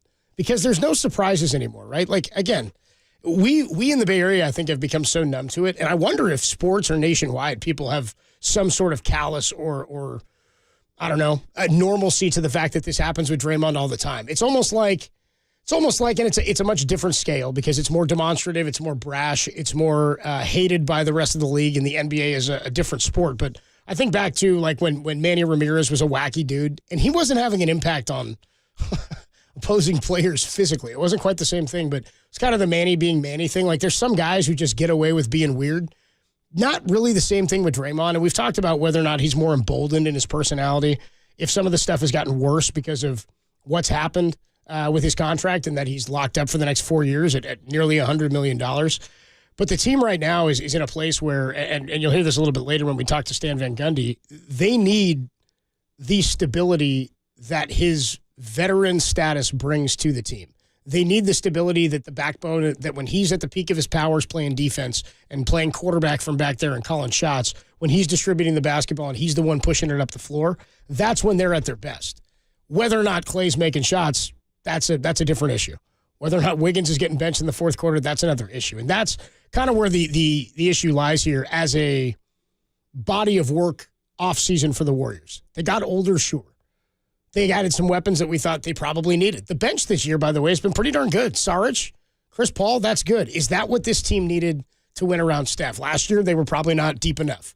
This year, I don't know that the starting lineup is constructed strongly enough for them to compete deep into the season and deep into the postseason. Right now, they don't look like a playoff team, which begs the question whether or not the Draymond Green contract is going to hinder the end of the Steph Curry era or the end of his prime. And it's not just about what Draymond's doing on and I mean, I say off the floor. It's on the floor, but it's leading to ejections. And I'll say this. We'll talk more about it with Tom, and we'll talk more about it throughout the show, and with Stan Van Gundy a little bit later at 3:50. But in terms of the contract and Draymond being on the floor and then the suspensions that have compounded now, I don't believe last night was an intentional thing. I think that all these things, the Sabonis stomp on the chest in the playoffs, the Rudy Gobert incident, and last night's incident with Nurkic, to me, in context, all three much different situations, right? You've got one that happens in the heat of a game, another one that happens with a guy he's had history with in Rudy Gobert, who he then runs at. He runs at because he's got history with him, and Klay Thompson's getting into it. It became more of a protection thing with a teammate, and I believe him when he says that's the circumstance. The issue is having a pre-existing issue with a guy like Rudy Gobert. And then last night, I really do believe last night was incidental. I really do. Did it warrant an ejection? I don't know. I don't really. These things so happen so fast now, and the decision is made so quickly that I have a tough time. I mean, in a situation like that, shots to the head, I know they do the flagrant 2 thing, whatever. If the rules say that, what stands out, I think, is the way Draymond reacts to this differently than he did. Was that 2 years ago, Derek, in Memphis when he gets ejected and he's flying the birds on his way out? Is that 2 years ago? Yeah, because last year they only went to the second round. So a couple of years ago when they win the title. And remember, he's pumping up the crowd. He's flying the birds. It's a different reaction. Yesterday happens, and maybe it's because he knows it's accidental, and he's like, maybe it's not a big deal. But he ran off, and he was contrite, I thought, after the game in saying that he sort of took fault for what had happened. The issue is that whether or not it's accidental, these things are going to follow him around now. And when things are not going well for Clay and not going well for Wiggins, and you've committed this amount of money now to Draymond Green, yeah, you've got a couple of movable pieces and guys like Jonathan Kuminga. Maybe you could tether him to somebody like Chris Paul. And the NBA is the easiest in terms of roster reconstruction midseason via trade to turn things around. We've seen the Lakers do it. We've seen numerous teams do that to change the fortunes of their season based on one or two big trades. I think because you have a core in Steph and Draymond who still appear to be playing at the highest level, one of the highest levels we've seen them play at, if they can get the right pieces around them, and I don't know what that means for Clay and for Andrew Wiggins. I don't know that, the Klay Thompson one is a paradox that I don't know that anybody's going to be able to figure out but him and the Warriors. I mean, if he does not improve on the way the season has started for him, I don't know how you commit just out of, that's sort of a baseball move where you're paying a guy for what it was that he used to do, except that the Warriors have paid him twice while he was hurt. Right? I mean, they handed him they handed him the contract and then he got hurt twice. I mean, in the life of that deal, and did not play the first portion of it. So they haven't seen really the returns on what that contract was, unless one title was enough on those returns. If I know Joe Lacob, and I don't, I think I do as an owner in a mindset, one title on a contract like that was not enough of a return for what he's looking for. Now, if you can go out and add more pieces and add other things, and I wonder where Joe Lacob comes down on the idea that he wanted to be in on James Wiseman, that he might have wanted to be in on Kuminga. And if they move off from some of these younger guys and say that 2 timeline does not exist, it did not exist, we've got to move forward now, how much does he say, hey, we've got to use what we've got to start building for the future as well, because I got Thrive City right here. I got a bustling area. By the way, I was down there yesterday. Sweet looking area too. They're starting to fill some of that stuff out. Anyway, trees up, looking good. Gonna make it snow. I'm sure it's gonna snow here. We got that park that they've been promising for 3 years. Finally starting to pop up. It's gonna be a good looking area. Let's hope they're playing for titles while people are hanging down there, because they've got a lot of cool events, a great space for it. But by the time you're able to get that thing up and operating, and COVID hits, the Warriors are, a lot of these guys maybe near the back ends, if not already through the peaks of their prime. Steph Curry still playing at a high level. Warriors go down last night, 119-116 again to the Phoenix Suns. Draymond ejected again. 808 KNBR on the text line. We will hear from you at 2:52. I want to get into your calls because things don't change on the roster. This team's not only going deep into the playoffs, they may not go to the playoffs. I don't think the team, the way it stands right now, if they don't make some changes skill-wise, ability-wise, by the time we get into the new year, things are not trending in the right direction for this dynasty. We are still, by the way, giving away. Things are trending in the right direction for this ticket giveaway. How about that? Red Hot Chili Peppers still giving away 2 tickets. It's going down next summer, June 2nd, 2024, at the Toyota Amphitheater at Wheatland, out near Sacramento. Tune in between 2 and 6. That's now and 6 o'clock. When we give you the cue to call, if you're caller number 10 to the studio at 415-896-KNBR, you'll win. Those tickets are furnished by Live Nation. Tickets on sale now at livenation.com. You can get the official rules at knbr.com. Tim, what's the cue to call today?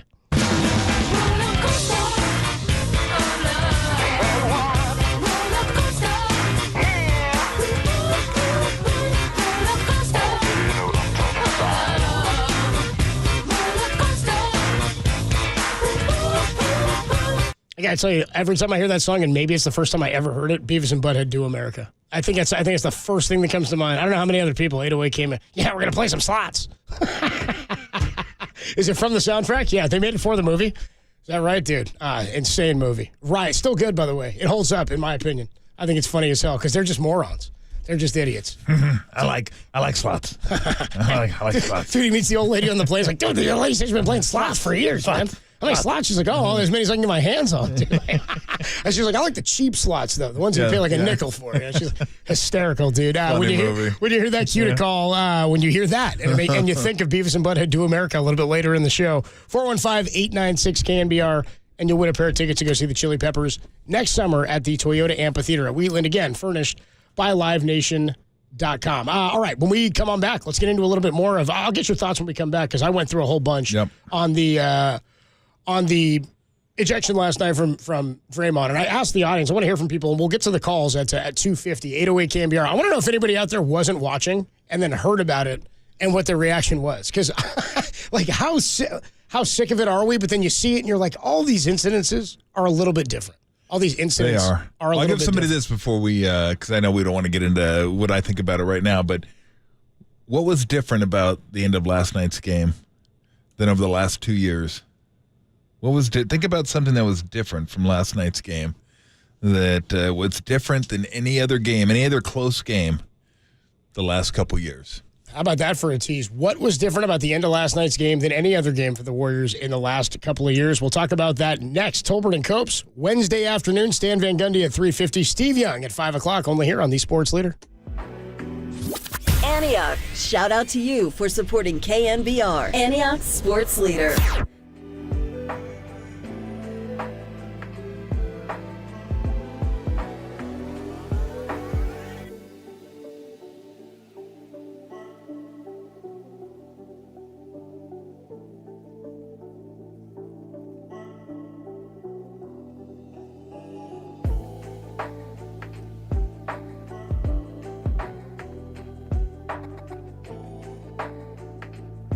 The Warriors lost yet again to the Phoenix Suns, 119-116 in a game that saw Klay Thompson and Andrew Wiggins get benched late in the fourth quarter. That story and more trending now on KNBR.com and the KNBR app.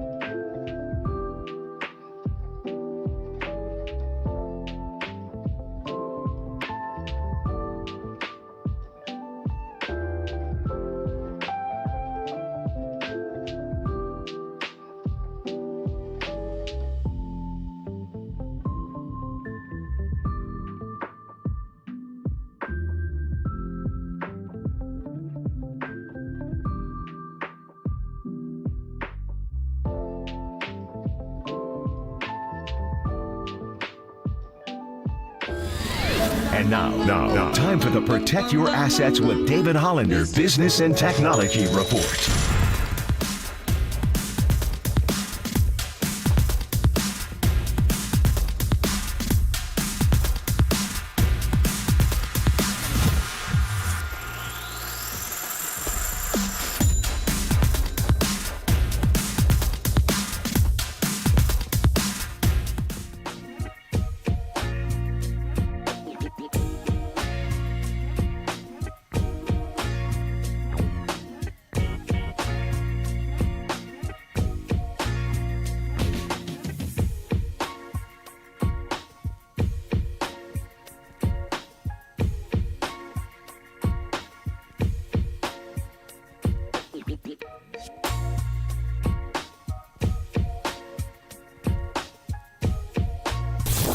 Follow KNBR on Facebook. Now back to Tom Tolbert and Adam Copeland. Tolbert and Copes on KNBR 104.5 and 680. The Sports Leader. I just felt like tonight I had to play the guys who were playing the best. And let's just, I've been really patient and trying to get everybody kind of organized into groups and give guys freedom and space, but tonight did not feel like a night to have a lot of patience.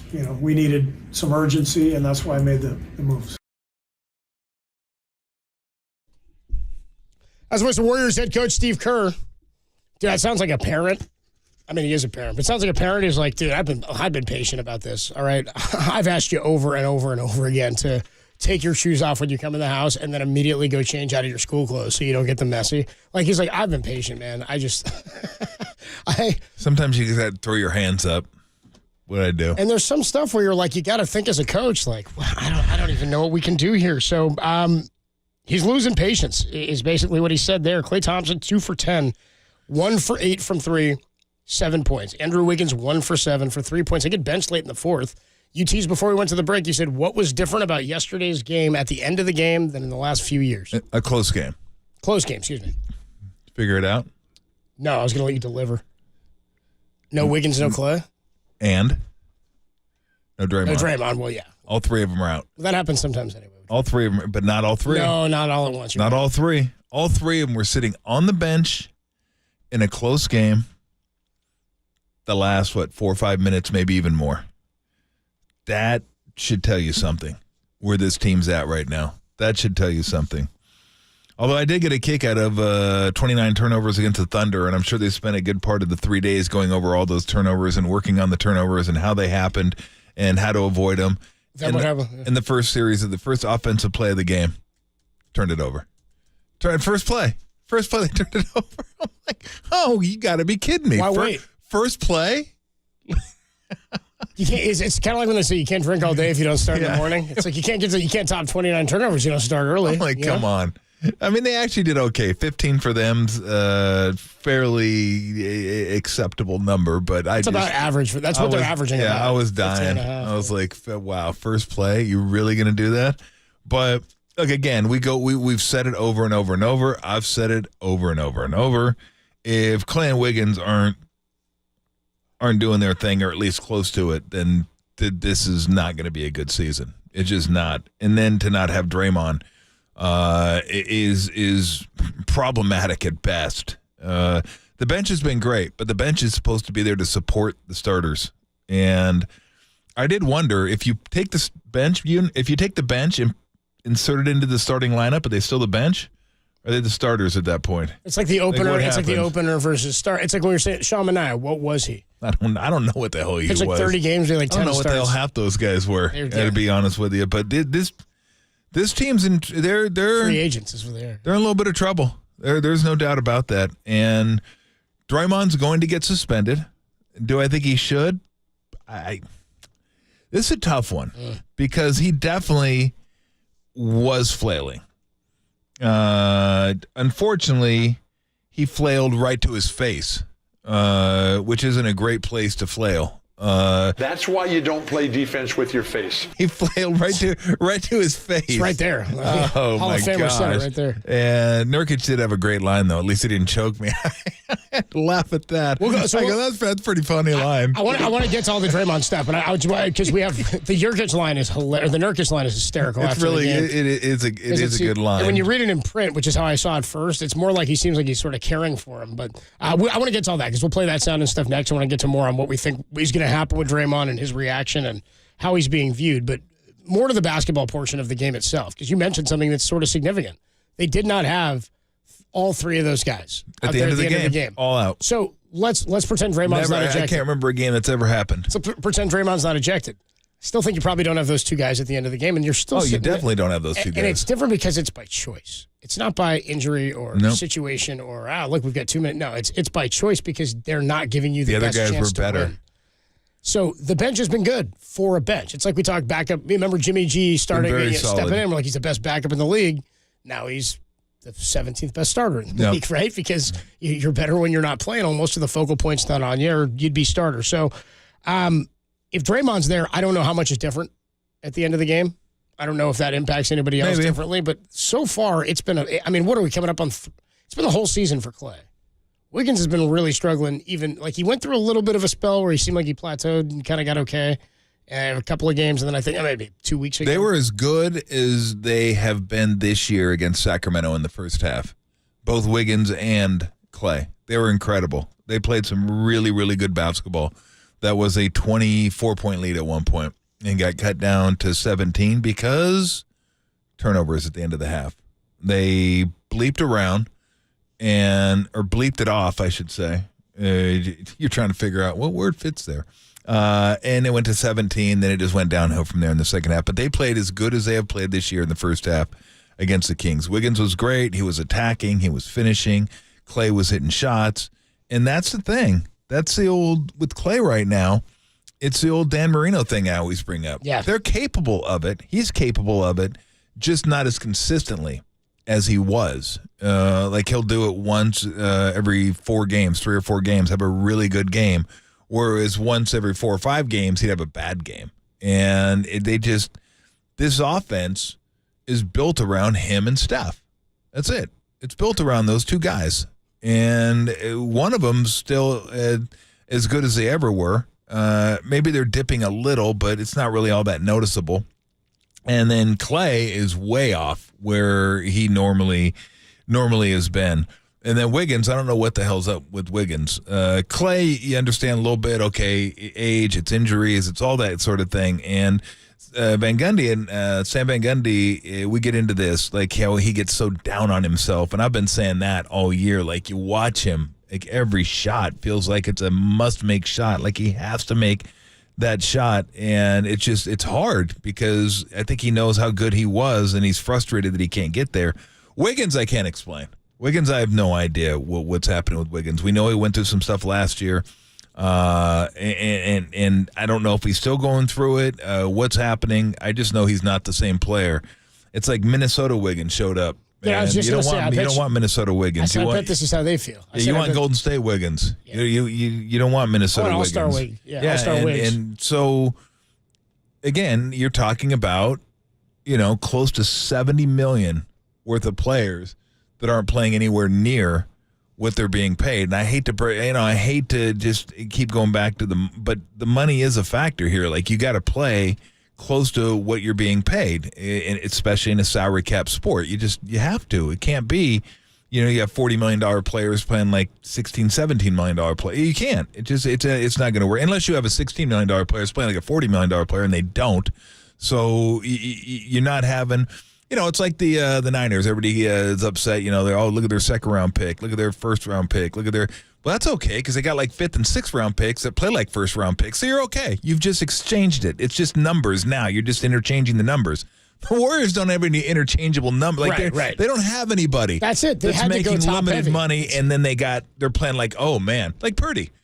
Purdy's playing like a $40 million a year quarterback. But what if he was making $1 million? If he was a first rounder, though, then you'd be sitting you could be when you get old, sitting in a similar situation as what the Warriors are in right now. Because it's not like the young guys are what helped you win the early ones. Now, when they're the older guys, they don't have the young guys behind them to supplant or help with the quote strength and numbers that they had before. Well, unfortunately, they kind of do, but they're not up to that level. They're not to the par that to that level. No. So these guys, it's just.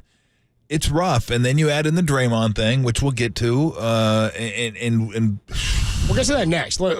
I mean, it's just, I feel like, I don't know what it was like back in the day watching the Roman Empire kind of crumble. But I feel like we're watching an empire, like a dynasty, kind of slowly just, I keep mentioning the sun setting. Like, where is the sun in the sky in relation to the Warriors? And it's definitely setting. We know that. But is it barely setting? Is it, close to the horizon? I think there's shadows in the batter's box. Is there half a sun left where it's like getting really, really, like, where are we there? And it looks like it's a lot closer to the horizon than I thought it would be this year. I still, in my mind, think, God, I've seen them play at their best before, and I know what they're capable of. I just don't know if they can do it consistently anymore. So they're not in a good space right now, no doubt. Yeah, said Klay Thompson last night after the game, quote, "Of course it frustrates me. You think I'm just gonna chill?" He says, "I'm gonna just chill. I'm freaking competitive, man. But whatever. I guess I didn't bring it tonight. I deserved it. I've been playing like crap. I trust Steve. I trust Steve now and forever will." Yeah. So there's what Klay had to say. But he's hurting. He's like, dude, no I can't. doubt. This is yes, hell yes. I'm upset. Is basically what he's saying. This attitude though, and this sort of frustration has obviously been with him. Even the four fingers in Devin Booker's face. Yeah. 808 KNBR is the number to call. We're going to get to your calls, your texts, your thoughts on what happened last night with Draymond Green. I got to tell you, I was like, after the last one, I'm like, this is outrageous, man. You stepped over the line. This one is a totally different context, and yet he may be punished for it more severely than for the Rudy Gobert incident a few weeks back. Now, some hilarious comments from Yusuf Nurkic after the game. We'll get to those. But 808 KNBR, are you tired of Draymond Green's act? Were you watching when it happened? What did you hear when you thought of it? Or what did you think when you heard it if you weren't watching? I'm curious to see what people thought, because my buddy is like, dude, here we go again, right? I was like, well, it's not what you think. He didn't punch him in the face. Yeah. Is he worth what they're paying him right now for the play they're getting or not getting? We'll talk more about that, and we'll get to your calls. 808 KNBR, Draymond's third ejection this year is next on the Sports Leader.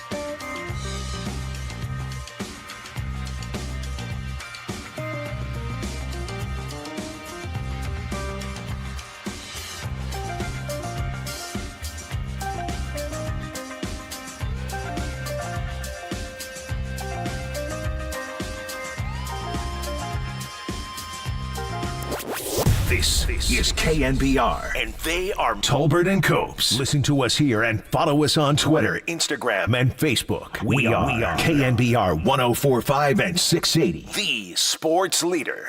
What's going on with him? I don't know. Personally, I feel like that brother needed help. I'm glad he not trying to choke me, but at the same time, it had nothing to do with basketball, man. Like, I'm just out there trying to play basketball, out there swinging. I think we saw that often, but hope he, whatever he got in his life, to get better. As a voice of Yusuf Nurkic of the Phoenix Suns, Warriors lose 116-119 last night to Phoenix. Draymond Green ejected in this one, third time this year. I just said the numbers to Tom. He's missed 8 total games this year. 5 of them are due to suspension. The 5-game suspension he got for the Rudy Gobert incident. They've only played, 20? Is it 22 games they've played? I think, what are they, 9 and 12? 9 and 12. 9 and 12, 21 games, I think. 21 games, he's missed 8 of them, and 5 of them due to suspension. Now, the question is whether or not he's staring at another one here. If the league were to look at this and say this is a basketball play, but are we looking at suspensions all as suspensions are in their same pool together? Not suspensions, excuse me. Let me rephrase this. I think the verbiage is important here. In the league's eyes, because I'm with you, I think he's looking at another suspension. And I don't think he should be for this incident. What Nurkic says there, pretty ballsy, by the way, for another player to just go, this ain't about basketball, man. I don't know what this guy's deal. He's got to work something out, man. He's like out here cycling. Brother needs help. By the way, it was to me of the Draymond incidents of the last 5. Yeah. If we go back to him throwing the ball off Westbrook, said this was the most basketball incident. I think he was bumped before he even sort of turns around to try to catch his balance. He grabbed around the hip. He grabs around the hip. Yeah. I think he gets fouled first. But bottom line is, it was not so outrageous that you thought this is beyond basketball, where the Rudy Gobert one was way over the top. Even Sabonis, I think, blurs that line a lot, right? Yep. Punching your teammate at practice doesn't really blur that line. It's pretty clear. Yep. So if the league says you've been ejected 3 times, it doesn't matter what they're for, 3 ejections is too many. Are we going, not 3-strike rule, but does the league feel that they have to do something because of this 3rd ejection? Or, and again, does this, because at some point he's going to get that 16th tee. It's going to happen. Or the 7, whatever it is that gets you tossed, 17th tee. Oh, right now he's closer to flagrant points. I think you get 6 flagrant points, and then your 6th one you get suspended. And so there you go. Get another one, you get suspended. Right. So, yeah. So you keep getting suspended, you keep getting fined. But if the league says, well, this is compounding like this, we're not even to Christmas yet, do they view it as a body of work that needs to be corrected and punished? Or are they going to have the context and the lens to say, Sabonis was a different incident than Rudy Gobert, absolutely unequivocally, because of the history with Gobert, and it was a choking fight type thing. This was a basketball play, in my mind. Yeah. So are you as fans fed up with Draymond Green's act? Let's go to the phone lines real quick here. Alex is in Pacifica. Alex, Alex, is Draymond Green worth the money and the play that they're getting out of him? What's going on? You're on the Sports Leader. Hey, absolutely not at this point. I say thank Draymond for everything he brought to the Warriors, but the act is getting old and tired. I mean, he submarined last season with the Jordan Poole punch, and he's submarining this season. And let's face it, he's not the player he was during the championship years.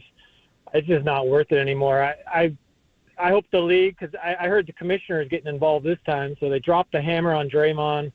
Let Kuminga take those minutes, and let's turn the page and move on from this guy. I'm done. Oh, man. Alex, appreciate the call. Here's the thing. He's a lot closer to his best self than anybody other than Steph on the team. Agreed. He's number 2. They trust me on this. They need him to win. If you just put Kuminga in for Draymond Green, it's not gonna. It won't be the same. They can't run their offense through Kuminga. They're totally different players. And Draymond has been playing better this year. Like when Draymond plays well. I think Draymond's been a really good player for them this year. It's just he can't stay on the court at all. I would disagree with you in this. I don't think that's a basketball play what he did, but he was trying to sell a call. Like it was more in the realm of what players do. That's more of what I'm saying. Than choking somebody. Or even the Sabonis play. Because choking somebody is not even in the realm at all. That's not, like, you don't see that. Now like, oh, you see the game last night? The guy choked him? Yeah, I saw that one. Yeah, they choked him. Yeah. The other game, the guy got choked too. Like, you don't see people, like, getting choked. But again, this is going to be, in my opinion, it's going to be looked at through that lens. It's like, okay, enough's enough. We didn't get through last time. And I do think it's totally different. I've done that before where you just like throw your arms up and try to you're trying to get the officials' attention. You see it in basketball, you see it in football all the time. Defensive lineman gets held, they hold their arms up. They're not flailing, but they're holding their arms up. Why? Because they want the official to see, like, hey, look, what the hell's going on here? I can't get to the quarterback because I'm being grabbed. And you're trying to draw the official's attention to what is happening to you. Now, could you have done it in a much different way? Yeah, probably. And again, you are responsible for your limbs. You can't just say, well, I didn't mean to do it. That doesn't fly. These are your hands. You're responsible for where they go, and you flailed right to his face. And you hit a guy above the shoulders. You run the risk of a flagrant two. So again, I think there will be a suspension, and I think I think it might be close to 10 games. That's piss poor. I mean, John Morant brought a gun to a nightclub and he got 8. I know. Well, and then he did it again. He got 25. See, that jumped up. That jumped, as they say in Anchorman, it really jumped up a notch. Really escalated quickly. Escalated quickly. Brick killed the guy. Yeah. And so I have a feeling, like I wouldn't even think about this being suspension worthy if it weren't Draymond and all the stuff hadn't happened before. Because it is, to me, it's a different category. Agreed. But I just feel like it's going to. I think they've probably had enough of like his antics and, not just this, but getting on the officials and barking at the officials and maybe even abusing the officials from time to time. Like I have a feeling that this one's going to be, the last one was bigger than I thought. Last one I thought should be 2 games. It was 5 games. This one I think should be, maybe 2 or 3, but standalone incident. I'm not even sure it's suspension worthy, but because it's Draymond, I'm with you. Because of the proximity to the choke, I have a feeling it's going to be bigger, and that is not good for the Warriors. 808 KNBR is the number to call, 415-808-5627. That's also the number for the Golden State Lumber and Building Materials text line. More of your calls and your texts. After we hear from Draymond Green here, he explained after the game what he said happened in that play that got him ejected with Yusuf Nurkic. He was pulling my hip, and I was swinging away to sell the call. Made contact with him. As you know, I'm not one to apologize for things I meant to do, but I do apologize to you, sir, because I didn't intend to hit him. I sell calls with my arms. I don't fall or to sell a call. I'm not a flopper. So I was just selling the call because he was grabbing me and pulling my hip back. So I spun away, and unfortunately, I hit him. And so, like I said, I apologize to Yusuf. Because I didn't intend to hit him. Have you seen the replay? Yeah. How did it look to you on the replay? I mean, as I've said before, any replay, if I go look at every replay of everything, a replay it's never going to look good, but like I said, I know my intentions. My intentions were to sell the call. And I also don't think I'm an accurate enough puncher to do a full 360 and connect with someone. So it's unfortunate. Again, I apologize to Nurkic because I hit him. So I do apologize to him, and I didn't intend to hit him. So I think you guys have known me long enough. If I intended to do something, I'm not apologizing for it. But I did make contact with him, so I apologize because it wasn't my intention. And he knew. He ran off the court. He didn't say anything. It wasn't like Sacramento last year where he stomped on Sabonis and then egged on the crowd and was yelling at the crowd. Remember Memphis a few years ago? He did it too. He was pumping up the crowd, flipping them off, dude. Yeah. He went WWE heel mode. This one, he was just... And he cut a podcast, yeah. He went, I got it. And he just left. Right. So he knew. He knew what he did. And he knows once you wind up and hit someone in the head, that's probably going to be a flagrant too. Yeah. And he was out. So I don't know if the contrition will get him anywhere. But yeah, it's this thing is just crumbling, man. It's just like you're just watching. It's like what do they call it when a glacier they calve and it just goes crumbles off itself. It just goes down into the ocean. It's like you're watching the That's called global warming. It's like watching the Warriors calve. Yeah. Like, sure comes oh no, damn, the glacier, poor Warriors, because this is again, it's not good right now, and it's not heading in the right direction. It's not trending well either. It's not like you're saying, well, if they just this and they just that, like they're just it's rough. It's rough right now. That's a rough day. That's a rough day. And I have a feeling it's going to get rougher. I do too, especially if he's suspended for 10 games like you think it might be. I think it might be. I got to text Marcus Thompson. It might be. He's kind of the suspension whisperer. See what he thinks. Marcus, what's it going to be? Talk to the commissioner's office and get back to us. It's That's a rough day. I don't know. If he's suspended for 10 games in the way that they're playing right now, and Wiggins and Clay getting benched, this team's not going to the playoffs. Like that could be enough to put you in a hole that is going to be damn near impossible to climb out of, that would get you in position enough to avoid the play-in. Like, we're talking a contract right now that could be detrimental in year one, when he's still, to your point, as close to the peak of his powers as Steph is to his. Right? I'm with you. Of the two guys who you trust right now, that's it. Those are the guys, except when one of them can't stay on the court. The fact of the matter is, he did something that got him thrown out last night. We'll find out if he's got a suspension coming. See Mike, see Strokes, see Diego hanging out there. We will get to all your guys. 808 KNBR is the number to call. The number to call and to text. A lot of good texts coming in here. 707 says, just ask Jordan Poole if he's an accurate puncher. Come on. All right. He didn't 360 punch him. He meant to do that. Yeah, dude. Remember they had like Rampage breaking down his chokehold on I was like, what are we doing, dude? Pretty good stuff there. We will get to more of your calls. Are you tired of Draymond's act? Is his play worth his actions? And are we starting to think about what the future of Klay Thompson holds? Maybe not even through the rest of this season. Your calls on that next, only here on the Sports Leader. That's a rough day.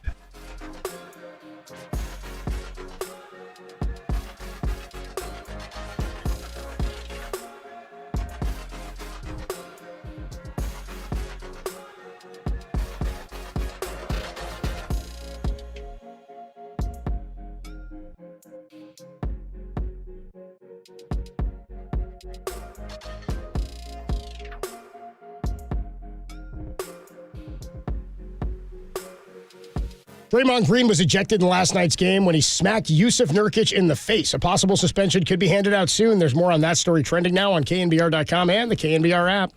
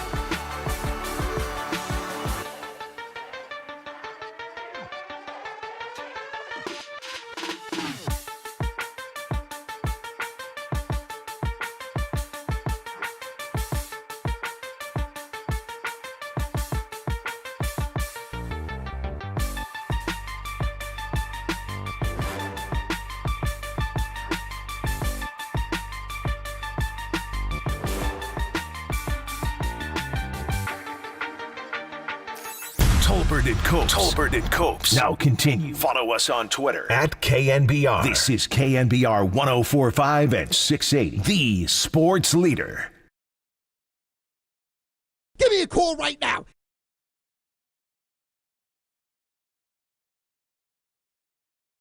Tolbert and Copes with you on a Wednesday afternoon. We got plenty more baseball stuff coming up in just a bit. We do have to get into more with the San Francisco 49ers and Brock Purdy as well, who people now saw him start to get some national attention. Somebody, I got to find who it was. Somebody compared him to like what Drew Brees was doing when the offense opened up for him. When he started playing for Sean Payton, who, by the way, you just mentioned the Broncos to me. That's a rough day. That's a rough day. That Mad Dog Russo, is that not Mad Dog? That's That's it is Mad. Sorry, that is Mad Dog. That's a rough day. He's going over the Christmas schedule. He's going over the Christmas schedule with the Broncos. That's a rough day. That's a rough day. He's pissed since he did that rant. The Broncos like 4-1. Yeah, like a playoff team now. So in the mix, Draymond Green in his third ejection of the season yesterday has got to be frustrating for Warrior fans, especially because I'm seeing tons of texts coming in here.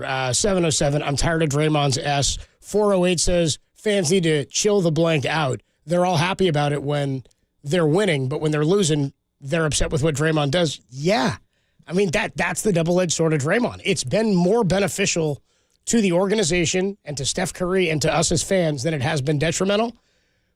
To this part of his career, is this the part where we pay the piper? Is this a little bit of the we're at some point, contracts often, if you're still expensive the way he is, aren't going to live up to the ability he gives you maybe at the back end of it. Maybe his smarts can carry it a little bit longer. Although $25 million isn't that expensive. Not in today's game. Not when $60 million is the top end. $60 million.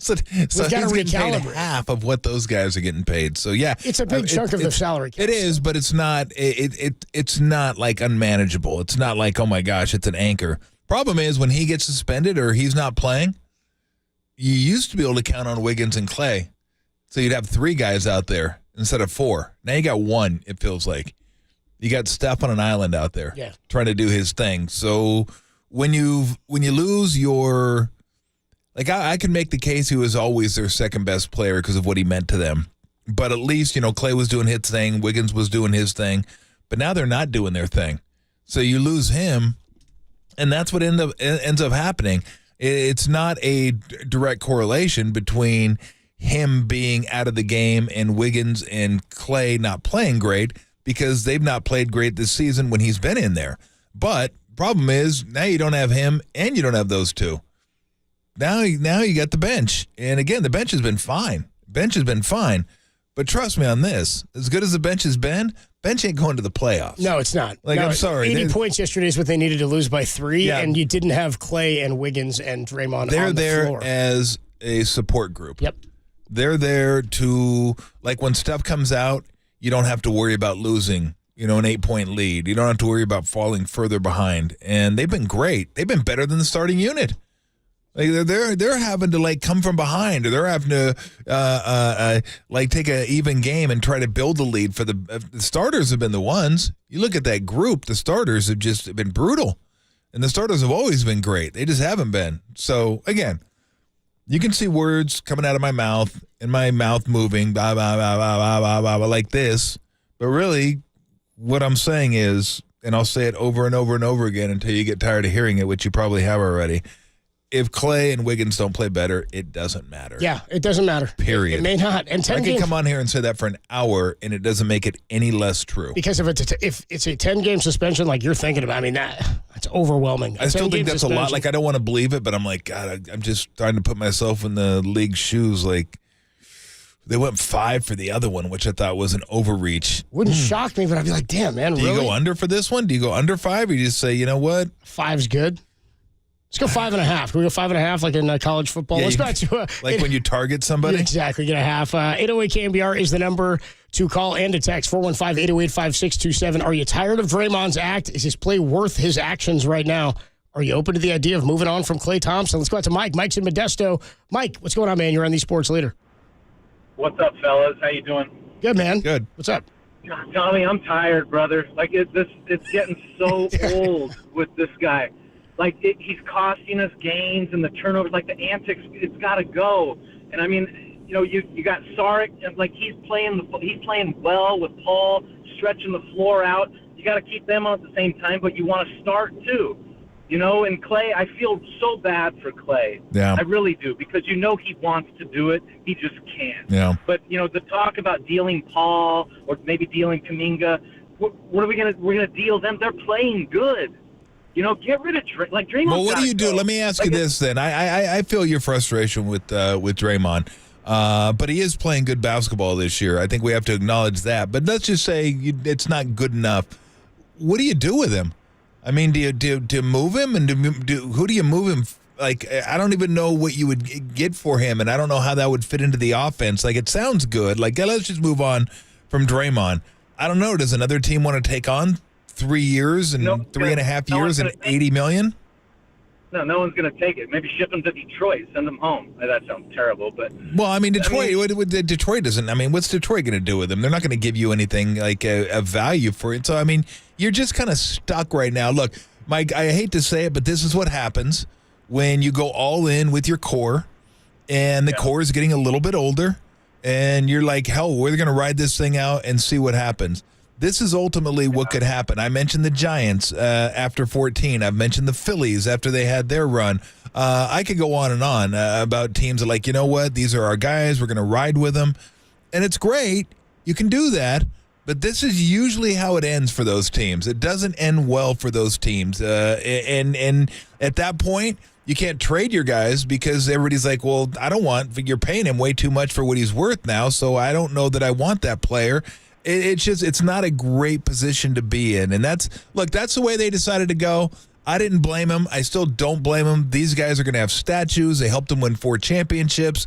It's the greatest era of Golden State Warrior basketball in the history of this franchise. The fan base here was riding high for like 8 years. And before that, it was a wasteland. And nobody ever thought the Warriors... Can you imagine being pissed like this 10 years ago? Nobody Can you imagine, Mike, about the Warriors? Can you imagine this? Nobody ever thought the Warriors would be the MB of the NBA. Now I'm going to lead us. Now I want maybe more. even the sports world. But this is how it ends. I hate to say it, Mike. This is when you sign these guys to these type of contracts, this is the risk you take. And right now, the risk is not looking good. But I feel you, man. Like, I feel you. Go back and stick in a DVD of 17.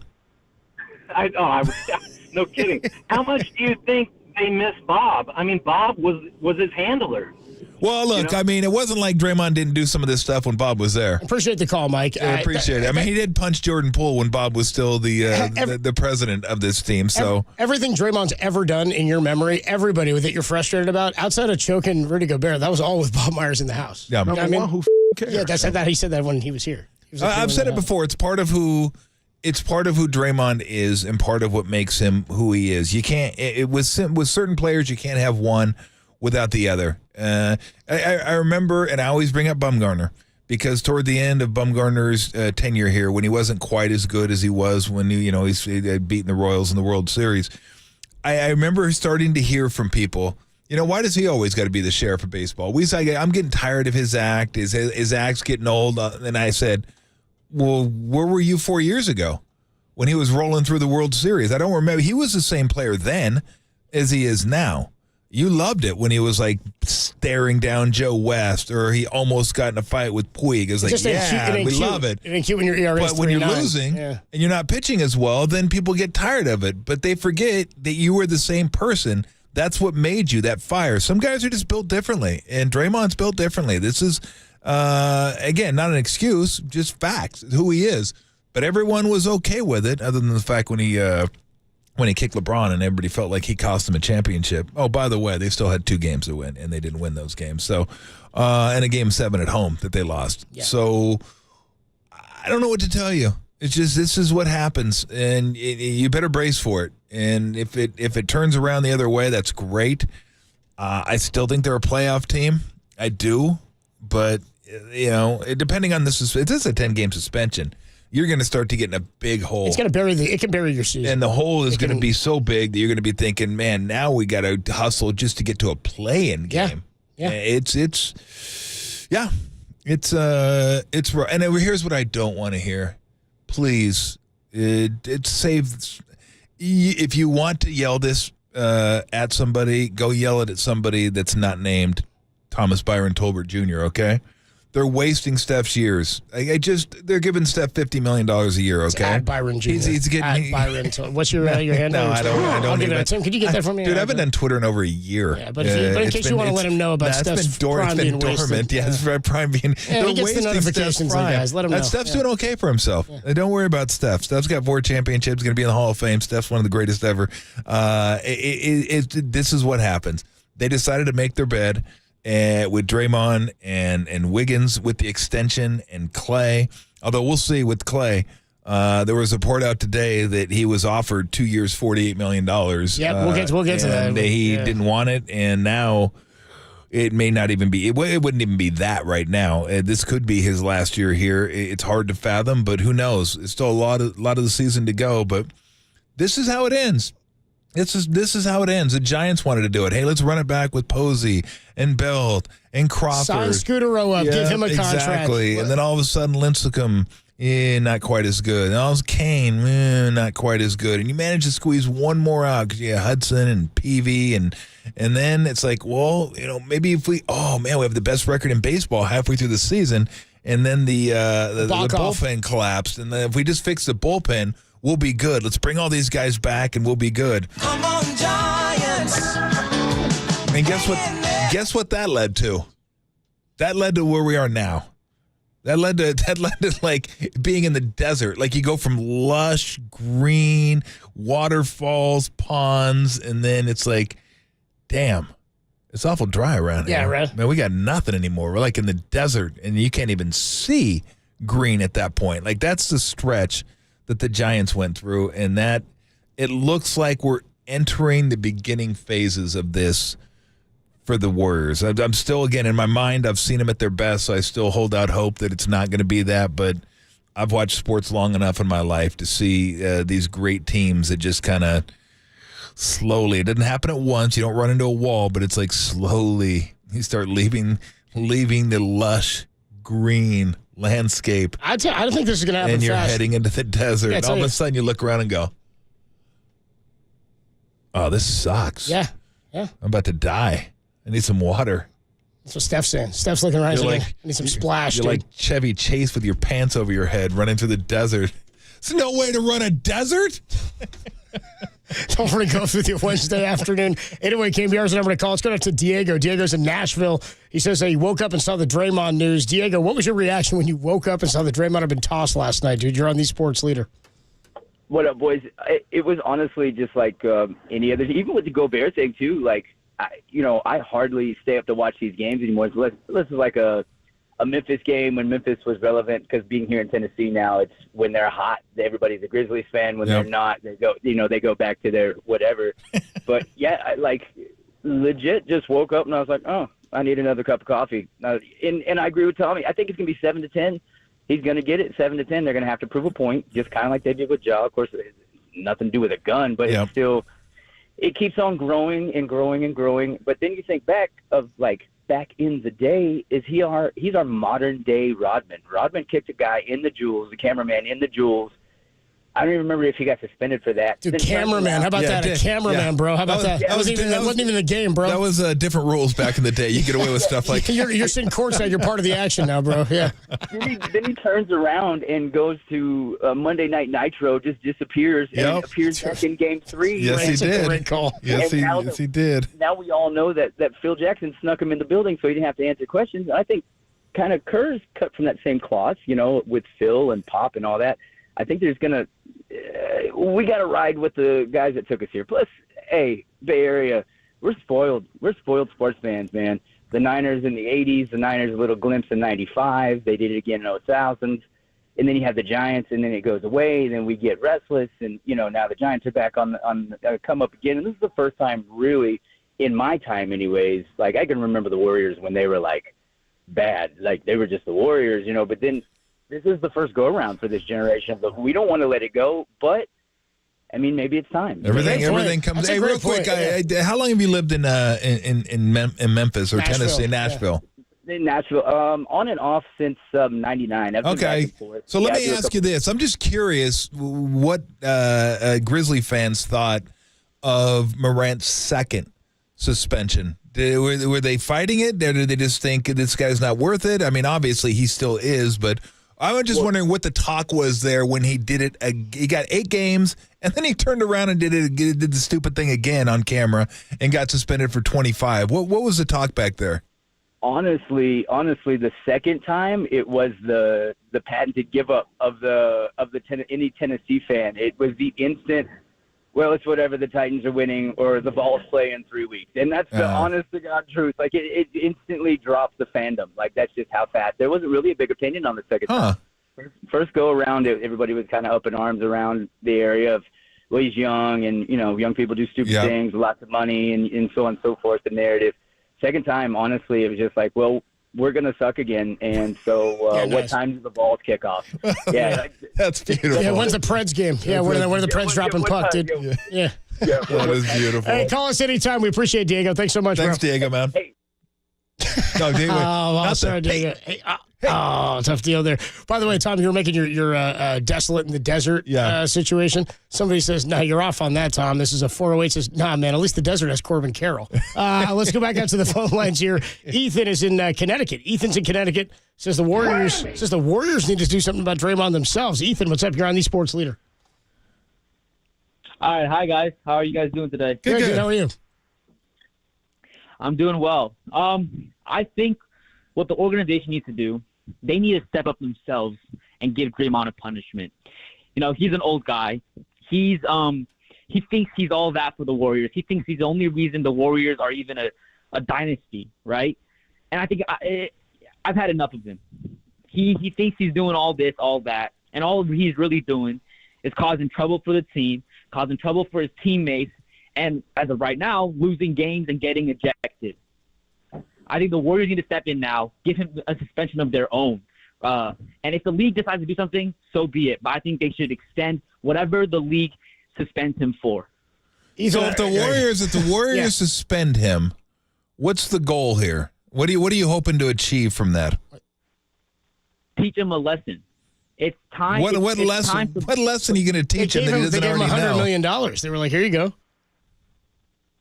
Yeah, the lesson they're teaching him is that he's not special. He doesn't have the right to do this anymore. But he is special, isn't he? Yeah, I mean, look, I appreciate the phone call. Here's the thing. They're not going to suspend him. No. They didn't suspend him for punching Jordan Poole in the face. They're not going to suspend him. It's a great point. They're not going to suspend him for this. That was on video. We had it on camera. When he didn't even try to do it. Like, they're not. They're going to let the league handle it and go from there. In a vacuum, for me, this isn't even suspension worthy. This is a flagrant 2 ejection. You're done. See you next game. Because it wasn't intentional. He didn't have his fist balled up like he was trying to punch him in the face. He is an open hand, and he just whirled around. And again, you are responsible for your limbs, but it wasn't, let me punch him in the face as I'm trying to get attention for the foul. That wasn't it. The reason I said 7 to 10 is because I think that's how the league is going to look at it. That's not how I look at it.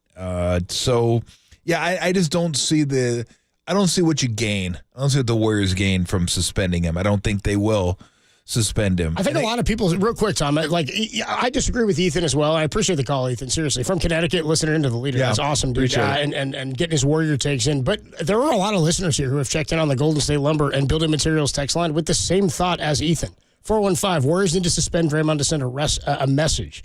925 says, when are the Warriors going to stop kissing Draymond's ass? They give him $96 million. I don't know how else you don't kiss. I mean, you've signed a guy who you know makes your team better when he's on the court, and you know what he gives you. I don't know what the personality situation is behind the scenes, and maybe they're saying personality-wise there's nothing different.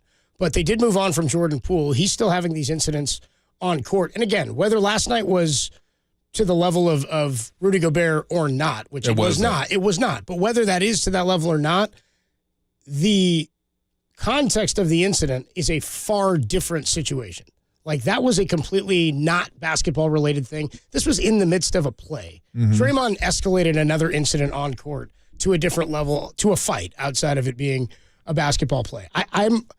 If the team says we're going to pay you this number of dollars to play for us because you make us better, and we've decided to go all in on this guy because we know what he does for us, if to Ethan's point, if they suspend him 5 games and the Warriors say, well, we're going to match that, how does that help anybody? It's like a 401k. What are we doing? Yeah, exactly. What are we doing? We're going to match it. We offer suspension game per game up to 5 games. Suspension matching here offered by the Golden State Warriors. Yeah, I just don't see the end goal there. I don't see the end game. Like, we're going to teach you a lesson. Teach him what lesson? I don't know what you're going to teach him. Here's a free lesson. Dude, I don't know. I disagree with that. I disagree with the Warriors suspending him. Look, they're trying to win basketball games, and having him off the court does not in any way help them win basketball games at all. So, again, for those people out there, you're willing to put up with this crap while they're winning because they were winning. When you're not winning, you just got to understand this is who he is. And it feels even weird saying that because this was such a weird deal. Like, he could have very easily missed him. He could have done the same thing and missed him. Because, he wasn't trying to hit him. He was just flailing his arms. Right. He just happened to flail him to the face. But he could have easily missed him. And if it had missed him, guess what would have happened? Nothing. Wouldn't have been a foul. It would have just went. Phoenix would have got the ball. They'd have went down the other end of the court, period. Now, if he would have tried to punch him, if he had balled up his fist and swung at him and missed him, he would have got ejected. And then he would have got suspended after that, even if he didn't hit him. Because they would have seen him looking at his head, his fist would have been balled up, and he would have punched him right to the face, and they would have missed him. But he still would have got suspended. This one, he could have very easily missed him, and nothing would have happened. The league wouldn't have looked at it, and they wouldn't have said anything, because it would have been, well, he was flailing, he missed him, Phoenix's ball, let's go the other way. But he didn't, and it's Draymond. I just put this one in a different category. I do. I put it in a different category. I don't know what to tell you, but I wouldn't. I'm not suspending him. Like, if I'm the Warriors, that doesn't even cross my mind. But I'm bracing for the worst here. I am too. I wasn't bracing for the worst last time until I was like, oh damn, they are going to do that many games. Now I'm thinking this may not be good. And if this is a big one, this could very easily, where they stand right now, derail where they are this season. I mean, they're out of the playoff picture. Yeah, it's not even on the tracks yet. They're on the playoff picture right now. So not on the tracks. How can you derail something that's not even on the tracks anymore? Well, we get Draymond Green to figure that out for us. Decommission it? Yeah, that's it, basically. That's it. Thomas the Tank, just take him off the tracks. Damn, dude. Thomas the Tank. Put him in that little cave, dude. All right, when we come on back, more of your calls. Who was Mark, the green Matt? one, by the way? Thomas was the blue one. Yeah, I like the green one. I'm not good on my tanks. Yeah. My Thomas the Tanks. Who is the green one? Mitch, Matt, Mark. Wow, look at that. All M's there. A whole bunch of people here hanging on the phone lines. 808 KNBR. We got to get into the Klay Thompson contract situation as well. Apparently, according to Shams Charania, he was offered and then he declined a 2-year, $48 million contract. Tell you what, that's looking a little high in terms of what the Warriors could be. That's a rough day. Looking to pay Klay Thompson, if anything at all. That's a rough day. Are you open to the idea of moving on from Klay Thompson? What do you say is the bigger problem for the Warriors right now? Is it Draymond or is it Klay? We'll talk about that next, and more of your calls at 808 KNBR. And then we will talk to Stan Van Gundy coming up at 3:50 and the Hall of Famer Steve Young at 5 o'clock. That's all next on the Sports Leader. Fairfield, shout out to you for supporting KNBR, Fairfield Sports Leader.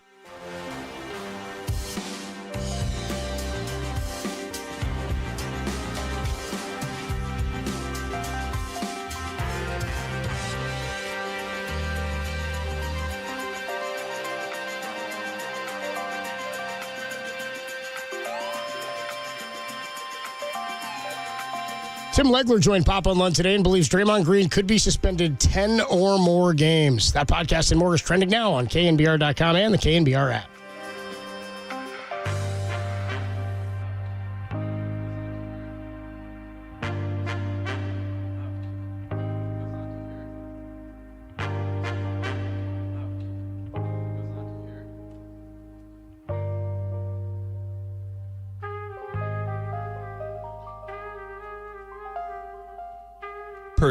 Percy was the green one. Just want to let everybody know in case you're hanging on. Hey, everybody, Mr. T here. I don't care. Alex Kugelman and the Kugelman Law, not the Kugelman Tax Team. It's the sftaxteam.com. So Alex Kugelman Law, sftaxteam.com. If you have a life circumstance that's led to tax issues, get it taken care of. And look, family comes first. You have something that happened with your family and you needed the money and you couldn't pay your taxes, then that's what you have to do, period. But the IRS isn't just going to accept that and say, oh, okay, we're good. Yeah, I'll catch you next year. No, they're going to catch you this year. At some point, they're going to get their money. So instead of ignoring it or hoping it goes away or hoping you can figure it out, let someone that does this handle it. That's what Alex Kugelman does. He handles issues like this. I've talked to him. He did my taxes. They're just normal taxes. It wasn't a tax issue, but he's very knowledgeable. He's personable. Schedule a consultation.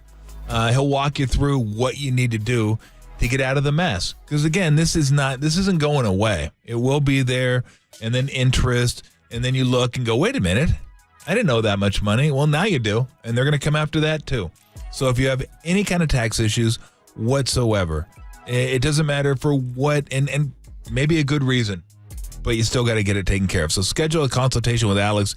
He's going to help you understand what you're facing and how to move forward. So take that first step to putting your tax issues behind you. Schedule that consultation with Alex by visiting sftaxteam.com. That's sftaxteam.com, or just Google Kugelman, Kugelman Law, your tax and crypto attorneys. Alexander Kugelman, managing attorney, 21 Tamil Vista Boulevard, Suite 202, Corte Madera, California, 94925. This paid endorsement does not constitute a guarantee or prediction of results. Green one, Percy, green.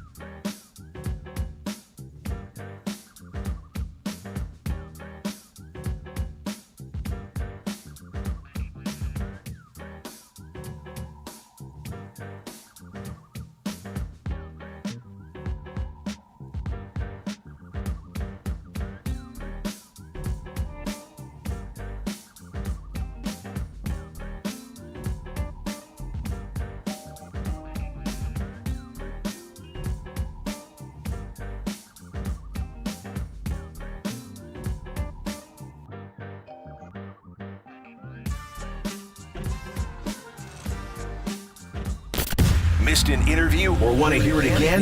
Catch them all at knbr.com/podcasts. You're tuned in to Tolbert and Copes on KNBR 104.5 and 680, the sports leader.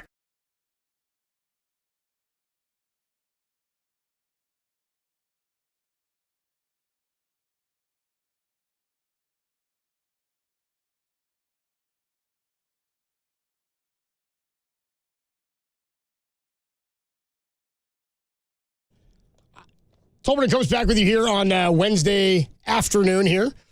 Following a Warrior loss last night, Draymond Green ejected the third time this year, and many people, including Tim Legler, if you missed it, he was on with Pop and Lund earlier today, saying he thinks Draymond's looking at a 10-game suspension. I'm having a tough time wrapping my head around the logic. Who said that, Legs? Legs said he's thinking at least 10. Yeah. And Legs are pretty, he's tied into the game, tied into what's going on today. And he understands this stuff.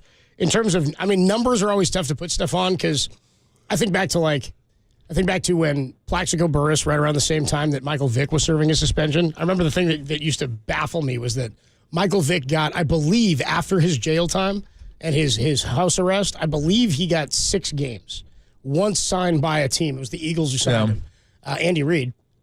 And had some decent seasons there for them, too. And some remember that game against the Commanders, Redskins at the time, on Monday Night Football? Yep. Looked like Madden. Yeah. Won me a fantasy game that night. He and Deshaun Jackson. I bet he did. He and Jackson both. I bet he did. And then Michael Vick got like 6 games. Plaxico Burress brought a gun into a nightclub. He did? In his sweatpants. Yep. Slipped into his plant leg. Yep. Grabbed it. Shot himself in the leg. Yes, he did. I think he got a year suspension. I think he got more time than Michael Vick did. So it's sort of sometimes arbitrary when they hand down these suspensions. We can get into some of this Klay stuff as well. Klay Thompson, as I told you before, reports from Shams Charania were that he declined a 2-year, $48 million contract. So we're putting it out to you guys, the callers. 808 KNBR and on the text line as well. Draymond Green, are you fed up with it? Is it worth what you're paying for him? And by the same token, is Klay Thompson as big or a bigger issue than Draymond right now? And are you considering maybe it's time to cut ties? Let's go to Mark. Mark's in Millbrae. Mark, what's going on, man? You're on the Sports Leader talking Draymond suspension. Yeah, what's up, guys? Yeah, Tolbert, you hit it. Oh, you were spot on with your take. To me, what Draymond did last night, unlike the previous times, mainly the shot on Poole and the choke on Gobert, this was unintentional. Now, obviously, with his track record, he's going to get a suspension. It's outrageous. It's probably going to be something severe like 10 games. Yep. To me, it shouldn't even be a suspension. That's what I was saying to a lot of people were thinking. They thought I was clueless. But you look at that, and Draymond said it's point blank after post-game. He said, if I meant to take a shot on him, I would have.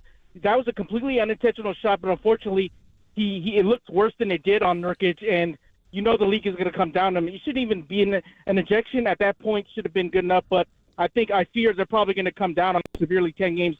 And one final point, guys, on Klay. To me, I love Klay. He's my favorite Warrior, but he's been overpaid for the last couple of years. They gave him max deal despite the Achilles rupture the past previous years, and his play has gone downhill. And he's got to realize, along with his agent, it's going to be slap in the face. You're worth more to the Warriors than you are to any other franchise. So if he thinks his agent and him are going to get a massive deal in free agency, he better recognize what Draymond did and re-sign with the Warriors. But because the only way he's going to get somewhat of a payday is he's going to have to go to an awful team like Detroit or Charlotte or Washington, and he's just going to finish a career toiling away in some irrelevant franchise. So I hope he comes to the senses. He's a smart guy, and his agent, and realize this is the best place for you. Finish out your career with the Splash Brothers being one of the best duo ever. Because if not, he's going to regret that decision if he leaves. Thanks for the time, guys. I appreciate it. Mark. Look, I don't even know. In fact, I don't know this from talking to anybody with the Warriors, but they wouldn't even do 248 right now. Not the way he's playing. They're both better off right now just playing the season out and seeing how this thing ends. And he's not getting a max deal from anybody. Not even going to be close to that. No. I can guarantee you that right now. I don't know what it's going to be, but not the way he's going right now. So I didn't know. Guess that's what it's going to be. I don't know what's going through his head. I know it's got to be tough for him, and this is the last year of his contract, and he saw what Draymond signed for, and I'm sure he wants to finish his career here. But it's been rough. It's been rough. It's been a rough start. That ain't no guess. That's what it's going to be. Yeah, What it's gonna be. Vicky Valancourt, man. What was the final score? What'd she pick? She knew it exactly, right? 34-28 or something like that. Did. 34-28. That's what it's going to be. Hey, that's what Mud Dogs won the Bourbon Bowl, do you? Let's go to Matt. Matt's in San Francisco. Matt, Tom was making the comp to the Giants earlier in the World Series run. He says he doesn't like this comp. I'm a little bit off on this comp, too. I get where you're going with it, Tom. But, Matt, what's up, man? You don't like this Giants-Warriors paying for what they already gave you comparison. Hey, guys. How's it going? What's up, dude? Yeah, so my main issue was I think, when you win as many championships as the Giants did and then they fall off the way they did at the end there with the core, you got rose-colored glasses, all of us when we think about it. But if you look at all those World Series, I mean, that bullpen and that rotation carried that team. They never got those guys enough help, and I've always thought about how much longer Kane and Lincecum could have played had there been more offense to support them. When you think of the late innings and the extra and then the playoffs and all the extra time those guys put in and pitching out a rotation to pick up in tight spots, we stretched those guys too thin. The Warriors are now in a position where they've kept the core. They've, unfortunately, without success, they've tried to build some young guys around them. They're trying to do what they can. This is about player performance and player composure declining. And when you're in the Bay Area and you're used to, the Bochy Giants and the Walsh Niners and even the Warriors in the beginning of this run, it was so easy to be proud of these teams and get behind them with the class they played with. And they were all fun to watch and great personalities. This just feels like a group of bitter guys over the hill and Steph just trying to pick up the pieces. And it's getting embarrassing to be a Warriors fan because you can't even defend the behavior. Steph, Clay's acting like a bitter teenager at the mic after every game. And Draymond, you nailed it. The shtick's okay when you're winning, but I wasn't even for bringing them back. And now that they have and we're seeing what we're getting, it's just not the same. I think the Giants, like I said, those guys, broke their backs for the city and for the team, and now the Warriors. I feel like those two guys right now are riding the coattails of what they used to do. Yeah. And it used to be about being selfless. They brought in KD, they made room for everybody, no egos. That's what we loved, and now it feels like they're not willing to do the same as the old guys and step out and let the young guys play and step into a role that puts the team in a better position. And it's just really hard to root for. Matt, you make some great points, man. I appreciate the call, dude. It's interesting. I mean, that's the scope of a fan. That's the fan scope of that. But him saying, it's getting tough to defend some of the actions, I'm with that. I understand that. When you're hungry and you're like, we're in the middle of this thing and we're fighting and you're arguing whether or not Draymond was baited by LeBron. And I get all that stuff. That's the fan stuff that goes into why we have 24-hour sports networks while you and I have a gig here talking radio. That stuff is debatable, and it creates fun fodder and bar conversation, right? Barstool conversation. In terms of things they're doing now that they didn't used to do, again, it's not necessarily straight lines you can draw from the KD thing to this, but he makes some great points optically, Mark did here in San Francisco, about they used to be selfless, and it was obvious because they went out and acted selfless. In the Kevin Durant thing, that was a pretty big point to make, I think. And that said a lot about the team, the guys they were, and we frequently credit Steph as being that guy, right? And so I don't think it's a surprise to any of us when he's that type of leader and has remained that personality. However, when Clay seemed to always be so calm and chill and mellow, now when things are going wrong, he's right. The attitude of Clay is different at the podium. The way he's carrying himself on the court is different. It's frustration. It's human. It's the human struggle. I get all that. Yeah.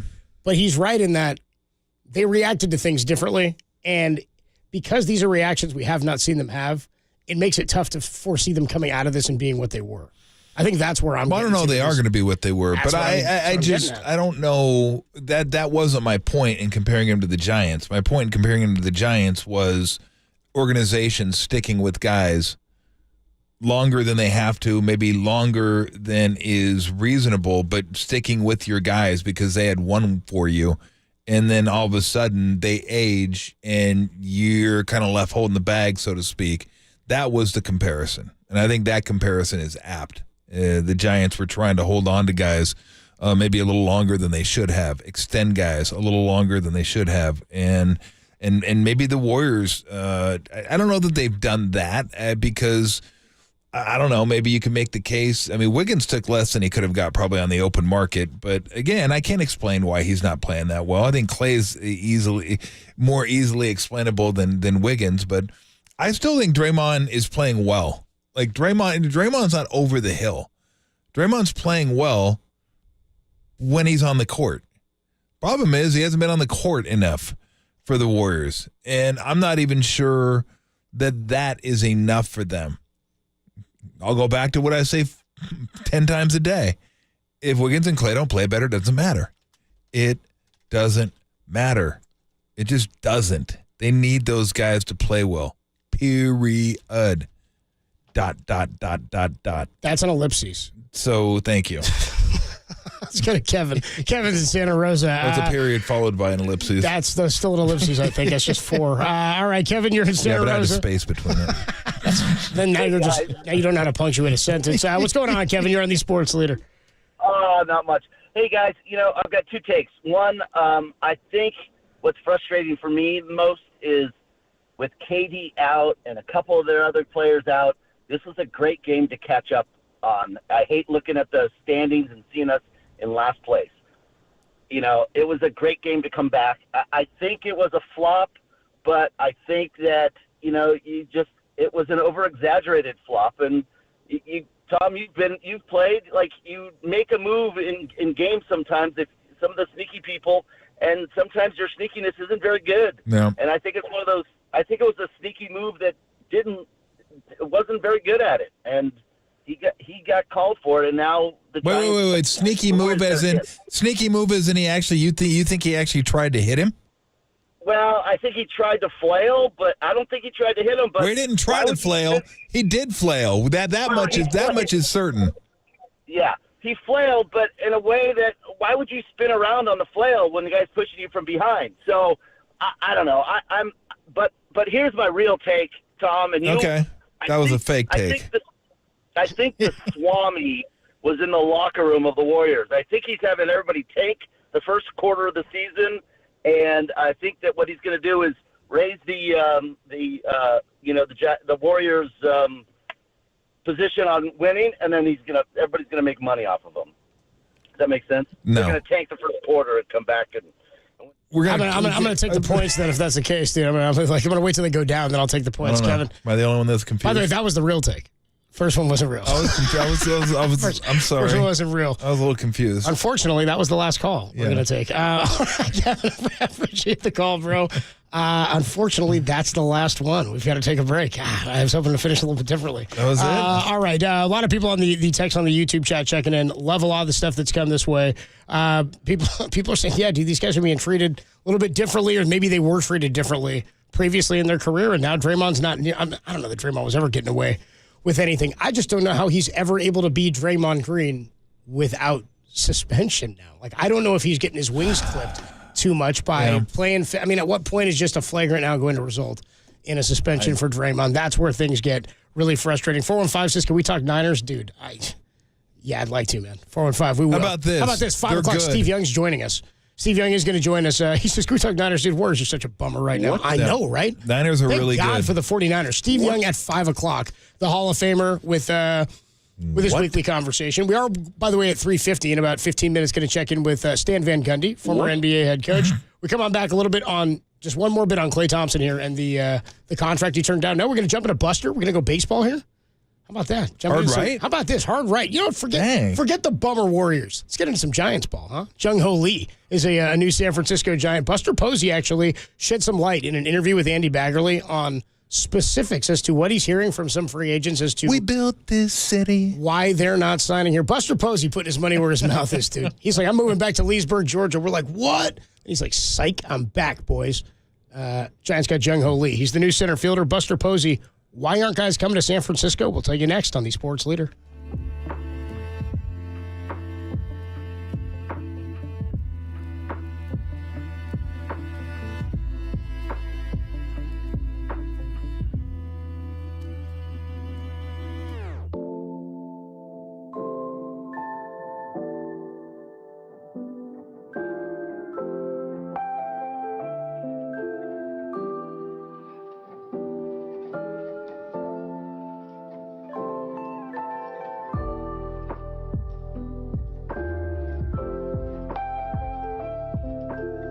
What's up, fellas? What's going on? Adam Copeland here for Pajamagram. Yeah, I bet you're like me. I bet you're somebody who has oftentimes gotten to the doorstep of Christmas or Christmas Eve. Like, we're a couple weeks away now, right? I mean, it's already the 13th.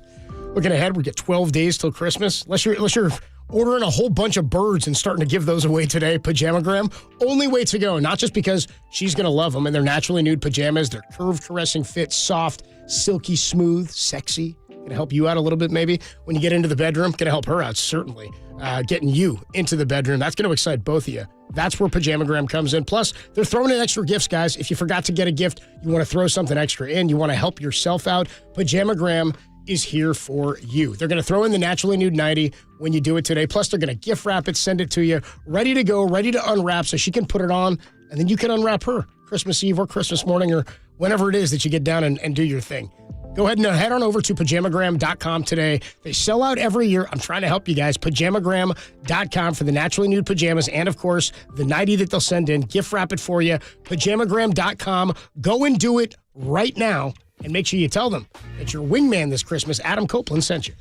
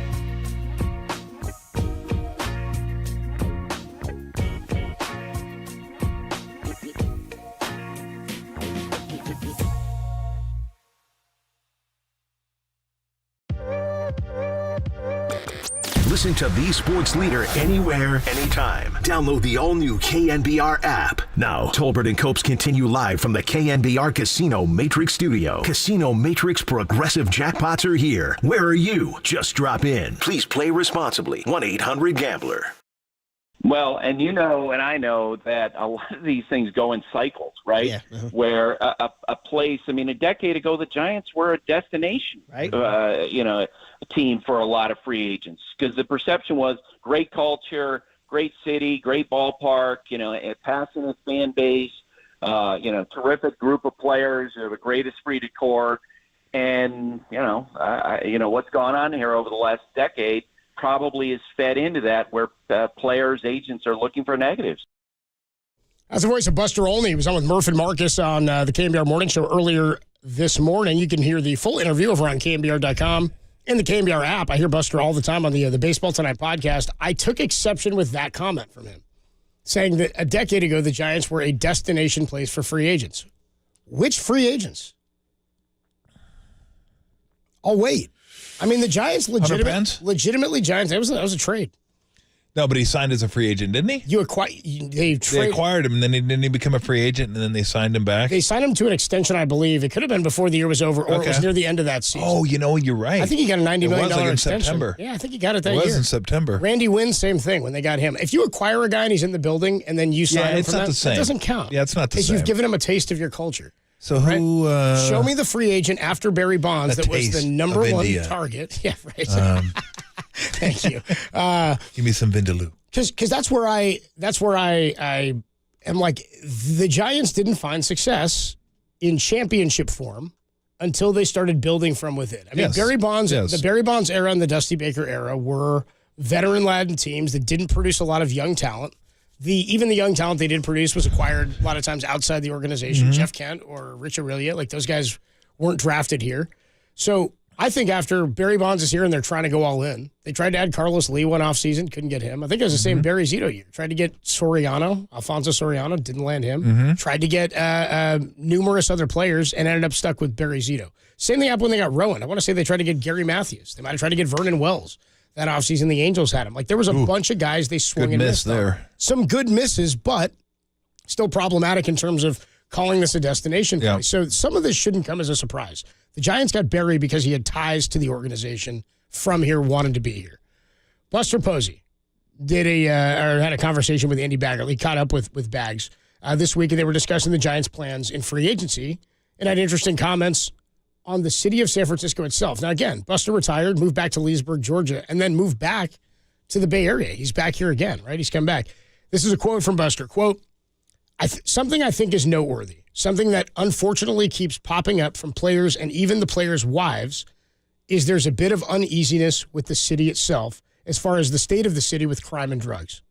Whether that's all completely fair or not, perception is reality.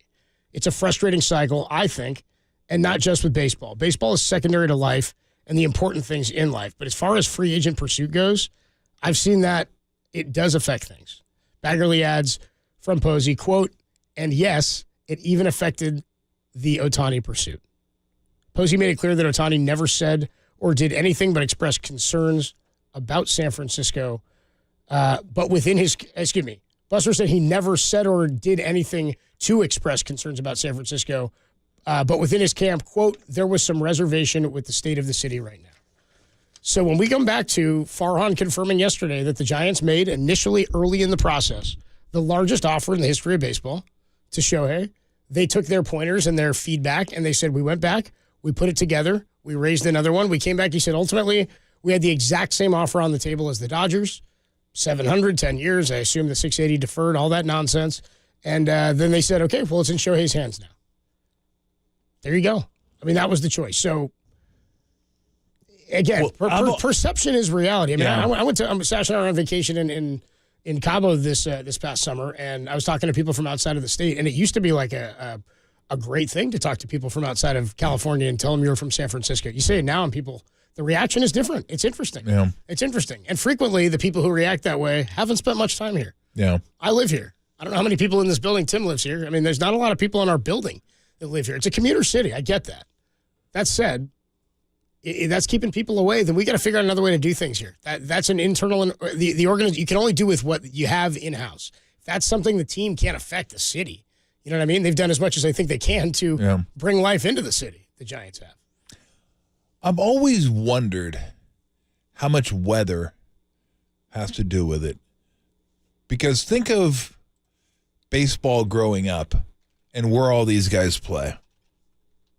Southern California, Florida, Texas, Nevada. And during the summer, it's hot, at least warm. And baseball is kind of a warm weather sport. You think of it as summer, right? It is summer. It's a warm weather sport. Well, the Bay Area is always cool compared to what you think a summer is. Maybe it's 67, 68. You know, occasionally in September it'll get up to like 80, something like that. But LA, it's 80 every day. San Diego, it's probably mid-70s, high 70s every day. Then you get back east and you get some of the humidity and then you get some real heat back then. I've always wondered how baseball players look at that. Like, do they look at it and say, I don't know. Do I really want to play? And this isn't Candlestick by any means. But do I want to play somewhere where it's kind of cold? You know, what was it, was it Mark Twain that said the coldest winter I ever spent was a summer in San Francisco? There you go. Which is like, I mean, that's saying something. So I've always wondered that from baseball players, like how much they really want to play where it's warm. They don't want to play. Because think about it. During the summer, is there a colder place in San Francisco in the major leagues?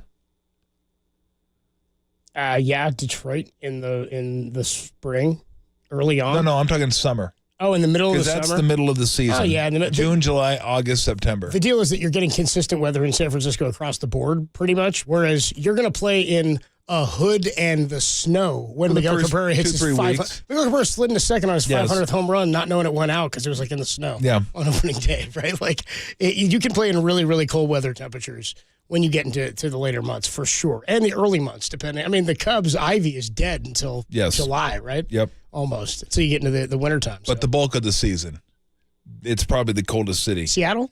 I don't know. I think Seattle's about the same. Yeah, I think Seattle's about the same. I don't know. I'm just wondering from baseball players how much weather has to do with it. Like how many of them want to play in a warm weather city, and how many of them do look at San Francisco and think, yeah, the stuff I've read. Is it fair? Probably not. But again, as Buster says, and Steve Young says it all the time, who I'll have on in about an hour or so, perception becomes reality. And if that's how they perceive the city, well, then that's how the city is to them. And, especially the guys that are married. The wives weigh in on this, too. There's no doubt about it. So, yeah.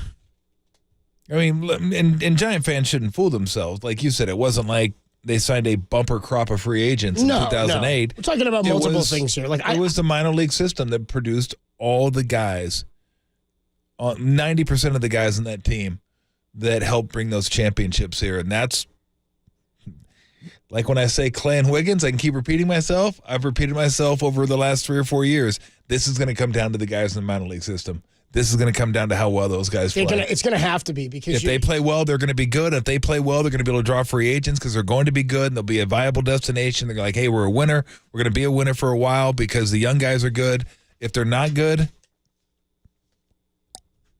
Yeah, the perception of the area and the city is not one that is lost on me. Again, I live here. And to say that it's in the state that it was when I moved here, it would be intellectually fraudulent of me to say that. I mean, it's not, to say like it's a scary place to walk down the street, I think is false. Personally, I think it's false. Yeah. And I'm somebody who does that regularly. Now, I'm not saying somebody else doesn't have a different experience, and it's a big city. You live in a different part of the city. I also think that and again, I know break-ins and car stuff here is insane, but like, we all seen Batman. You live in a city, you just kind of assume. It's a city. It's rough and tumble. You know what I mean? We're on the suburbs. What is this, Gotham? They always say, they don't say I'm from the burbs as the tough thing, do they? They say I'm from the streets. It's usually not implying you're from like a nice rural part of the country. My point here is that you're not helping the free agent. I'm not saying I'm helping the free agent signings. I'm saying I understand the perception that they have that the city is being portrayed outside of our city much.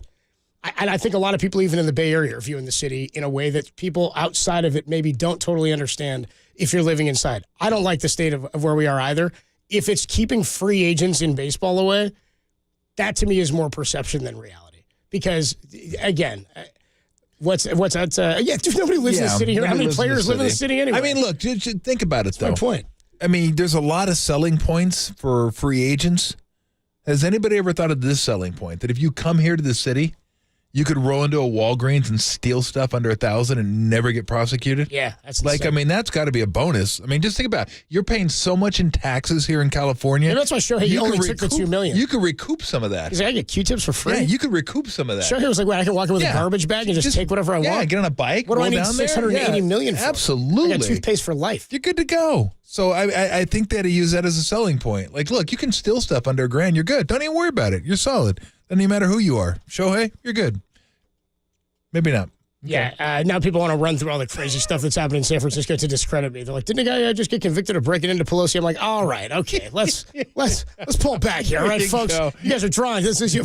All I'm saying is, I live in San Francisco. You went down. I'd sign with the Giants. That's all I'm saying. You know what I mean? I'm just like, you went down the road. You're trying to U-turn. All I said was like, I'm just 925 says I run the burbs, Cubs, dude. Well, according to Marcus Thompson, so do I. He's like, you ain't from Oakland, you ain't from the streets. I was like, I know.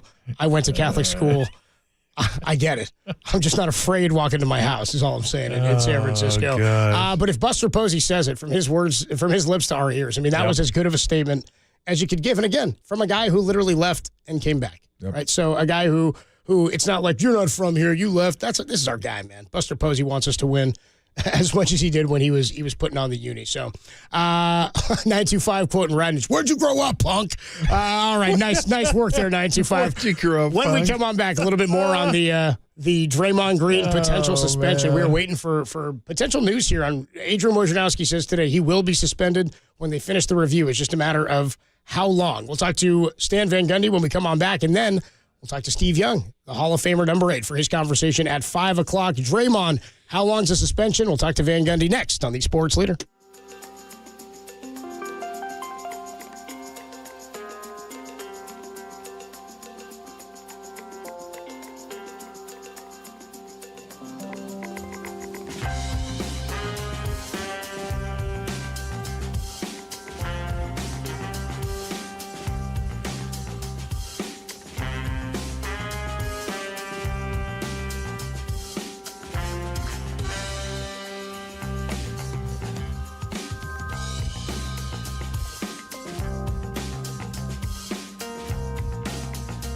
The Warriors lost 116-119 last night to the Phoenix Suns. Third time they've lost to the Suns this year. Draymond Green was ejected.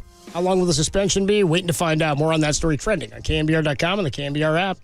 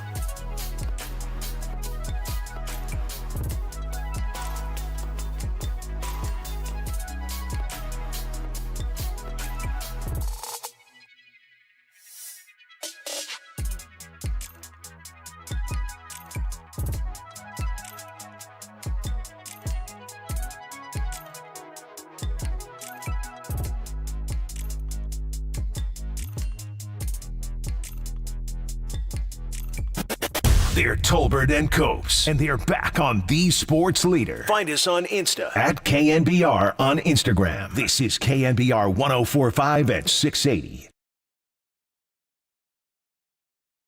Adam Copeland, Tom Tolbert with you. Time to talk a little hoops and maybe a trip around Bay Area sports with a man who grew up here, coached in the league for a long, long time. Now you hear him with Brian Anderson calling the games on TNT. He did the Suns and the Warriors last night. Coach Stan Van Gundy. Coach, what is going on? What's up, Coach? Not a whole lot. Just got myself back to nice warm weather in Florida and sitting here by the pool. It's a nice day. Oh, very, very nice. December in Florida, huh? Yeah. Oh. So watching the game last night with the Warriors, we know like the sun's setting on the dynasty. We're just not sure how close it is to the horizon. How close is the sun to the horizon for the Warriors right now? Well, look, I mean, the West, first of all, we know is deep. There's a lot of good teams, and I don't think by any means that the Warriors are a sure thing to even be in the playoffs. So I think the group has to adjust, and I don't see them doing that, and that's been disappointing to me for a veteran group to seemingly not understand that they don't have the margin for error that they used to have when those guys were young. So they win their first championship, 8 years ago. 9 years ago, those guys were all younger. Then they have Durant for 2 of them. They just don't have the margin for error to get away with the things that they could get away with. And even now, like getting thrown out of games, like they just don't have for error, and they're going to have to become a much more disciplined basketball team.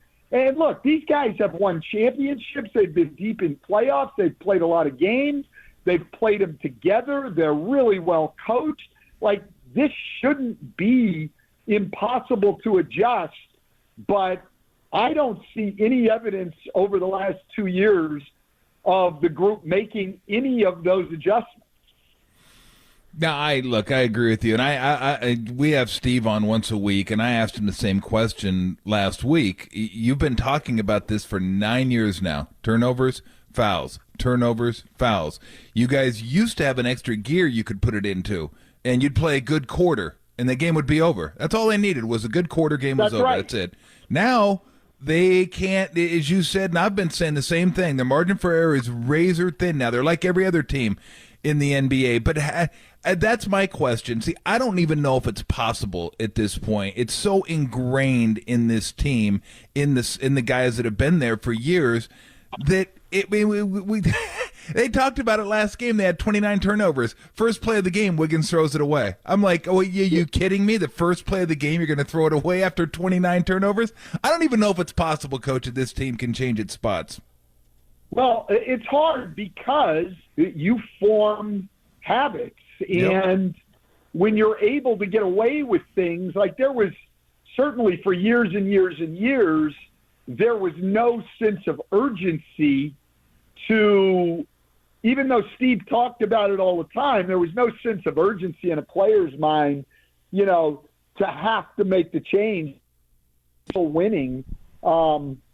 Look, you look at how many of their games have been close. Like, you get that Oklahoma City game and, you turn the ball over 29 times and send them to the line 36 times. The Phoenix loss at Phoenix before last night, you send Phoenix to the line 52 times. The Sacramento game to decide who gets in the quarterfinals of the in-season tournament, you lose on a Monk runner with 7 seconds to go, and you've got 18 or 19 turnovers, and Sac goes to the line 42 times. So it's not like you've got to become the lowest turnover team or the lowest foul team in the league. You just can't be the worst. Like, these games are coming down to, as you say, like most teams in the league, every game is up in the air. you've just got to be at the margins a little bit more disciplined. The Oklahoma City game before, the Oklahoma City game, Draymond fouls Chet on a three-pointer with 8.3 to go to get the game into overtime. Like, you've just got to be more disciplined in situations than the Warriors are going to be, and you got to keep your guys on the floor. I mean, I don't think Draymond last night, there was anything intentional there, but he's still in the locker room. The last time they're in Phoenix, Chris Paul gets thrown out. Everybody wants to make it as Scott Foster's fault. I watched that game. I don't even know what Chris was complaining about on the call. It was painfully obvious he fouled the guy. He exchanged positions with the ref on the baseline, and Chris kept going. Like my God, these are veteran guys, or at least we haven't seen them make even the smallest of changes to make themselves better. Talking to Stan Van Gundy here on the UMA guest line. I was on the call last night for the Suns and the Warriors. I want to ask you, because you've had the perspective, kind of like Steve has, from both the personnel standpoint and from the coaching standpoint. When we get to a place like this in a guy's career where, I think we're all used to, over the course of watching sports for our lives, watching guys decline. And it's not so much about that. What you're talking about is discipline. Specifically, though, with Klay Thompson. We're watching him hit a point in his career where he's just not capable of doing what it was that he did when he was healthy the first time around, or the first stage of his career. I'm wondering what the disconnect is, or what the evaluation is from a personnel standpoint, where you go, we know this guy's been capable of this before. We know maybe it's still in there, but it's not in there night after night after night the way it used to be, because I just don't know that they're constructed the way they should be in order to compete in the West. Well, I will say this, though. I think that Mike Dunleavy in the front office, the guys they put around them and the way they constructed the bench and the development of their young players, I would think, you guys watch the Warriors even more than I do, I would think everybody who watches the Warriors has got to be pretty darn happy with the way that bench has played this year. Sure, yeah. I mean, Saric and Chris Paul, that second unit when they've had people. But the problem is right now that bench is having to bail out a starting five that's always been one of the best starting. Even last year was the best starting now. Like last night, if it wasn't for the bench, that game was a blowout. Yeah. That game was a blowout. And look, I don't have an explanation for Klay Thompson. I don't think he's going to play like this the rest of the year. And I think one of the hardest decisions coaches ever have to make is Steve Kerr justifiably has so much confidence in Klay Thompson, any coach would. You're just not going to give up on those guys. You're not. And I done a lot in the second half last night, and my guess is that's the way Steve's going to handle it. Is he's going to still run those guys, Klay and Wiggins, but he's going to be a little quicker to stick with the guys who are getting the job done on a particular night. And I thought Klay Thompson handled it well. I read his post-game comments, and, he understood. He said, of course I wanted to be out there, but I played like crap. Yeah. Talking to Stan Van Gundy, nice enough to join us, talk a little Warriors hoops. All right, what's going to happen with Draymond? Because the way I see it, I don't think he did it intentionally. I think he was trying to sell the foul, but you're responsible for your limbs and where your limbs go. And I said it was a flail. Yeah, he flailed him right to the face is what he did. And that doesn't look all that good, especially coming off a choke of Rudy Gobert and other various assorted criminal effects on the basketball court. I disagree with you in a sense. Last night I heard you say you didn't think that previous offenses should be counted towards this events. I always make the case that if I tell my kid to do something and they don't do it, and I keep giving them a 1 day suspension, or I ground them for a day and they keep doing it, then it's going to get 2 days, it's going to get 3 days. Or if I speed over and over again, the penalties are going to get bigger. So I do believe the penalty will. I don't know what it's going to be. It's just unfortunate. But what do you do at this point? There's another thing. Can you learn? You got to be on the court. They really need him, and he's not there, and he's going to not be there again. Well, I totally agree with you on that. But I would also think that the people in the league office, you've got to assess the situation. And I don't think it is fair to just assume every time something happens with the guy that there was intent there. Like, here's That what I I agree saw. with. Draymond Green got fouled on the play. Yes. I mean, there's no question when you see it from the baseline side that Nurkic has got his arm around him. I think Draymond is both trying to sell the call and he does flail, which a lot of guys in the league do. I think that was an unfortunate thing last night. My problem with discipline in the league, and I think they try very hard. I don't see a consistency. Like, I've watched now Jason Tatum and Nikola Jokic get ejected from games for supposedly directing profanity at the officials, and then sitting courtside last night, I heard profanity getting directed at officials half a dozen times, and nobody got ejected. So whatever standards you have, and the same with the discipline, I think they've got to be as consistent as possible around the league. I think it would be unfortunate if Draymond Green got a suspension. With that said, I fully expect that he will get a suspension. Yeah, I think a lot of the suspension stuff is PR driven, and look, it's coming right off the heels of the Rudy Gobert choke, which is I agree with you. It's a completely different category. Like this one, it's a different category. It's not the same thing over and over, so you feel like you're gonna give him a little bit more. I think this one's different, but I think with Draymond and the PR aspect of it and how close it happened to the Gobert incident, I think this is going to be worse than I think it's going to be, because I didn't think the other one, Coach, I didn't think the Gobert one was going to be 5 games. I thought it might be 2, and then they came out with 5. I was like, dang. So I'm preparing for this one to be worse than 5. Do I think it should be? No, but I'm preparing for that to be I'm kind of with you. Possibility. I'm sort of with you. I think it will be too, but I wish they would look at things in context. Sure. So the Rudy Gobert thing, I would look at that and say, okay, I also know Draymond had a previous thing with Rudy Gobert.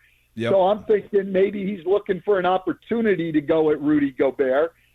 But last night, look, the Warriors were starting to play well. They had been running splits, going through Draymond, having success. So it's not a frustration thing.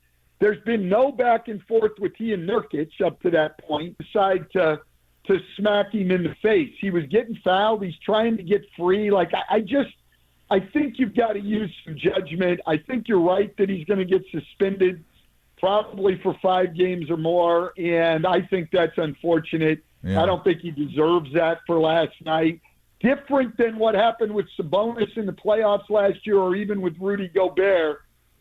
Draymond did not, when they ejected him, there was no more. He didn't yell at anybody. Yeah. He didn't have any antics going off the court. He just went to the locker room. He did express contrition after the game, which he doesn't usually do. I think he did everything right. And so now if you're going to punish him again, then what are you saying to the guy, that none of that stuff makes any difference?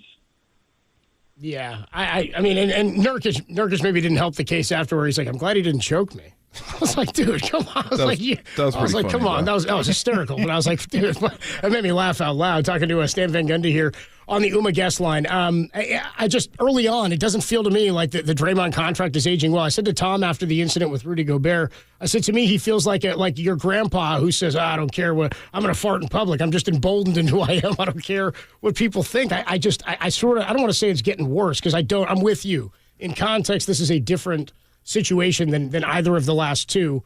But I also think that it's going to be tough for him for the next 3 years beyond this season to get away from what he's created for over a decade. Well, it may be, but I will just say that, I do think in general we have to give guys room to change. And I thought last night was significantly different in the way Draymond even handled the ejection, Agreed. handled his press conference, everything else. And if you're not going to give guys room to change, well, then why should they? I mean, if you're going to treat him the same on an unintentional play, which he handled afterwards, no extracurriculars or anything like that, then why should he change? Yeah. No, agree with that. It's not Rocky 4, you know what I mean? It's not the end of it. If I can change, Dre can change. Yous can change. There we go. I know we wanted to ask you about the Giants, but before we do, like we've talked about the Warriors over and over and over again, Coach, and I keep saying, I talk about them because, well, that's what we do, but it's very simple to me. If Wiggins and Clay don't play better, none of this really means anything because we're not talking about championships yet with this team, but that's what their goal is, to get deep into the playoffs. But without those two guys, the bench has been great. There's no doubt. It doesn't matter. If those two guys don't come at least close to the level that was expected of them, it's all going to be a nice story for the young guys, but in the end, it's not going to matter because they're just not going to have enough firepower to compete with the teams at the top. No, you're absolutely right about that. I mean, look, right now, he wasn't as good last night, but Steph Curry's having another spectacular season, and he's just not getting enough help in that starting lineup, which is allowing teams also to get away with, blitzing him and doubling him more and more and more. I can't figure the Wiggins thing out, though I know he's had a lot going on. We don't all know what it was, but he's had a lot going on in his life at various times this year. Like in that Sacramento game up there a couple of weeks ago, he's looked like he's coming out of it. Same with Clay. Clay, I think you can understand a little bit more, with the significant injuries he's had and getting older. You would expect his legs aren't going to be what they were. He also seems like a guy, and I don't know him at all. I don't even know if I've ever spoken to him. So this is just from the outside, but he seems like a guy exceedingly hard on himself and lets missing shots and things sort of taking out of the other things that he's capable of doing. I think he maybe needs to ease up on himself, but if those guys don't get back close to what they've done in the last couple of years, then this team would be lucky to be in the play-in. Yeah. I'm so glad you said that because I've been saying that for this last year. Now, maybe halfway through last year, but he was playing better last year. But he is so hard on himself just for missing a shot. He misses one shot, and you could tell the shoulders kind of slump. He does like the air shot where he's like shooting, like, oh, what happened there? I'm like, God, it's like you're one of the greatest shooters of all time. Just keep playing. Just keep doing what you do. But it's interesting that, I watch him every game and you watch him, as much as you do, but you notice that kind of stuff. It's like, and I think it's so hard for him. I think he kind of sees it. He sees, like, I don't want to say the end, but the diminishing skill set with the injuries and the age. And I always say, I think it's really hard for Hall of Fame caliber players to have that come down. Like for guys like me, it's pretty much the same all your career. It's like, I'm retiring now. I'm about as good as I was when I started. That's okay.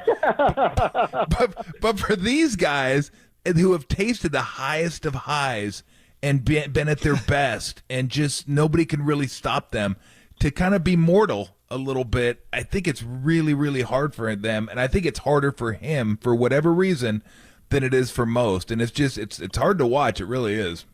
Well, I would say, look, one of the things that probably made him as great as he is the perfectionist that he is and wanting it to be perfect and working so hard to make it perfect. But, I don't think they're saying then your greatest strength is often your greatest weakness also. And I think that's the case. But the one stat to me that people have not talked a lot about, and I neglected to bring it last night, that I think has had a big effect on Klay Thompson, is he's down about 5 field goal attempts a game. Why that is, there's probably a myriad of reasons. I'm not going to – I can't really definitively say what I think it is, but he is down 5 shots a game. And for a shooter like Klay Thompson, that's significant. You're talking about not being in rhythm. When you go from 18 shots a game last year to 13 shots a game this year, that's a significant drop-off. Now, part of that is Draymond Green, the number of games he's missed, because Draymond's a guy who's not only a great orchestrator of the offense, but a great screener. I think that has hurt a little bit. Clay's been a guy who gets his shots on the move, not really creating them all for himself.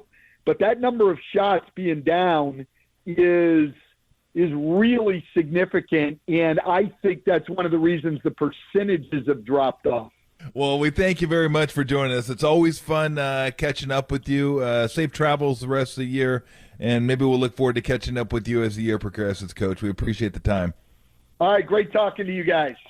That was Stan Van Gundy, of course, longtime NBA coach, most recently with the Pistons, and worked in the front office there, of course, as the president of basketball operations. Draymond Green, we'll see what the future holds for him. And when we get word on whether or not he is going to be suspended, I kind of err on this with Tom, that it could be heavier or as heavy as last time just because of the repeat offender stuff. Now we're kind of looking at the other coin, or the other side of the coin on that deal. More to come here. Tolbert and Copes Wednesday afternoon. Steve Young still going to join us coming up at 5 o'clock. It's Tolbert and Copes only here on the Sports Leader.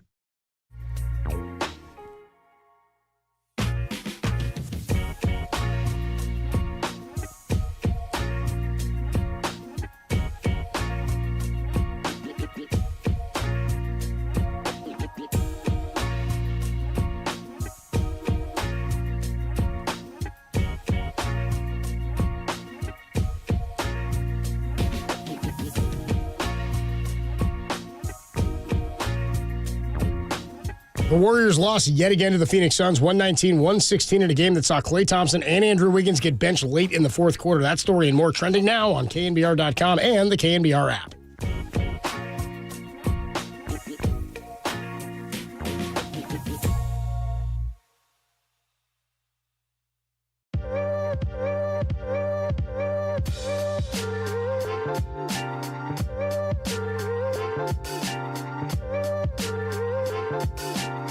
Hey, what's going on, everybody? Adam Copeland here for O'Donnell Financial Group. We've been talking about this for some time, and that's because who knows how much time you have until you finally get to retirement. When you get there to the doorstep of retirement, when you call it a career, don't you want to know that you set yourself up correctly? You don't want to look back over your shoulder and go, what did I do wrong? Why didn't I get help sooner?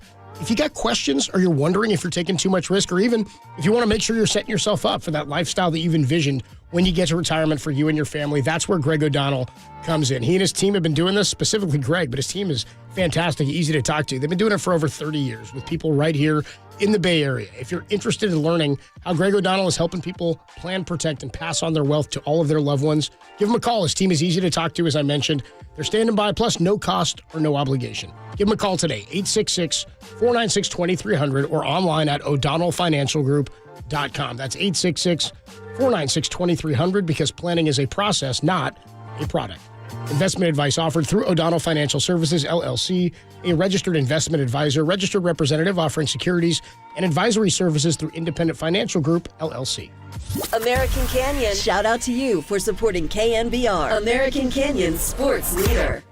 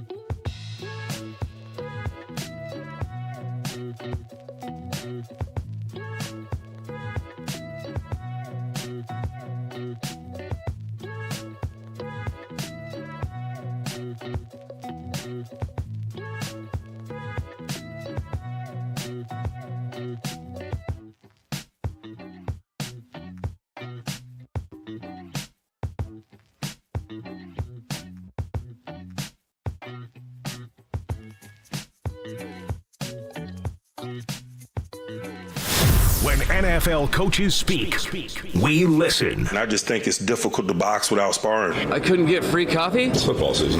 Most players play football in football season. This is Coach Speak with Tolbert and Copes on the Sports Leader.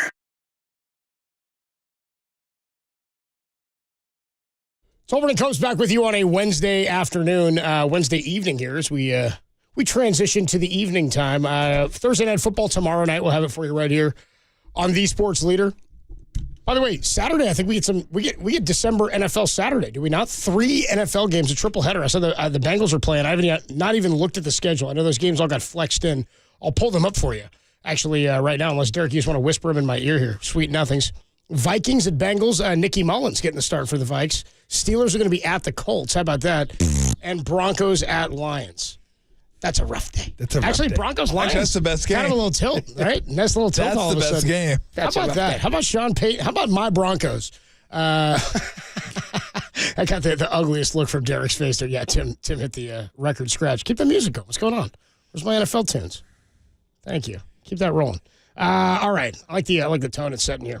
Coach Speak. We do this each and every week. We give you some of the best sounds from coaches. Actually, one of my favorite segments. It's like a little mini sound soiree, but usually it's just hilarious sound or poignant sound from coaches across football. We'll start right here in our own backyard. Kyle Shanahan.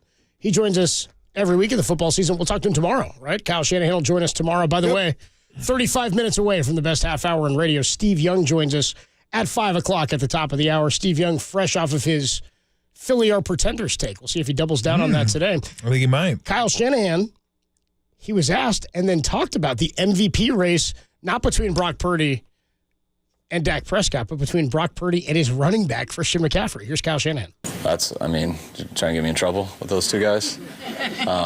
That's the only reason I wouldn't overly comment on either one of them, because I don't want them to cancel each other out. But if any non-quarterback's going to get an MVP, I don't get how Christian McCaffrey can't.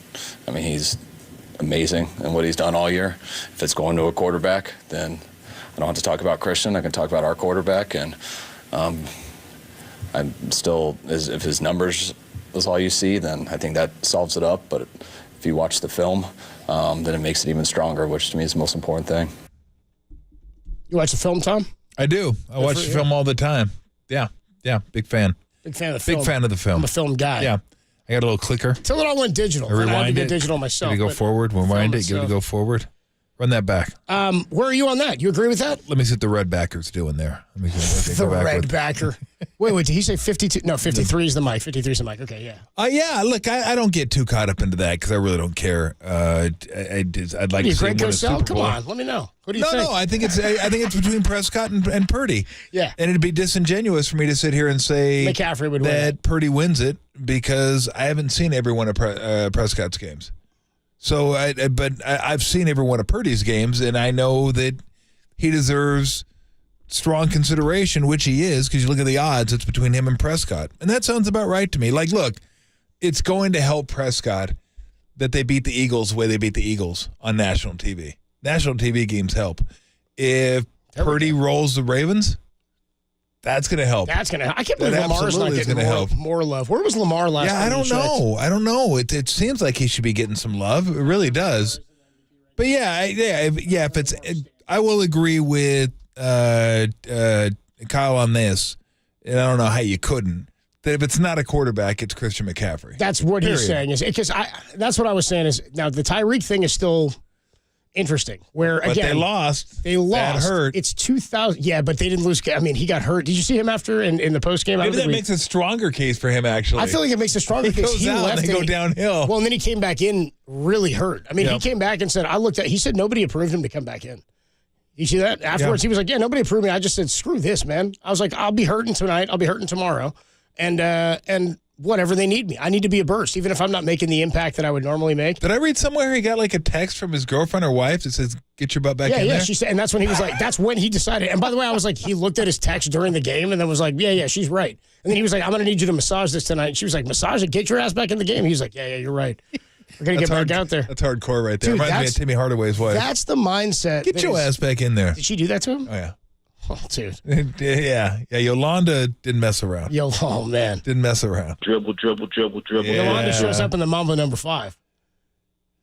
Keisha. Yolanda. Big Lou She told me one time when I came out of the locker room, she goes, where's Timmy?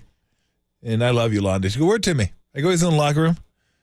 Tell me, get his punk ass out here. Dribble. I was like, yeah, okay, yeah, let me go get on that. I'll get on that. You're like, yes, Miss Hardaway. Timmy, get your punk ass out there.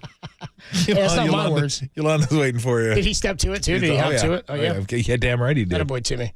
He won't admit to it, but damn right he did. He knows what he's doing. And I would have, too. Yeah, you did. You went and got Tim Hardaway quickly. Yeah. By the way, Lamar Jackson ranks third in MVP voting right now. Or in MVP odds right now. So is it Dak, Brock, Lamar?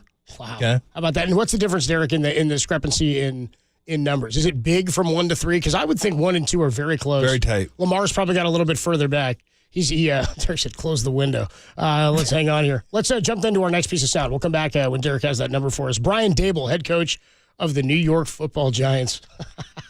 Dude, this is hilarious. This is hilarious. Brian Dable was asked, can you compare Tommy DeVito to the greatest of all time, Tom Brady? The question is included here. Here we go. Here's what it sounds like.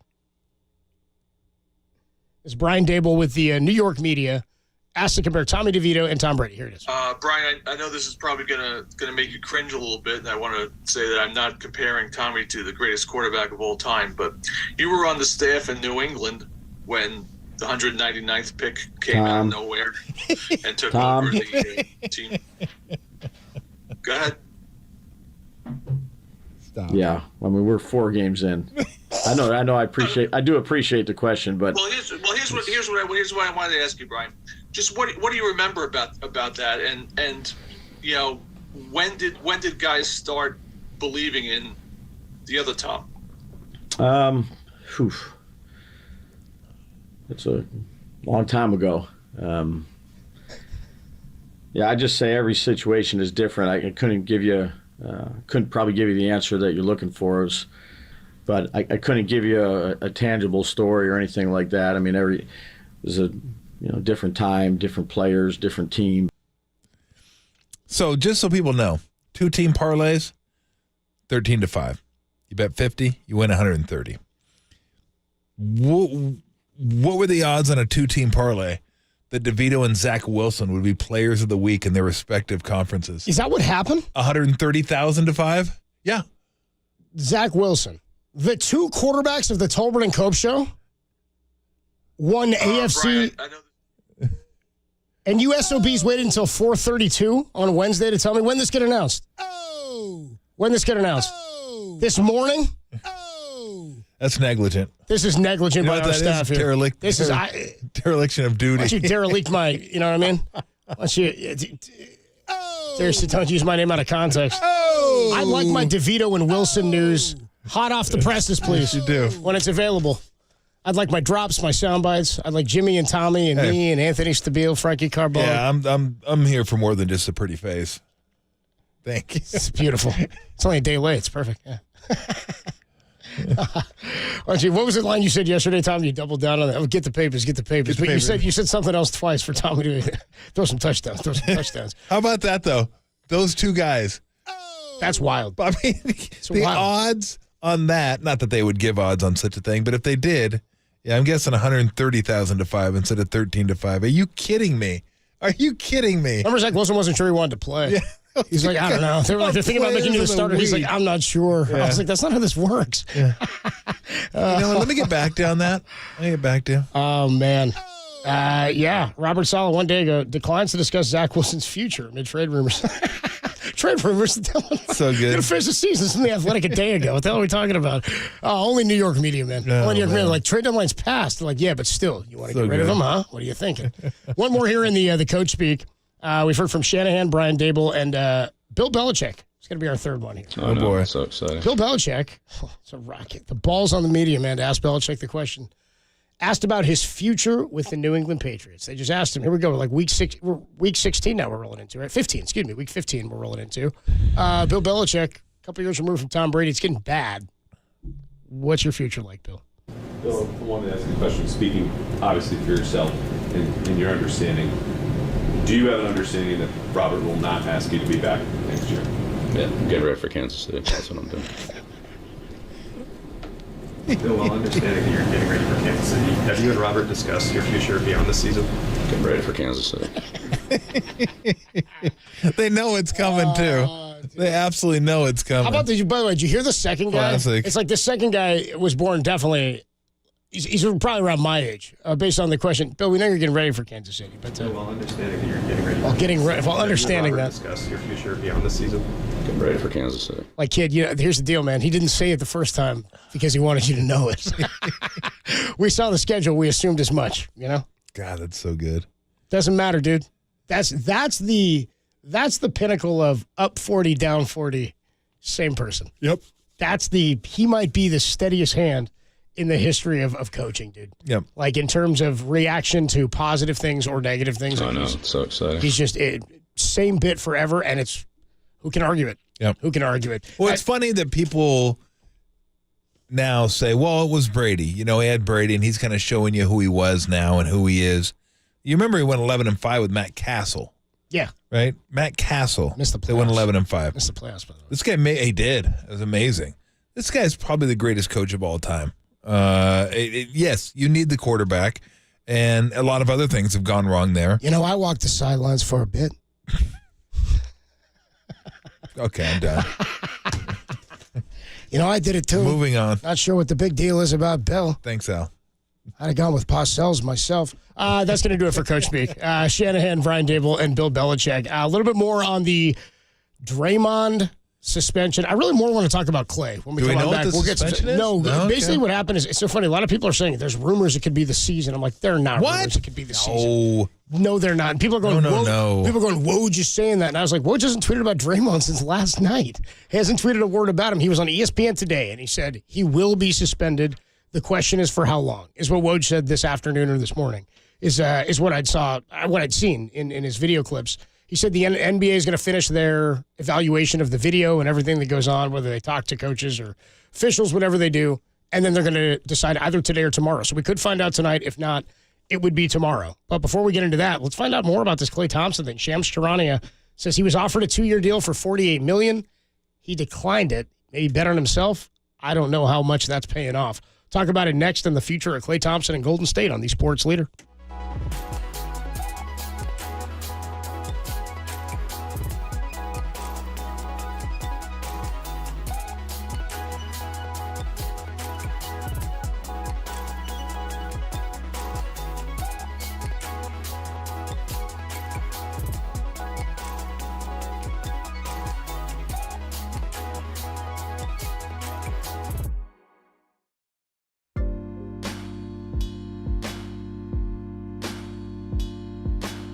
Hey everybody, Mr. T here for Xfinity. This holiday season, there's one thing every sports fan needs. Fast, reliable connection to stream all your favorite sports.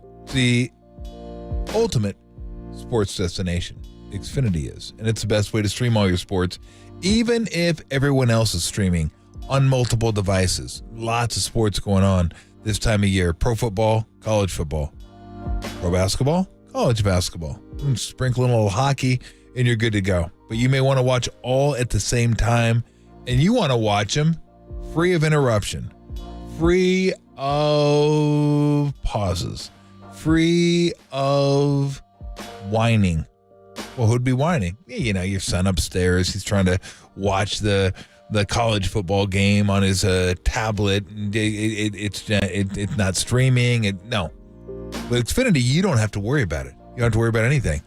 You can watch it on your tablet, your phone, your TV, and then multiple people can do the same thing in your household, and you are good to go. So from the unexpected lead changes to sudden death overtime, what you're going to need is fast, reliable connection to power all the devices in your home so you can stream all your favorite sports. And then someone may go rogue and wanted to stream a movie. Oh, movie. It's not sports? No. I know. For the people that are listening, people out there, yes, there are other things on TV. There are other things people are doing with their time. Is it wise? Probably not. They do it anyway.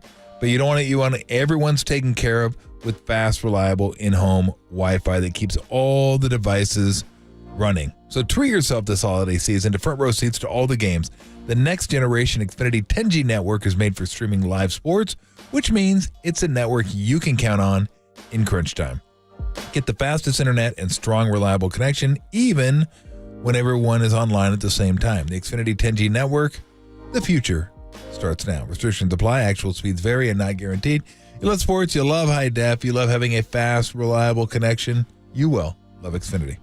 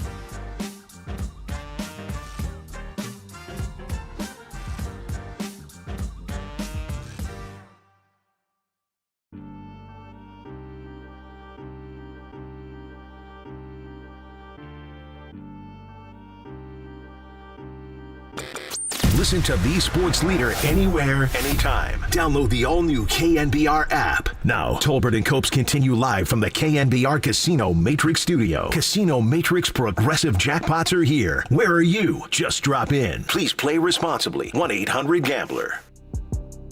Huge swing. You know, we kind of felt good about having him at the 5, spreading the floor. We got shooters out there. Obviously changed the lineup around. We thought that could really get Steph some space, and Draymond could use his speed. You saw he got that layup the first play of the second half, and so I felt good about having him out there, and he lost his poise.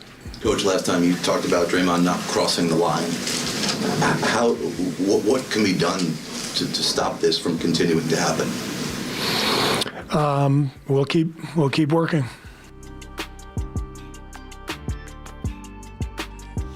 By the way, That's code for hell if I know. Oh, he's a man. He's got to figure this out.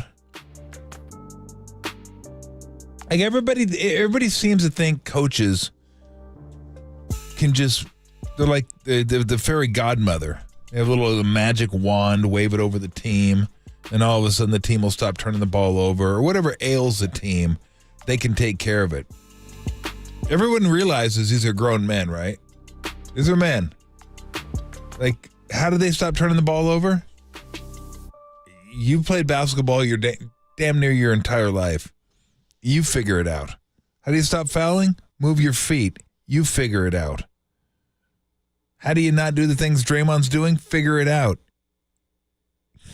You're a grown-ass man. I mean, you got to figure these things out on your own. And again, I'm not going to put this in the category of the other ones. But it doesn't matter. In the league's eye, it just keeps happening. And again, this may even surprise me. It may be more than 10. It could be 15. No, what?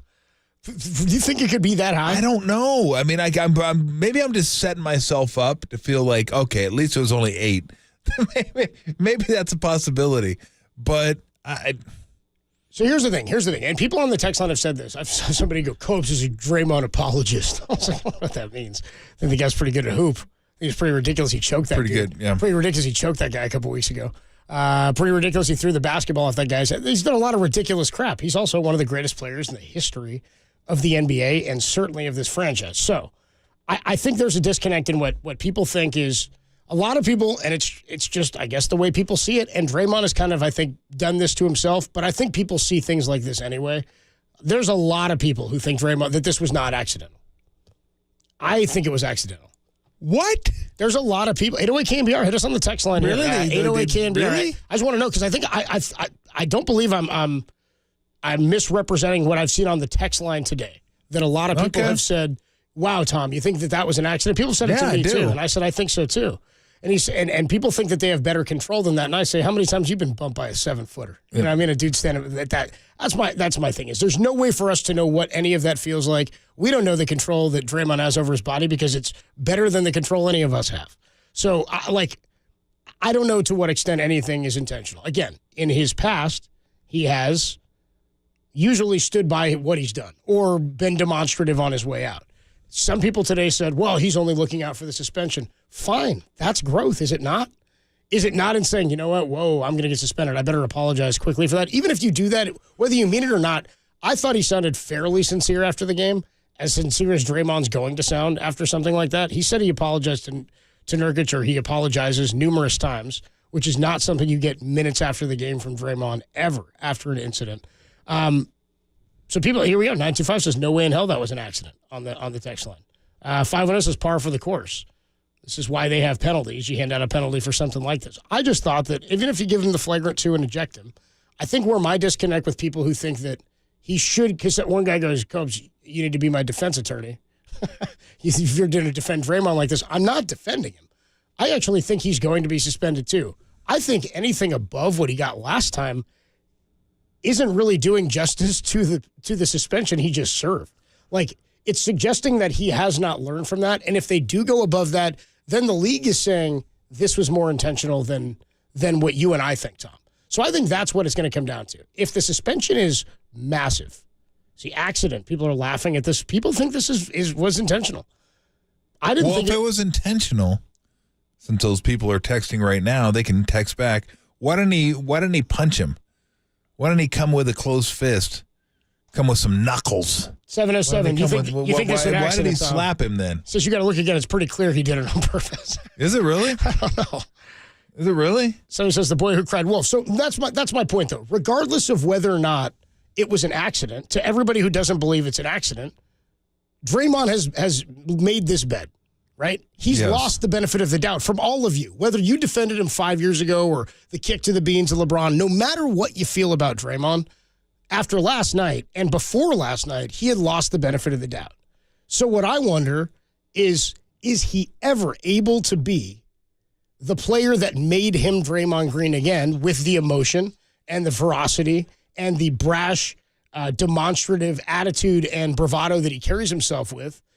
Or does every time he commits a hard foul, it's viewed by the league as something that this guy cannot and will not learn from? In which case you're clipping his wings, because is he a dirty player? I think a lot of fans around the league would say that. I don't think he's the cleanest player, but I think that they don't win without having the guy who knows where the bodies are buried and does what Draymond does. Somebody's got to be that pincushion, and he's been that guy for a long time. So I'm not disagreeing with anybody's perception of it, because I think it's his fault that that's the perception of it. I'm watching it right now.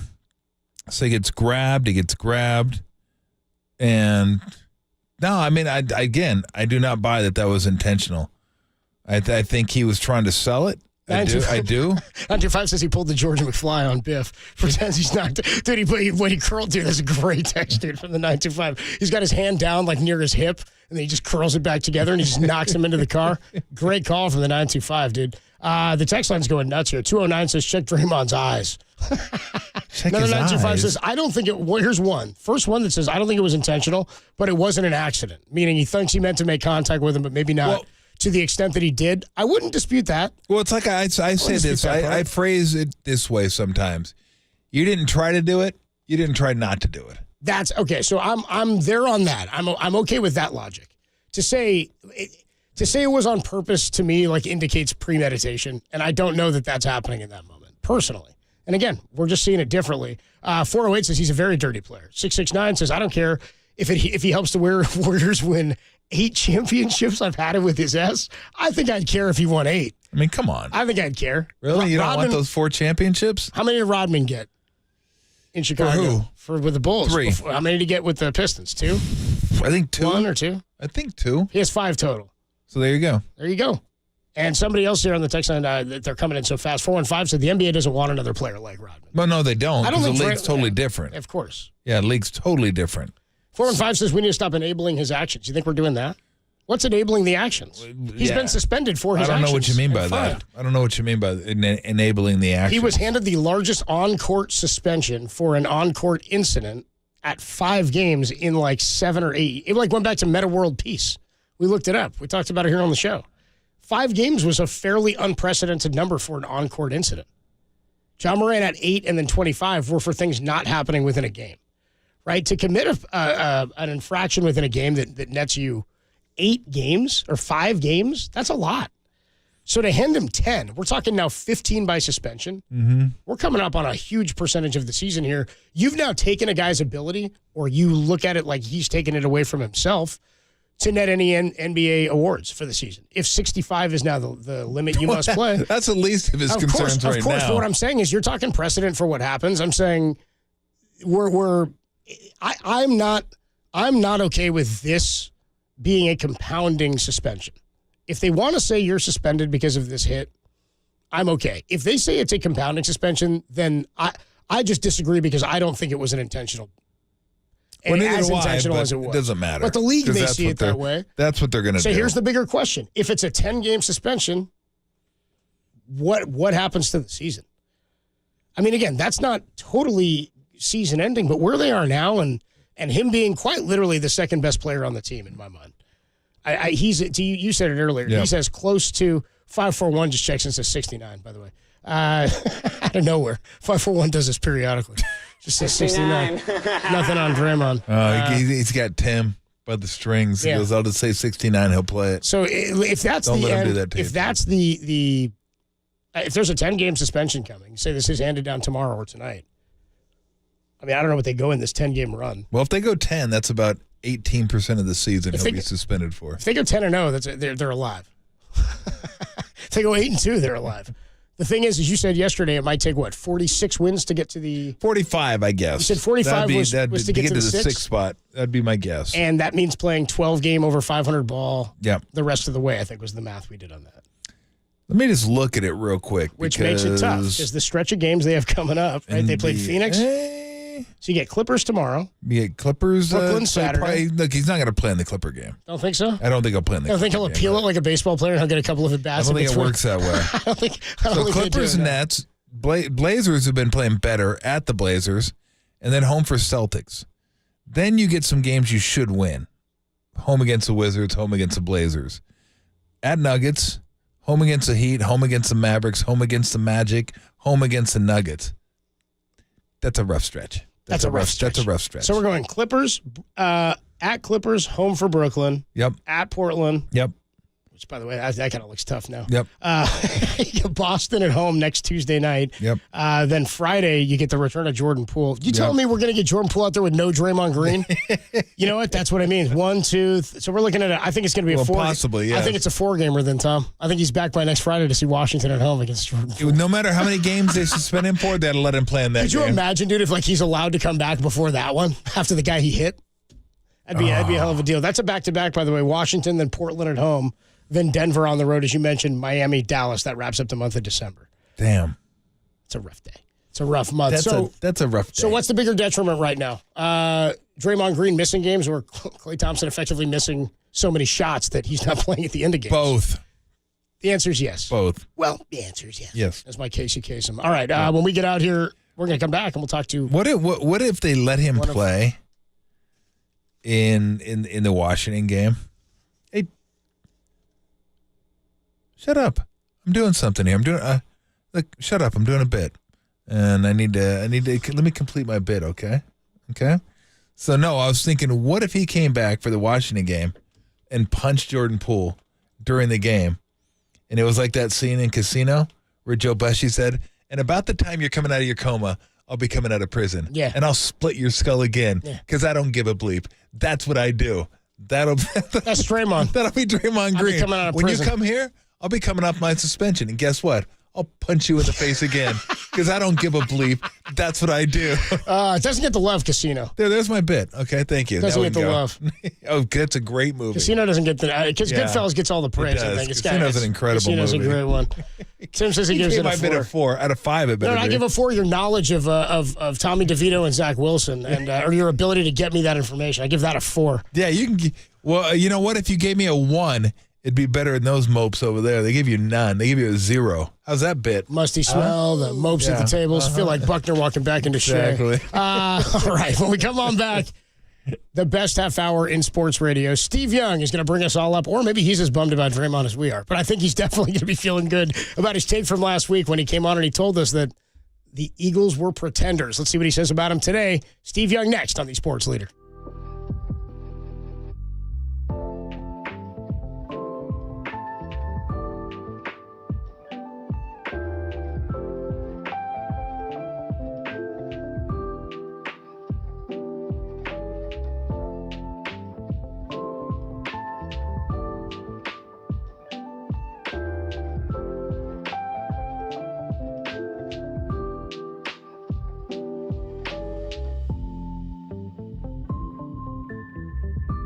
Draymond Green was ejected in last night's game when he smacked Yusuf Nurkic in the face. A possible suspension could be handed out soon. There's more on that story trending now on KNBR.com and the KNBR app. Hey, what's going on, everybody? Adam Copeland here for Underdog Fantasy, and that's right. Holiday season's here. Guess what? We're 12 days away from Christmas, and great opportunity to tell you that Underdog Fantasy is doing 12 days of social promos. Make sure you're following Underdog Fantasy on social media, on the app formerly known as Twitter, because if you do, you'll find out how you can win a Nintendo Switch and many more prizes. Plus, you can win money every single day on Underdog Fantasy simply by downloading the Underdog Fantasy app. And when you do, make sure you sign up with promo code KNBR. They're going to match your first deposit up to $100. And if you do that, they're going to throw in a mystery pick'em too. You get a special pick live in the pick'em lobby. What happens there is they give you a series of player stats for all the games in a given night. You pick between 2 and 5 player stats. You pick whether or not they go higher or lower than the stat total, and then you just hang out and you watch. If you go 5 for 5, you make 20 times your money in a single game or a single day, legal in California, and a ton of fun to play along as you watch your team. Plus, like I said, they're doing the social promos. Follow at Underdog Fantasy. You can win some prizes, including a Nintendo Switch this holiday season. Again, Underdog Fantasy, promo code KNBR at sign up to match that first deposit up to $100. Terms and conditions apply. You must be 18 or older, and you must be living in a state where Underdog Fantasy operates. Concerned with your play? Call 1-800-GAMBLER or visit www.ncpgambling.org.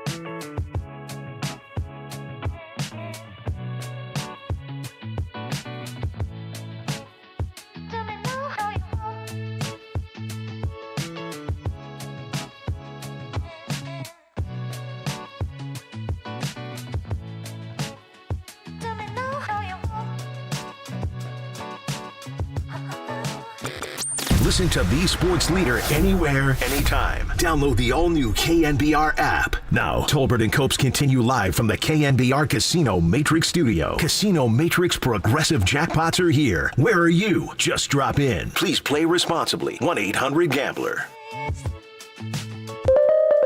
We have breaking news as it relates to the Draymond Green suspension. Right ahead of us getting to Steve Young here. Draymond Green, the NBA has made their ruling, sort of, on the suspension of Draymond Green. This is per Adrian Wojnarowski of ESPN. After last night's incident with Yusuf Nurkic, the NBA is suspending Draymond Green indefinitely. And beyond. Again, if you're just joining us, breaking news, Draymond Green has been suspended by the NBA indefinitely. So hopefully he'll be back before that Washington game. And now, the Steve Young Show.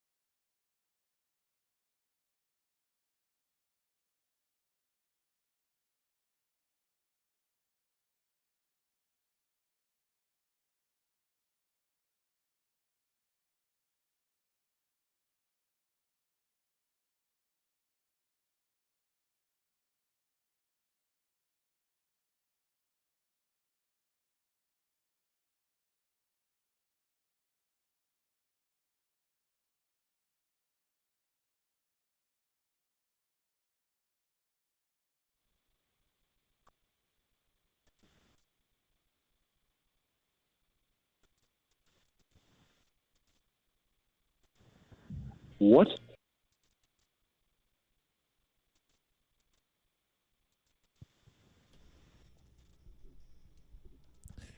What does this song have to do with Draymond getting suspended indefinitely? Anyway, it's time to chat with number 8, the Hall of Famer, Steve Young. What's going on, Steve? Yeah, that was a disjunction. That was for sure. Derek and I were. This is a new season. I was going to go this brand new season. Okay. My boy Ben Rector. I played with him at AT&T Pro-Am. And he's a great singer and a buddy of mine. And I was like, he did a thing for me for our Sophie's Place music therapy fundraiser last week. And I was like, let me pay it forward for him. Plus, brand new. Like, it's a new season. We're all tied. And let's go. So Draymond had nothing to do with Draymond. Draymond, I kind of figured Draymond's out. How about Draymond? Draymond acted like, oh, my hand just flew. It's completely independent of my body. I don't know what it's going to do. I try, but the thing has its own life. And it just flew into his face, and I don't know how. Listen to you. The whole thing was like, I don't know what I'm doing. My hands are just flying in a free-flowing motion. And just whatever. See, I will in this instance stick up for him in that I think he was flailing to try to draw the call because I've done it before. It's just I've never flailed into someone. You think he was flailing and caught the guy in the chin? Yes. Is it what happened? No, I truly believe that. I'm with you. Unfortunately, he flailed into his face. I hear you because it was a flail. I will admit that it was a flail. But because it's Draymond, he doesn't get the benefit of the doubt. That's exactly it. He made this bet, right? Of course. If Steph was flopping, then we'd be like, oh yeah, he was flopping. It was, I didn't mean to do that. But Draymond's like, no way. Yeah. Oh, Draymond, I'm gonna flop and crack a guy by the side of the head. What are the odds? Hey, Steve, pretty good apparently. So somebody on the edge, and he actually, if you're right, Tom, he's like, well, I didn't mean. I was just flopping. Why are you coming after me? I was just trying to flop. Can't you see that? Oh God, it's just I feel like, and you've been a part of this too. You kind of saw the end of the 49er kind of run, kind of head downhill, and I feel like that's what we're witnessing here. It's like trying to hold this thing together and Clay's just not the same, and I don't know what's going on with Wiggins, and Draymond's getting suspended every other game, and Steph's still trying to hold it together and playing great ball, and the bench is playing good but not good enough. I just feel like this is usually you see this with like these great dynasties, and I mean you guys were on about a 15-year run, but eventually it kind of comes to either to a 20. Okay, sorry about that. I shorted you. 5 years. I apologize. Faint 20 in the background. But it really is. You can kind of start to see it where, and I always make this comparison, Steve, to Dan Marino when he was playing toward the end because I was a huge Dan Marino fan. He would still once a month he'd throw for like 350, 4 touchdowns. You're like, oh damn. He's still got it. He's got it. And then the next game be like 220, 2 picks, and they lose like 28-10. You'd be like, ooh, he just doesn't have it as often as he used to have it. Like, I don't think people appreciate how hard it is to be great consistently. Like, that's why, like, you're in the Hall of Fame.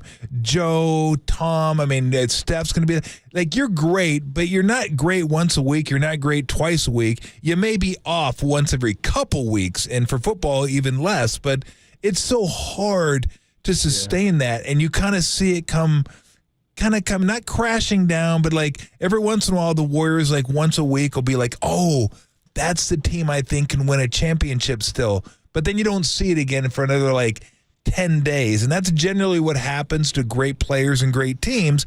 You'll see it occasionally, and you'll think maybe, but then you just don't see it that often. And remember Bill Walsh. The players loved him and hated him. Yep. Well, we know why they loved him and why we all loved him, but why do we hate him? Because he would always get rid of you right when you started to have that decline. Or at least talk about getting rid of you. Mm-hmm. And you're like, what are you talking about? I'm still rolling. I'm the man. What not now? Not yet. And he had that sharp knife. And so that's what in a way, that's what you have to have. And if you think about the Warriors and their run, what an historic run. Yep. And the gang that did it.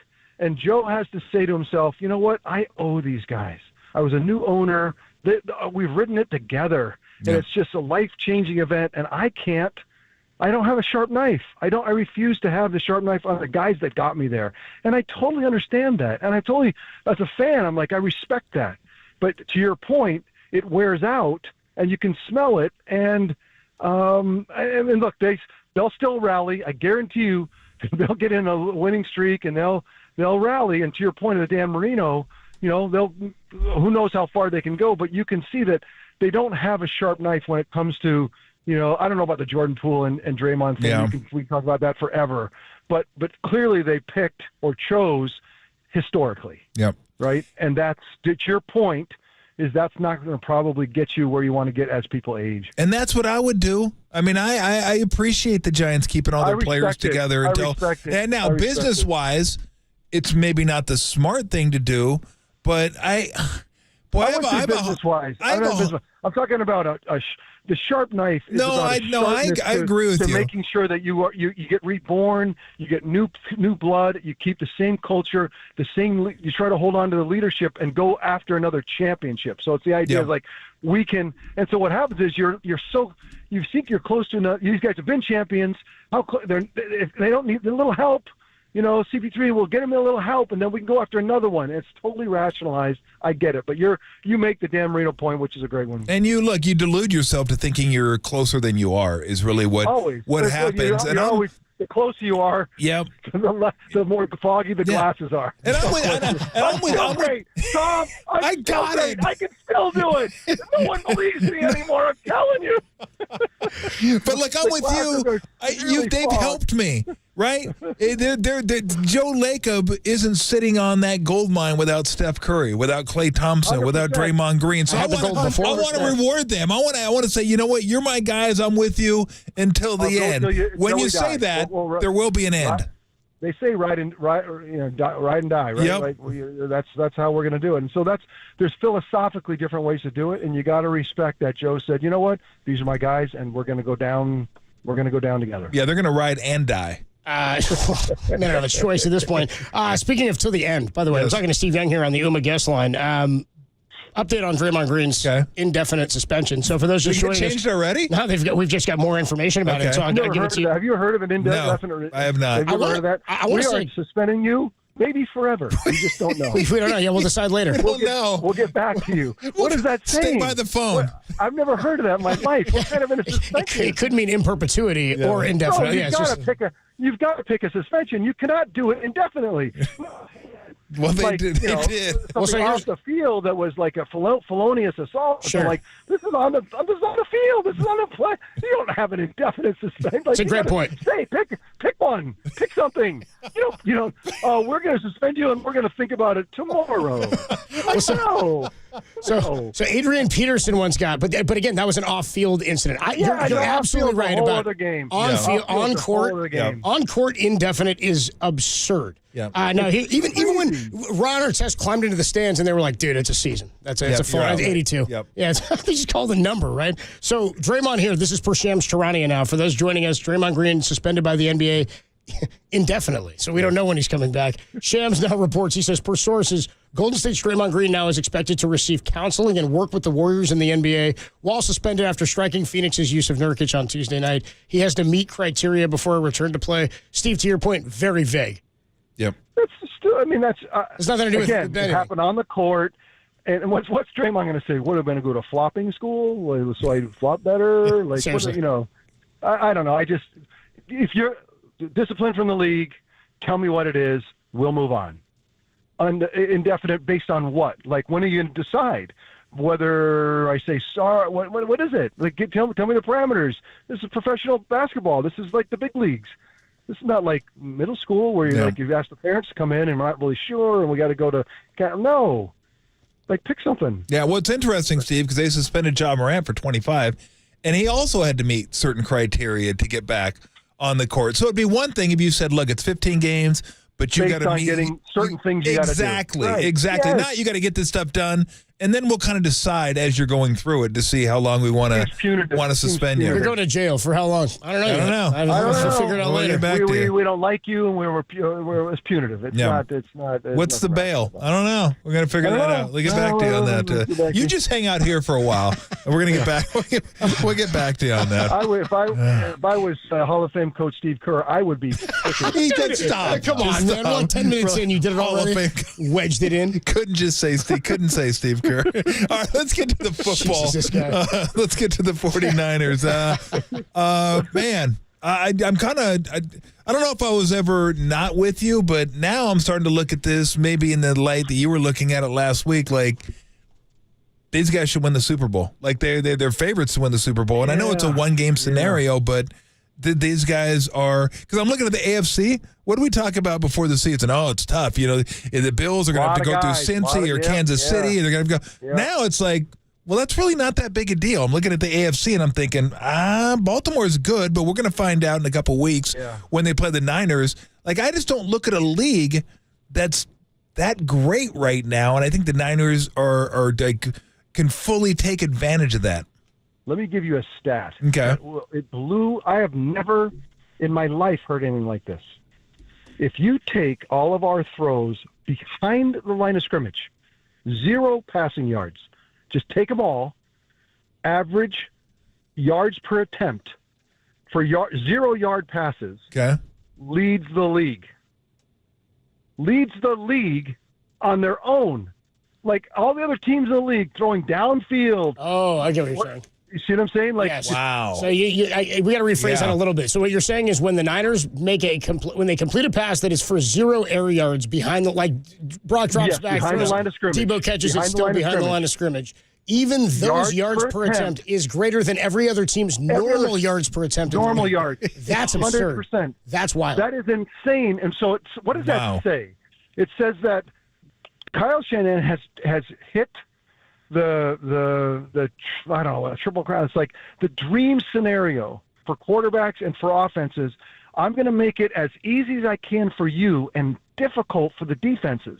And that's a stretch that every offensive coordinator has been trying to do from the beginning of time. That stat tells me that guy is the king that can create the environment with great players that you can lead the league in attempts behind the line of scrimmage while the rest of the team tries to go downfield. Yards per attempt. Wow. It baffles the mind how amazing this juggernaut is right now, and we just got to keep it going. Talking to Steve Young here on the UMA guest line. What does pre-snap motion do for a stat like that? Does it work to get guys open? Is it just about identification? I think it's all about. Okay, remember they changed the rules. Defenders can no longer launch their bodies. Made more in this elite athletic space field. There was more space now because defenders couldn't. They can't patrol without launching their bodies. They can't patrol as much field, and so it's like there's more space. And so when you think about the innovative stuff that's happening, the Sean McVays, the Kyle Shanahans, the Mandy Reeds, Philadelphia, Miami, Minnesota, like they see what's happening. There's space out there. How can I get the ball out quickly into space? Because it's like college more. That's why the slip screen. We never ran slip screens. They get mauled. Like there's never a chance. But now you can run them, and you can lead the league if you can get deployed with people who, like Debo, can take it to the house, who can take the pass behind the line of scrimmage. So the motion is trying to set that up. Make the defense. Motion tells the defense, I have to think. And defensive players, my old thing. Pop Warner. I told you that, didn't I, Tom? Yep. Mm-hmm. Pop Warner, when you grew up, and they asked you what ocean what ocean is the Atlantic? What ocean is the East Coast? What ocean is on the East Coast? And that's you said Atlantic Ocean. You played offense. If you say West Coast, I mean defense. You play defense. Look, I might be a defensive player now, but anyway, you get the idea. So if you motion makes defenses think. And that's not what they want to do. They want to react. They want to go. And so that every motion, especially if you're doing Christian coming from outside in, or Debo from inside out, or like you just get people in strange spaces, George, and and that's what's fun about what Kyle does every week is he's come up with ways to make the defense go, oh wait, what? And then bam, it's too late. Wait, what? Too late. And that's what's happening. That's why that stat, which is the most incredible stat I've ever heard in my entire life in football, is what's happening. How many times, by the way, did you tell that joke to Charles Haley? 0. How many times did you tell it to Reggie White? 0. Yeah, that's what I thought. Yeah, when I'm in a friendly company, I can say it better too. It's a lot funnier when I say it right. Reggie joked a lot when he was on top of you, is what you said. Yeah. He was like, he cracked a lot of jokes when he was like in the backfield. Oh yeah, Steve, great to see you, man. Really? Like, yeah. Atlantic Ocean? How's this for a tsunami? That's a Come great down story. right in your head. And the thing is, though, when we look at this team, Steve, I look at an offensive juggernaut. I also look at a defensive juggernaut. Like I'm trying to, and this may be hyperbolic a little bit, but I'm trying. How far do I have to go back to find a team? And I probably shouldn't say this until they win the Super Bowl, but what the hell? That's been this dominant offensively and defensively. Like it's not like a team you say, you know what, if we could just keep up with them a little bit, like that defense isn't very good, we got some stuff. No, because they can win a game 17-13. They can also win a game 38-35. Lately, they've been winning them 38-14, where they just crush teams. But I'm trying to remember like how far. Maybe it's probably not even that far, but it's hard to find teams that are this dominant. None of the Patriot teams qualify. Yeah, because they always had a bunch of guys. Now in 2008, they had Randy Moss, but their defenses were good to great, but not. They were solid and they got the most out of everybody, and you never got felt like. And then you go back even further, like the Denver. I'm just trying to think Super Bowl champs and not Baltimore, not Denver, not Seattle, not Seattle. They weren't put together like this. And so you go back to like our team in '94, the Cowboys in '94, '93. Like when you played the Cowboys back then, that's who they were, right? Offensively, number one. Defensively, number one. And maybe we're missing somebody, but it's not hitting me like I can't really think of anybody like that. But yeah, it's not hitting me either. They're expanding. They're leading the league in both directions, right? And I think that's what you're saying, and that's amazing to me. Yeah, and the star power on the teams reminds me of your teams and the Cowboy team. We just look around and you go, my goodness, look at all this. Look at all these Hall of Famers. And I don't know if these guys are all going to be Hall of Famers, but... Well, you think Fred will be. Probably. Dre probably could be, but Dre, I mean, you're talking about the best linebacker. Bosa. I mean, I don't know. Look at they're like, Chase Young's on the team. I forgot about him. Yeah. Oh, yeah. It's like, this is crazy town. Crazy town. And then offensively, you got stars all over the place. Now, it really does. It does look like that. And I wouldn't have... I mean, I felt this way a couple of weeks ago, but I thought other teams were closer. And by the way, you may have been right about Philly. Yeah, no, they'll return. They are not as bad as they've been the last couple of weeks. Yes, they'll fight back, but there's something not there. I agree. I'm not worried about it. Now we got to talk about the Cowboys, but I will tell you, the Cowboy offense has started to innovate. There was like 10 plays out of 70. I'm like, hey, that's something we can work with. And Dak, it helps Dak tremendously. And he's playing better because of it. So it's like, okay, they still go back and they run the I formation. Like, you're like, well, let me peel my eyeballs off. I was like, what are you guys doing? Get out of the 2010. But they just can't. But yet they have transition. They've copied, because that's what you do with innovation. You copy until you're doing it yourself. You copy, and that's helped them. And I think that they're better fundamentally, offensively, than they were when we saw them. But that's it, right? I mean, you look around the NFC, and it's like, nah. Oh my gosh, no. Well, that's why you're in a 10-7 ball game in the second quarter, like last week or the week before, and 6-0 into the second quarter, and you're like, this is not right. And then all of a sudden, you just can't hold it back. Yeah. And that's why I always said, that stat I wanted from you, Adam, last week about coming out first drive of the second half. I want to go last drive of the first half. Those two drives, I mean, that's where things seem to explode for us. And they just. Well, I guess it feels like get rid of those notes from last week. I guess I'll notes next week. Okay. Yeah. Harmony stole them. So, okay, all right.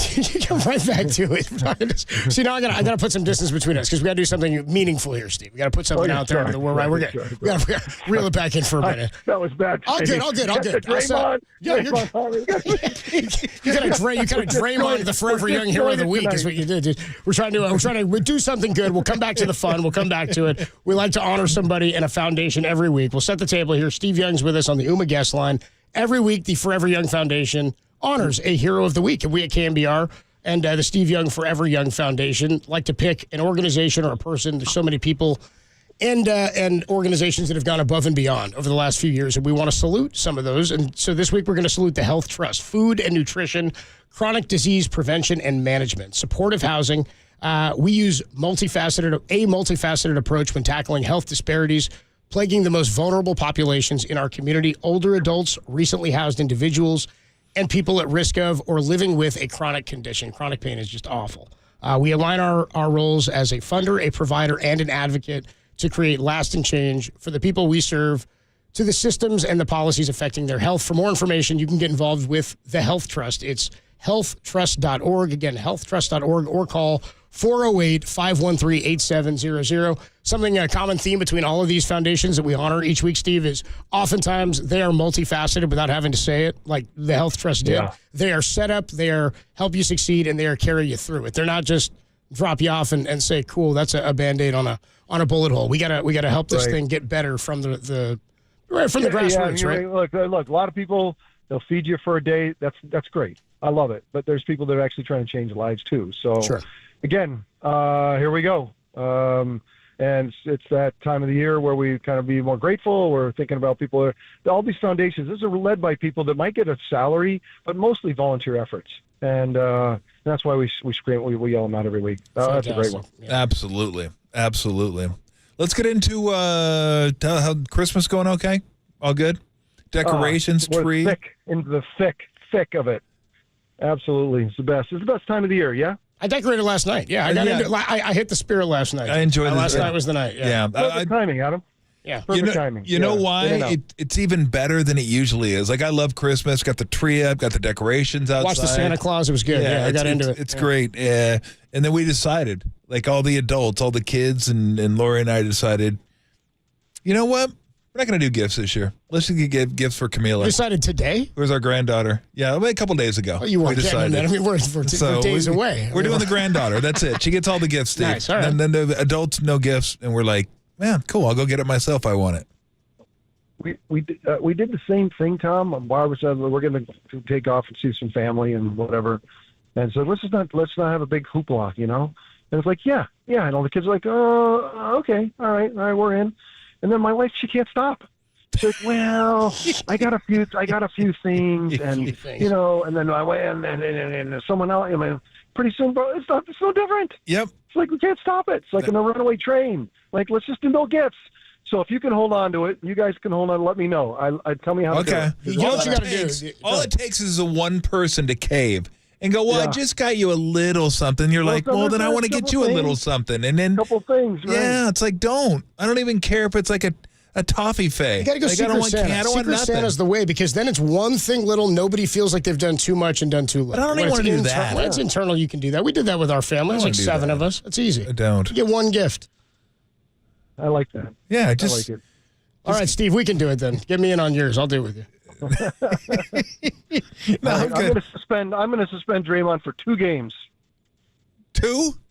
2. I think they're just making bleep up now in the NBA office. They're just like, let's do the. You know what it comes down to, Steve? Here's what it comes down to. They're just tired of his crap. They're just like, we're done with this guy. Exactly. We're just tired of you. I agree with you, but be big boys. This is professional basketball. You're the legislative body. Like, you don't get to go, oh, we don't know. Like, you don't get that. Like, now, you upset me, and I'm very frustrated with you, so I don't know what to do. Like, no, you don't get that. That's not in your purview. That's not the way. You don't get that choice. That's not one of the choices. That's a hard no. Like, have some conditions, pick a time. Let's be big boys and get this done. I know, it baffles the mind. Before we let you go, we got to ask you what you thought of the Giants not getting Otani and the deferred money. Yeah. We've got to get in the game. I know. I mean, I believe we have the money. They tried. Got it. It's what the 49ers. Why did Christian McCaffrey come here? You know, why did Trent Williams come here? Well, he got traded. Both of them. No, they got traded, but they picked the spot, right? True. That is true. I understand. They're like, that's where I want to be. And so you got to get that momentum. You got to get the momentum. I want to be there. You got to create that environment where like the best players want to come, and that Shohei, I want to come because I'm going to be protected in the lineup by 2 other guys for 10 years. I'm going to be solid. Like, no, we don't know who's going to be around you, Ben. Well, yeah, we're not. They don't have the force. They don't have the force right now, and we got to get it back. So the free agents say that's a place to be. Right now, the 49ers, if there was a free agent like fair right now, and you go around, and it's like there's 3 guys in on every team, like, where do you want to be?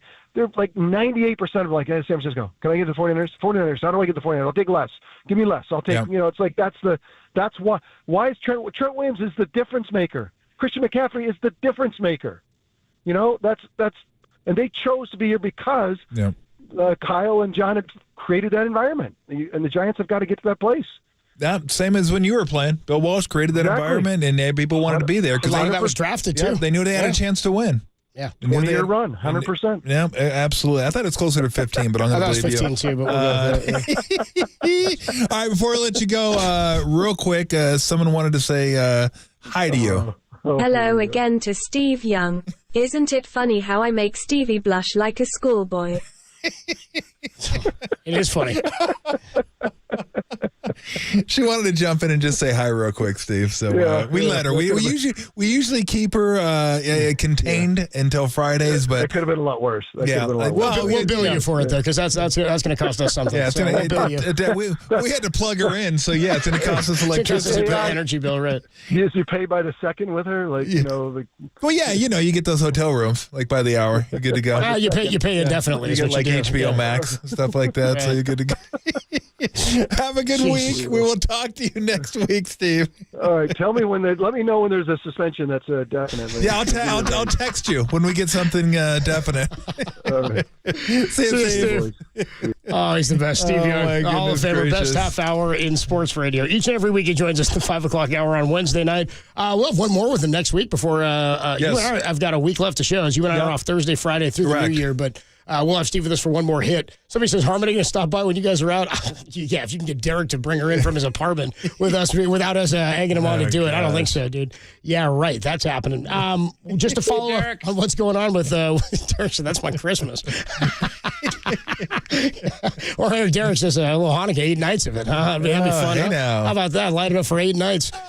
We didn't get any Tommy DeVito from Steve Young. Before we get out, we'll come back. How long he's going to have her at his house? Indefinitely, thank you. The Draymond Green suspension, the reason we're riffing on this, he has been suspended indefinitely. This sucks. Yeah, Steve went off on it at the beginning. He's like, dude, how do you suspend a guy for an on-court incident indefinitely?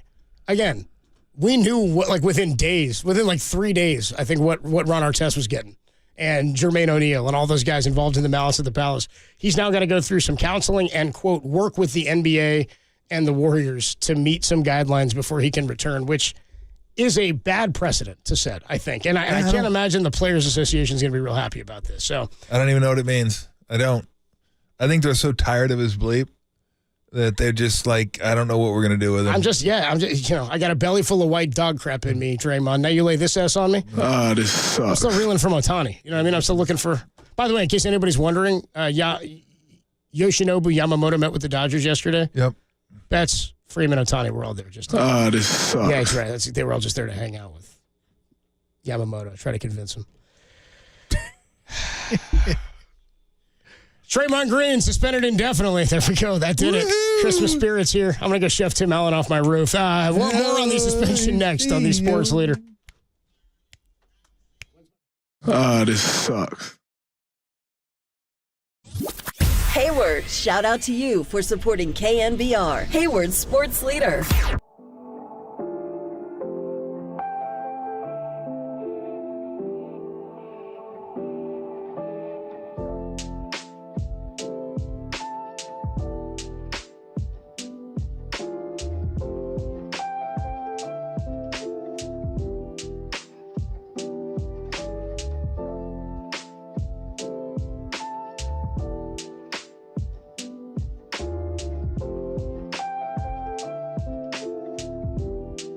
Draymond Green has been suspended by the NBA indefinitely.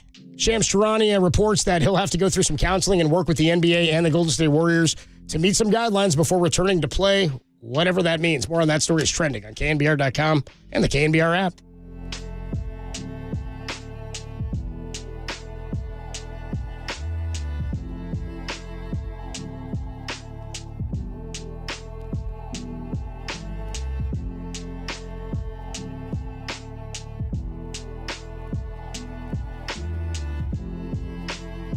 What's going on, everybody? Adam Copeland here for Furlong Vision Correction. Of course, down in San Jose, it's where I had my LASIK vision surgery done just a couple of years ago. Look, Dr. Furlong, the absolute best in the business. He and Dr. Sane have been doing this for a number of years. So many years they've been voted the best LASIK surgeons in the Silicon Valley. And it's because what they do is they care about their patients. It's not just about cycling people through here and getting these vision procedures done. Of course, this is something that's elective, but what people I don't think realize is that when you kick those corrective lenses, when you get rid of the contacts, you get rid of the glasses. I did that, wore glasses for years, hated wearing contacts. As I've said before, especially when COVID came around, constantly putting stuff in my eyes and dealing with germs. And when you get into the allergy season, my eyes got irritated. I just hated dealing with the contacts. Everybody's got a different reason for wearing corrective lenses, and everybody's got a different reason to need LASIK or to want to go into a procedure like LASIK. So what they do at Furlong Vision Correction is they use a Contura topography-guided LASIK. What's that? It's the most advanced FDA-approved technology, and what it does, it measures and customizes up to 22,000 evaluation points to give you a unique, customized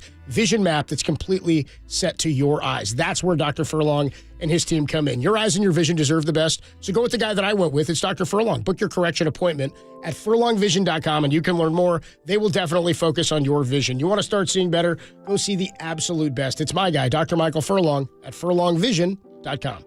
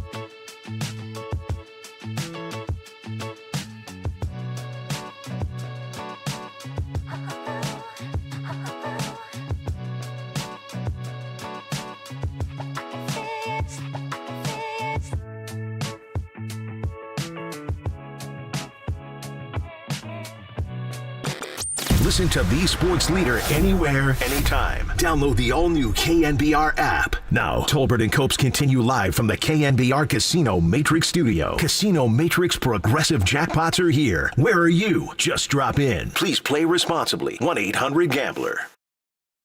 This sucks. At the voice of Draymond Green, not relevant to anything right now. I mean, it's relevant. It's just not. It's not brand new sound there.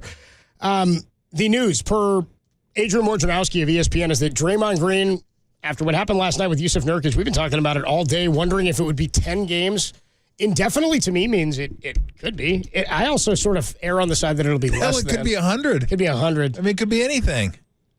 That's a rough day. It's been a rough day. So when you get suspended, it's without pay. Is that correct? I believe so, yes. And then you get a fine that's on top of that, right? So the team just doesn't have to pay. Well, I don't think you get fined. I think you don't get paid.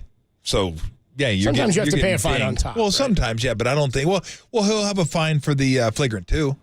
That'll be a fine. Okay, that's what I mean. So he'll get a fine. But I don't think you get a fine plus a suspension. No. The suspension is the without pay. But I'm saying if there's an incident that warrants a fine in addition to. Yeah, flagrant 2, you're getting one. Right. You're getting kicked out of a game. I think that's like $5,000. I think that's what it is. What about when you get kicked out? Yeah. It might be $7,500. So basically, any ejection is going to warrant a fine, is what I'm saying. Correct. Yeah. So that's my point. So you get a tech. But not every ejection warrants a suspension. A tech's $2,500. Right. Second tech's $5,000, and I think if you get kicked out of a game, it might be $7,500. So Jeez. I would have never gotten kicked out of a game. How do I want to get kicked out for $250 and $500? No. $750. I was like, how do I want to give up $750? You kidding me? Had to do it a couple times, but didn't love it. $7,500. I've been like, I'm keeping my ass in the game. Yeah. Sorry. Like Mr. Referee, how are you today? Nice to see you. So need anything? Draymond suspended indefinitely. Yes. Which means we don't know when he'll be back. Then Shams Charania follows it up and says, this is per sources. Golden State's Draymond Green is expected to receive counseling and work with the Warriors and NBA while suspended after striking Phoenix's Yusuf Nurkic in the head on Tuesday. I don't know what this means because, again, and I know that a lot of us are seeing this differently, but if you're somebody who thinks Draymond did this intentionally, what does that mean to work with the NBA? Like, it's something that happened on court. Is he the most outrageous player on floor in the NBA in the last 30 years? I can't, to me, this has been a lot of incidents really close together, which is why it's like, hold on a minute. We got to pull back and do something or I don't know what they have to do.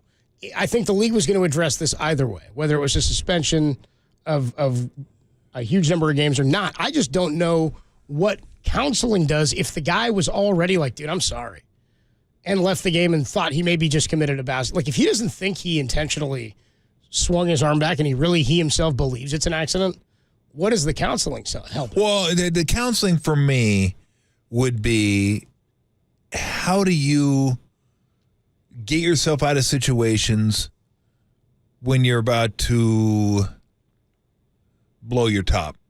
Like, he has a hard time once he gets started reining himself in. Yeah. You see him sometimes go at officials, and you could tell.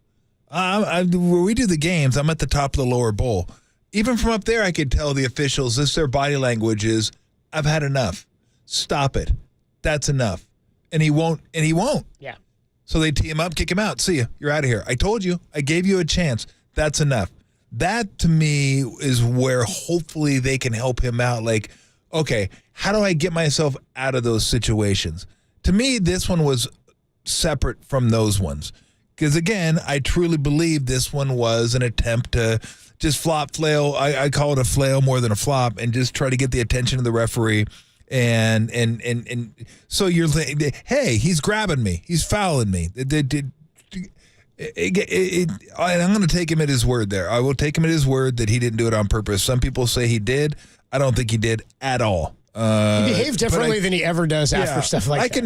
You'd never be sure what a man's true intentions are, but I believe him, and I'll trust my years of playing in the NBA, my years of doing stuff like that, my years of seeing other players do stuff like that, that he happened to hit him in the face. Okay? That's where I'm at with that. So this doesn't have anything to do with that, even though it's a PR thing. Like, okay, he did something again. We need to address this. Like the John Morant thing was pretty easy to define, right? He had the gun in the club, 8 games, boom. Then he went through everything's good, we're good to go. I won't do it and again. then he had the gun in the TikTok or Instagram or whatever it was. Like, bro, are you serious? Like, you just told me you were good, and you went through this stuff, and you were good, and you go do it again? How tiny that gun you was, just embarrassed me? I don't even know if it was a real gun, but it didn't matter. It's so stupid to do something like that. Then the commissioner just said, obviously you didn't get it. 25, bang, enjoy it. And then you're going to do counseling along with it. This one isn't linear, kind of like that one was. It's we're talking about different things here, but the one constant is once the fuse is lit for him, he has a hard time extracting himself from a situation before it goes boom. We've seen it before. It can go boom in a bunch of different ways. It can go boom blowing up on a referee. It could go boom with a hard foul. It could go boom with tossing a ball off a player's head. It could go boom with punching a teammate in the face. It could go boom a lot of different ways. It could go boom with having a player step over you and you kick him in the jewels. And then you get, we've seen it over the course of his career. Once that fuse is lit, he has a hard time snuffing the fuse out and like, okay, that's enough. That's enough. They've had it. I'm going to walk away from this, collect myself, and then get back at it. Like, he just keeps going at it. And I think that's where the counseling or whatever else they're going to do can help him. I don't know that. I don't think it can help him with this situation. Like, I don't know how you help a guy with, hey, don't flail. Like, oh, the guy send him to a no flail class, like a refereeing class. Like, that makes no sense to me. But boom goes the dynamite. Thank you. But there is a thought that it's my thought. I don't know why I said that. That it could help him step back from these situations and not escalate these situations. Because again, I've seen it over and over and over and over and over again. And like I was in the league a long time ago, but that doesn't change. When the officials say we've had it, that's enough, stop it. Then you need to stop it. Yeah. You know, you're like the little kid where your parents go, that's enough, not another word. And then you go, what? Like, you just said another word. You can't say another word. Like, but you just said what? Like, you didn't like. You're pushing the buttons. Where's my cousin Vinny? Tommy DeVito. The next word out your mouth better be guilty or not guilty. Yeah. I think I get the point. That's it. I'm holding you in contempt. It's like literally the scene. You know exactly what you're doing. And he knows exactly what he's doing. And he does it anyway. And these guys are just fed up with it. They're just like, boop, see ya. Run ya. I'm out. I'm done. I don't care what you say. I'm done. Don't talk to me again. What? You're out of here. And then they'll go, what did I say? You can't say anything in that situation. You just can't. You got to eat it and walk away. He hasn't been able to do that in a lot of different occasions. That's where I think that helps. And maybe that can help in other situations too, where now, can he do that and be the same player? We're going to go, hopefully we'll get a chance to find out. But this one's weird. Because this isn't like 25, meet the criteria, you can come back. 15, you meet the criteria, you can come back. This is, we don't know how long it could be. It could be one game. It could be 60 games. Who knows? Indefinite's indefinite until they decide not to. Who knows what the criteria is? Who knows what benchmarks he has to meet? They haven't even said that, so I have no clue what it is. None. whatsoever. None of us do. So I'm curious to find out more about this, but I don't remember anything quite like this one before. So it ain't a good sign, though. Ain't a good sign for this team. This thing's kind of teetering as we speak, and this obviously did not help at all. So by the time he gets back, it could be a rough season. It could be a rough season. It's got to be a rough year. Somebody on the text line's like, yeah, man, just get him the suspension. He'll be. You guys are freaking out, dude. It's December. They'll be relevant come April. I'm like, dude, he's suspended indefinitely. Who says he's back in April? Who's this guy watching? I'm like, also. Who are you telling they're going to be relevant by April? What do you mean by relevant? Like they're out of it relevant? Like how about we get Klay Thompson finishing ball games? How about that? Can I get more than 3 points? I'm telling 1 you for right 7 now, from Wiggs. This is a big deal. Because you start adding games and you start falling behind and you need to get to that 45 win mark, which I think will be the 6th seed possibly. And you start using math, simple math. And you'll realize how dire this is because you're going to get to a point where you're going to say, damn, they're going to have to play 700 ball to get to 45 wins. That ain't happening. They weren't a lot of ball left. They weren't playing great with him. No. Now they're without him. So if you're just thinking, oh, this is the old Warriors, wake me when it's April. Brother, you haven't been watching. This is not the old Warriors. I'm sorry to wake you up. Who's playing? Out of your dreamlike stupor. This is not the old Warriors. This is the new Warriors. They're not as good as the old Warriors. These games mean something. It's not like the old Warriors where if they lose 2 games in a row, you say, they'll be in the Western Conference Finals anyway, whatever. It's not that big a deal. I'll go to next year's parade. Remember I was saying that? I was like, I'm not going to this. I'll go next year. These games are a big deal. Trust me. Trust me on that one. So who's going to start? Kuminga, you think? Who plays for him? I said game to game. Maybe that's what Steve will say. I mean, who knows? We didn't even talk about who started the second half last night. Doesn't matter now. Well, I mean, they had Pajemski and Kuminga start the second half. Kuminga. So that's what it's going to be. They might start Kuminga instead of Draymond. I'm not sure. Kuminga's probably better at 4. So, yeah, I think I like that. I like Kuminga instead of weakens your bench a little bit, but it's just a mess. I'm so pissed that he is scheduled. Like, as of right now, he's like, God, we got to get him back by next Friday. Just want to see him out there against Poole. Oh, that ain't going to happen. There's no way. Dude. There's no way in hell. What's that? Yeah, they play them twice. For the Wizards, they play them 1 here and 1 there. It's 1 East and 1 West there. So they get 1 Western Conference. Correct. So that's the only one that's here. That's what I mean. Yes. I want to see him hit Poole here. You know what I mean? I don't want to see it there. We'll see it here if it's going to happen. You know what I mean? At least get us going. So, 707 says, no, it's not the old Warriors. That's part of the problem. Yeah. So that's the issue. It's not the old Warriors. Draymond Green suspended indefinitely, as 650 says. So sad to say that he really did need Bob Myers here more than we thought. Dude, he hit everything he ever did happened before Bob Myers left until he choked Rudy Gobert a couple weeks ago. We'll see when Draymond is back. Steve Young was not happy about this suspension indefinitely. We'll put a bow on this one on the other side. Tolbert and Copes on the Sports Leader. It's a rough day.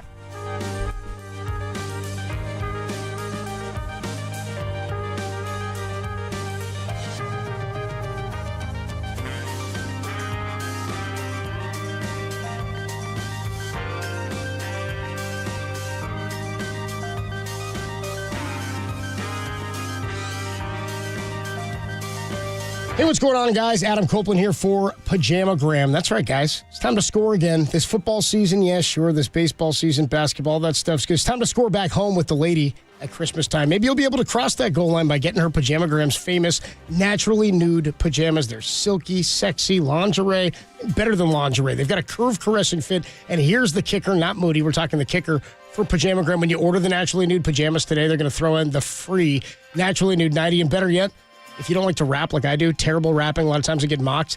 You're ripping that thing off anyway, just like you're going to rip those Pajamagrams pretty quickly off your lady once she throws those on. Yeah, that's the impact these Pajamagram naturally nude nighties are going to have. Plus, of course, the pajamas will have that impact. Naturally nude nightie, all the same. Anyway, do all that. Head on over to Pajamagram.com. Purchase it today. They'll wrap it. They'll send it. You'll get both gifts. What a deal. She wins. You win. We all win. Pajamagram.com. Guys, this is the holiday gift that is sure to make her happy. Give her the gift of PJs, and she might give you, it's a great gift too, all right? Hurry to Pajamagram today for naturally nude pajamas before they sell out. Here's what you do. Go to pajamagram.com right now. That's pajamagram.com to order naturally nude pajamas and tell them that Adam Copeland sent you.